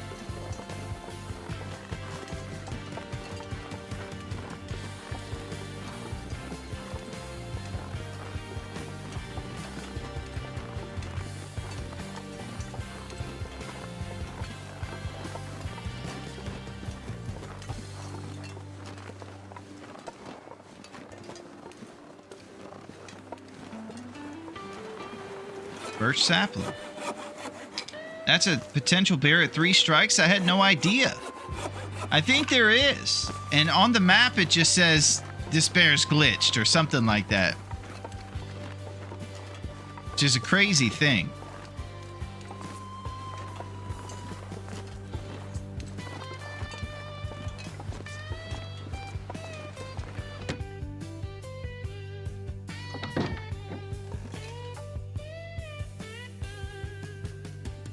Look at this.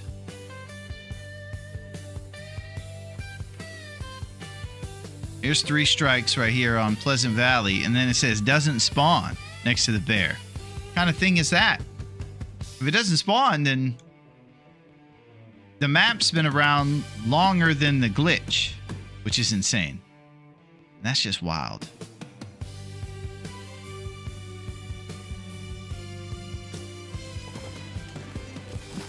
Thank goodness. Hammer time.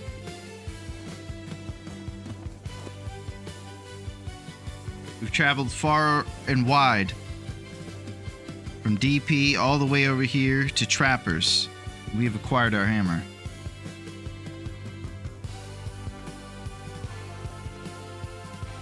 In addition to that, we got safes. Duncan believes there's going to be a Mackinac in there. This pack is getting kind of heavy. We're about to open the safe. Find out what exactly we're going to get.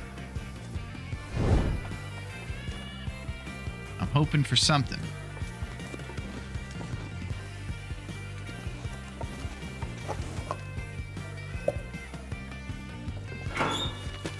Maple syrup. Well, that's what we've been getting a good, healthy dose of so far. And I'm hoping it's going to be a little more Mac-tastic than that. I can't complain, though. We did get a arachnophobia thermos out of there. And that's one of our prized possessions.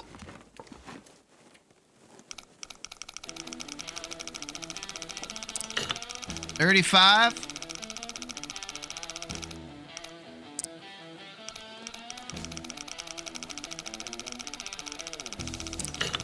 $35.46. $35.46.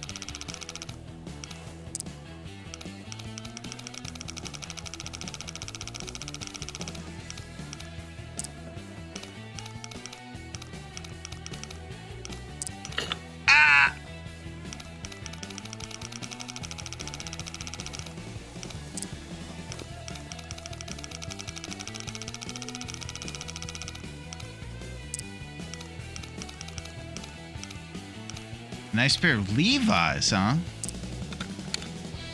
It's happening, right? What have we here?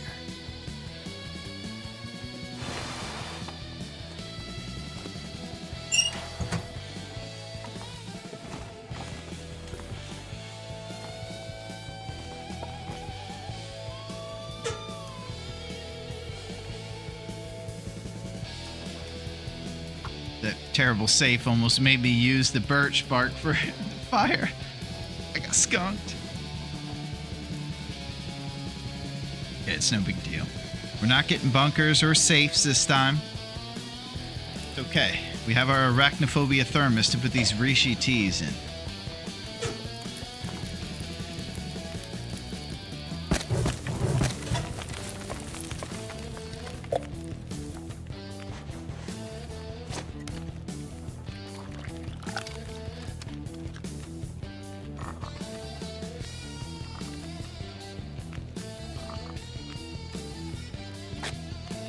Still no can opener.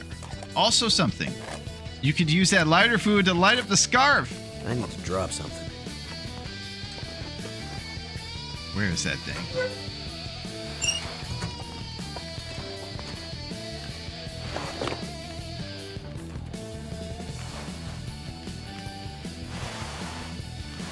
It is warmer than my Davies, and it'll probably deteriorate. Wait a second here. It's got 0.1 more. It's 92%.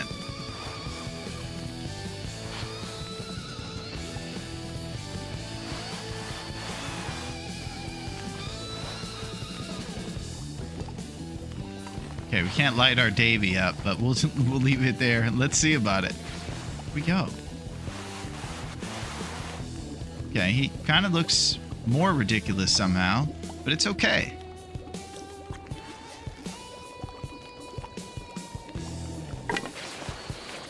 Thank you for bringing that up. We got 0.1 Celsius, baby. Single Davies. Unheard of on these difficulties.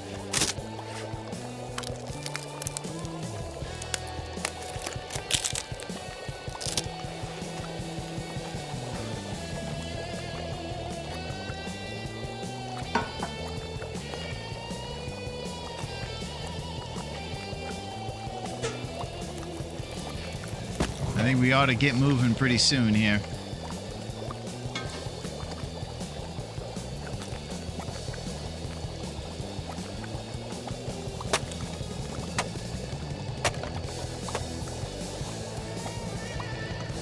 My guess is from here to the red train car in Forlorn Muskeg, that'll be where we sleep next to the fire barrel.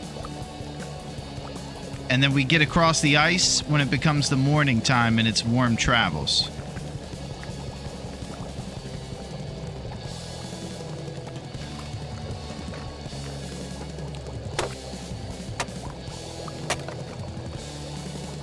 Or sleep here a little bit and go, and then try to time it so that we go over there with enough energy to just go straight across during the sun and sleep in this warm bed.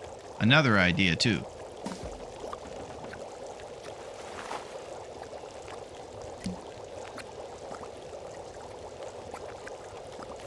Summit soda. Weather check. Seems pretty chill out there right now.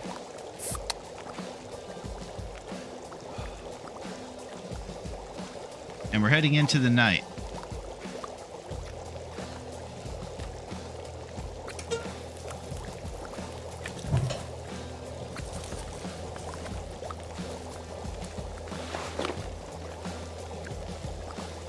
We could, if we were just like planning for the future. We're going to Pleasant Valley through the winding river. That's going to give us some lumps too. These are what we have for the forge and our travels, and then we got a big batch of them back in the trailer.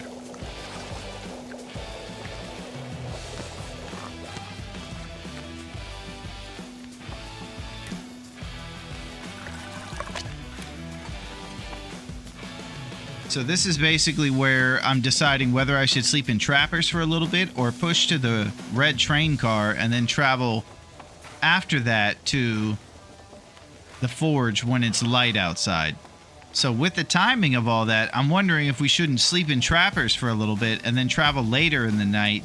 It might be colder then for sure to do the traveling.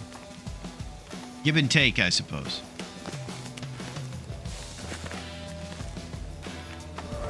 Oh, cooking too! Cooking too. 10% calories from any cooked food item. Getting better with your camp tools. Thank you.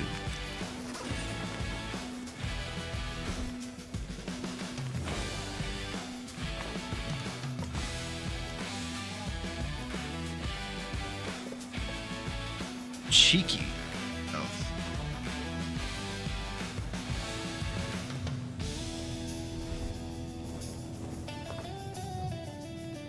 And wind's starting to kick up. We'll get some sleep here, trappers. We'll leave, trying to time it so that right when it gets to light and visible, we go.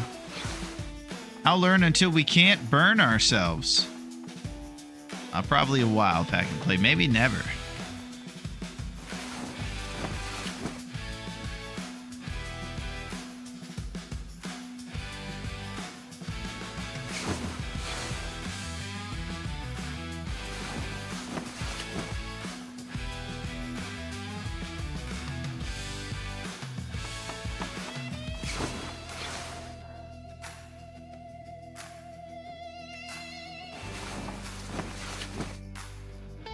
Let's continue. I gotta say, Long Dark is so fun. I thought that was cooking skill perk, right? Let's go check, Pack and Play. Well, I don't know how to check the other cooking skills advantages, but it might be. Maybe at level 5 you can't burn stuff anymore, I'm not sure. Most of the time my runs are over before then, unfortunately.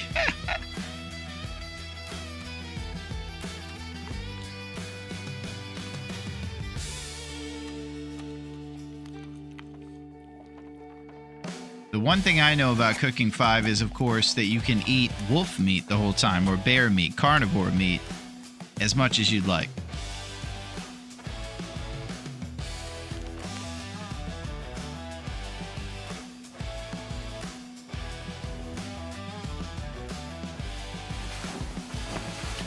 We're being conservative and wise and smart. The one thing we're not doing that's smart is not micro-harvesting our birch that we got. Or micro-curing, I meant to say. Alright, I gotta remember these on the way out.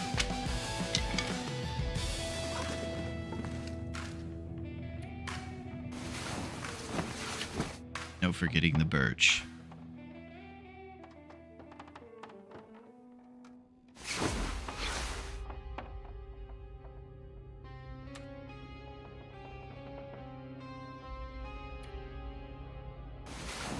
Getting pretty close to thinking about traveling. Light a fire, get the teas warmed up and the peaches, and ride. We gotta boil some water too. R.I.P. Trusty Brand.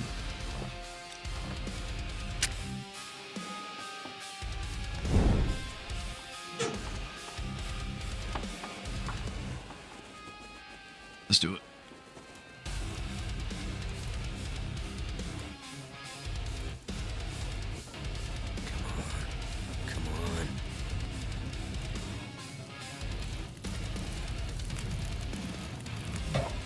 That did it.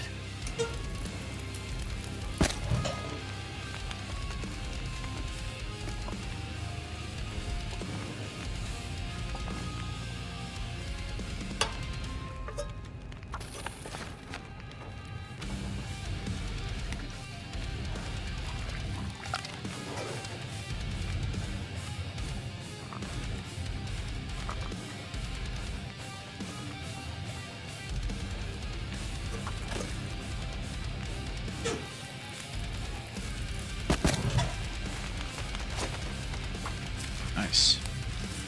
2 more birches for us.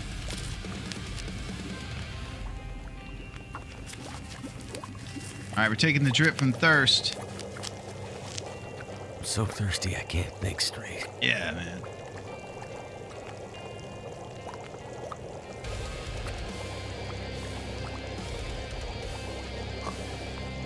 Alright, I'm eating these dusty peaches.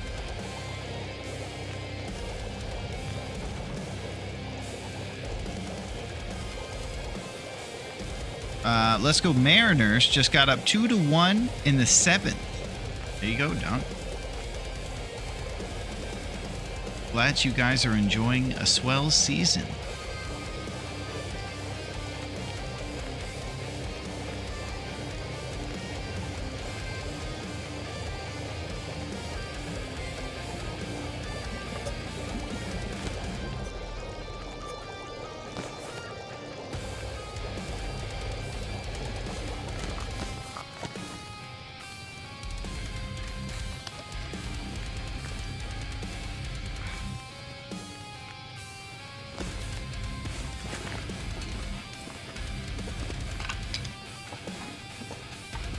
Win sounds terrible.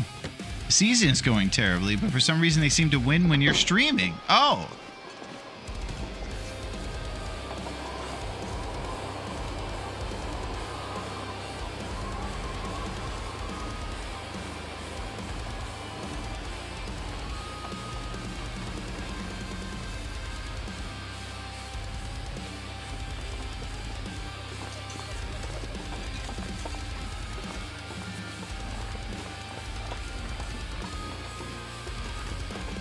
Good luck, Larone charm, I guess. I don't really take you or I as the superstitious type, but I'll take it.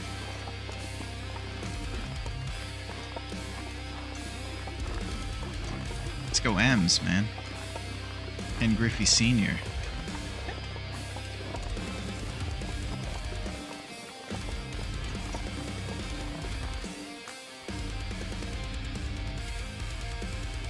Some nasty weather to be crossing the frozen Muskie. We're sleeping in the train car.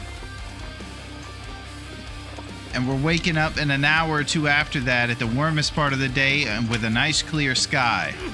And traveling across the ice then.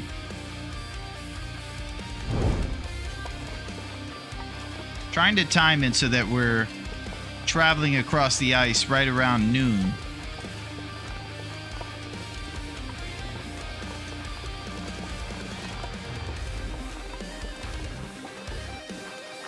Let's put these in our arachnophobe.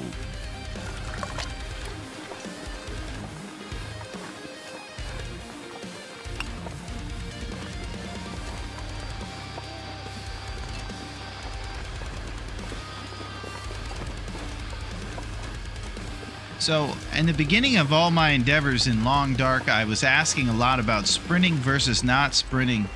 What I landed on is there is no like boilerplate across the road answer. It's just sprint when you need to, kinda. So it's a situational thing, like a lot of the more complicated mechanics you're trying to master. Situational times. Which isn't the kind of answer I was looking for at the beginning. I was like, should I sprint or not, basically. The answer is most of the time no. And then if you're about to freeze your butt off and drip 20 HP an hour, probably use some sprinting energy and get inside.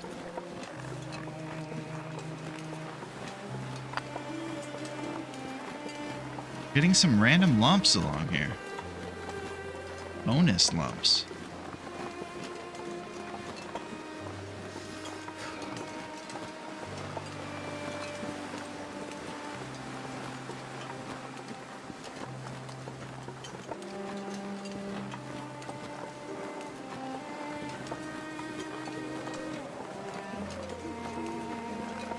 Alright, we're going to Forge.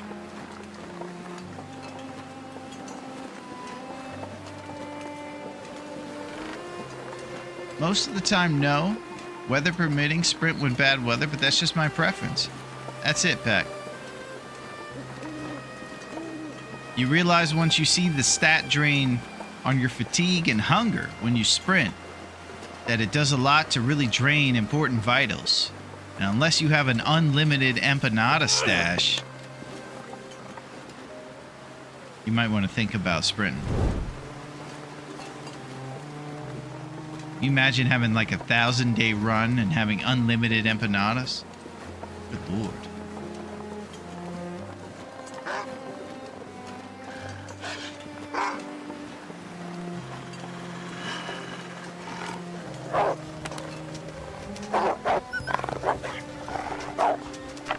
My fingers feel numb.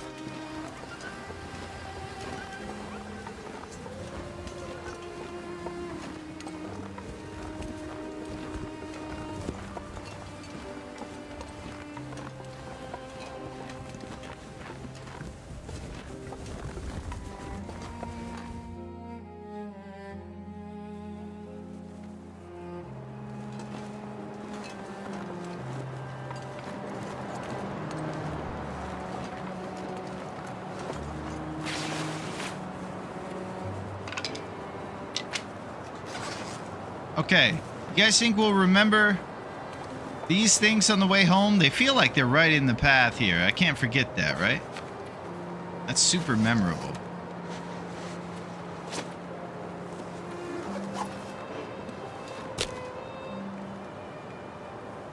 Goddamn freezing. Okay, take it easy, Will. There's no Turned out need. pretty well. Double lump.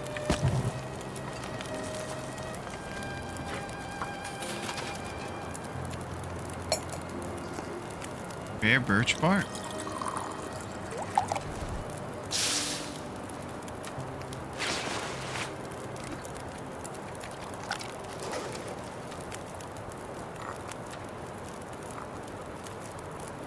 I didn't sleep for a week. Unlimited empanadas. I like to hit up Milton for the flour and HRV for the hips. Oh man, Fire, it sounds like you might have a problem, man. I think you're the only one around here that has a problem like that. We're gonna get you the help you need. And the first step towards recovery is just, I'll take care of those rose hips for you and make sure you don't have any more problems. Yo, what up, TJ? Oi to you, my friend. And it's good to see a tech pro in the mix. I've been doing a little technical stuff over here myself, learning about anti-aliasing and shadows and God knows what else. It's good to see you, TJ. I hope you're doing very well. What I can tell you about what we're doing is we're doing a crazy hunting challenge, and it requires us to shoot and not miss and doing it with the hardest weather and everything, basically. So we're in the midst of making our weapon so that we can get the required hunting shots done. 21 shots before 21 days on the calendar hits.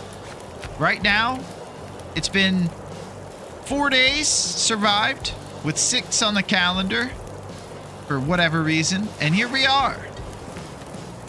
We're about to go do our forge at Forleen Muskie. We're going to go across the ice, hit up the forge, maybe get some combat pants or boots at the forge itself. There's usually good gear there too. Some other people said that maybe we should look at the bunker because they said there was going to be 1 million pieces of beef jerky in there for us.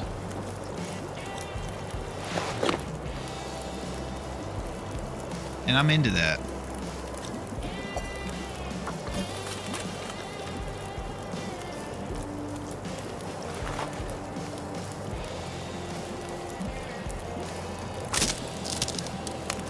Turning your hips to Dave's Cave is step number 1 on the road to recovery. There it is, Pack. That's exactly it. Pemmican is better. Yo, Rocky, why are you trying to stick up for pemmican bars when you know that rose hips are the best thing to eat before your big fight, you know? Well, if you ate a pemmican bar before your big fight, you'll be all distorted out there. You're not going to be right for the big fight, you know? Come on, man.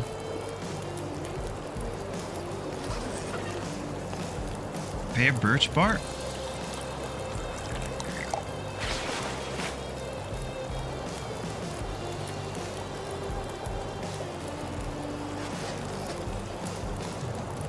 Sick. That sounds intense. YouTube bless my algorithm with your live stream. Nice. We're doing it, TJ. That's sick.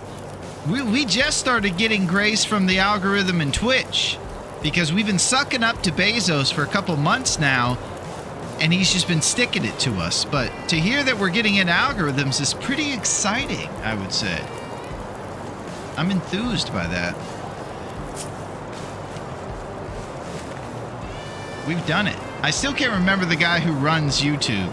I think it's like an international guy who does it.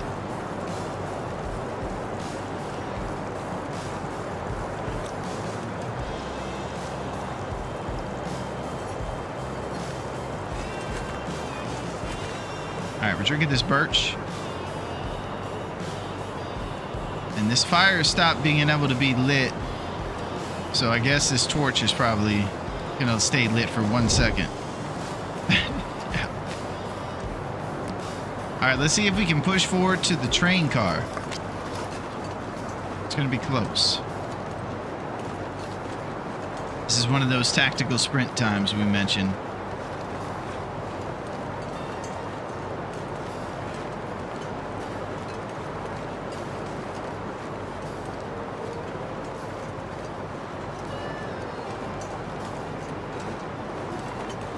We're also liable to run into wolves.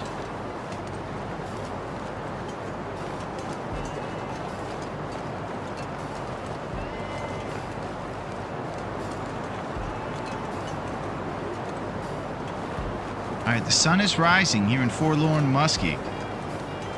Another beautiful day in a cold, cold place with a frozen thin ice lake. It's our job to get across that frozen thin ice lake and go and make arrowheads and an improvised knife using our scrap metal and our heavy hammer. That's going to give us the ability to craft the bow with a workbench back in Mystery Lake. And also make arrowheads to put on the top of our arrows, of course. Along with crow feathers and birch saplings cut into arrow shafts. It's a whole thing. Quick research. YouTube primary CEO was Chad, of course. Chad Hurley. He was co-founder of PayPal. Holy crap. What a step up for that guy. He went from PayPal to YouTube. That's unbelievable. PayPal was pretty cool, though. A pretty smart way. And I guess if it's a financial move, that'll help YouTube make some bucks and do it on the internet.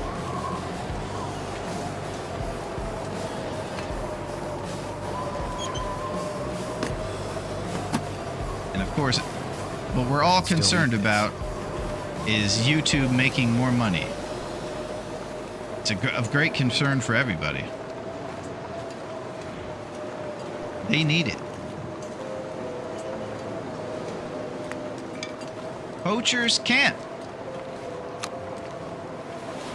Can't feel my hands. Oh, 82%. Regular t-shirt, you're out of here. We're putting our old getaway driver life behind us.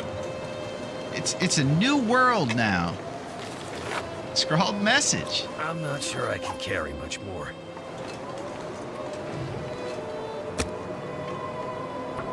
Alright, I'm trying to save one of my trusty brand using a mag lens right outside the door and then bring the torch inside to light the barrel. It's a whole thing.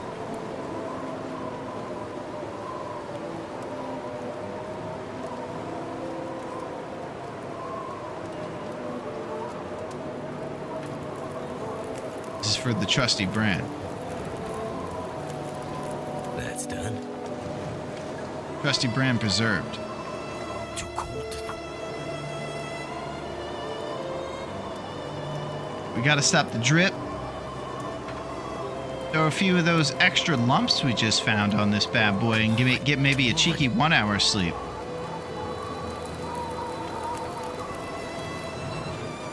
It worked. Double lump. Goodness. Made it through another night. A lot of voice lines happening.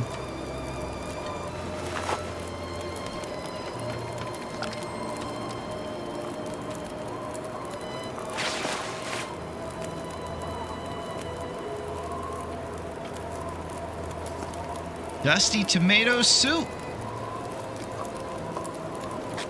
We're gonna smash it open on the rails. We still don't have a can opener.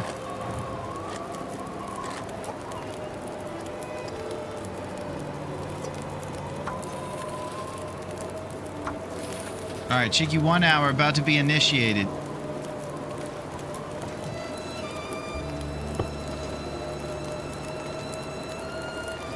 Time of day is pretty much in the morning now. The sun is rising. We get a couple hours of sleep.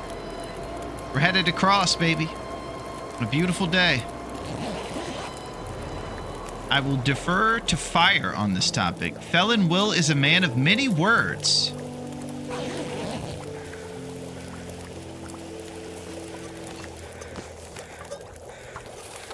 Okay, so weather like this is definitely not the weather you're hoping for to travel across Forlorn. This will get you turned around quick, these foggy overcast days. If we can wait out for an hour or two this clarity, then we'll see straight over to Forlorn. Because we're going to run into the wolf family reunion over there. We always do every time across the ice. And if you do it on a windy day, it's real tough to deter those wolves. Goodbye, Felon t-shirt. You served us well. It did serve us well. Looks like we can't hang it on the wall or anything in honor of it. We'll just throw it over here in this area, I suppose. Let's get a cheeky 1 hour.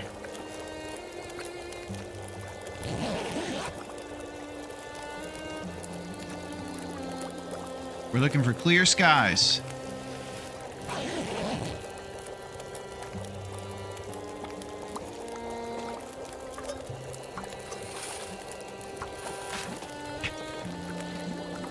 Got worse.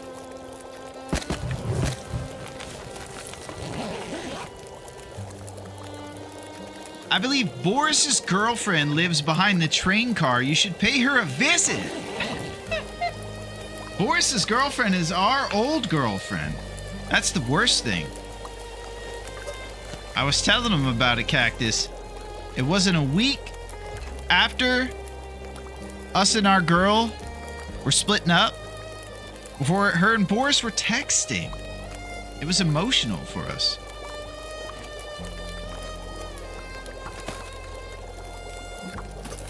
You would hope that there'd be a grieving period for her, but it didn't seem like she was needing time to get over it very much. You know what I'm saying?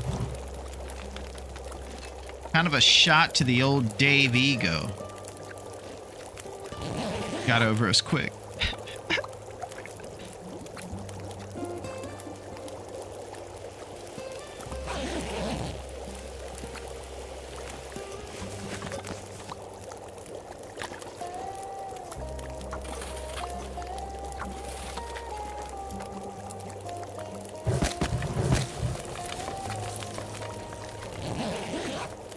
Might take a trip on Thirst.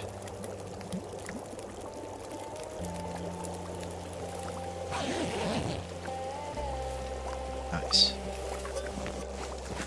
Alright, it's trying to clear up.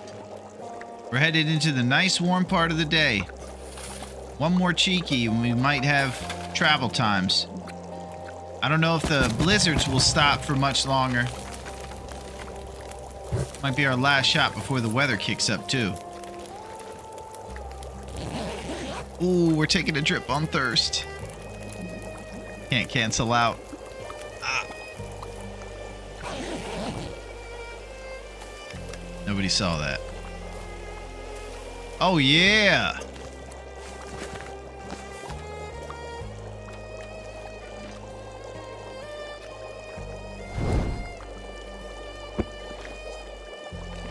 Dusty tomato soup.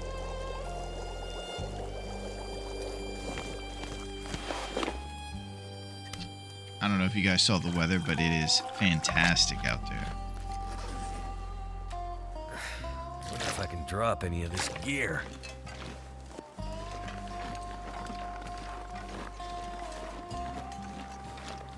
I see all, Larone. You reap what you sow when you trap me behind you. Dang. He's coming for us. Temperature check. Yeah, I could just tell you pack and play. Beautiful is what it is.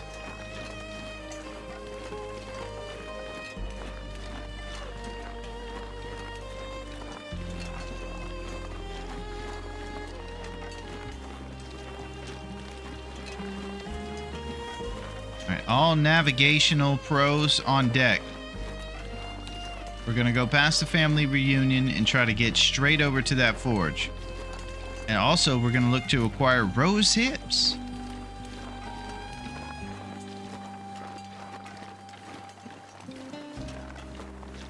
Yeah, it was actually kind of sad that we learned about Fire's rose hip addiction, you know? The stuff is really good, and it's real easy to lose yourself in it, you know? One time, you just say, oh, I only do it on the weekends. And then you start doing it on the weekdays. Then it's an everyday thing. And then you're going to the store at midnight for old mill flour, and you're rummaging around for cooking oil. It's embarrassing sometimes. But, you know, it's okay, Fire. We'll get you through it.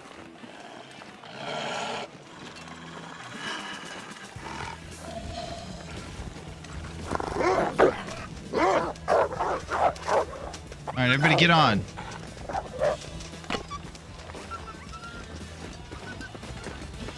The days are kind of blurring together. Oh no!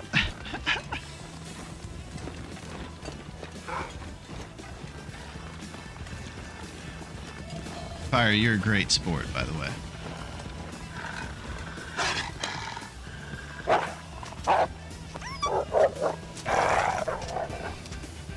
Alright, let's go.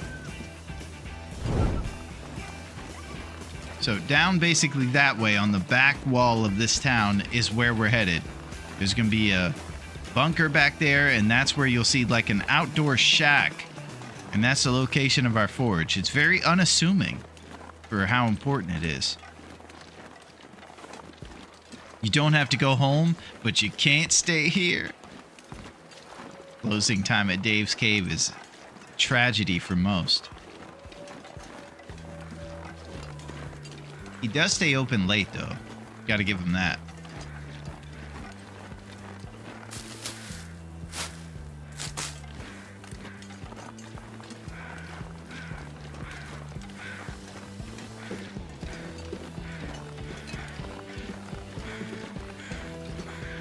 All right, we got it ravaged. Looks like we're sitting on 27 cattail dreams over here. Ravage isn't the worst, but I'll tell you what I care about more, this weather. So I'm going straight to the forge, and we're foregoing the ravage. We'll leave it untouched so the meat stays strong.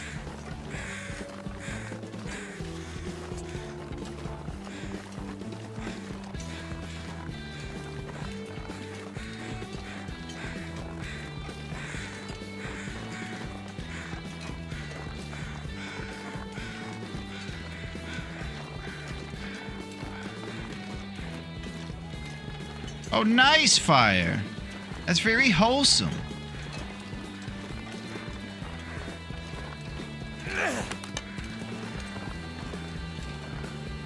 Not the way I'd go.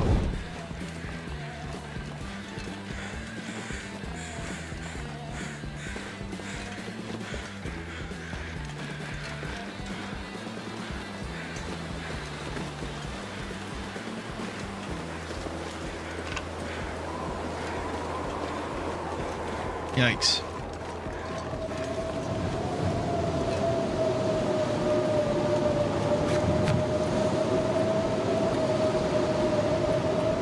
Arachnophobia.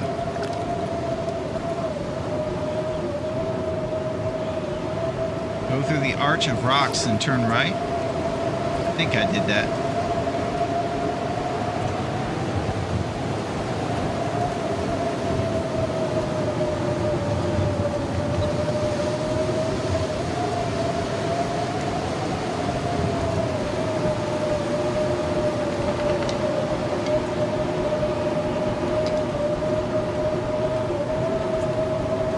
Temperature's real stabilized with the tea in us in the warmest part of the day.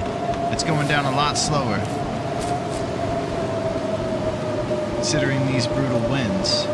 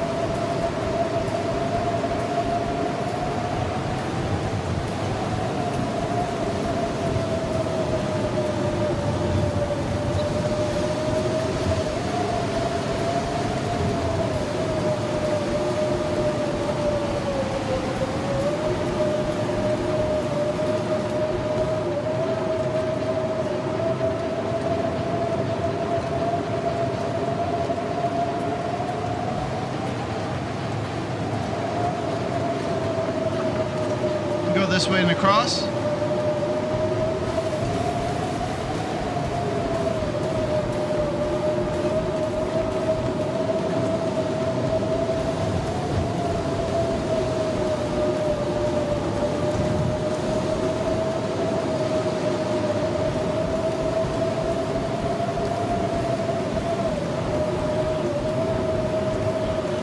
Got maybe some rose hip potentials over there.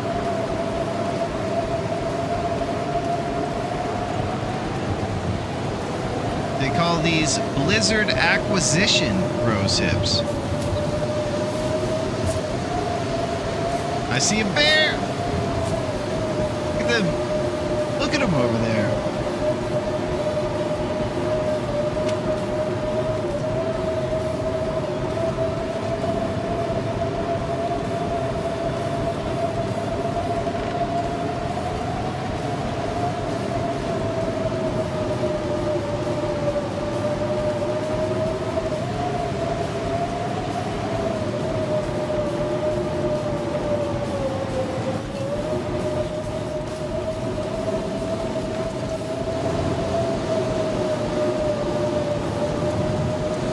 We're almost there. These T's are doing a great job at keeping us stabilized.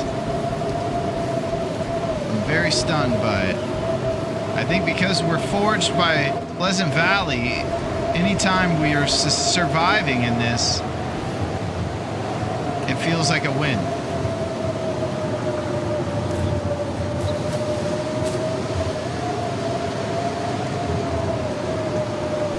Storm Lantern.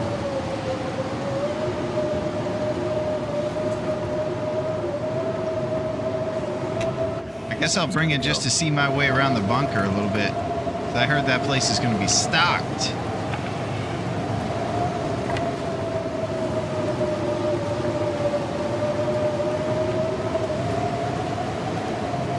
All right, we got another safe coming up.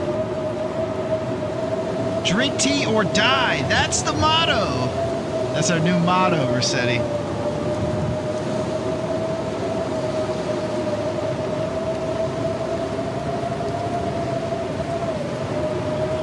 Old Spence Family Homestead.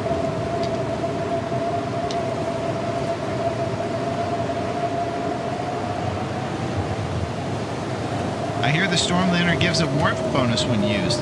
That's true. We learned from our fellow researcher, Rossetti and Bean, that it gives us 3 Celsius apparently, which is 1 Celsius more than your lit torch.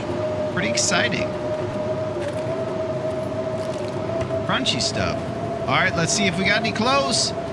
Down vest. And this thing's ragged. I'll take it. Come on, what do you say? Ah! All right, here's the other news, though. We do have a safe out there, and we're gonna go check that safe. And I hear that maybe, just maybe, Raph wants to give us a Mackinac jacket 99%.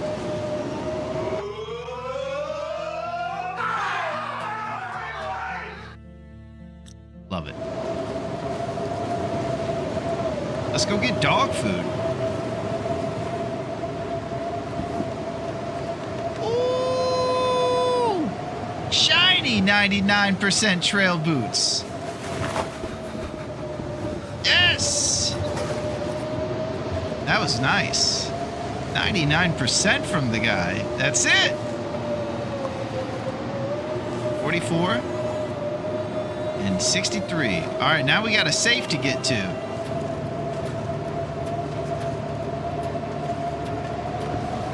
These old Nikes traveled us all over town. They must be left. Still have the new shoe smell. These things are pristine. Rugged leather hiking boot. Designed to last for long distance journeys on rocky terrain. Leather upper and heavy rubber sole. Little Beatles reference in there. Okay, so what I'm thinking about doing is checking the stock bunker maybe. And then doing our forge second. And we'll start by checking the safe over there.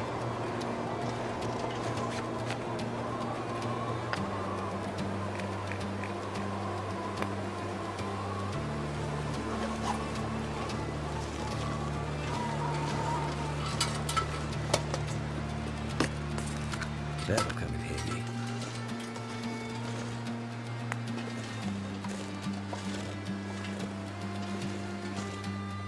Hope I'm safe from wolves. Mackinac times. 10 o'clock. 10.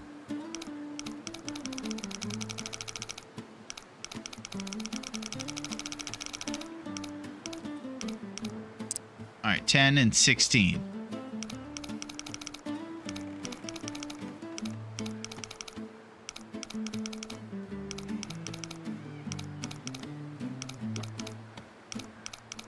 On with it. What do you say?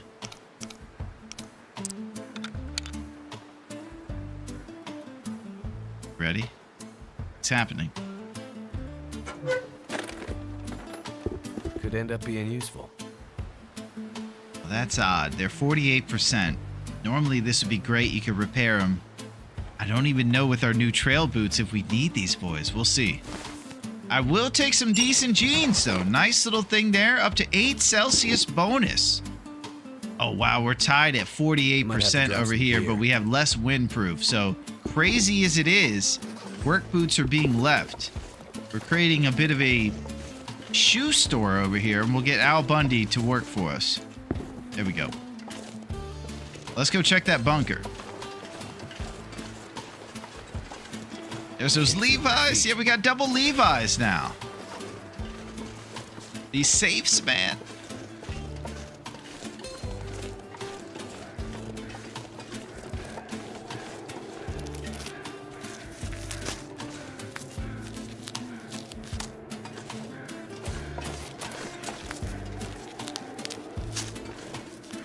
I don't know if our tees are still warm. I'll go check.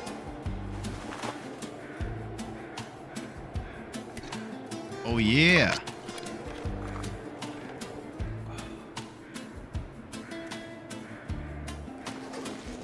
Beautiful.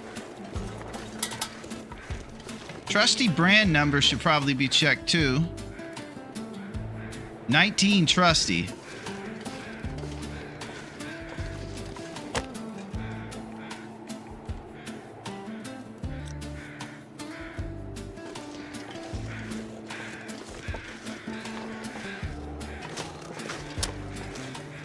Emotional support regular torch, because wolves are usually up here. It's always the conversation that I've been starting to tell. Match versus your life. Match conservation has to always be the one to go. I'm gonna have to leave something behind. If it's a known wolf spawn location, it's time to light. We got another ravaged opportunity for a little snack. Maybe if it's a little less windy on the way out of here when we're carrying all our beef jerky, we could stop there. Some might say, though, hey, you got a million things of beef jerky. Why don't you just keep going? It's a nice problem to have. Boris is going to be dripped out with those shoes. You think Boris is going to steal them? About to go in. Hey, can I have those Nikes since you're done with them? Oh, Boris was asking for them. He is out of control. Going in. It's happening. Aretha, we're going in the bunker.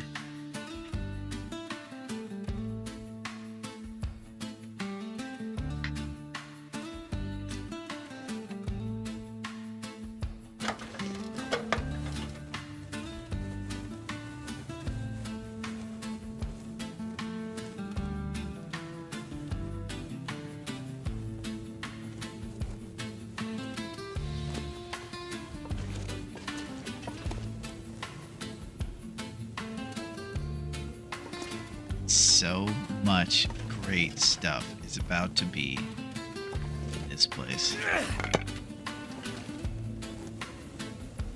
Prepare yourself. The jerky of all jerkies. Jerky everywhere.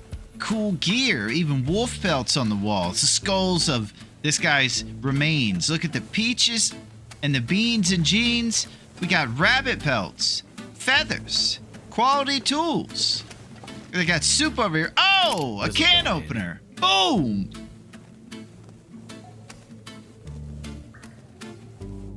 You know, gives and takes in this life, and sometimes you get one. Makes it easier for the times we don't. But right now, I'm going to tell you guys one thing. We're going to be opening cans so smooth. We're going to open them right. I need to drop something. Felon Will is on the come up. Let's go over to the stat sheet. That's it. Can openers found. 1. We've done it. All right, now is the part where I'm going to spaz out and get all this loot. And adrenaline is going to get me going. Sprite all over the place.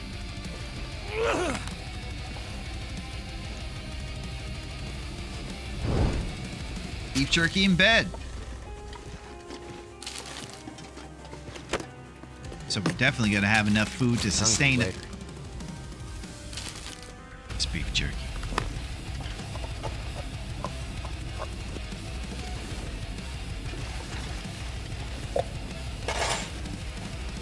Okay, here's a technical question I have for you guys. What have we here? So this is when it would probably come up too. We have cured birch saplings over here. In other renditions of the challenge we have seen before in the past, they allow cured birch saplings, and what you're not allowed to do is cured guts or maple. I could use this. For our situation here, we can decide what it is. And we can make or break the decision to leave cured birch saplings. Obviously, we're not taking guts, but it's something we could think about. So I just wanted to maybe put that discussion out there. Maple and guts, no, because obviously it'll help you make the bow really fast if you find a stock bunker. But these other things like rabbit pelts and things can still maybe be in the discussion.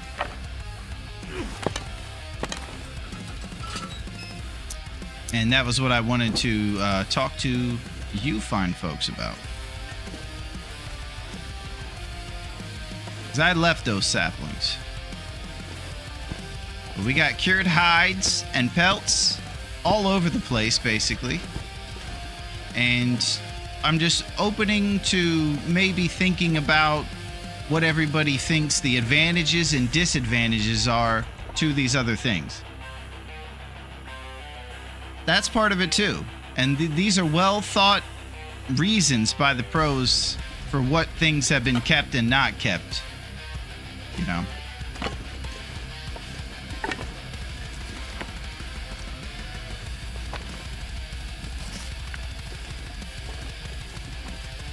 It's starting to weigh me down.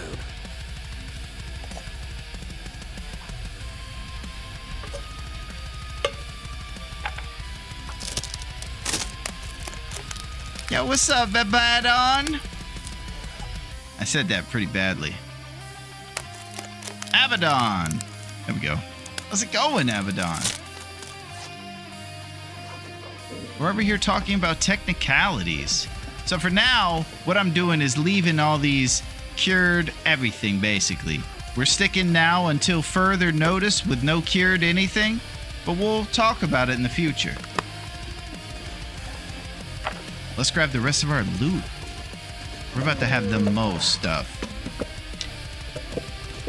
It's gonna be a slow walk back to the old forge. Woo, trusty brand, baby. I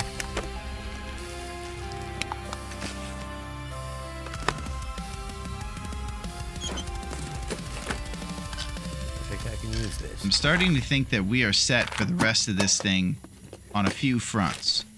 Match-wise, for sure.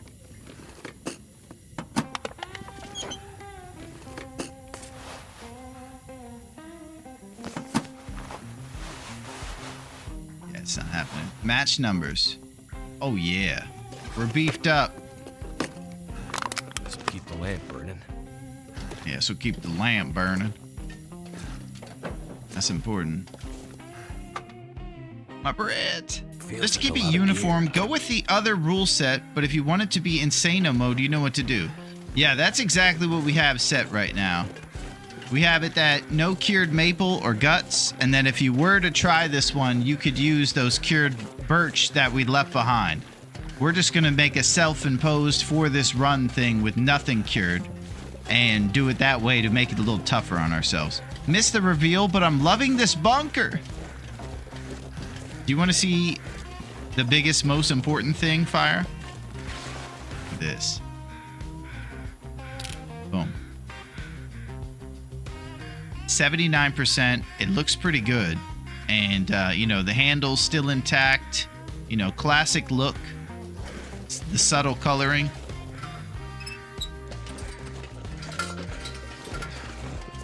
And now we can be a little more loose with our trusty brand here, too. And I can get... Oh, man, I don't have torches.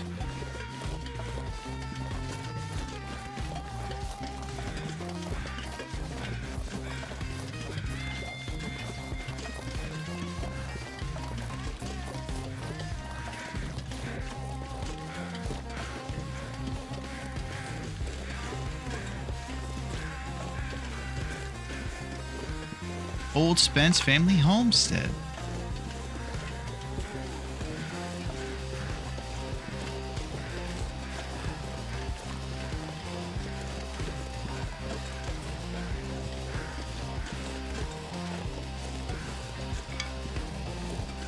This gear is starting to weigh me down.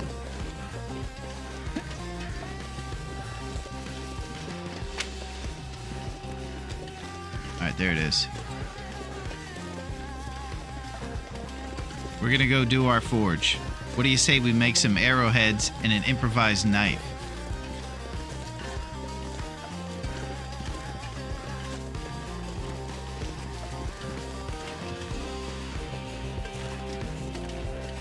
We'll be there soon.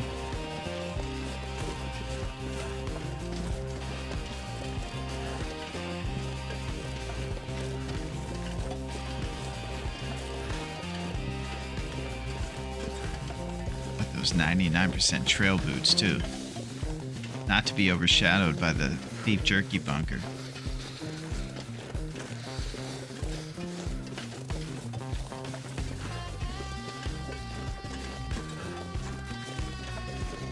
All right. You know what time it is. Here's the thing. I got too excited about the bunker and forgot to sleep. So we're going to have to sleep here at this outdoor bed, but we got a bunch of fir firewood. So if we just light this bad boy up, we'll just sleep out here.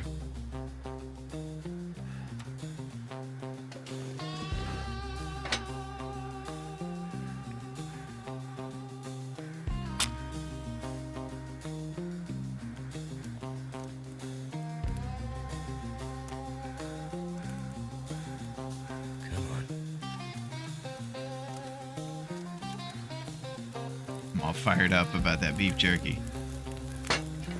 All right.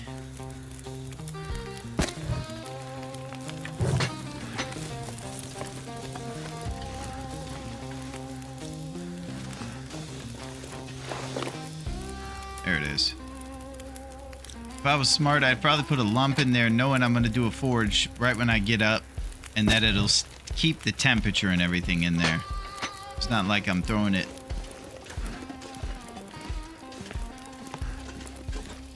I also know that sometimes if you go into the bed from this side, it'll be less warm than if you kind of get it on this corner. So I'm always making sure I'm getting the warmth from the fire there. 23 Celsius on that corner. Okay, I don't know. Maybe that's how it is. Maybe not. That's what happens when you get a bunch of jerky. You get wild and crazy and forget to sleep. We're getting wild over here. We're gonna sleep till at least 3 o'clock on the fatigue meter, maybe even to full. We want to make sure we're strong like bull for the forge. And we're gonna forge all night and hopefully leave tomorrow around the warm part of the day with clear skies again. We can hit that timing twice. It's on.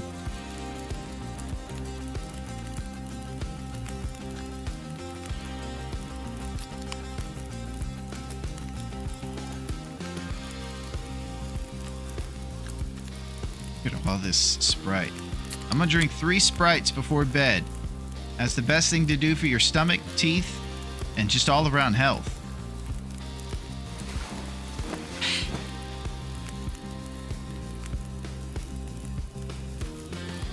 Let's go. Mariners win.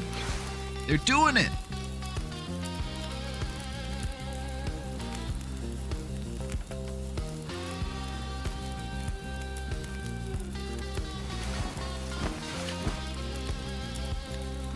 Okay, we just had to keep that fire lit.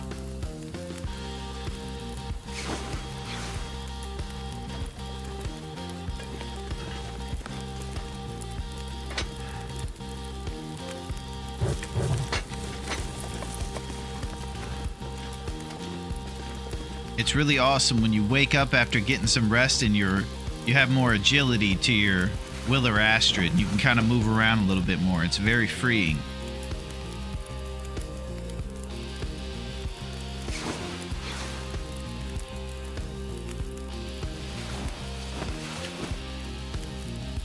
All right, we're building up big time fatigue strength so we can stay up all night doing a forge here.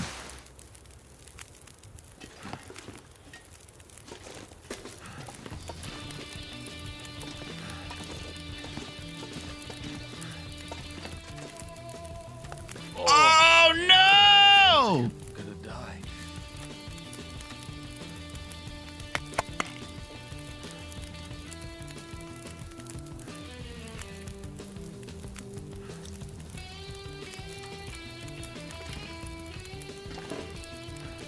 Get out of here.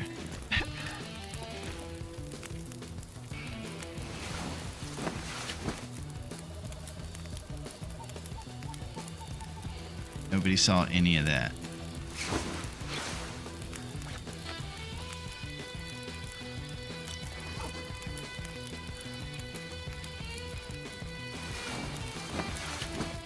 Sweet Tooth Willie's Revenge.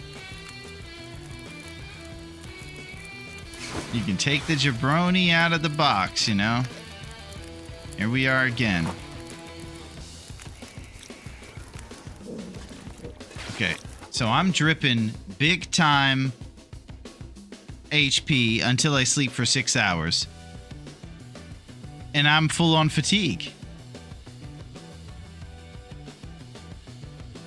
Does passing Only a time... couple jabronis come out here without skates on. You keep using this word jabroni, and it's awesome. Okay, this is pretty serious here. We're going to lose a lot of health, so let's be thinking about how to get rid of these 6 hours. Twig! Perfect timing! Just when we were going to bring up the broken ribs, Twig shows up like a pro angel in the outfield. Some sort of Danny Glover move right there. Nice, Twig. I don't know if passing time fixes this on. Yeah. Here we are, Twig. Again, with another affliction. Self-caused. This one. Maple syrup got me. It's either Tron Sprints or purposely Stim, and I don't even know if we have a Stim at this point. I'll check. Yeah, so it's probably Tron Sprints and Sleep. God knows how. So you lose 10% per hour when not sleeping. Yeah.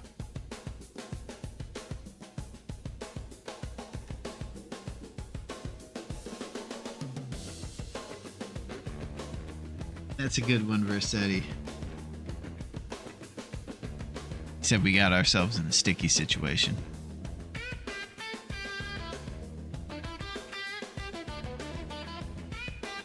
I think sprints is all I have. It's a pretty primitive approach to solving this, but it's the only move I can get my fatigue off with. If I do a forge, we'll lose like 30. Don't have enough fire. Don't have enough fire?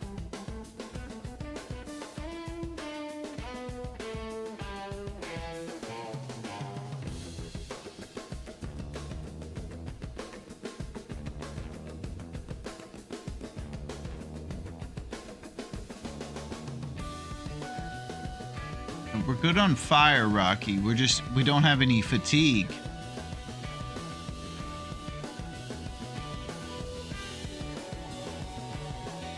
Am I missing something?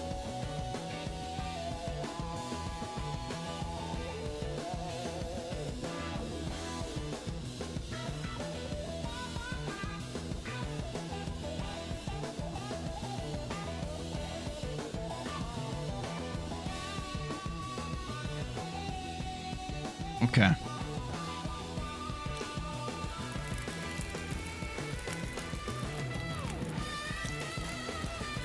Six.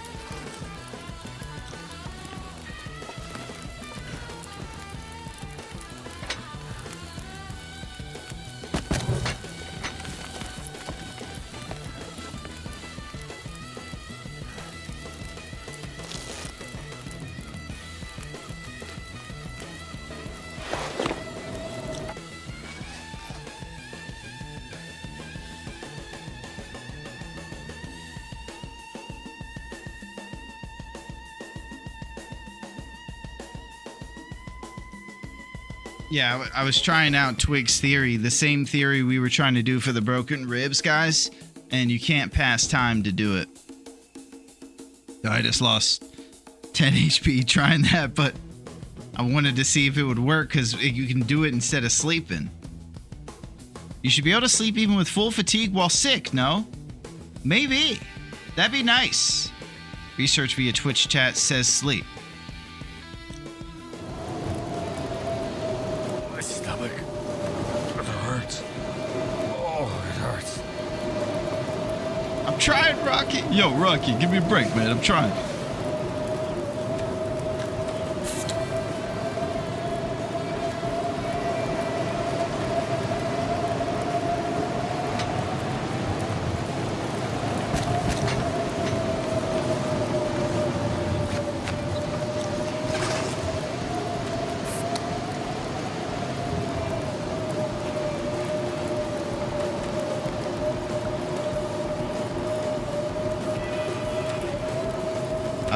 Syrup.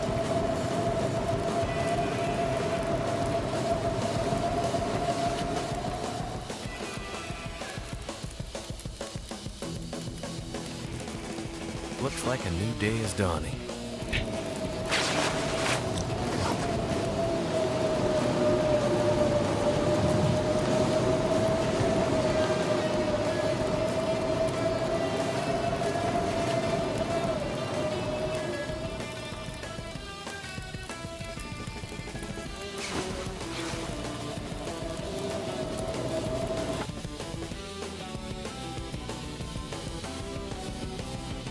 That was awesome by you guys, by the way. Absolutely monster job of assessing that problem that only one of us got us into. I apologize for the syrup incident. I'm going to put it even further into the corner.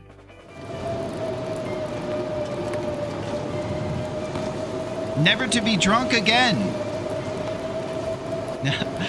Now, we lost a little bit of health. Our condition did fluctuate today. We lost about maybe 15 health. But we learned something.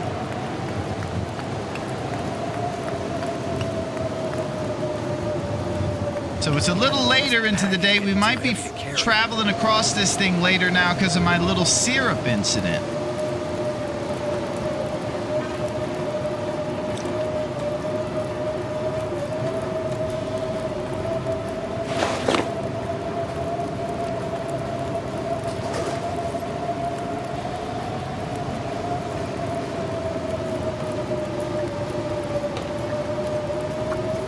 Let's start off our forge.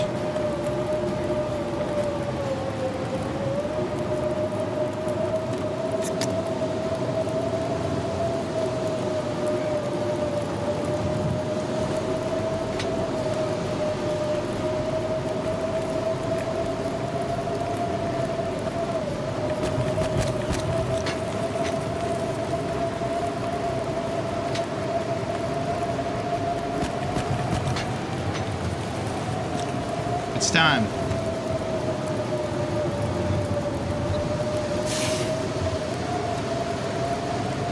Oh, smooth, canned open, no food loss, preserved, and awesome. Pork and beans. Is there some food in one of those crates up here? There might be, Broken Twig. We're probably gonna forego that food since we got a glorious stock bunker before you got here.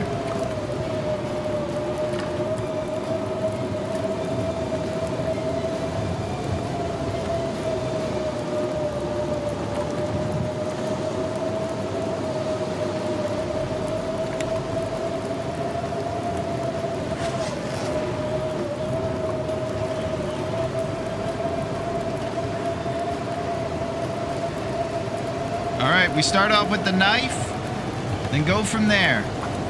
Here it goes. This one takes 3 hours. And then from there, it's an hour each way with the arrowheads. We have 15 extra scrap. Definitely not going to need all those. It's probably going to come down to our feather numbers as to how many arrows we can make. Feather number sitting at 26. Nice, healthy. I accidentally took the cured maple sapling. I'll go ahead and drop that.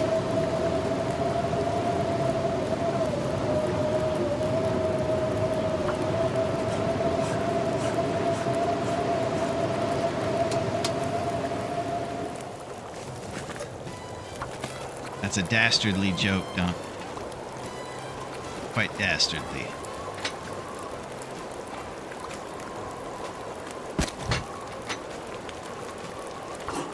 Alright, let's talk practicalities on arrowheads here, because we have way more scrap than we'll ever need for the amount of arrows.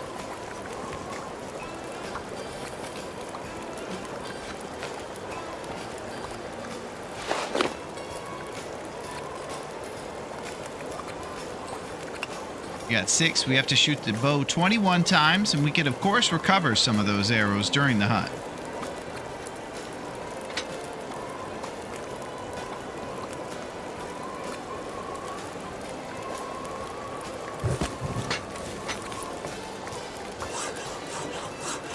The syrup situation. Sun's setting. It's gonna get a lot colder soon.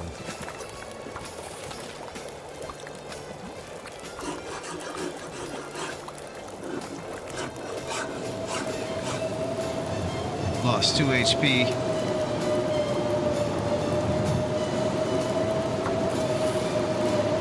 Man, the weather's been kicking up dust all day.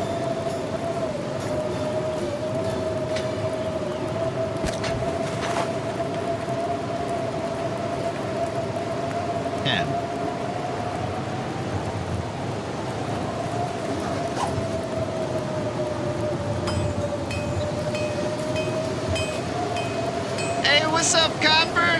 Even in the evening time, Copper makes it sunny in here. It's going pretty good. We're doing it big.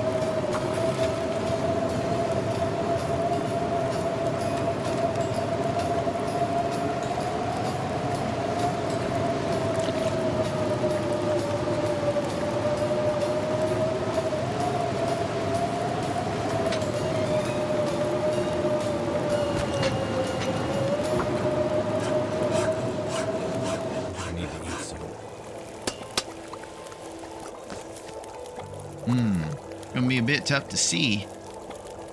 Let's look at our numbers. 14. And then we have feathers 26.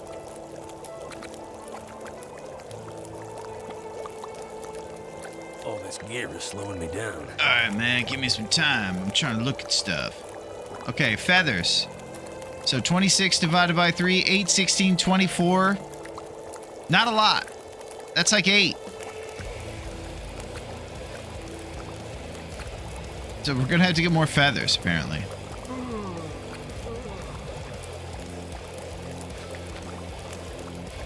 I feel like we're getting maybe one more set of arrowheads is probably enough. 16 arrowheads for 21 shots is super good enough, I think.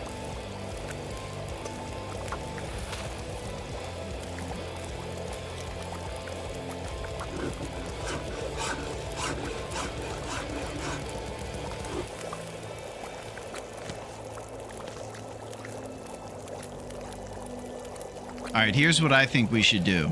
I think we should look at our satchel and see if there's stuff we can cook. We could probably make 1 or 2 reishi teas here. We have all these things that I think you cook when you pick up. There it is. So let's open every can as well. And get those points for the XP on that and try to get up to cooking level 3. Maybe we'll get some empanadas in this place. When it comes down to porridge that we can make, we have 8 bowls of running river oats and whatever other cans we have here.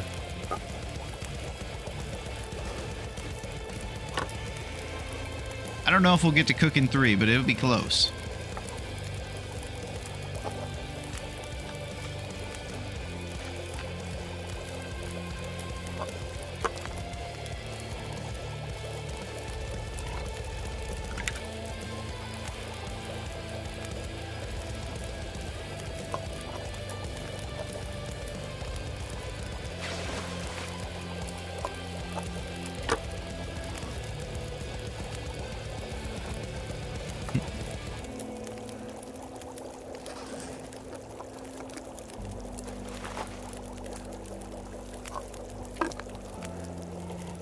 Ain't gonna make it. I'm just kind of looking for positive things to do. And I think what I'm coming to the conclusion of is either we sleep here or we go sleep in the bunker.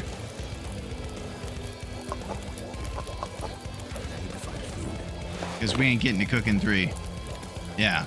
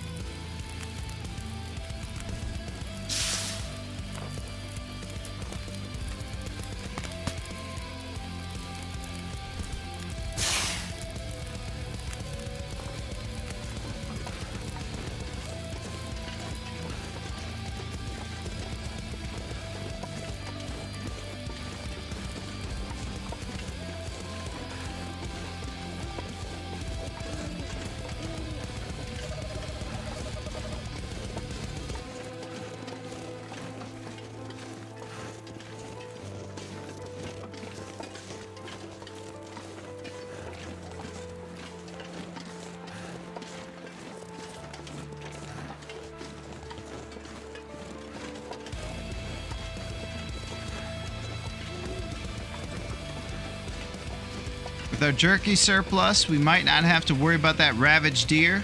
We'll just see if we can get a few more feathers.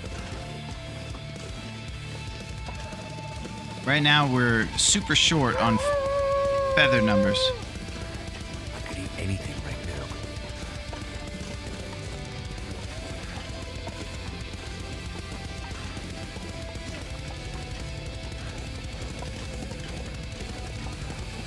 Taking the scenic route over here. Can't see jack.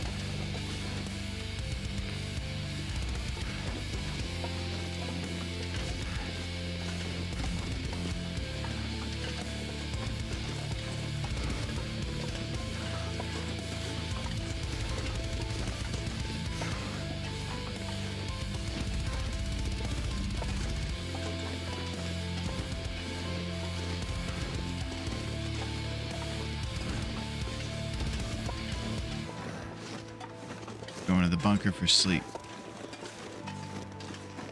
I could eat anything.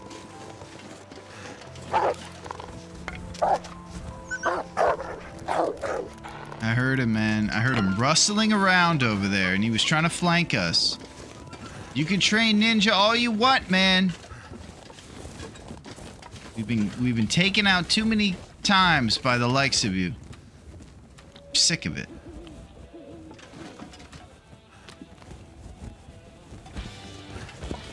Came for us, Copper.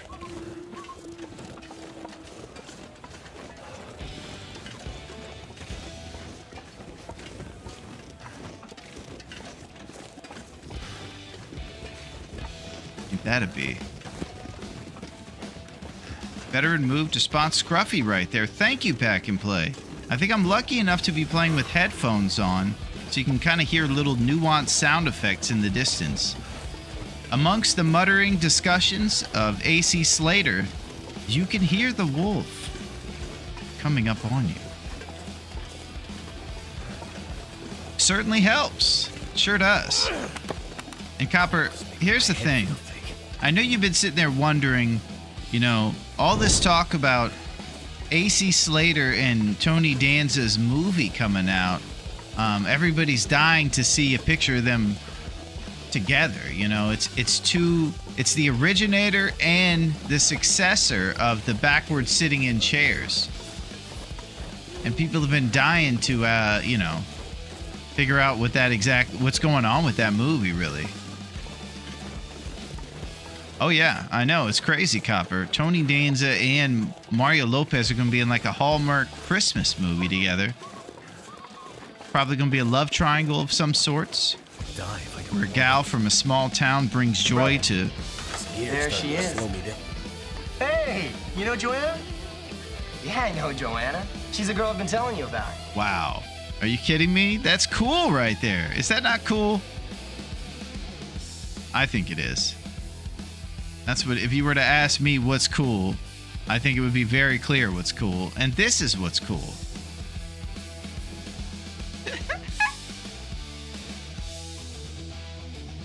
Oh, that's it, Yinzers.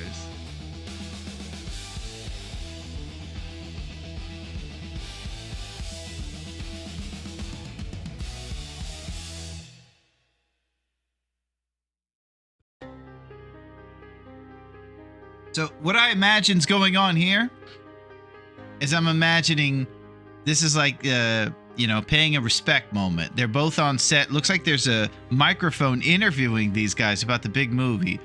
I mentioned how in the 70s sitcom, Tony Danza originated sitting backwards in a chair. He would pull the chair up to the table to talk to his friends, but he would spin it around before he sits in it. This guy on the left right here, this guy Tony Danza, invented that move, pretty much. So that's really great. And then what Mario Lopez is saying, he's saying, see, this guy here invented the backwards chair, and I actually kept doing it in Saved by the Bell. So he's kind of paying respects there to Danza. And Danza's, he doesn't want him to go on about his success and stuff, but he understands. So yeah, that's what's going on. And this is them on the set of their new movie. Pretty exciting.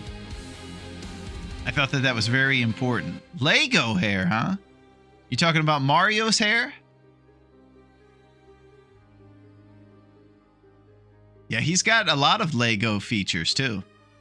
I was called a Lego guy the other day. So we're just going to have to believe that that's a compliment. Man, look at those guys.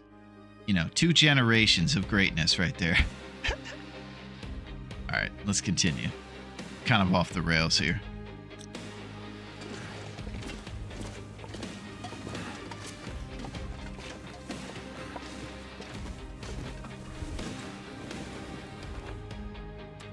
Okay, let's eat some of this trash food first. We'll start with 20% beef jerky. Hopefully we're okay.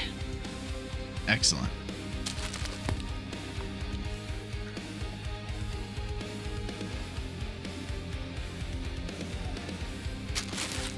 Larone and Mario Lopez could be twins, to be fair. Holy crap, that's one of the best compliments I've ever received. Be in the same conversation as a great like Lopez, I don't take lightly. Thank you, Pack and Play. Lego's cool.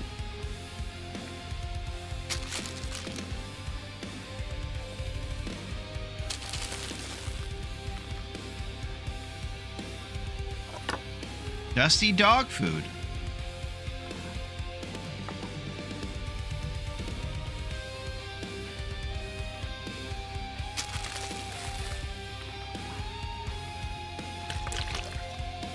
And you guys were so amazing during that food poisoning situation. I just want to say thank you again.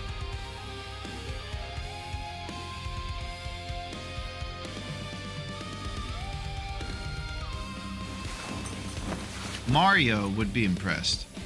So would Tony.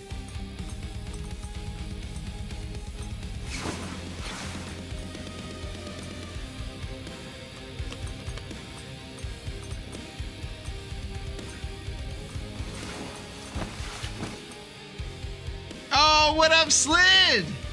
Are you winning? Well, if you've seen us a few times, Slid, you know that we're not winning, but we're having a good time. We just pulled up this awesome picture of Mario Lopez and Tony Danza. I know that everybody doesn't want anybody to miss it, so I'll make sure that you see it right there. Look at those guys. Mario Lopez today kind of looks like my aunt, so that's cool. He does have a very distinguished face. And you could just see, you know, some Hollywood stuff going on with Lopez because he looks pretty crazy. But they're both still legends, you know? The lumps proving their worth once more. I'm telling you, man. Lumps are great.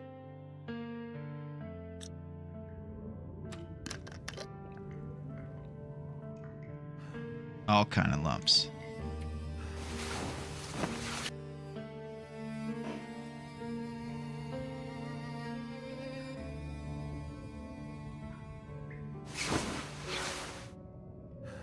It's good to see you, Slid.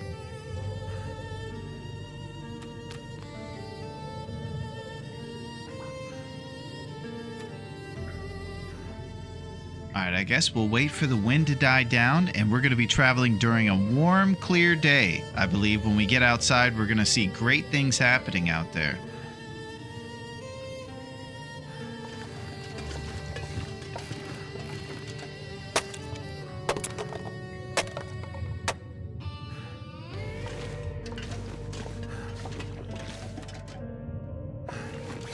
Let's look at our weight. 47 kilograms is quite insane, and we'll probably be leaving the Goofy Stormlander. We'll leave one of the cooking pots. I'm not sure if our cooking spam is going to happen for a while. We're going to have to live empanada-less for a while, so we'll drop our extra cooking pot.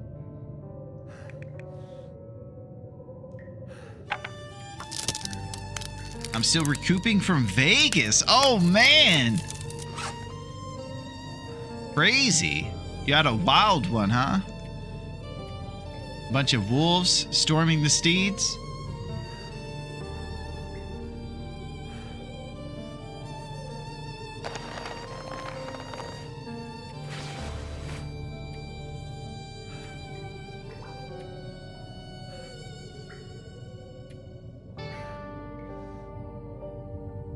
And yes, we had our antibiotics on us for that whole syrup incident. If you guys are wondering, in the past, we had a legend named Sweet Tooth Willie who faded into the long dark because he ate a 50% chocolate bar, didn't have antibiotics or reishi tea, and ran around like a madman trying to basically get antibiotics or tea or something, and just dripped away his health, and it created a chain reaction of nonsense that sent us spiraling towards the long dark. It was TLD in real life with all the darn walking. Oh man, I'm trying to think of the road and area where the derelicts go. I wonder if Slid went to there. It's called like something street or road, and it's where all the seedy Las Vegas action happens, but it's kind of fun too sometimes. There's like redneck activity there. I've never actually been to Vegas.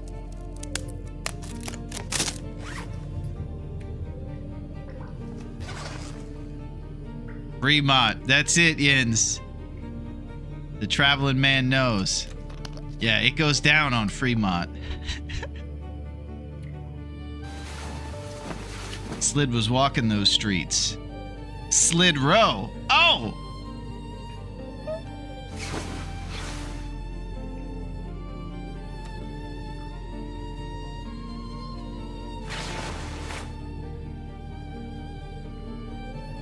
Crunchy stuff.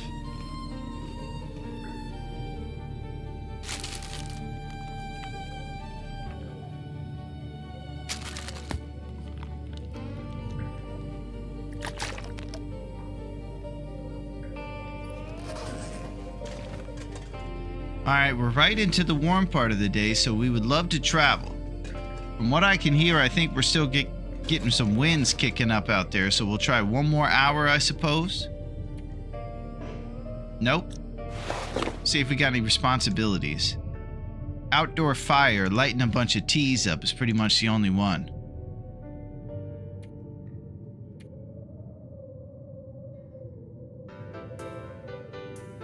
Yeah. Alright, we're about to do the dreaded unspeakable, unless we have a whetstone. Do we have one of those? No, we do not. What do you guys say we leave our scrap metal here?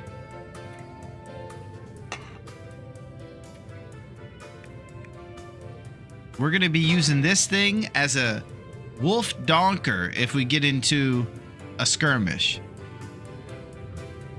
Yeah, we're passing time here. The unspeakable.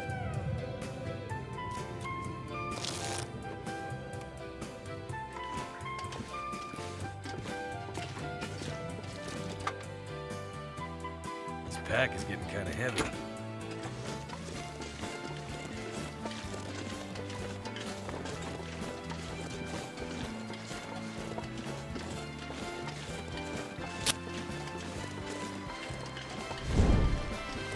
No mag lens today. Let's see how the visibility is on the lake. Okay, that's decent.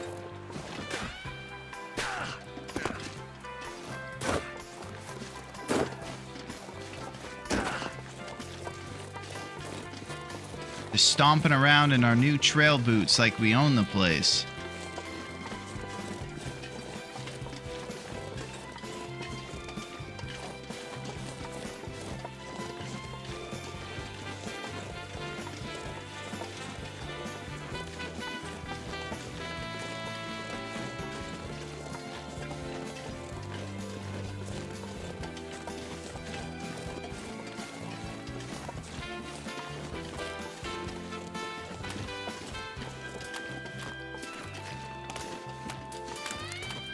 Okay, so there's a couple ways to get across this ice, and it usually ends up sketchy if you go out there on the wrong path.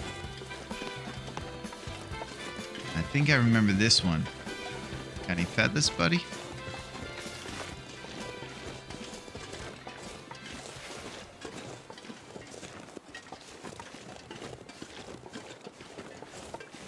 This is our path.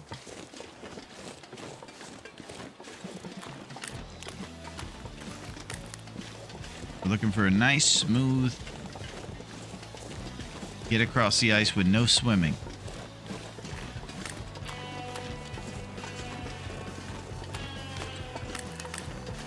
Going to Larry's cave. I don't think I planned on it, Dunk. I'm just going across the ice right now. In a blizzard, apparently.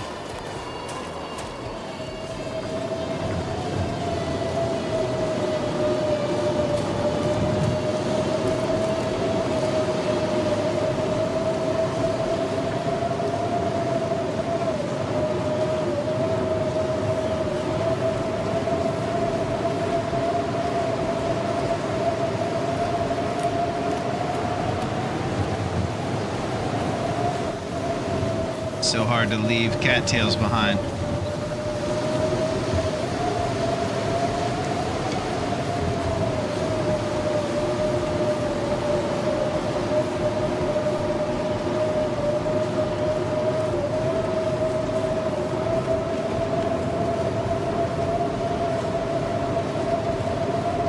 If we hear any barking, we'll light it up.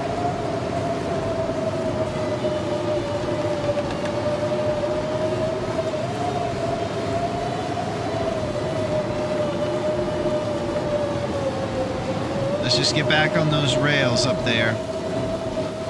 Spot fire coming pretty soon.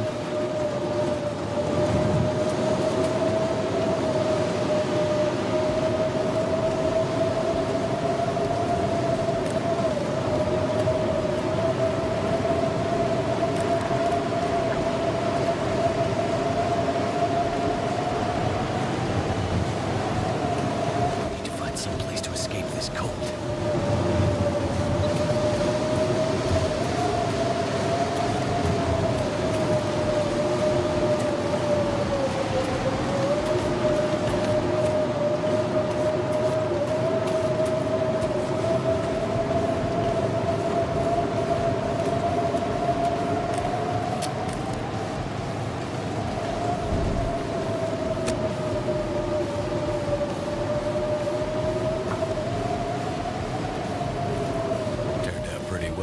Hey, you're doing awesome, man.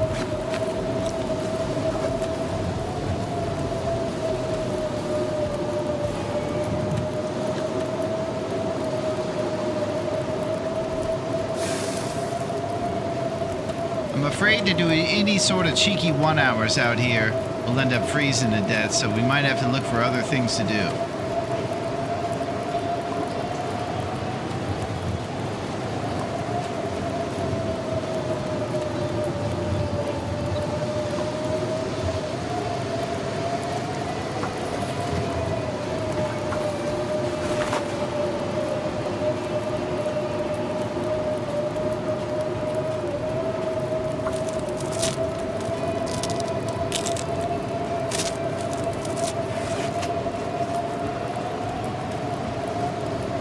All that stuff we've been opening, this thing's getting a little wear and tear on it.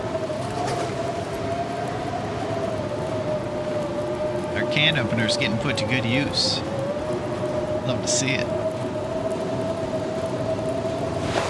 All right, let's do some bed rolls.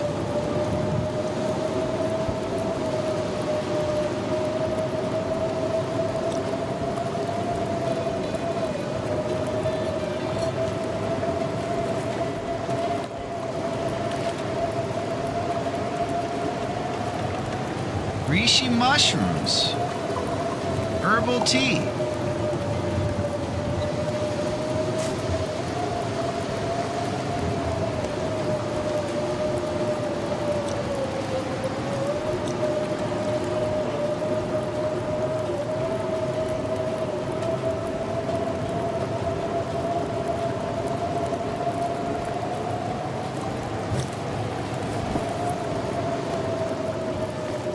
There it is. Too much stuff to carry.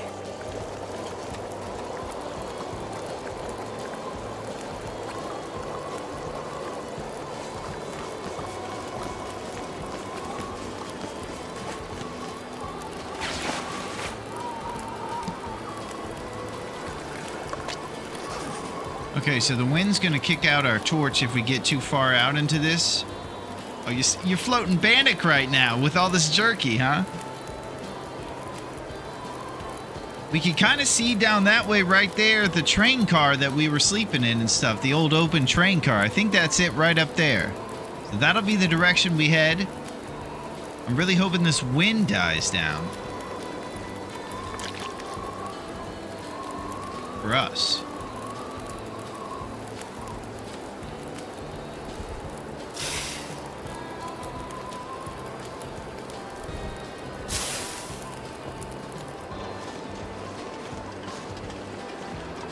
Come on, trusty brand. What do you say?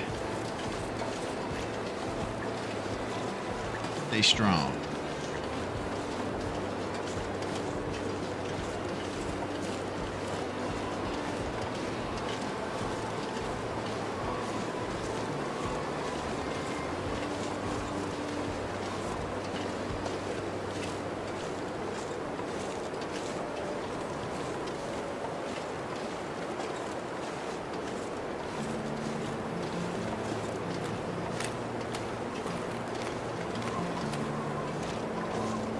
Okay. As long as I can still see those train cars, I have a great chance of not getting turned around.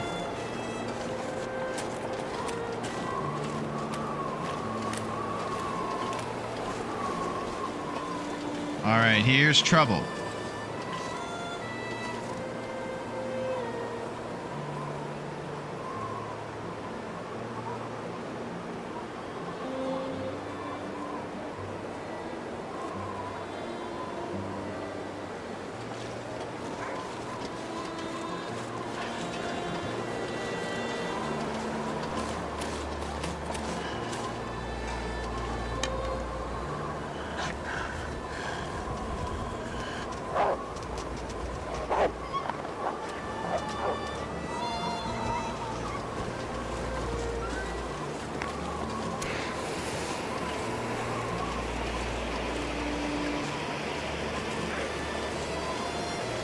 Family reunion.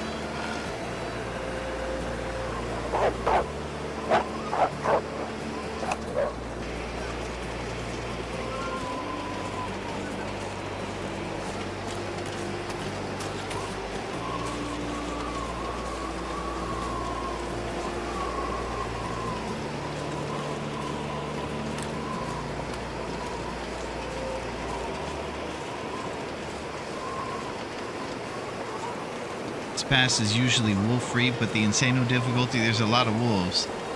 Yeah. We wanted the challenge for ourselves, and now that we're here at the challenge, it's daunting.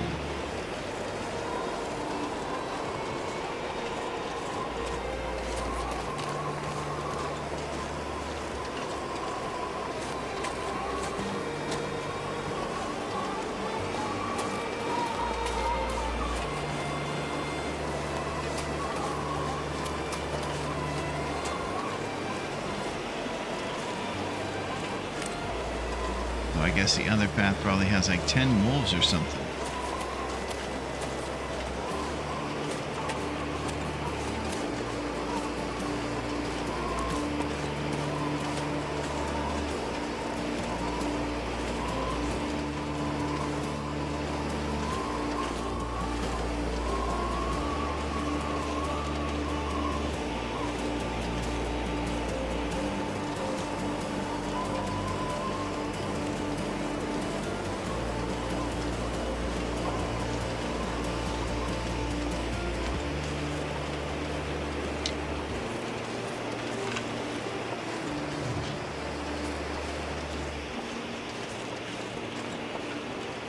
Right.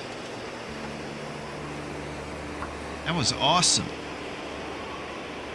Because usually the main benefits of the middle path are more cattails and no wolves. With all these wolves, maybe it's not so great.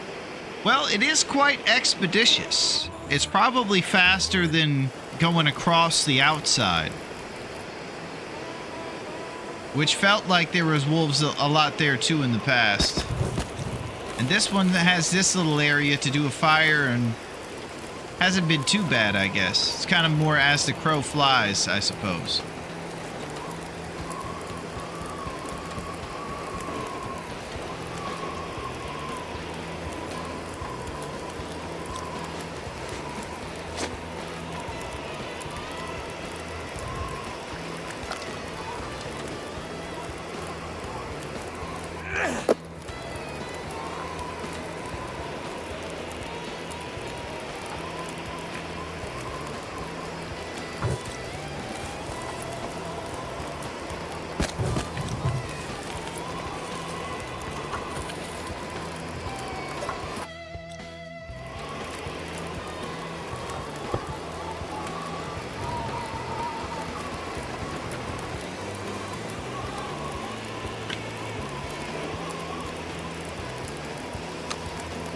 Okay.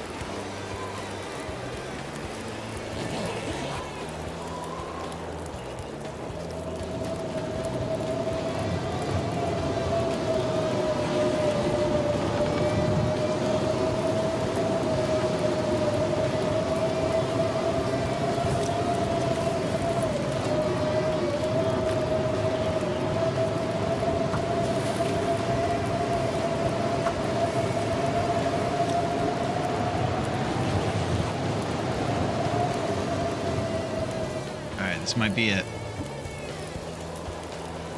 Looks like night is coming.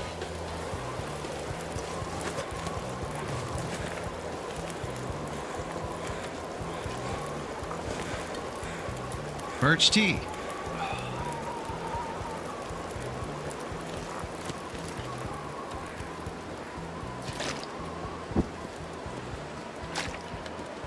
Alright, it's time to go back to Mystery Lake. We plan on making the bow when we get over there. It's a long journey ahead. Let's just be responsible about things. If anybody needs one of these wires, I left it here for you in the train car.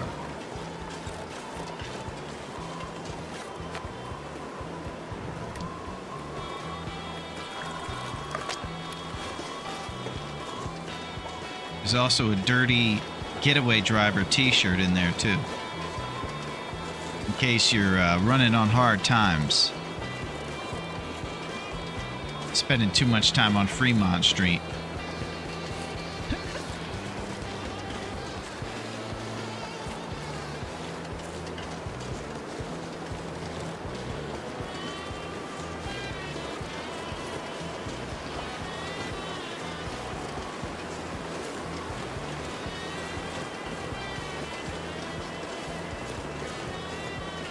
Oh, I see the bear.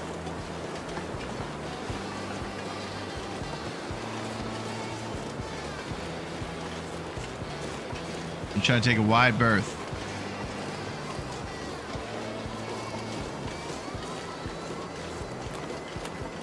We're not ready for the bear fight or any fight until our bow is made. Somehow our torch is still lit. Yeah, Yinzers, I know that things are pretty funny right now. But you still remember that we're going to need you to come in on Sunday too, right? Okay? So just don't plan too much for this weekend. We're going to need you to come in. Oh, we got Goblin coming in. What's up, Gobs? We got Goblin mode in here.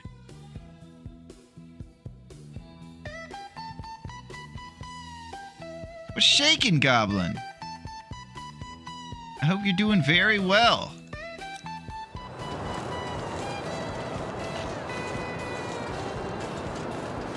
You can count on me. Excellent, Yinzers.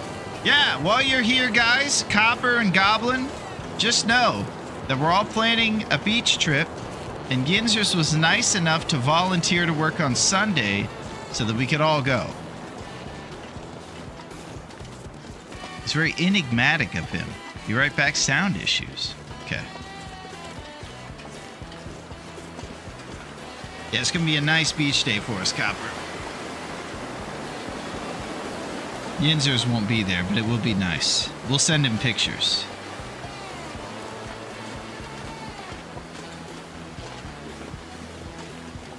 You imagine him sitting there eating like a peanut butter and jelly sandwich in an empty break room, and then he gets a text.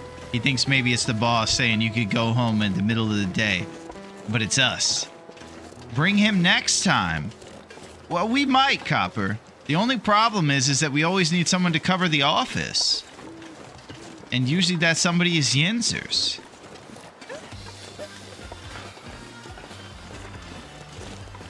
I'll bring ketchup chips and the good old maple syrup. Nice. Something a little above maybe 17%. That'd be good. You imagine how crazy it would be to eat pancakes on the beach? Sand blowing in your syrup. All kinds of shenanigans. I'm not sure I can carry much more.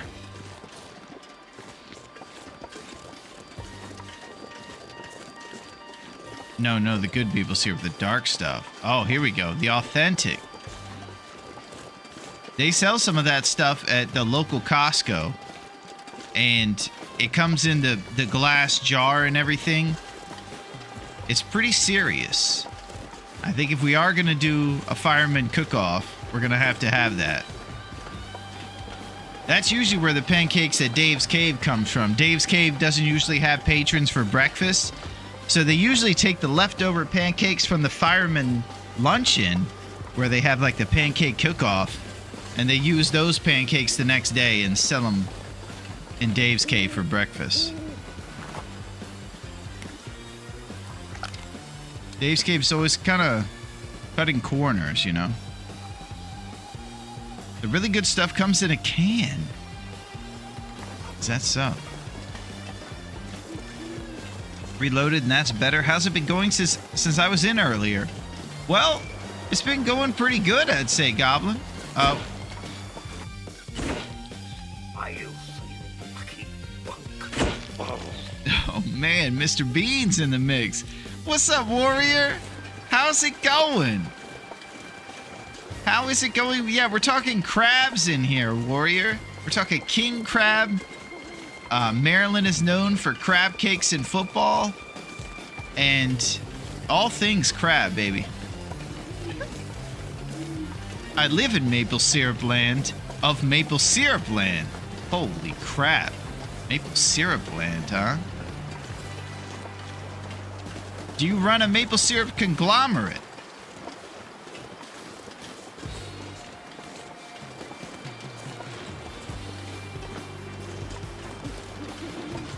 That's 2 Wedding Crashers references back to back. Just want to throw that out there. Crab cakes thing and the syrup conglomerate.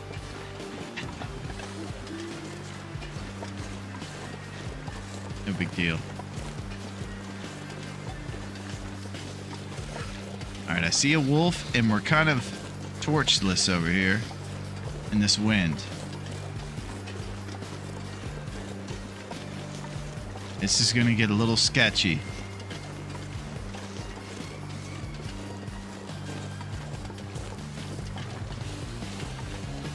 Big Syrup will sue. Oh my God, they're coming down on us. Wildcat.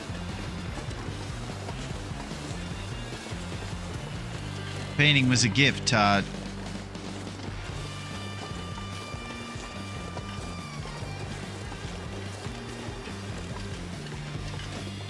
Looks like we got company. You know who it is. It's the big dog. My fingers feel numb.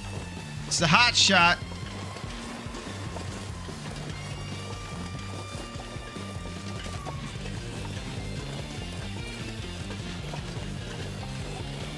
You have a favorite flavor? Chips, Larone. Well, ketchup chips are a brand new love of mine. We did recently try those, and they were pretty great. Let's think about that. That's a tough one. I will say, I know I'm not really reinventing the wheel here, but I love chips. I think they're delicious. So if I'm talking about it... Oh, another one I had recently was Zapp's, Louisiana's own. And I have a bunch of Cajun friends here, like Rossetti, Bean, and Neo. And it was really exciting for me to try Zapp's for the first time. If I'm talking about my favorite,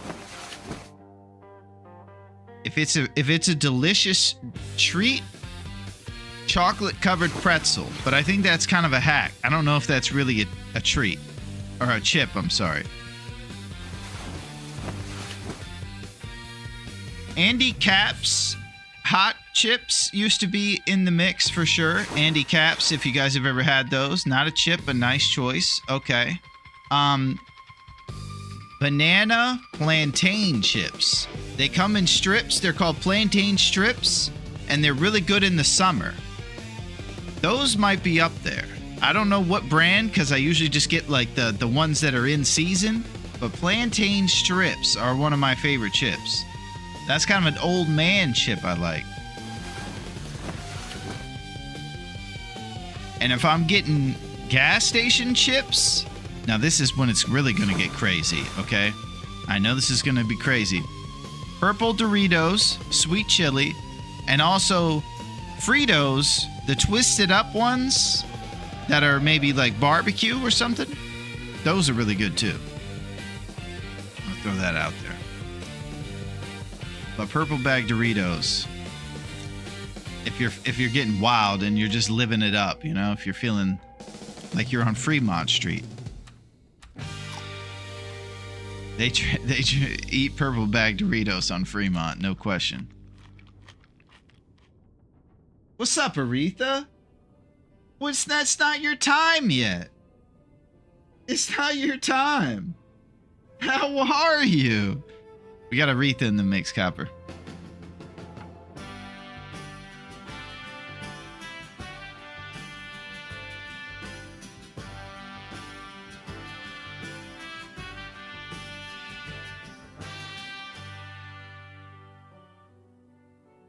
I got plantain chips all the time when we lived in UK. So good. They are the best, Goblin. How's it going, Aretha? You're looking beautiful right now. You're so beautiful.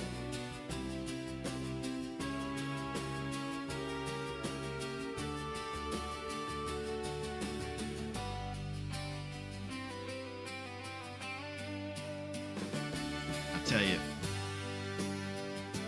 She's the best. You know, I miss some kitties that I've lived with in my past.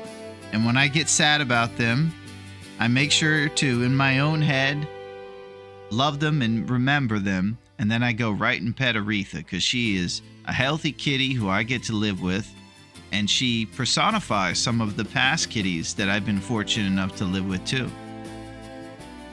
She's beautiful and graceful, and really helps just anytime you need love or somebody to help you out, she's there. You're amazing, Aretha.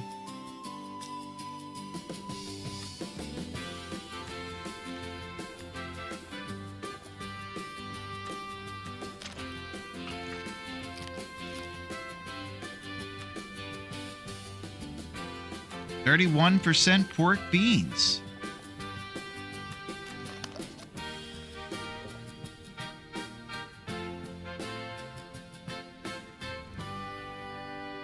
Okay, so this is crazy. We're at the camp office now. We got cooking level there, and it's probably going to take like 50 things to cook, and we don't have enough in our satchel to do that, so we're not getting up to cooking 3 anytime soon with only 1 thing of running river oats here. I think we might have another one back at the trailer, and so we'll be heading there. We're probably looking for a little sunlight to do that, and maybe we'll break down a few crates or things just to have responsible firewood with us and maintain our lumps. Make sure we don't run out of those lumps. Aretha's got the zoomies now. She's getting fired up.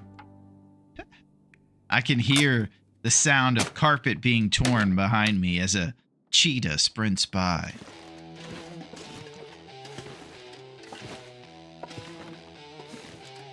She's very charming.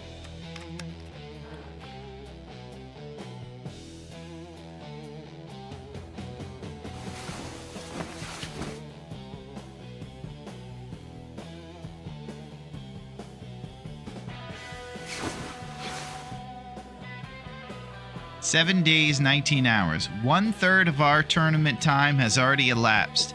We have 14 days left in this challenge to actually do the hunt. We're still on the doorstep of making our bow. Those 14 days are going to have to be well thought out and planned. Not our strength. Accepting any and all submissions of responsibility and good ideas. Right now the plan is to go to Pleasant Valley through Winding River after we leave the dam. Go into Pleasant Valley, we're looking for bear in cul-de-sac caves, ones where we can spam them. What day did you put that down that maple? I couldn't even tell you, Dunk. I don't even know if it's been 6 days since the maple, but we'll get ahead on those arrows while the maple's still curing. And if there's even more time, then we'll go make nature call and we'll spam our cooking.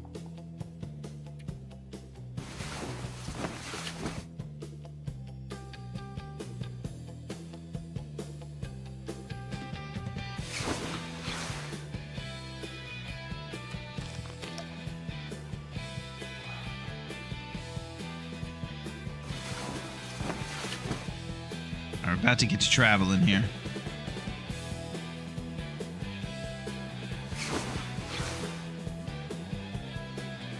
Aretha, whatever you're doing is extremely impressive.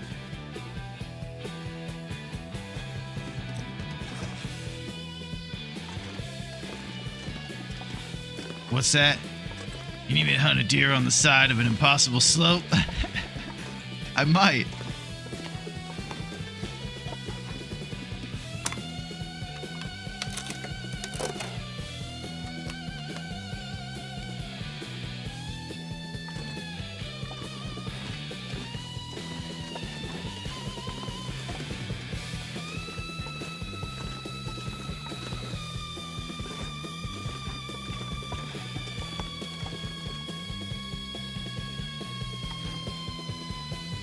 See how cold it is. I think we're getting 3 down. I'm gonna have to leave something behind.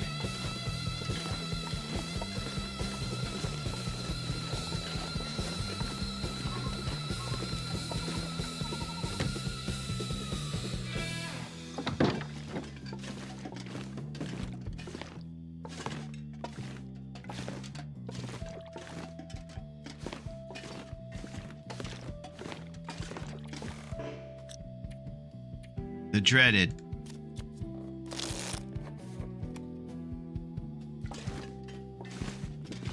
We pass time.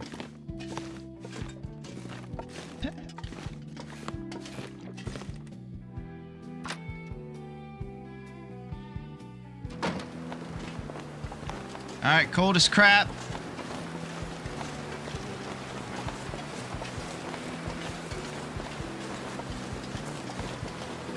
Grandpa Simpson.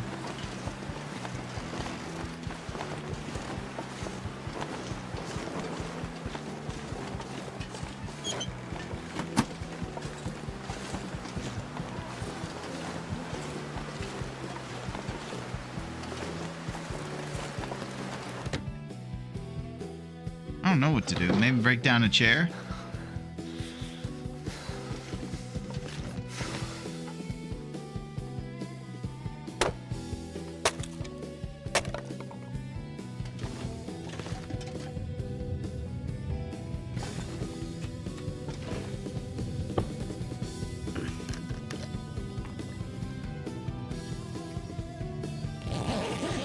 Took the birch with you.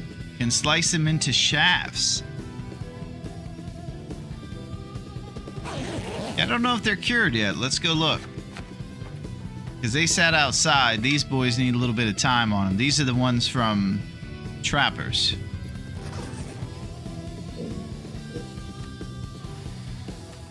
Banged up pork and beans.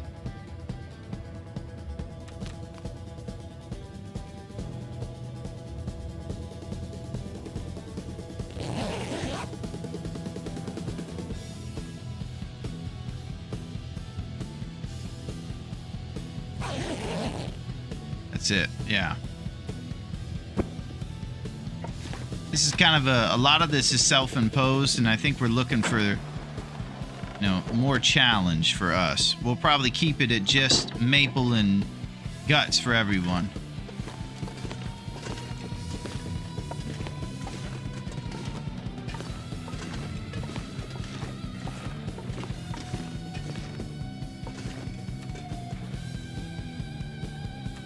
Banged up peaches. Sounds like sausages. Sounds like sausages, huh? The sizzling of sausages.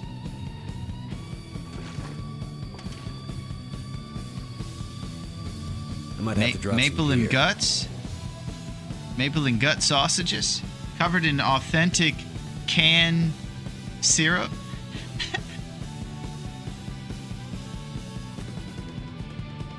All right, speaking of cans, we are kind of running out of food here.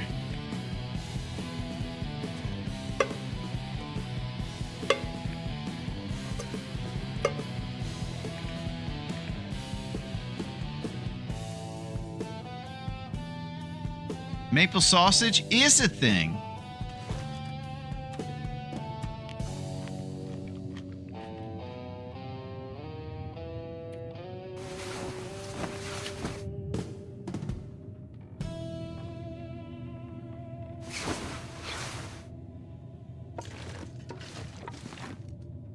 Yeah, it's still howling.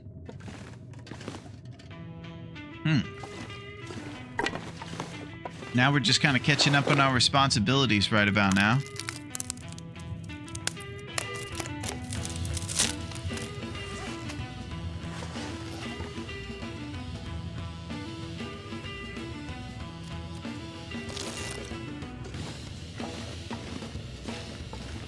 Nice warm part of the day for traveling.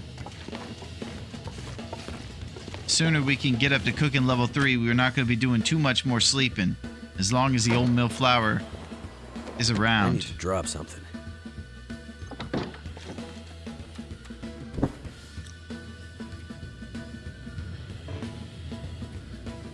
The dreaded.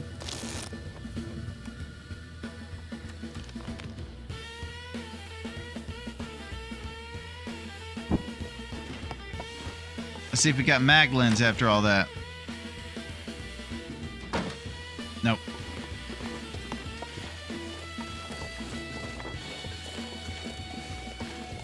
So I can't remember if we did our research on Loophole 4. Are we going to end up with a fire striker opportunity in this derailed cart up here?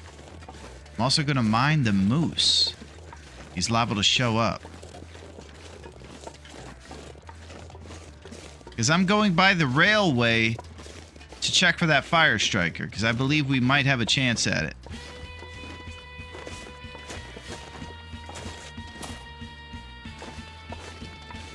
Look at him over there.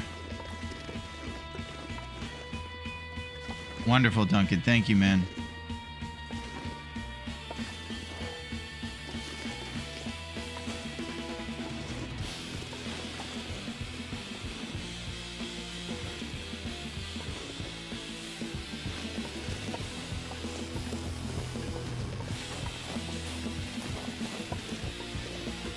All right, let's do this.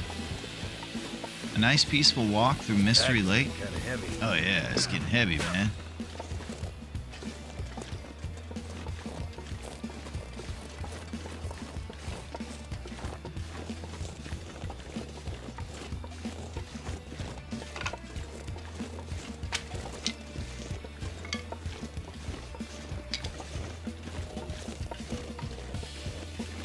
So I'm thinking I might run into Sandra later. If I do see her, I should just tell her to keep the bus going 49 miles per hour and everything will be fine, right? I'm pretty sure that's all that I need to tell her to go.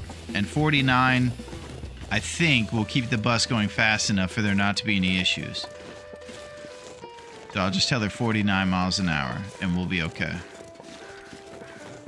So will the LA freeway, or wherever that movie took place.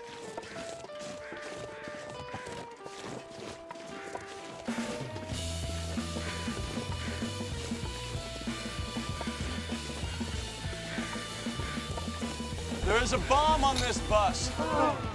If we slow down, it'll blow. Okay, huge problem. Bezos isn't fully allowing everything because he just played games with that. You know what, Copper? If they think they can stop him, they're wrong. There is a bomb on this bus. If we slow down, it'll blow. Oh, please! If you see Sandra, we're thinking that we just have to tell her 49 miles an hour. And everything will be fine at that point. I'm pretty sure if the bus goes 49 miles an hour, it will not blow. But I can't remember if that's as fast. But please, don't let her slow down that bus. At all. Because we can't have that. Keep it going fast. And make sure it has speed. Please.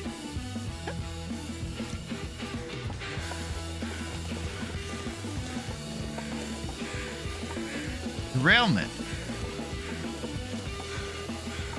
All right, this is our moment, the Fire Striker moment.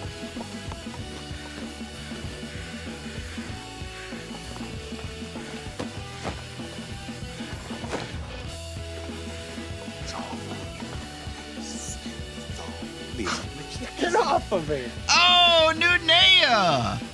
What is shaking? Okay, you're just going right into the shadows. Okay, sounds good, buddy. Thank you for those rose hip references. And before you do leave, though, you could leave some rose hips, you know, Nunea. It's good to see you, buddy.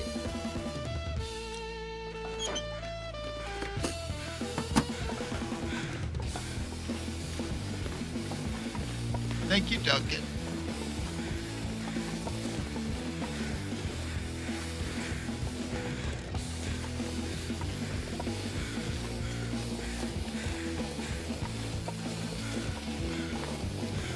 Sometimes wolves around here.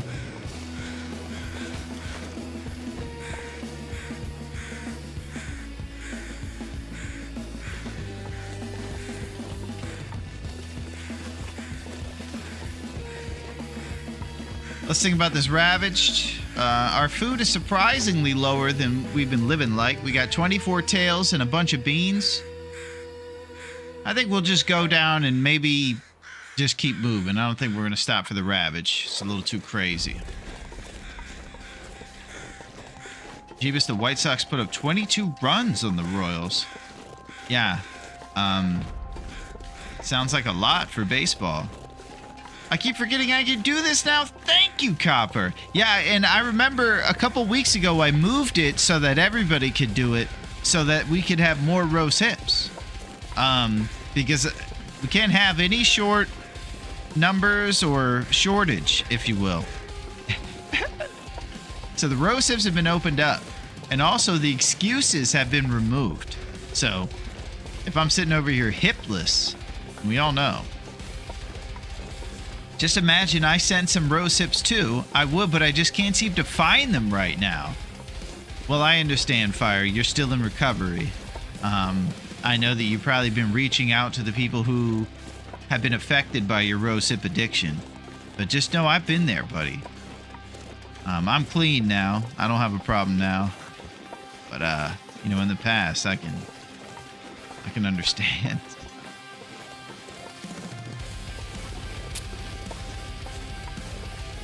No hips for you? Yo, Rocky, man. Listen, if you're holding out on hips, then how am I gonna win the big fight? I know you got a big fight too, but are there enough hips in Philly for all of us? Maybe you could give me some of those rose hips, Rocky.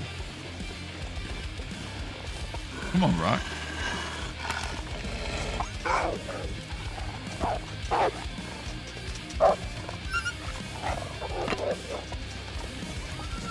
What are you holding out on your hips for? I think Adrian would be okay with it.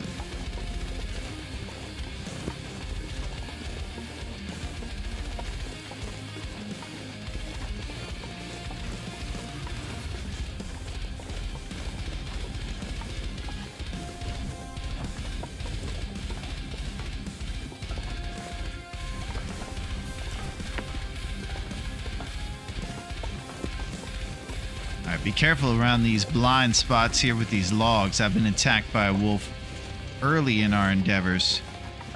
Hiding behind there. Yeah, we're rocket fire. We're eating rosehip empanadas. We're staying up all night and we're rocking. It's Friday, baby. Train loading area.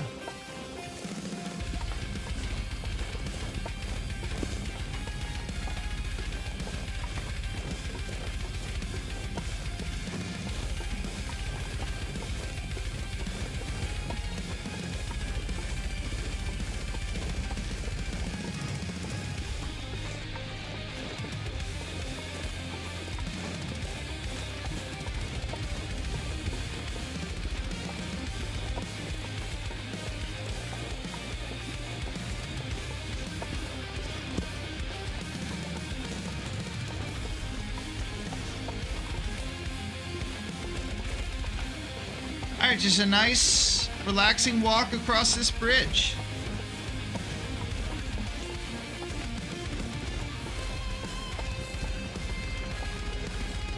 If any of you have forgotten, don't forget how strange that nature does not knock and yet does not intrude, man.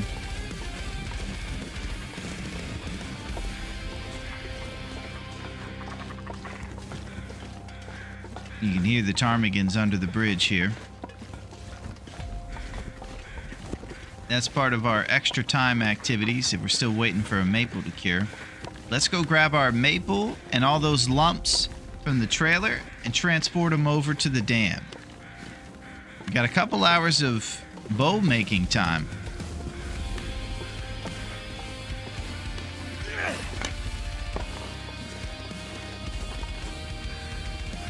Those comedians always laughing at you.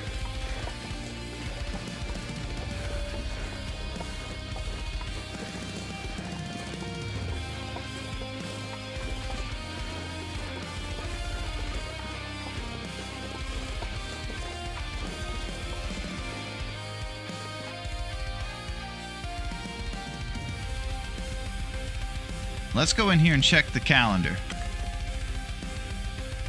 Too much stuff to carry. Maple's cure.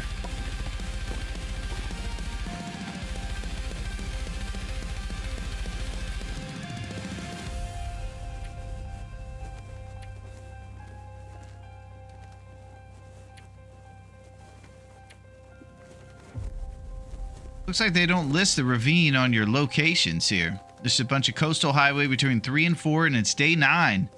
I bet you it's stocked. That's a great idea. Replenish our birch bark while we're here. And then have more health, of course, for our endeavors.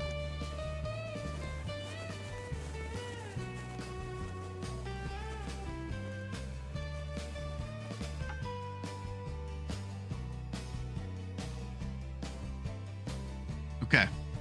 Here's what I think. I think we go to the birch ravine. I end up dripping health like crazy once the hunt starts, so we're going to want to be as close to it at 100 with even more if possible. It's responsible and safe to go over there too. We go get birch, fill up on birch, come back and do our maple activities and things. I'm also wondering if maybe I should do the birch at night and maximize daylight by doing the bow right now for a couple hours too. And then once it becomes dark, go over there and get the birch.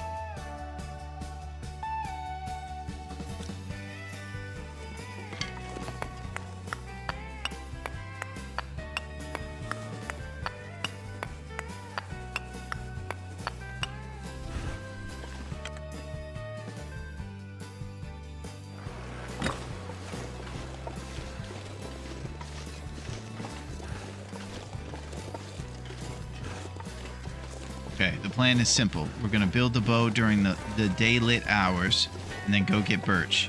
If an aurora strikes, of course, we can make arrow things happen as well during the night. We're just a stone's throw away from coming back over here if the aurora hits while we're doing our night birch endeavors. I could barely walk with this much gear. And I think that would be a cool thing to do. Set us up for success. This morning was not quite the success I aimed to have. You can believe. Losing all your health in a matter of hours after painstaking work? Maybe that wasn't the plan.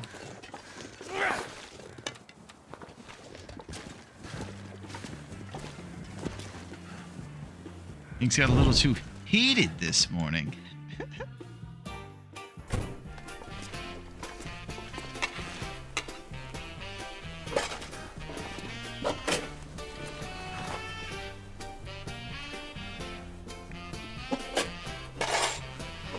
Quality tools.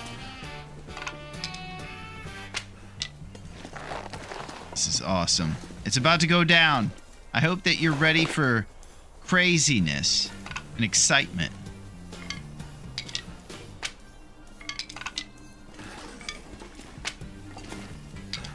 If you're not, you better get ready.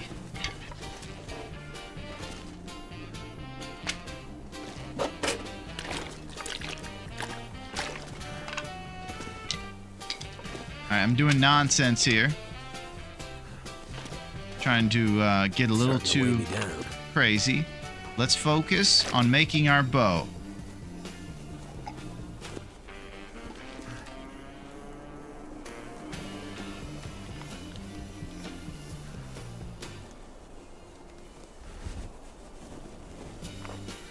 It's happening. We begin the bow. Right now.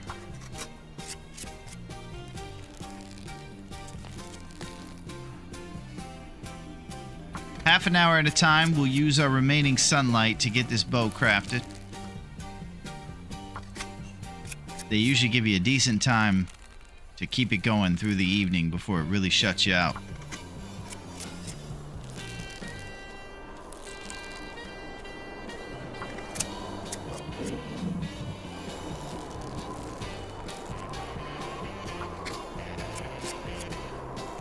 Cranking away. See if we can pop off another half an hour. It's weird.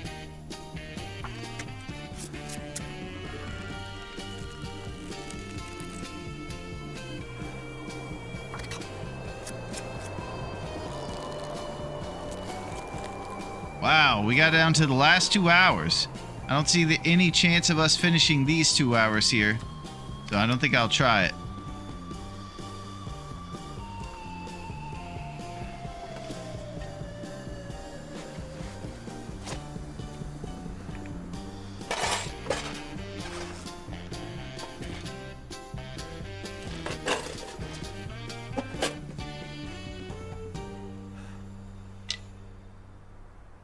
Arrow shafts.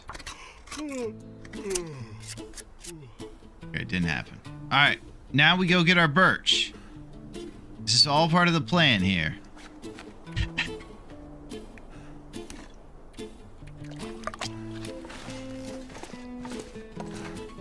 Kind of sloshing around a bit.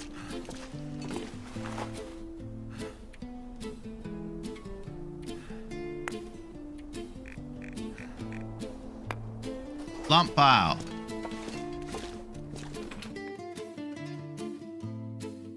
I'm gonna have to leave something behind. 41 lumps to our name. And we're going to be going through the Winding River situation, and we'll be able to get some more there too, I believe. Trusty brand inventory. We're sitting pretty. We got 38 and a mag lens.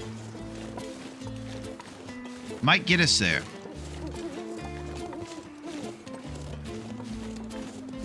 Very responsible lump pile.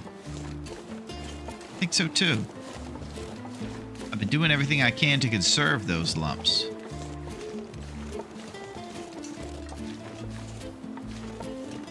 I think I've always left room for improvement on the gathering responsible sticks to save those lumps. We'll try to stay on top of that when we go for our ravine trip.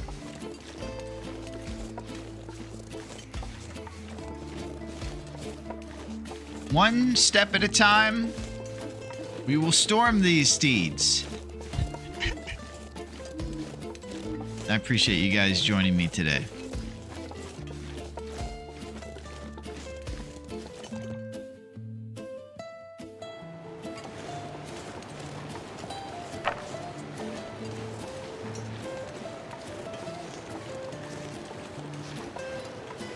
All right, I think I'm going trusty brand for visuals, so we can see our birch pieces.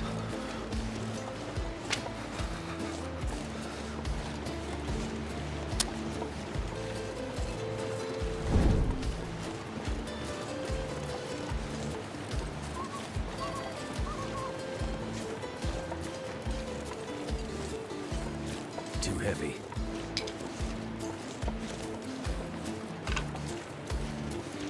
All eyes on the birch.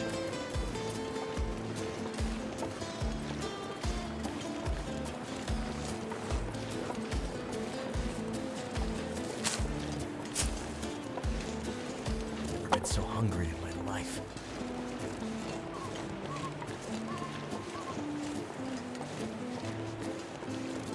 If these steeds didn't want to be stormed, they should have thought of that sooner. That's it. That's exactly it.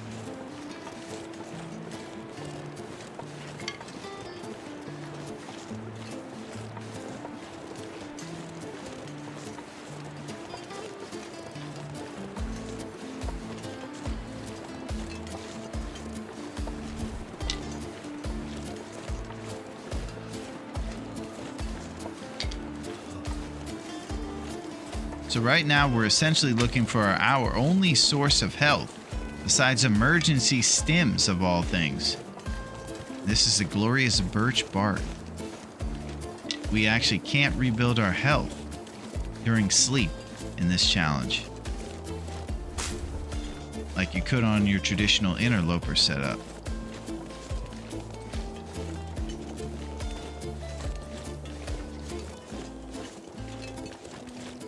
I think I'm about to get some old man beard over here. Think I'm short on that.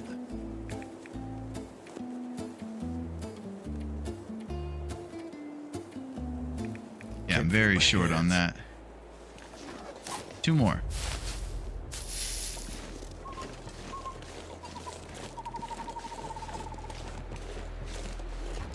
Got a ravaged.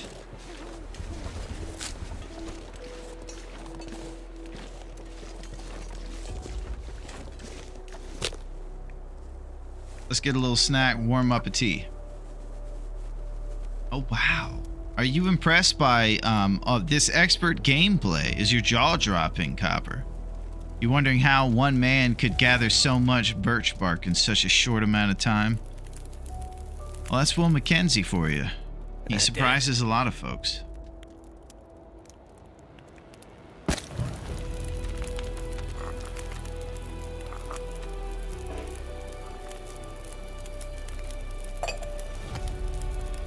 Prepared reishi mushrooms. Herbal tea.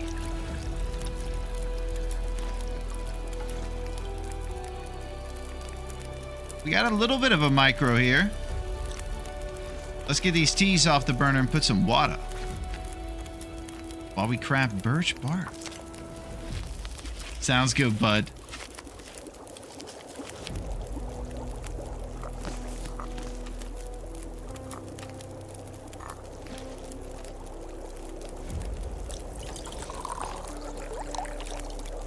so cold in my life. Oh, put another tea on after I said I was going to do water.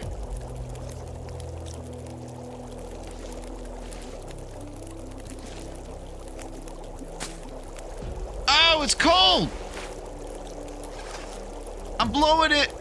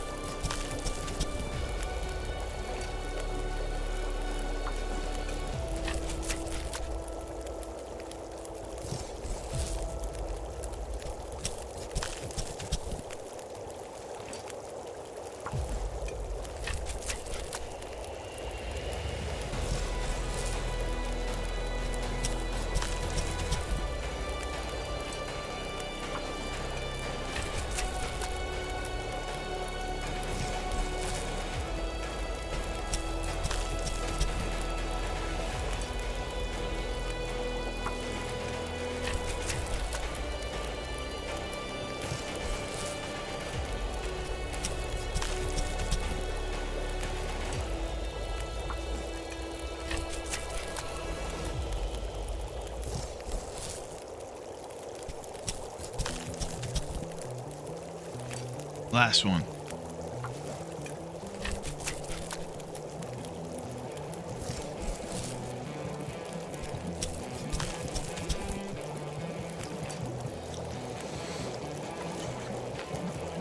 We go over, sort them like that, and we drop this. Boom.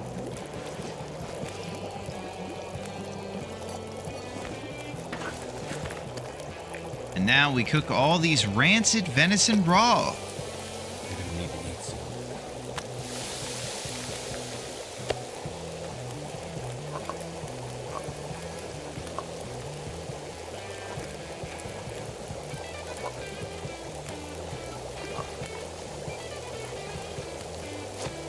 Fair birch bark. I got a head bid too. Thanks for being here and being you, Larone. Thank you for the sunshine copper. You keep that Knifo Nation rolling and happy. I'm sure you will. I'll see you, copper.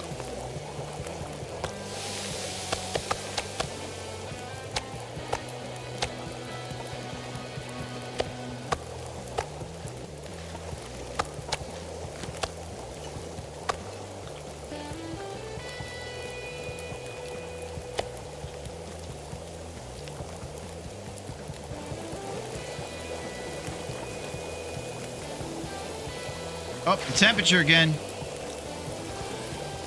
It's getting colder.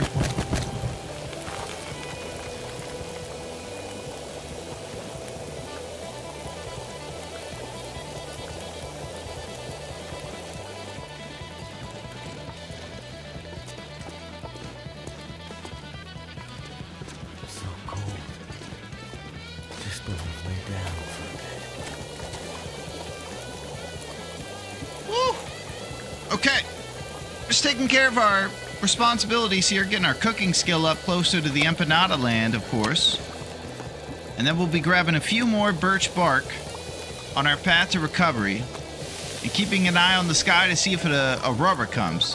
Of course, our last task of the day is simply to make the bow and set up the next time guy, the Tuesday guy, with a good responsible setup so he can begin the hunt. So we just got to make that guy a bow and tell him to mention Mario Lopez as often as he can so that he's successful.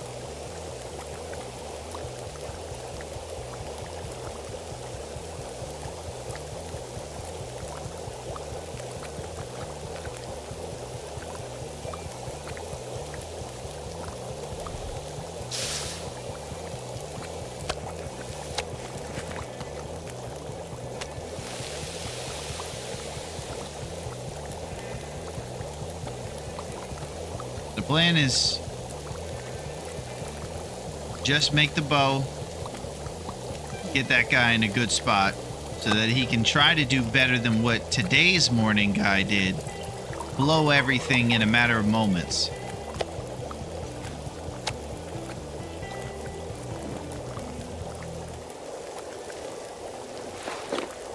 Okay.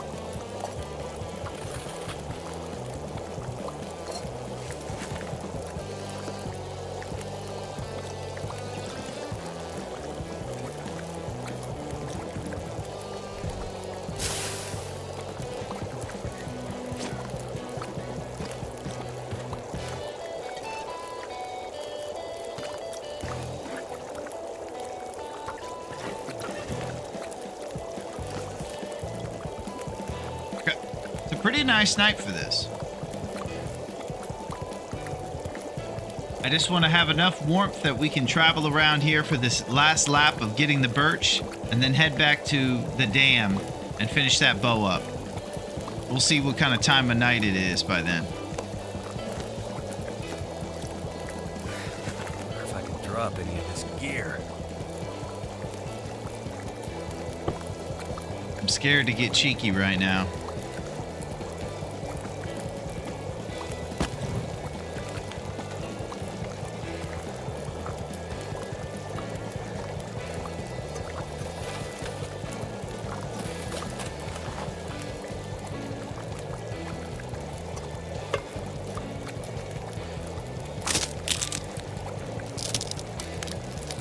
About to do it though.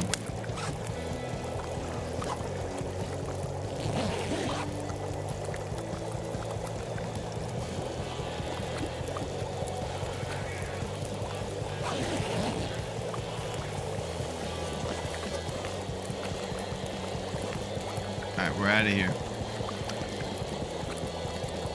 Let's get some birch to recover.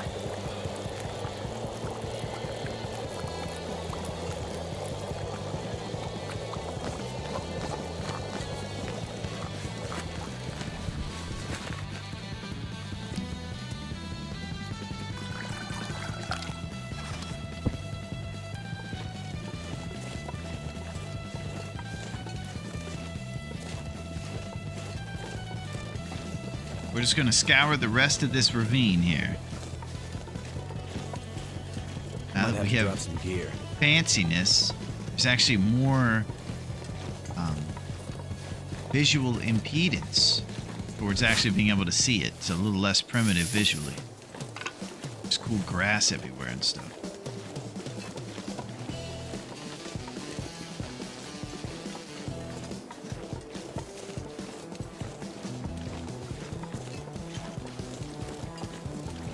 Gone like a ghost in the night.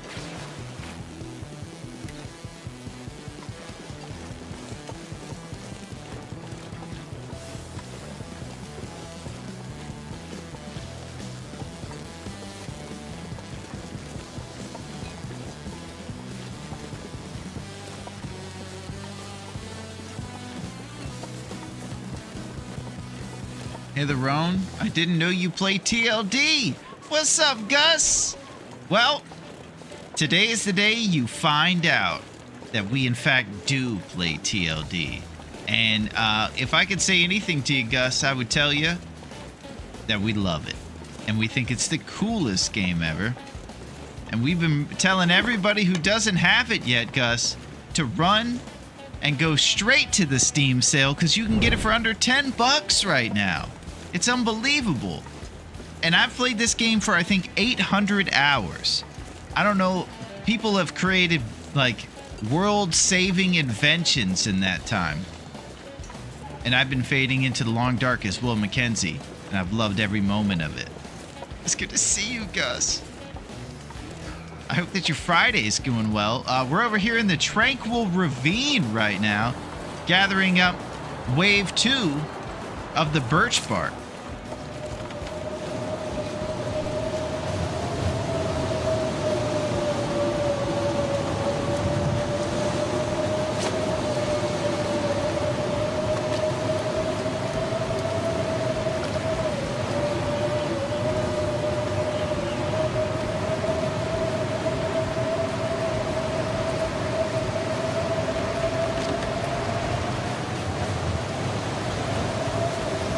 I have a hard time seeing it.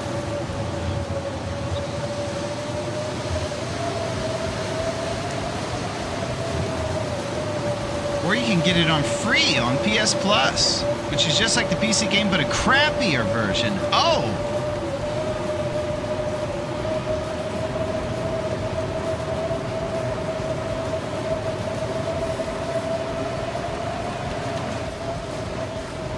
Yeah, Gus, I'm glad you're here, because we're all planning for our big beach party we're having. We're going on Sunday, and we'd like to cordially invite you. We do have sort of a designated driver, if you will, for the whole trip, and that is our boy, who's going to be going to work on Sunday for us, okay? And he's going to be filling in for everybody so we can go and party. I'm bringing the beach ball. We're going to cut up some mixed fruit and things, maybe some cantaloupe and watermelon or something.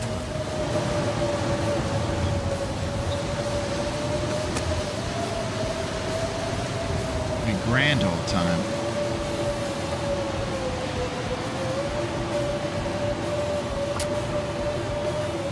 Thank you. I love the beach in Cleveland, I assume.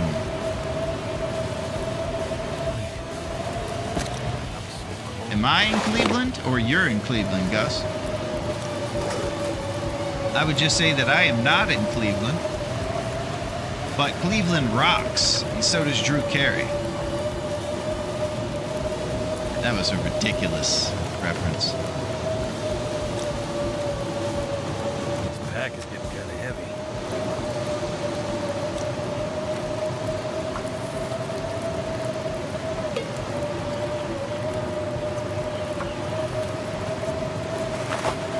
Fair birch bark.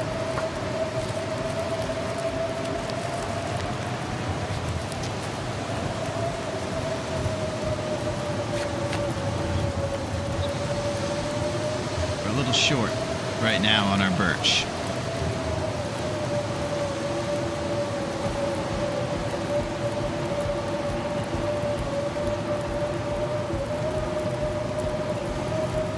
If I go down for a cheeky 1 hour, we might get smoked by the blizzard if it changes directions.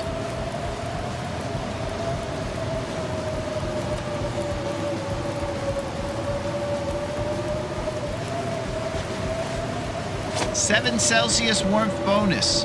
Our clothes are pretty much constantly deteriorating over here. Oh, there we go. I think we'll be needing to make another Davy hat. Pretty much any time we'd like to do that, we can.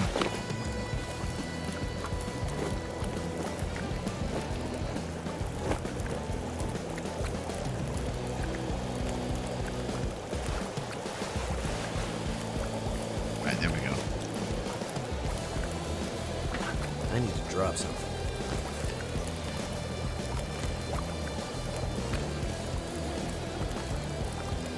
Dusty pork and beans. I play the crappier version. Well, you make it look great, Warrior, I would say.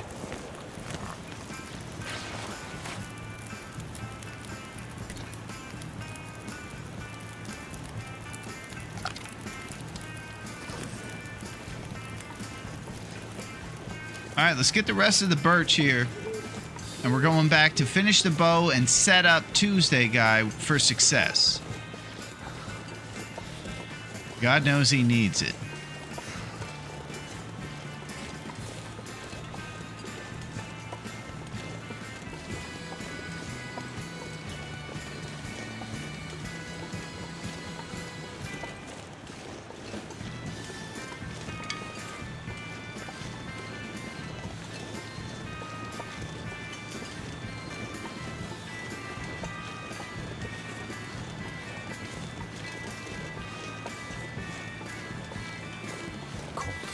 Head feel thick.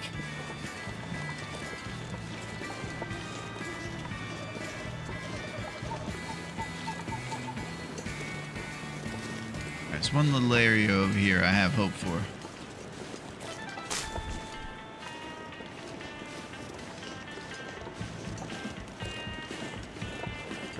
I think this goes for any area where there's birch. Sometimes I feel like I'm not combing through it as efficient as I could, so I'm always looking to improve my birch gathering skills. Rishi tea.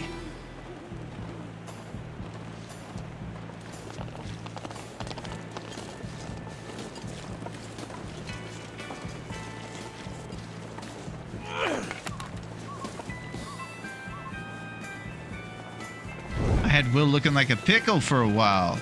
Will the Dill! I bet you had a balaclava on. He looks ridiculous in that thing.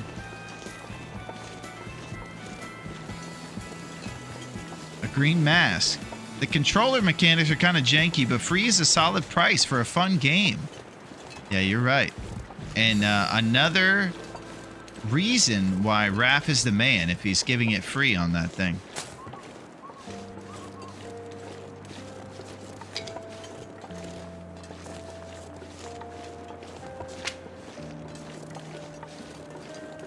Need to find some place to escape this cold.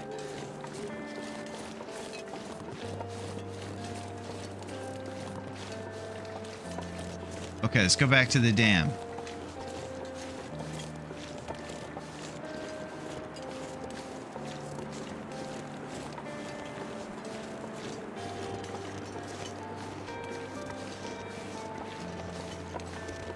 This was a successful and responsible plan to come over here and get a few more birch teas so that when we hunt and travel and inevitably drip our health away, that we have at least some sort of backup plan for it, I guess. Maybe the controller's what I'm used to. I really only played Sims on computer and Carmageddon. You know, I know that exact feeling, Warrior. I hesitated to switch over from controller to PC for so long. I never thought in a million years I would get comfortable with WASD to move around. So you just take your time, because I understand completely.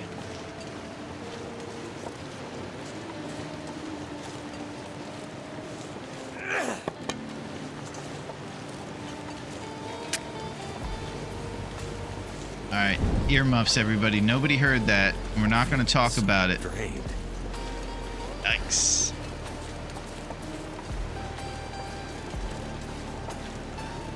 That stunk.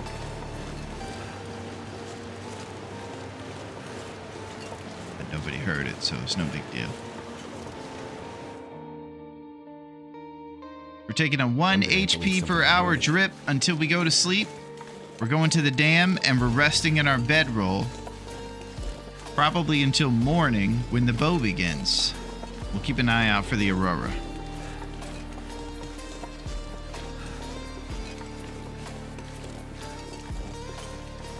My fingers feel numb. Yeah, his fingers feel numb.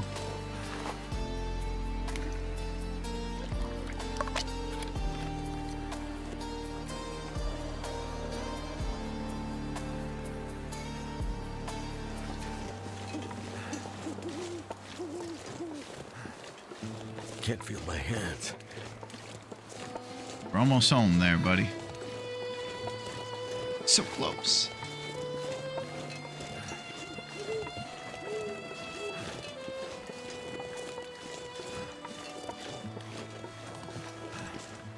I've heard a couple people say that exact thing. I've always heard the computer has better reaction time also. I'm sure menus are easier.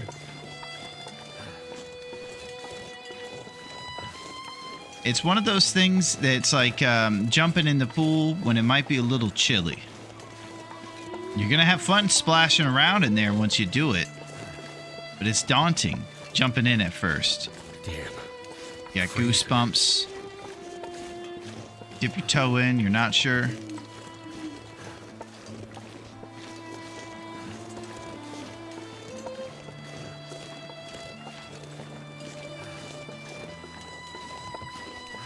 Main entrance.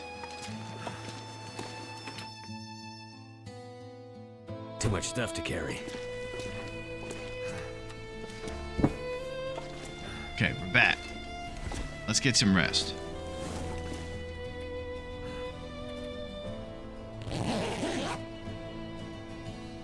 Now the morning is when we'll finish the bow, and that's our last goal for today.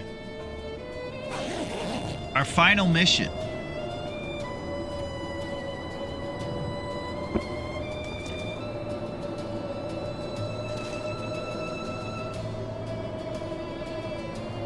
Alright, we're about to crank off these last 2 hours and the bow will be done. And then there'll be a few arrows and we'll set them up.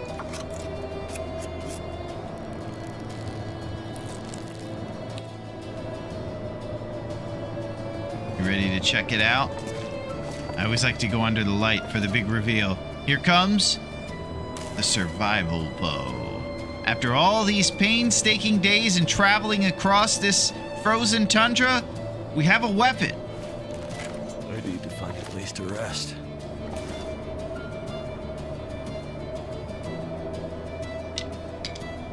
We're doing it. Arrow shaft.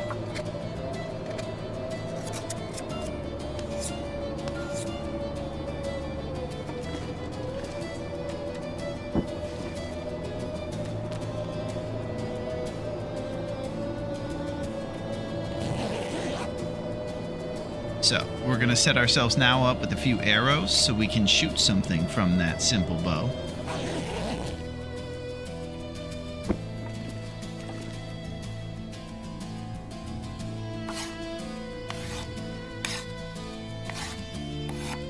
Just need to close my eyes.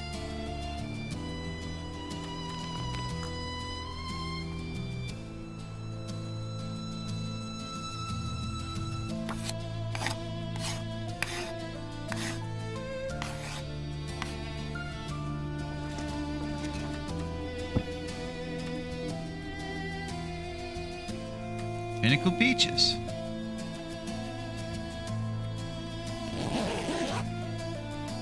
Get a few hours, make a few bow, and repeat. Trying to utilize all that sun we get. And we're using our quality tools, cutting in half the amount of time I think it's going to require for each simple arrow to be made. Very cool stuff. Simple arrow without a tool takes an hour and a half, and with it, 45. Big time.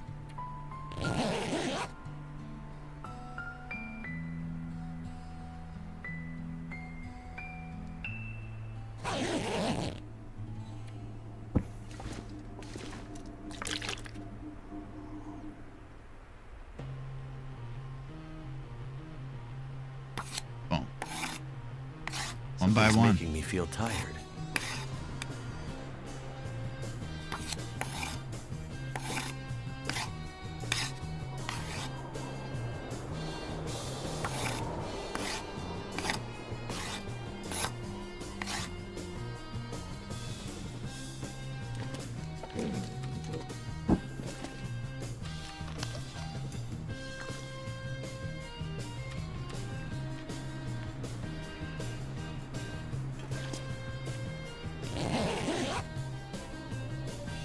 Two hours might have been a little bit. Tuesday guy is going to be racking up some points on the board. Thank you, Fire. I'm hoping so.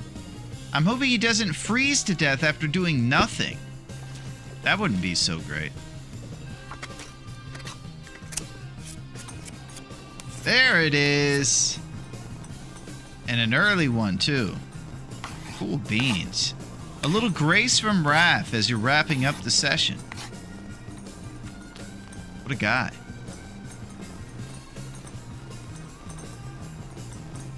Got to make sure we get our lumps too. We'll either write a note or pick them up. Can't forget the lumps.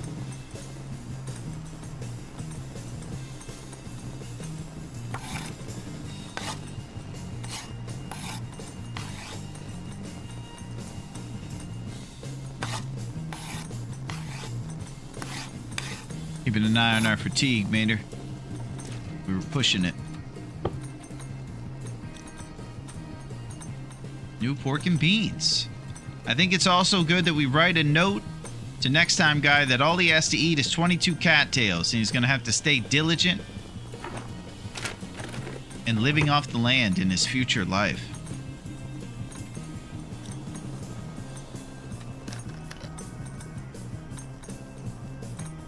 So we'll start getting our mental list together about what we're going to remind ourselves with. The list is an exercise in trying to anchor us, because I come in too hot and excited.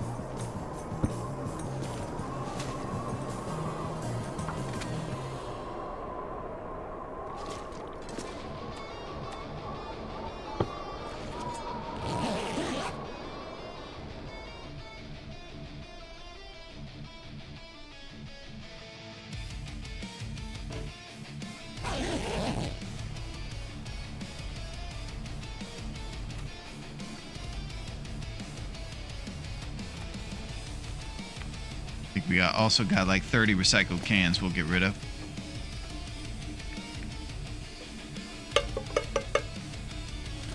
Okay.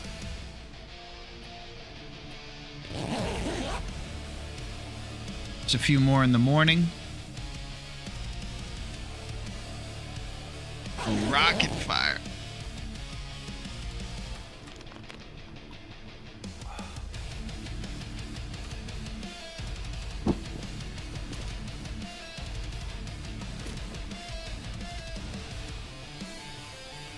Too soon.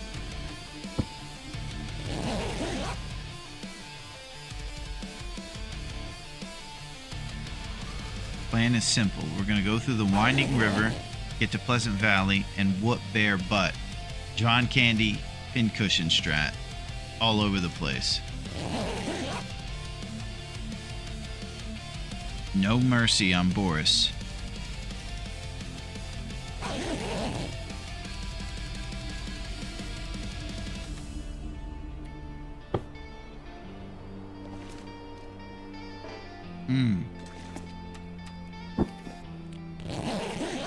Okay. Last few arrow shafts and simple arrows coming up.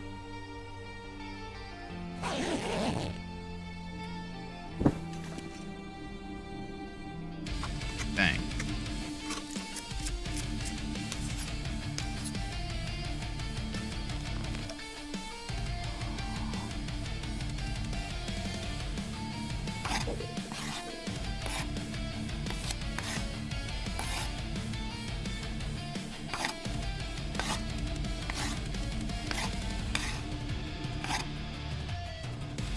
Okay, so we're short on feathers now. We'll have 5 extra arrows and 3 feathers.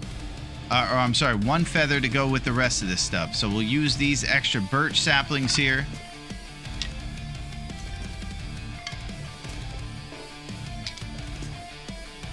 And we're going. That's our little starter kit.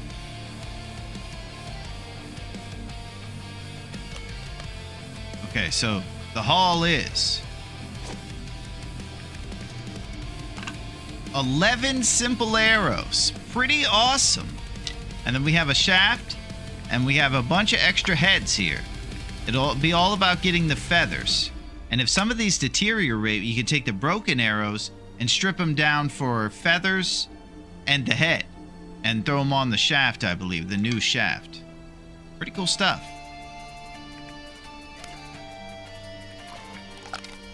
So we're about to do a little debrief action, and we're going to set up that Tuesday guy.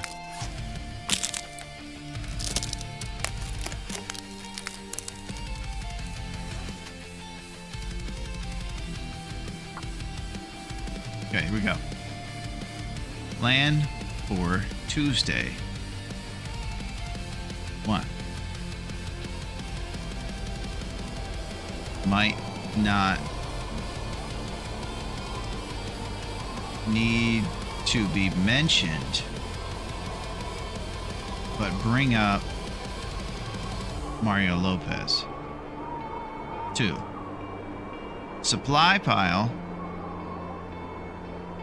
on floor of dam. Bring lumps, birch saps, and use lantern. to traverse dam. 3. Go to PV through winding river and grab lumps. Additional lumps in cave. 4. Once at PV, counterclockwise, route around PV to hunt cul-de-sac. No way that's spelled right. Bears.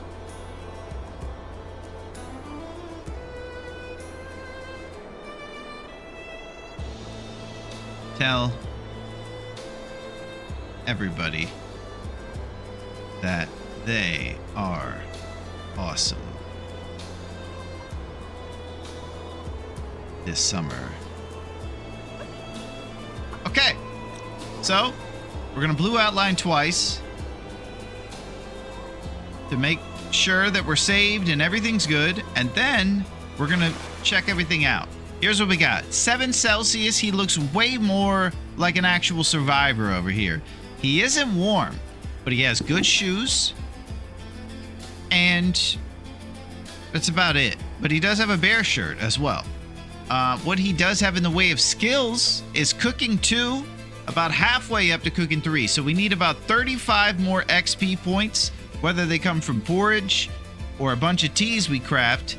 We'll get 1 point per, or if we do a deer, we can micro harvest that deer and spam those cooking skills up. He does have good Levi's. Let's not forget, he's got 83% decent genes. Better than nothing. So yeah, he made some skills over here happen halfway up through cooking, and fire starting is trying to get up there. We're not so stoked that our archery skill has got this high, but it's pretty hard to avoid if you're going to prep yourself for a hunt, and you're going to get those XP by making the arrows and things. Nice, that's a great amount of arrows. Thank you, Bean. And thank you very much for being here today. You and Versetti are unbelievable, and your family. You guys really today just reinforced in me that I should be constantly telling you guys how awesome you are. So, we have the plan. We got the skills laid out. Archery's on its way up. We got these other ones going here. And we're on Loophole 4. This is our 5th attempt at this one. We turned a new leaf over. We stopped being getaway drivers, and we become responsible. We are felon Will at our heart, though, I suppose. Okay. So, I think now is the time. Oh, and the last thing, not to be overstated here, the most important thing, can openers found. 1. Pretty great. Okay, now we're out of here.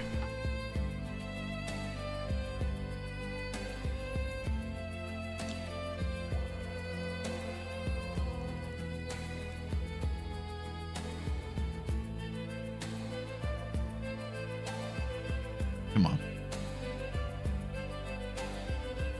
Look at those guys.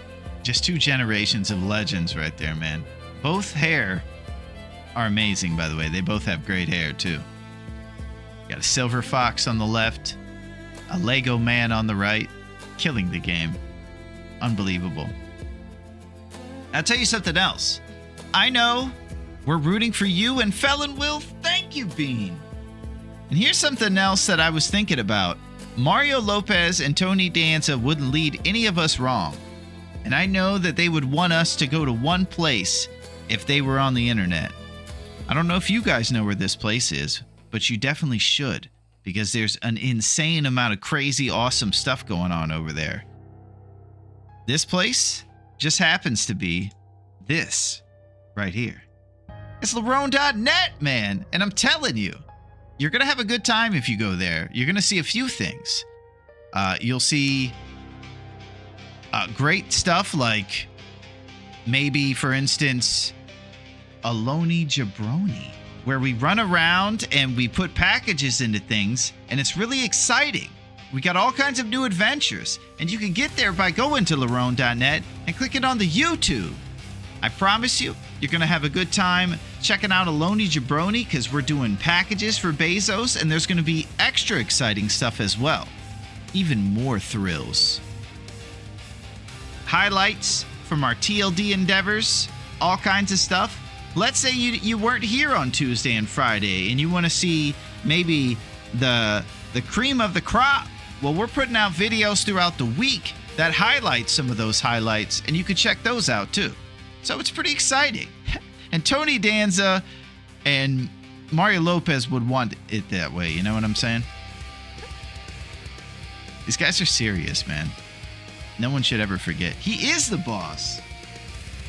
You should get that image of that random father and son framed and hang it in the wall behind you. The image of the random father and son framed, huh? Where to upload fan art and fan fiction? I don't know. You could probably send it to me, Kev. I gotta check that out. I like the YouTube action, Larone. I'll hype some of them. I would love that, Fire. Thank you. You're gonna see exclusive stuff on there. We play other games too. You can only find it there. It's quite a thrill. I move a box from a truck and I put it down a chute. The appropriate chute, of course. So, you guys are the best. Oh wait, that's Tony Danza and Mario Lopez. It sure is.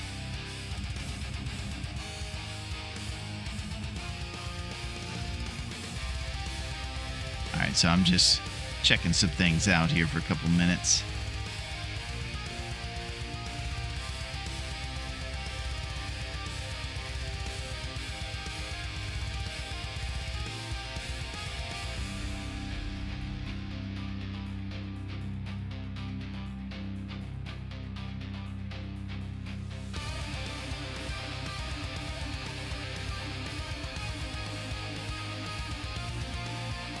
You know, I've never done it in here, but that'd be cool to do it. I think you could do it in chat, too.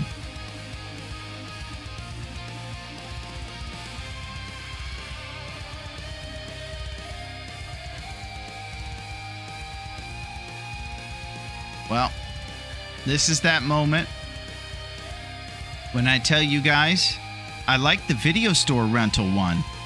Man, fire. That is exactly what I think, too.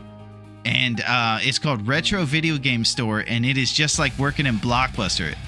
That's one of the games that I've been thinking about so much. That game looks amazing. I thought it was a random picture you found. Well, it kind of is, Rossetti, but it's of a bunch of legends, wouldn't you say?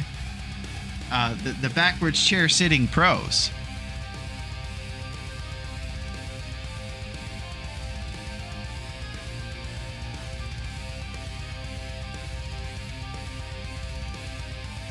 I'm gonna miss you guys. You guys are the best. We solved that food poisoning thing so well. Unbelievable stuff. I'm gonna be here Tuesday for you guys, bright and early. And you guys are the best, man. I'll see you, Kev. I'll see you, Fire. I'll see you, Rossetti and Bean. You guys are amazing. Aretha says good evening. Have an amazing weekend. I'll see you at the beach on Sunday. It's going to be amazing. Skillet, thank you for frying up those eggs for us. I love you guys. I'll see you. See you, Skillet. See you, Brissette. See you guys.